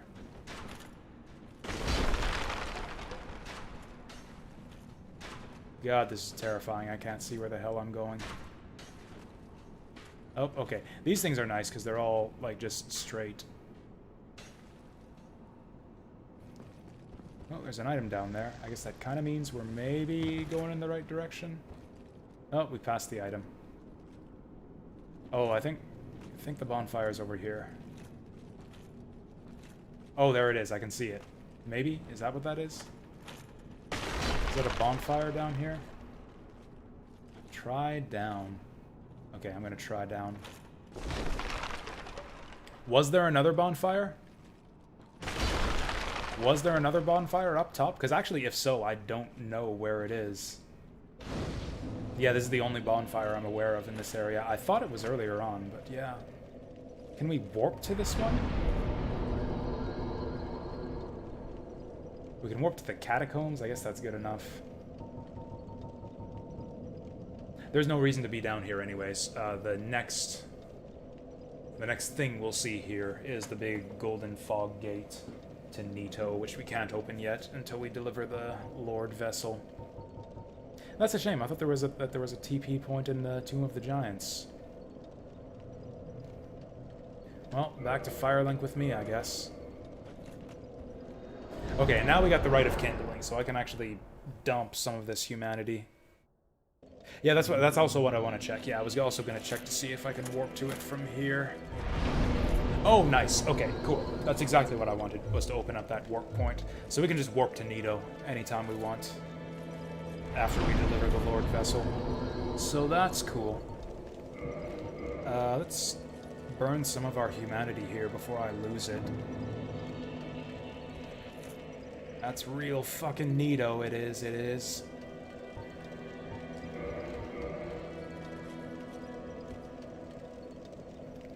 So yeah, now that we can warp around, I can basically just rest at this bonfire and get my 20 Estus flasks anytime I want, although better than this would be, I think you can only go to 20? Yeah, 20 is as high as it goes. Better than this would be getting some Firekeeper souls, so I can upgrade my Estus flasks, but I forget where all of those are. Oh, even with the giant dab. Oh, I still have this stupid ring. Get that shit out of here. Still got the heavy roll. 150. I wonder if you include... I think in general, if a piece of equipment has a special property, it does get improved when you upgrade it at the blacksmith. So I wonder if I would increase my equipment load if I upgrade this thing. Anyways, okay, just to give myself the option, and I know I've struggled with this, struggled with New Londo on the first stream, but I'm kind of running out of things to do and fuck around with, so I think the next thing we're gonna do is go fight the Four Kings and at least give myself the option of entering the Darth Wraith Covenant. I think I can do this boss fight with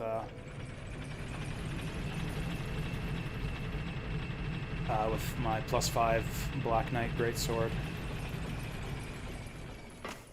Yeah, I think a +5 Black Knight Greatsword should be good enough for 4 kings.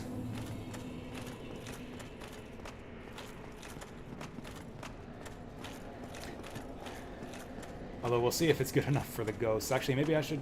Wait. Do divine weapons hit ghosts, or does it can it only be a cursed weapon? I wonder if my divine stick can actually hit these ghosts. I'll try it, but I don't think it'll work. Yeah, I was kind of joking. Yeah, I think that Black Knight Greatsword is considered to be, like, one of the better weapons in the game. At least for damage and DPS. Okay, let's try this. Nope. Well, this gets a bit awkward now.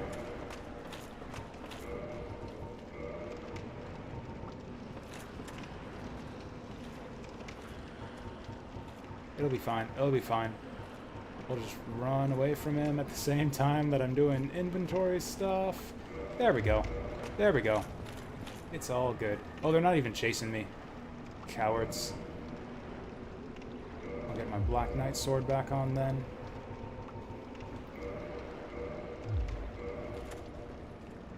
There we go. It's probably easier with transient curses anyways. I could go get myself cursed. I could go get myself cursed in the depths again. That might be fun. Okay, I'm gonna keep my transient curse on. Oh shit. Oh. Still alive. Oh hey, we can one-shot these guys now. Okay, this makes all the difference. This is gonna help us quite a bit. If we can just go one-shotting dudes all over the place. Because yeah, last time we were here it took me 2 hits to kill a ghost. But yeah, as much as I'd love to have my Estus on hand, it's handy to have the transient curse out, because then I can see when it wears off. Because yeah, once that transient curse lights up again, that means that my current curse will have worn off. Okay, can I remember the way to Ingwe? Also, just having heavier armor is going to help us a lot with this section too, I think. We got a whole new build this time. Also, I've got like twice as much life, so that's going to help too. Oh fuck, the Banshee respawned. What? Well, okay, this will get interesting. This might be me dead. Well, my armor's really heavy. Yeah, I'm not used to having armor this heavy. Oh wow, this is a joke. Fine, hit me again, I don't care. Let's make out. So for anyone who missed it, I had a bit of a struggle session against this ghost house here. On the very first Dark Souls stream I did.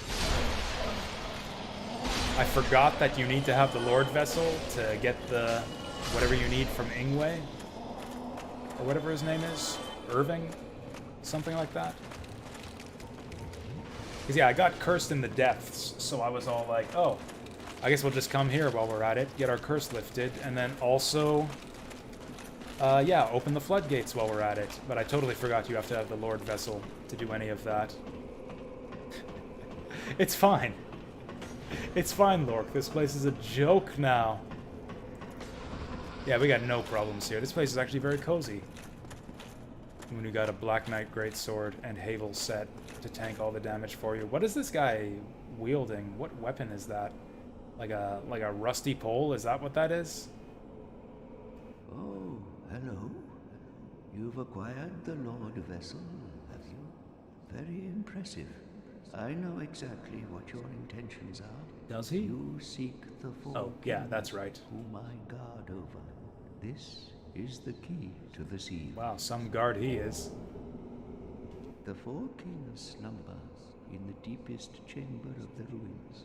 Use this key Yeah, 10 to deaths break seems the like seal nothing at this point in the and game. open the floodgates. I mean, I've Oh, lost count and do because not counting's a forget pain in the the ass. dark We're probably race up over reside 80 at this point. In a dark void called the Oh, he just abyss. tells you about the But abyss. abyss is I forgot not about that. Yeah, so it doesn't forgotten. blindside you. Although, long ago, the night Yeah, he warns you that you shouldn't go into the abyss without If you can find him, finding and learn from Artorias. him, the abyss may prove. So this kind of guy kind of gives you the runaround. You like go all the way down here looking for the four kings, and it's like, oh yeah, they're down here. You gotta go find Artorias though. And that's your clue to. And then yeah, we've seen Artorias' name in a few different places. So it kind of figures that you would use the crest of Artorias to find Artorias. The dark wraiths are the enemy. They were never. And then you, yeah, murder his dog and steal his ring. Holy crap, these transient curses last forever. Okay, so now I got the key to that door, wherever it was, but we killed all the ghosts, so I can explore this place at my leisure.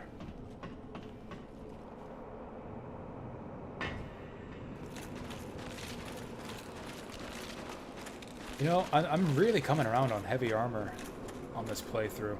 I think heavy armor is the way to go for people who suck at Dark Souls. It's like, forget about roll timing, any of that other nonsense. Like, actually engaging with combat and, like, fighting enemies with your combat skill. Like, fuck it, just let the armor tank the damage for you. Let the armor do the fighting. Okay, I forget where this door is. Maybe it was back this way? No, that's a dead end. Right, we gotta go back to the start and go the other way. Also, I guess we didn't... Oh! Excuse you. Decapitated.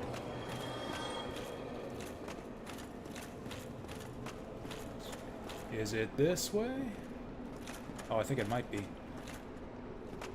Yes, up here and over this way and through the door and hit the switch and yeah. Maybe. I was really surprised that that Banshee respawned. Thinking this is not the way. Nope.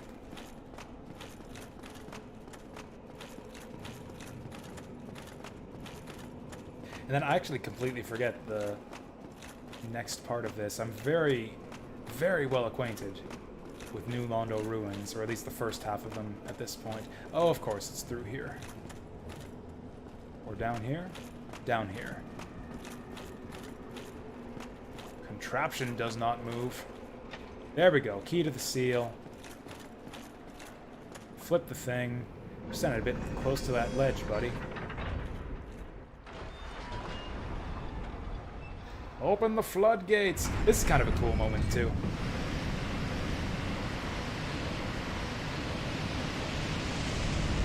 Alright, and out drains the water. So we can get down to the second level of the New Londo ruins. But the real cool moment is if you look out that door here, you can see that this leads to the Valley of the Drakes. Boom. Have I played the Lord of Shadow Castlevania games? I haven't, but I think I own one of them. Haven't gotten around to it. Oh, and now the contraption moves and we have a shortcut down here. Though if I remember right, there's an even better shortcut that we can use. I'm not sure there's even another bonfire in this area. You just keep unlocking better and better shortcuts. Okay. There'd be dark wraiths down here. There he is. Oh, he can survive one attack.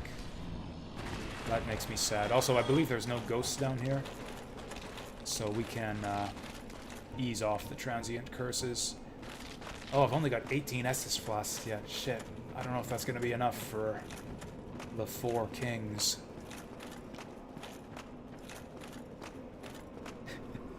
So this is kind of awful if you think about it. Like, if you think of this place as like an actual place in the Dark Souls lore and not just like a haunted house or like a just arbitrary creepy location. Like, yeah, apparently a lot of fucking people died when they flooded this place.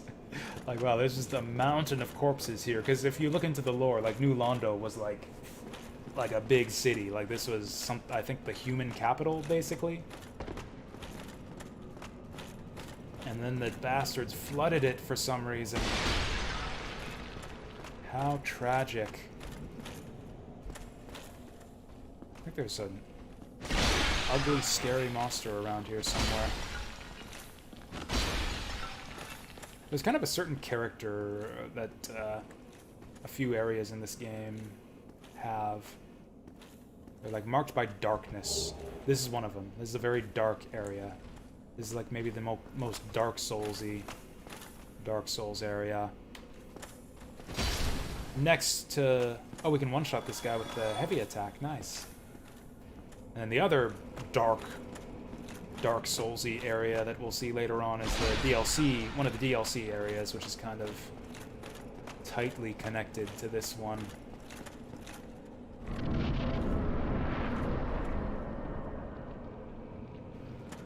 Yeah, actually, the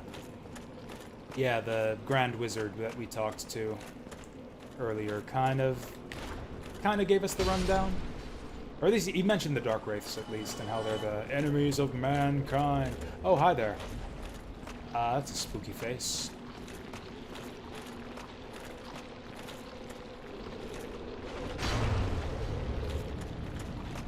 I forget what this guy does. Like, he's not going to explode on us or anything, right? Whatever, let's kill this guy first. Yeah, good luck with that, buddy. Oh, God. Was that the Dark Wraith, or this guy that did that much damage to me? Oh, he summoned that.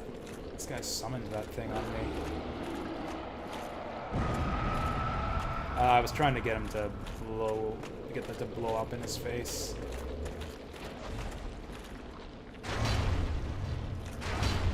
I completely forgot about this guy.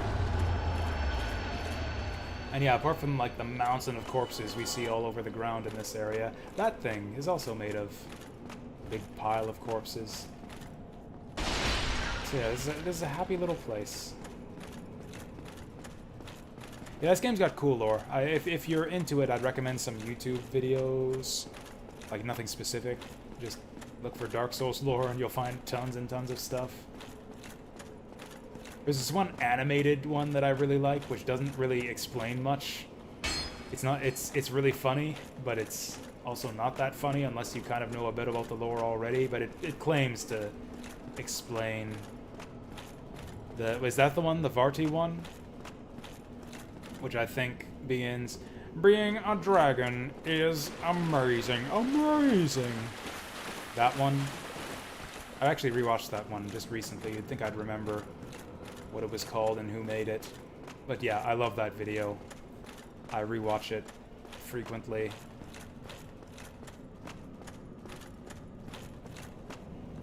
Wisp, what? I'm not really at leisure to check that out, Saturn Meteor.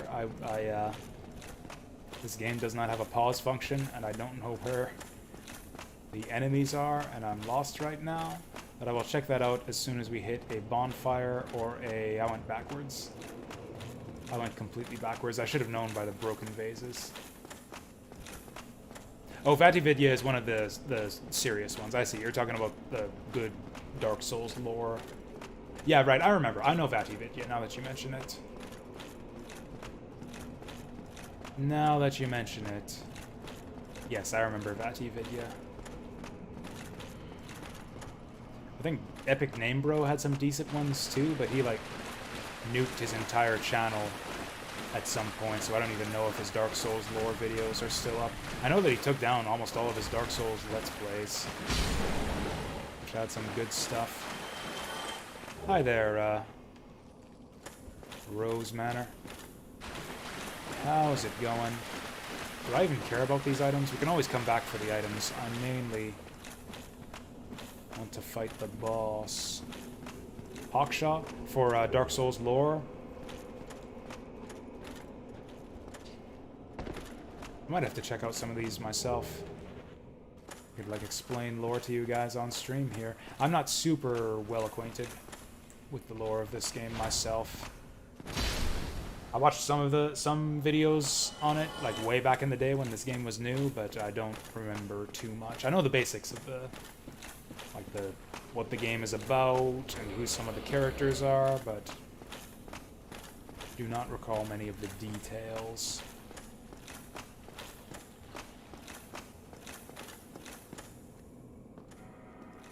Nine hours? Is that...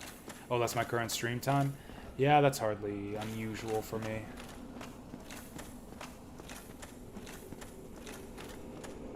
I know, we came down this way. Fuck, where am I going? Okay, I don't trust that.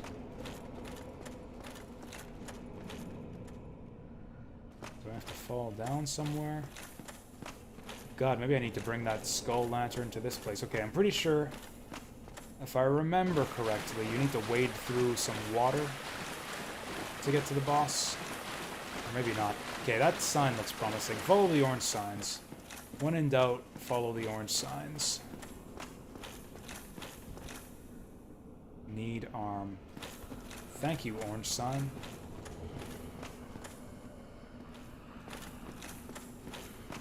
Dark Souls 1 stuff. Actually, here's a lore question that I have. Oh, you know what? The gold summon sign actually is a good thing to follow, because those usually appear outside of boss doors. So that gold sign means that the boss is probably up there somewhere. So I did want to go up these stairs. Does anyone know if there's any lore connection at all between... Oh, hi there. Between Demon Souls and Dark Souls? Like, anything official? Okay, these guys do some serious damage. Because other than the existence of trusty patches, I don't think that... yeah, I don't think that there's really anything that's official. Is there another Dark Wraith in here? Whoa, yep, of course there is. Always two there are. This guy, like, waiting to parry me or something? Why is he slow walking? Why are you slow walking, chump? Now you're dead.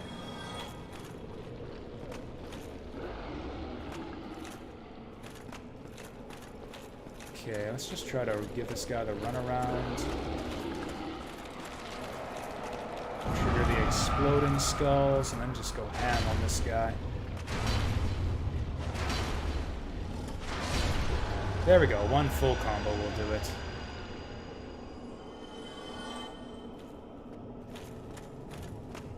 Oh yeah, the Children of Chaos has kind of a fun story to it. Witch of Izalith tried to save the world and ended up spawning demons and stuff. That's not a mimic. And honestly, even if it were, I might be able to survive on mimic chomping with my current armor and health.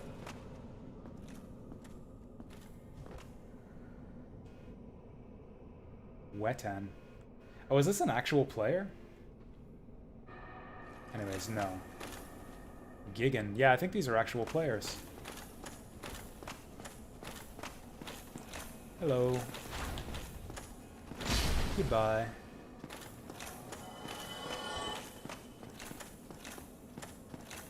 There's nothing else up here. Okay, I don't trust any of this. I'm gonna, like, accidentally fall off a ledge or something. Let's just go do Four Kings.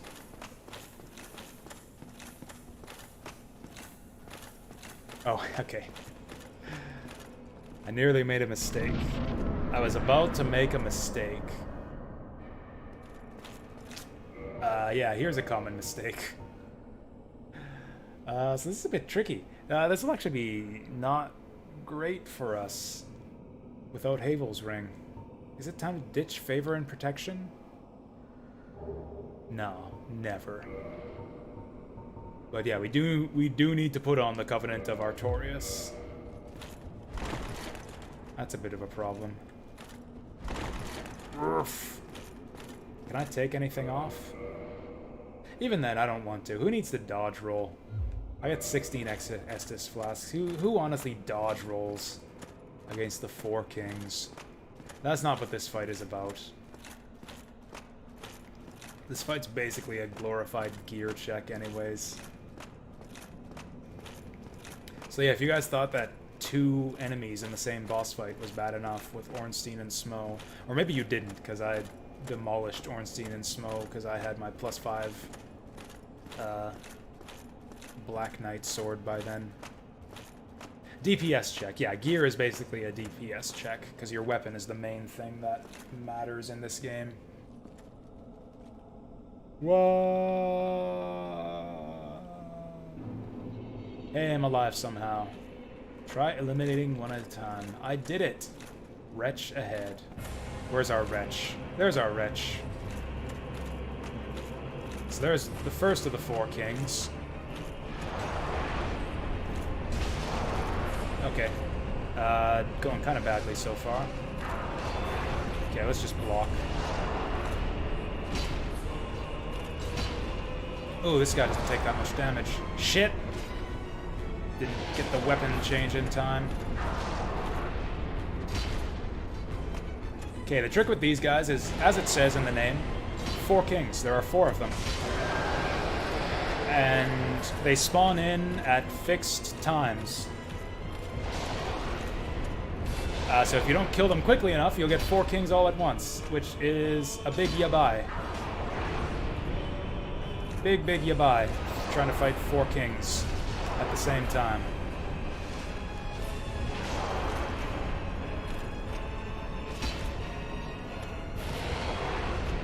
Okay, that was a bit weird, but I'll take it. Get him! Okay, I think there's another one out here somewhere. Yeah, we're killing them. The thing is, they have a ton of health, so you need a really good weapon. Like, it's almost impossible to really fight these guys without a good weapon. Why did I do that? No rolling. Rolling is for cowards and chumps. Okay. Yep. Knew that was coming. Not much I could do about it. Just tank. Tank, tank, tank. Oh god.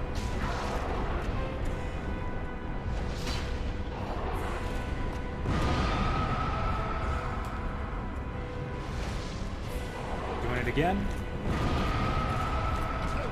Fuck.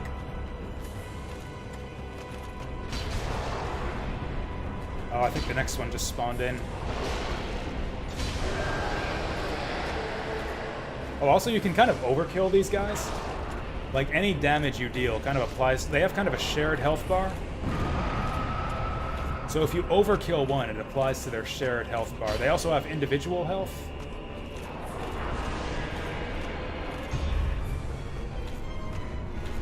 But yeah, if you overkill their individual health bar, it applies to the shared health bar. So this last guy won't have that much health compared to the others. Let's just heal up to be safe here. Also, it will still continue spawning kings, I believe.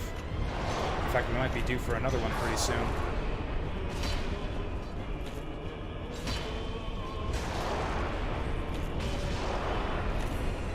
There we go. That was the easiest 4 kings fight I've ever had in my life. I really struggled against this boss. So my first time going through the game, I didn't really understand how the weapon crafting system worked that well. I actually broke down my Titanite slab because I wanted Titanite chunks. So I ended up, and yeah, my best damaging weapon was the lightning spear. So I ended up beating the game with like a +14 lightning spear, and that's how I beat the 4 kings my first time through the game. So this is kind of a secret. Under normal circumstances, the game strongly suggests that you deliver the Lord Vessel to Frampt. And in doing that, you lower the 3 golden fog gates to 3 of the 4 Lord Soul holders. But the 4th Lord Soul, the 4 kings, is actually accessible without delivering the Lord Vessel. And if you kill them before talking to Frampt, you meet this guy here who is Frampt's evil twin, or maybe his good twin. There's some debate on that point. Also, I love his voice. Hey there, Pathological Funyun. It's going pretty good. I just had the easiest 4 kings fight of my life. The truth I shall share without sentiment. After the advent of fire, the ancient lords found the three souls, but your progenitor found a fourth, unique soul, the dark. So this makes a lot more sense if you like compare this to the intro. So it's pretty clear if you like watch the. By this point, your first time through the game, first time through the game, you won't find this. But like it's pretty clear what he's talking about here is that furtive pygmy from the intro when he's talking about your ancestor and the dark soul. Gwyn trembled at the dark, clinging to his age of fire and in dire fear of humans, and the Dark Lord who would one day be born amongst them. Lord Gwyn resisted the course of nature by sacrificing himself to link the fire and commanding. So yeah, sacrificing himself to link the fire. That's what they were. That's what Frampt wanted us to do. That's kind of the main objective of the game, as far as you know, unless you talk to this guy. Primordial serpent. Oh, is there a way to disable player notes? Not as far as I know. Maybe? I think the newer games, I think Dark Souls 3 lets you disable them. You could always play in offline mode, and that would obviously disable them, but then you obviously lose online multiplayer stuff. Undead warrior, we stand at a crossroads. Only Like, you could just not read them. About your fate. You must destroy the fading Lord Gwyn, who has coddled fire and resisted nature, and become the fourth Lord, so that you may usher in an age of dark. That sounds like a pretty sweet deal. Yeah, let's do it. Very well. That sounds badass. I shall now guide you to Gwyn's prison. Be still. Oh wait, no, don't, no, I don't trust you. Fuck, I forgot to activate the bonfire. I think he'll take us back up here. If I talk to him again, he'll take us back up here. I'm pretty sure. Also, we're fine. We're totally fine.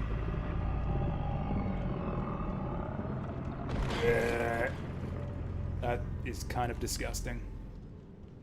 This is Gwyn's prison. Now, place the Lord vessel upon the altar. Yeah, we don't need this anymore.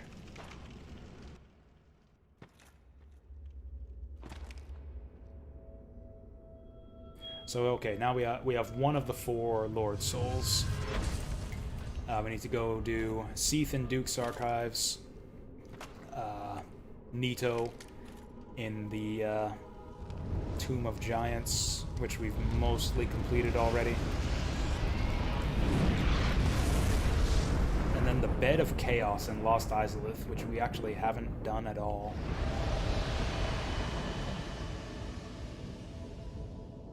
Huh, the race still pops up under Firelink Shrine. Oh yeah, I guess we're underneath Firelink Shrine, like directly underneath.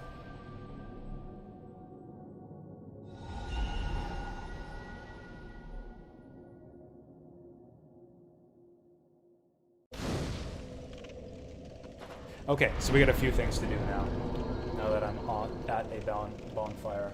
First up, private message from Saturn Meteor. Oh, cool. Whoops. Thank you, Saturn Meteor. I will redeem this immediately. What do we got? What do we got? What do we got?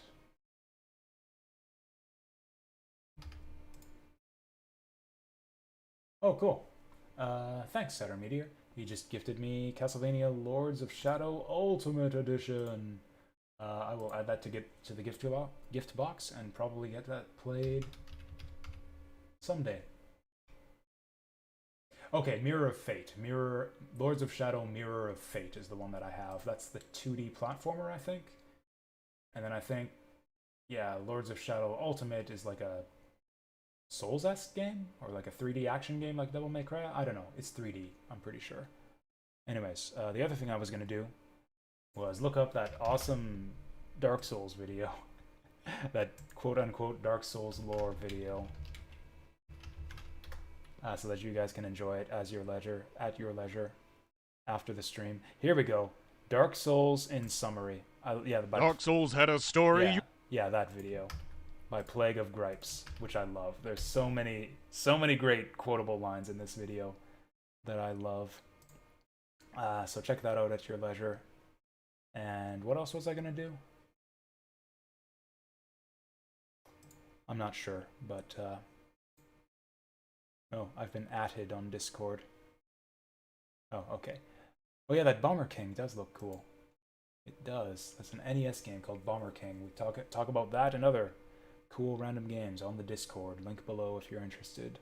Well, I forget what since I forgot, it can't have been that important. Oh yeah, I guess the other thing I was gonna do was talk to Koth. I've got 100,000 souls. The dragon from the Elden Ring trailer reminds you of Seath with Gwyn's might and stature. I've actually not watched the full Elden Ring trailer. I skimmed it, but I'm deliberately avoiding information about that game so as to remain unspoiled. I'm generally pretty good about that. About that sort of thing. Like, it's been how many years since Sekiro came out? And I somehow I haven't played it yet. I'd love to. Although I know that if I do start it, I'm going to want to set aside, like, a lot of time, like, probably 2 months to just, like, play a bunch of Sekiro. That's the thing, is I haven't started it because I know it's going to be a big commitment. Anyways, I have managed to remain basically unspoiled on Sekiro up to this point. I don't know anything about, like, even the basic mechanics, or what's in that game, or what it's about, or anything. Do I even want Vitality? God help me, I think I'm just gonna save my souls. Okay, we'll go up to 28, because 28 is a nice round number. Ooh, I could get 2 attunement slots, that might be okay. Also, I could just go up to 32 strength to be able to one-hand my greatsword, but 3 points of damage, that just doesn't cut it. Now, we'll go Vitality. I'll go up some faith and intelligence, maybe? So, nah, fuck it. I'll just go 2 points in Vitality and save the rest of my souls for smithing.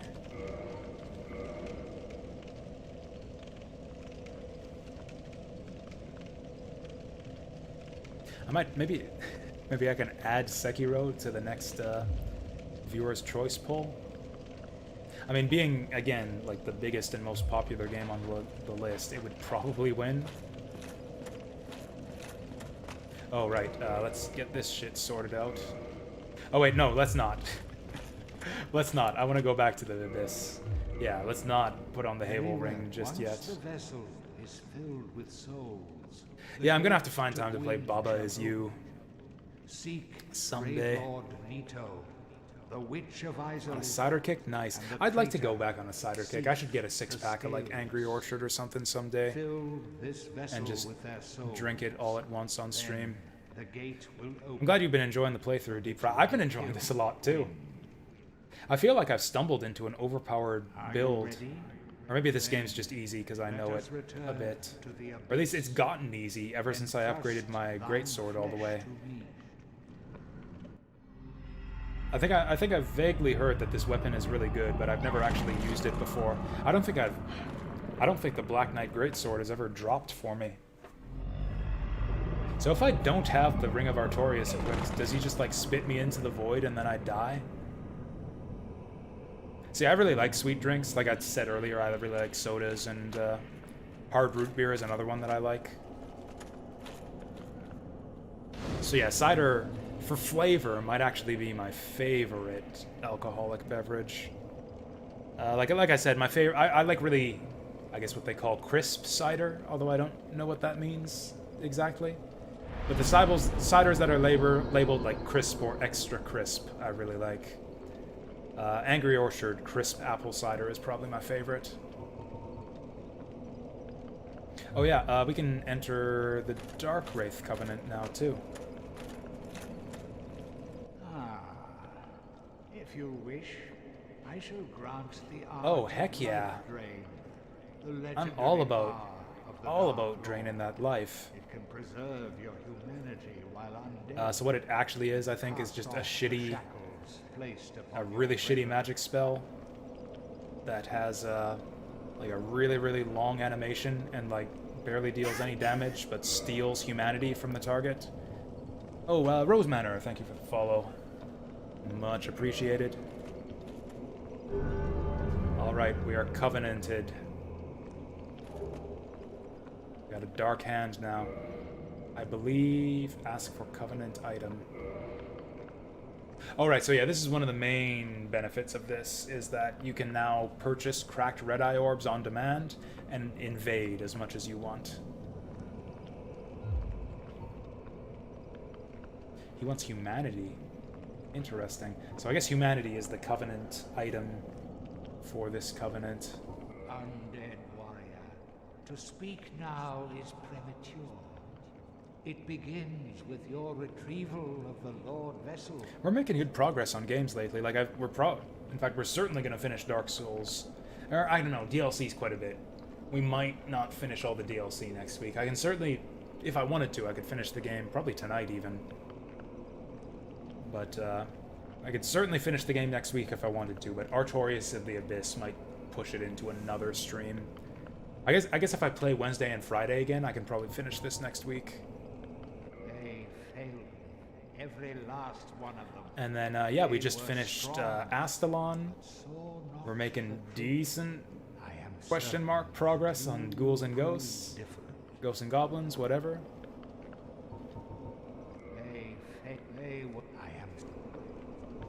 Farewell. I mean, through the first loop, at least. If I end up wanting to 100%... Yeah, Panzer Paladin we did as well. If I end up wanting to 100% Ghosts and Goblins Resurrection, that's probably going to take a really long time. Like, I'll probably be playing that game for actual months. If I go for 100%. We'll see. We'll see how I feel after we get the basic ending for Ghosts and Goblins Resurrection, though. Is there any forging that I want to do? I kind of have my Black Knight Greatsword already. One thing I'm going to do on my own time is look up and see if there's anything we can do with our boss souls. That's the other thing, is that the way that the boss soul, like the boss... So you can use your boss... Like, we've been collecting these souls from these bosses. Yeah, we got a little collection of boss souls. Moonlight Butterfly, Soul of Quelaag. So it, yeah, like it says right there, acquire many souls or create a unique weapon. So yeah, you can merge those boss souls with weapons to make new, like, special, unique weapons. Usually the ones that were wielded by the bosses themselves. I believe you have to level up a weapon high enough to get one that's eligible for fusion in that manner, though, which is really tricky to do because you have to upgrade a lot of weapons to just try and figure out yeah, like what type of weapon you need to make use of your boss souls. I might just look up on the wiki and see if any of them grab my eye. I was kind of curious about that Artorias Dark Sword or whatever.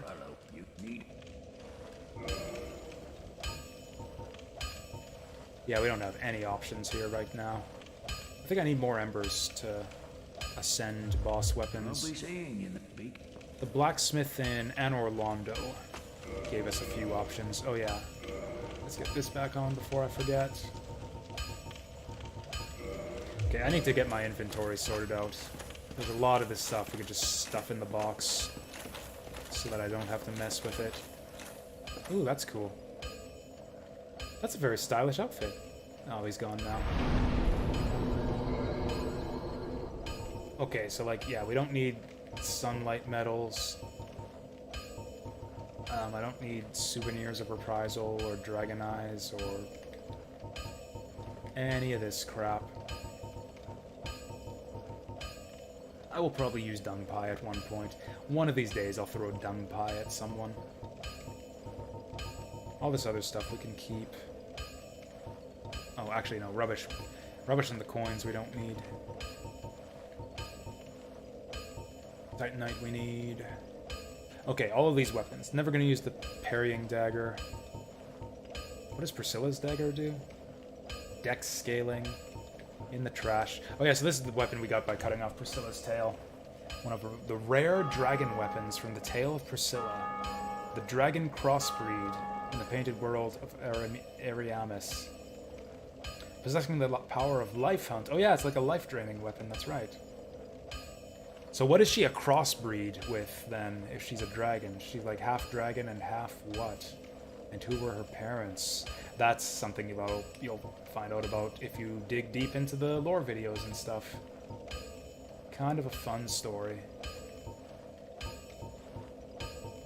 Did you hear Persona? From me? Like out loud? No. No. Priscilla, maybe? Did I say Persona? Crossbreed Persona, yeah. Okay, any dex weapon we can ditch. Yeah, that's just not going to be effective with our current build. Shodel, gone. Painting Guardian Sword, gone. Jagged Ghost Blade is usable, although we'll probably never use it, so gone. Murakumo, dex weapon, gone. What is this? Oh yeah, Curved Greatsword, I remember that. Server, dex weapon, gone. Rapier, gone. Ricker's Rapier, gone. Oh, that's an int weapon, forget it. Butcher Knife, now you're speaking my language. We might keep that. That's very good strength scaling. Tail Axe is kind of dexy. Oh, we don't even have that on. I might actually use this Great Axe. Why did I take this away? Yeah, give that back. Occult Club. We might use that.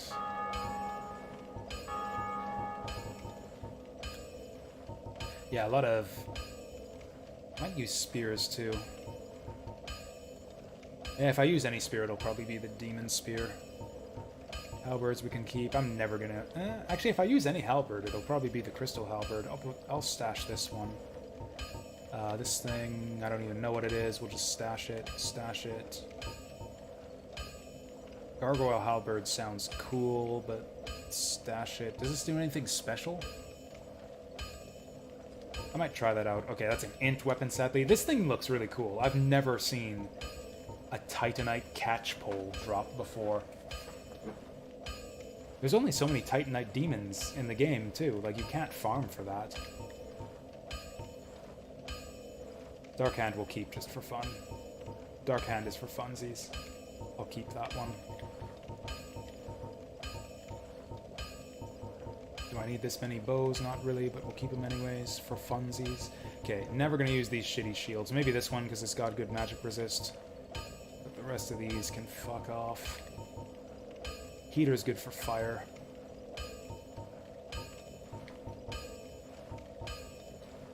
Balder's not great. Spider's not great.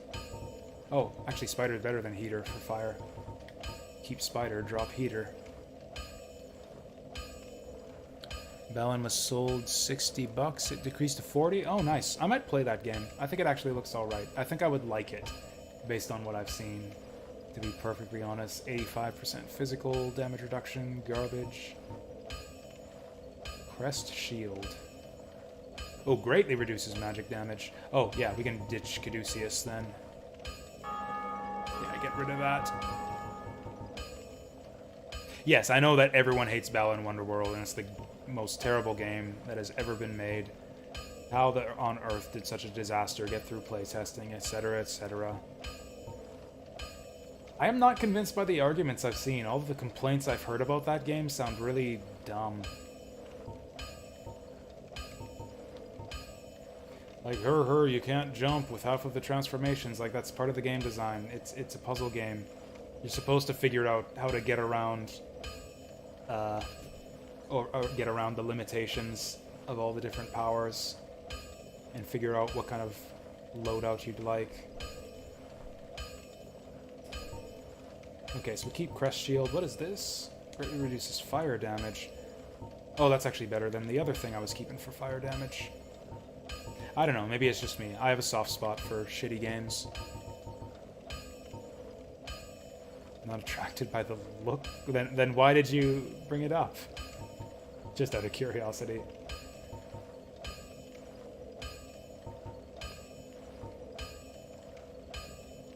Lightest and easiest great shield. Cannot parry. Yeah, why would you want a shield that doesn't let you parry? Also, it doesn't even have 100% damage reduction. Screw that.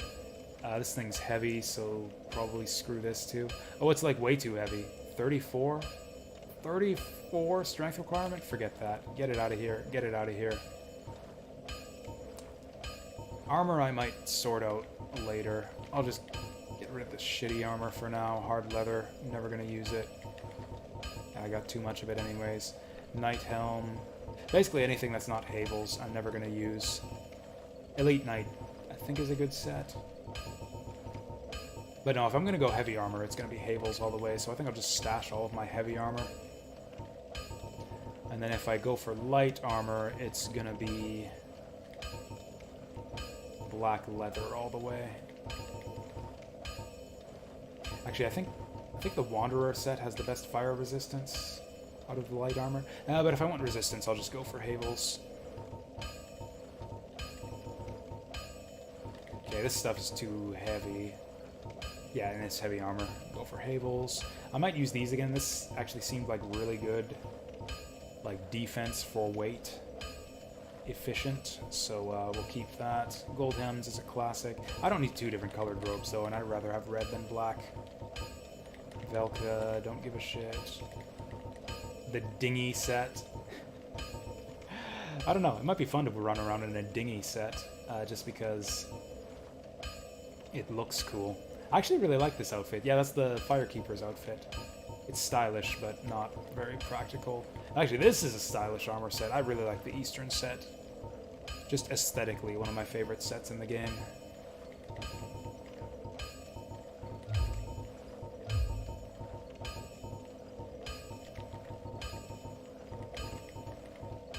Oh wait, I actually used the Gargoyle Helm. Oh, and the Havel set, yeah, we keep that. Okay, and now it'll be easier for me to swap back and forth between my heavy and light sets. Oh yeah, what about my rings? I should probably organize these. Just get rid of anything that I won't conceivably use. Mask sound, dubious. Okay, I'm never gonna use this. We don't even use magic. Blah, blah, blah. Strength of Miracles, never gonna use it. Oh yeah, that's like the poise ring. Oh yeah, boost. Okay. Oh, boost critical attacks. Maybe. Rusted ring, maybe. Maybe. Need it, like it. Maybe. Actually, a lot of these are somewhat practical. Ring of the Evil Eye sucks. We'll never use that. That's it. I have fewer, like, magic-centered... Okay, Tiny Beings ring we'll never use. And that's it. Got our inventory sorted out, finally.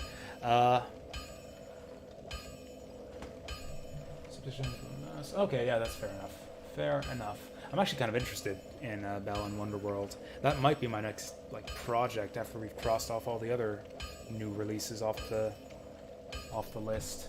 Once we finish Ghosts and Goblins Resurrection, maybe I'll pick up some Balan Wonderworld. We'll see. Probably not, because everyone would hate that, but whatever. That's the stream for me today, because I've got work tomorrow.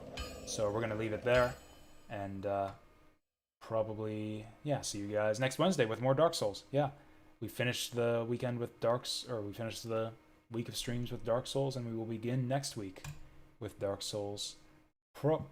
Probably finishing the game, or at least getting to DLC. Thank you, Vasil. I'm glad you enjoyed it. I had fun too. Even the Ghosts and Goblins stuff that I got super pissed off at and couldn't stand playing for more than 5 or 6 hours. Even that was really fun, and we'll have more fun next week. Have a good one till then. I'll see you next time, and stay frothy. What does that even mean?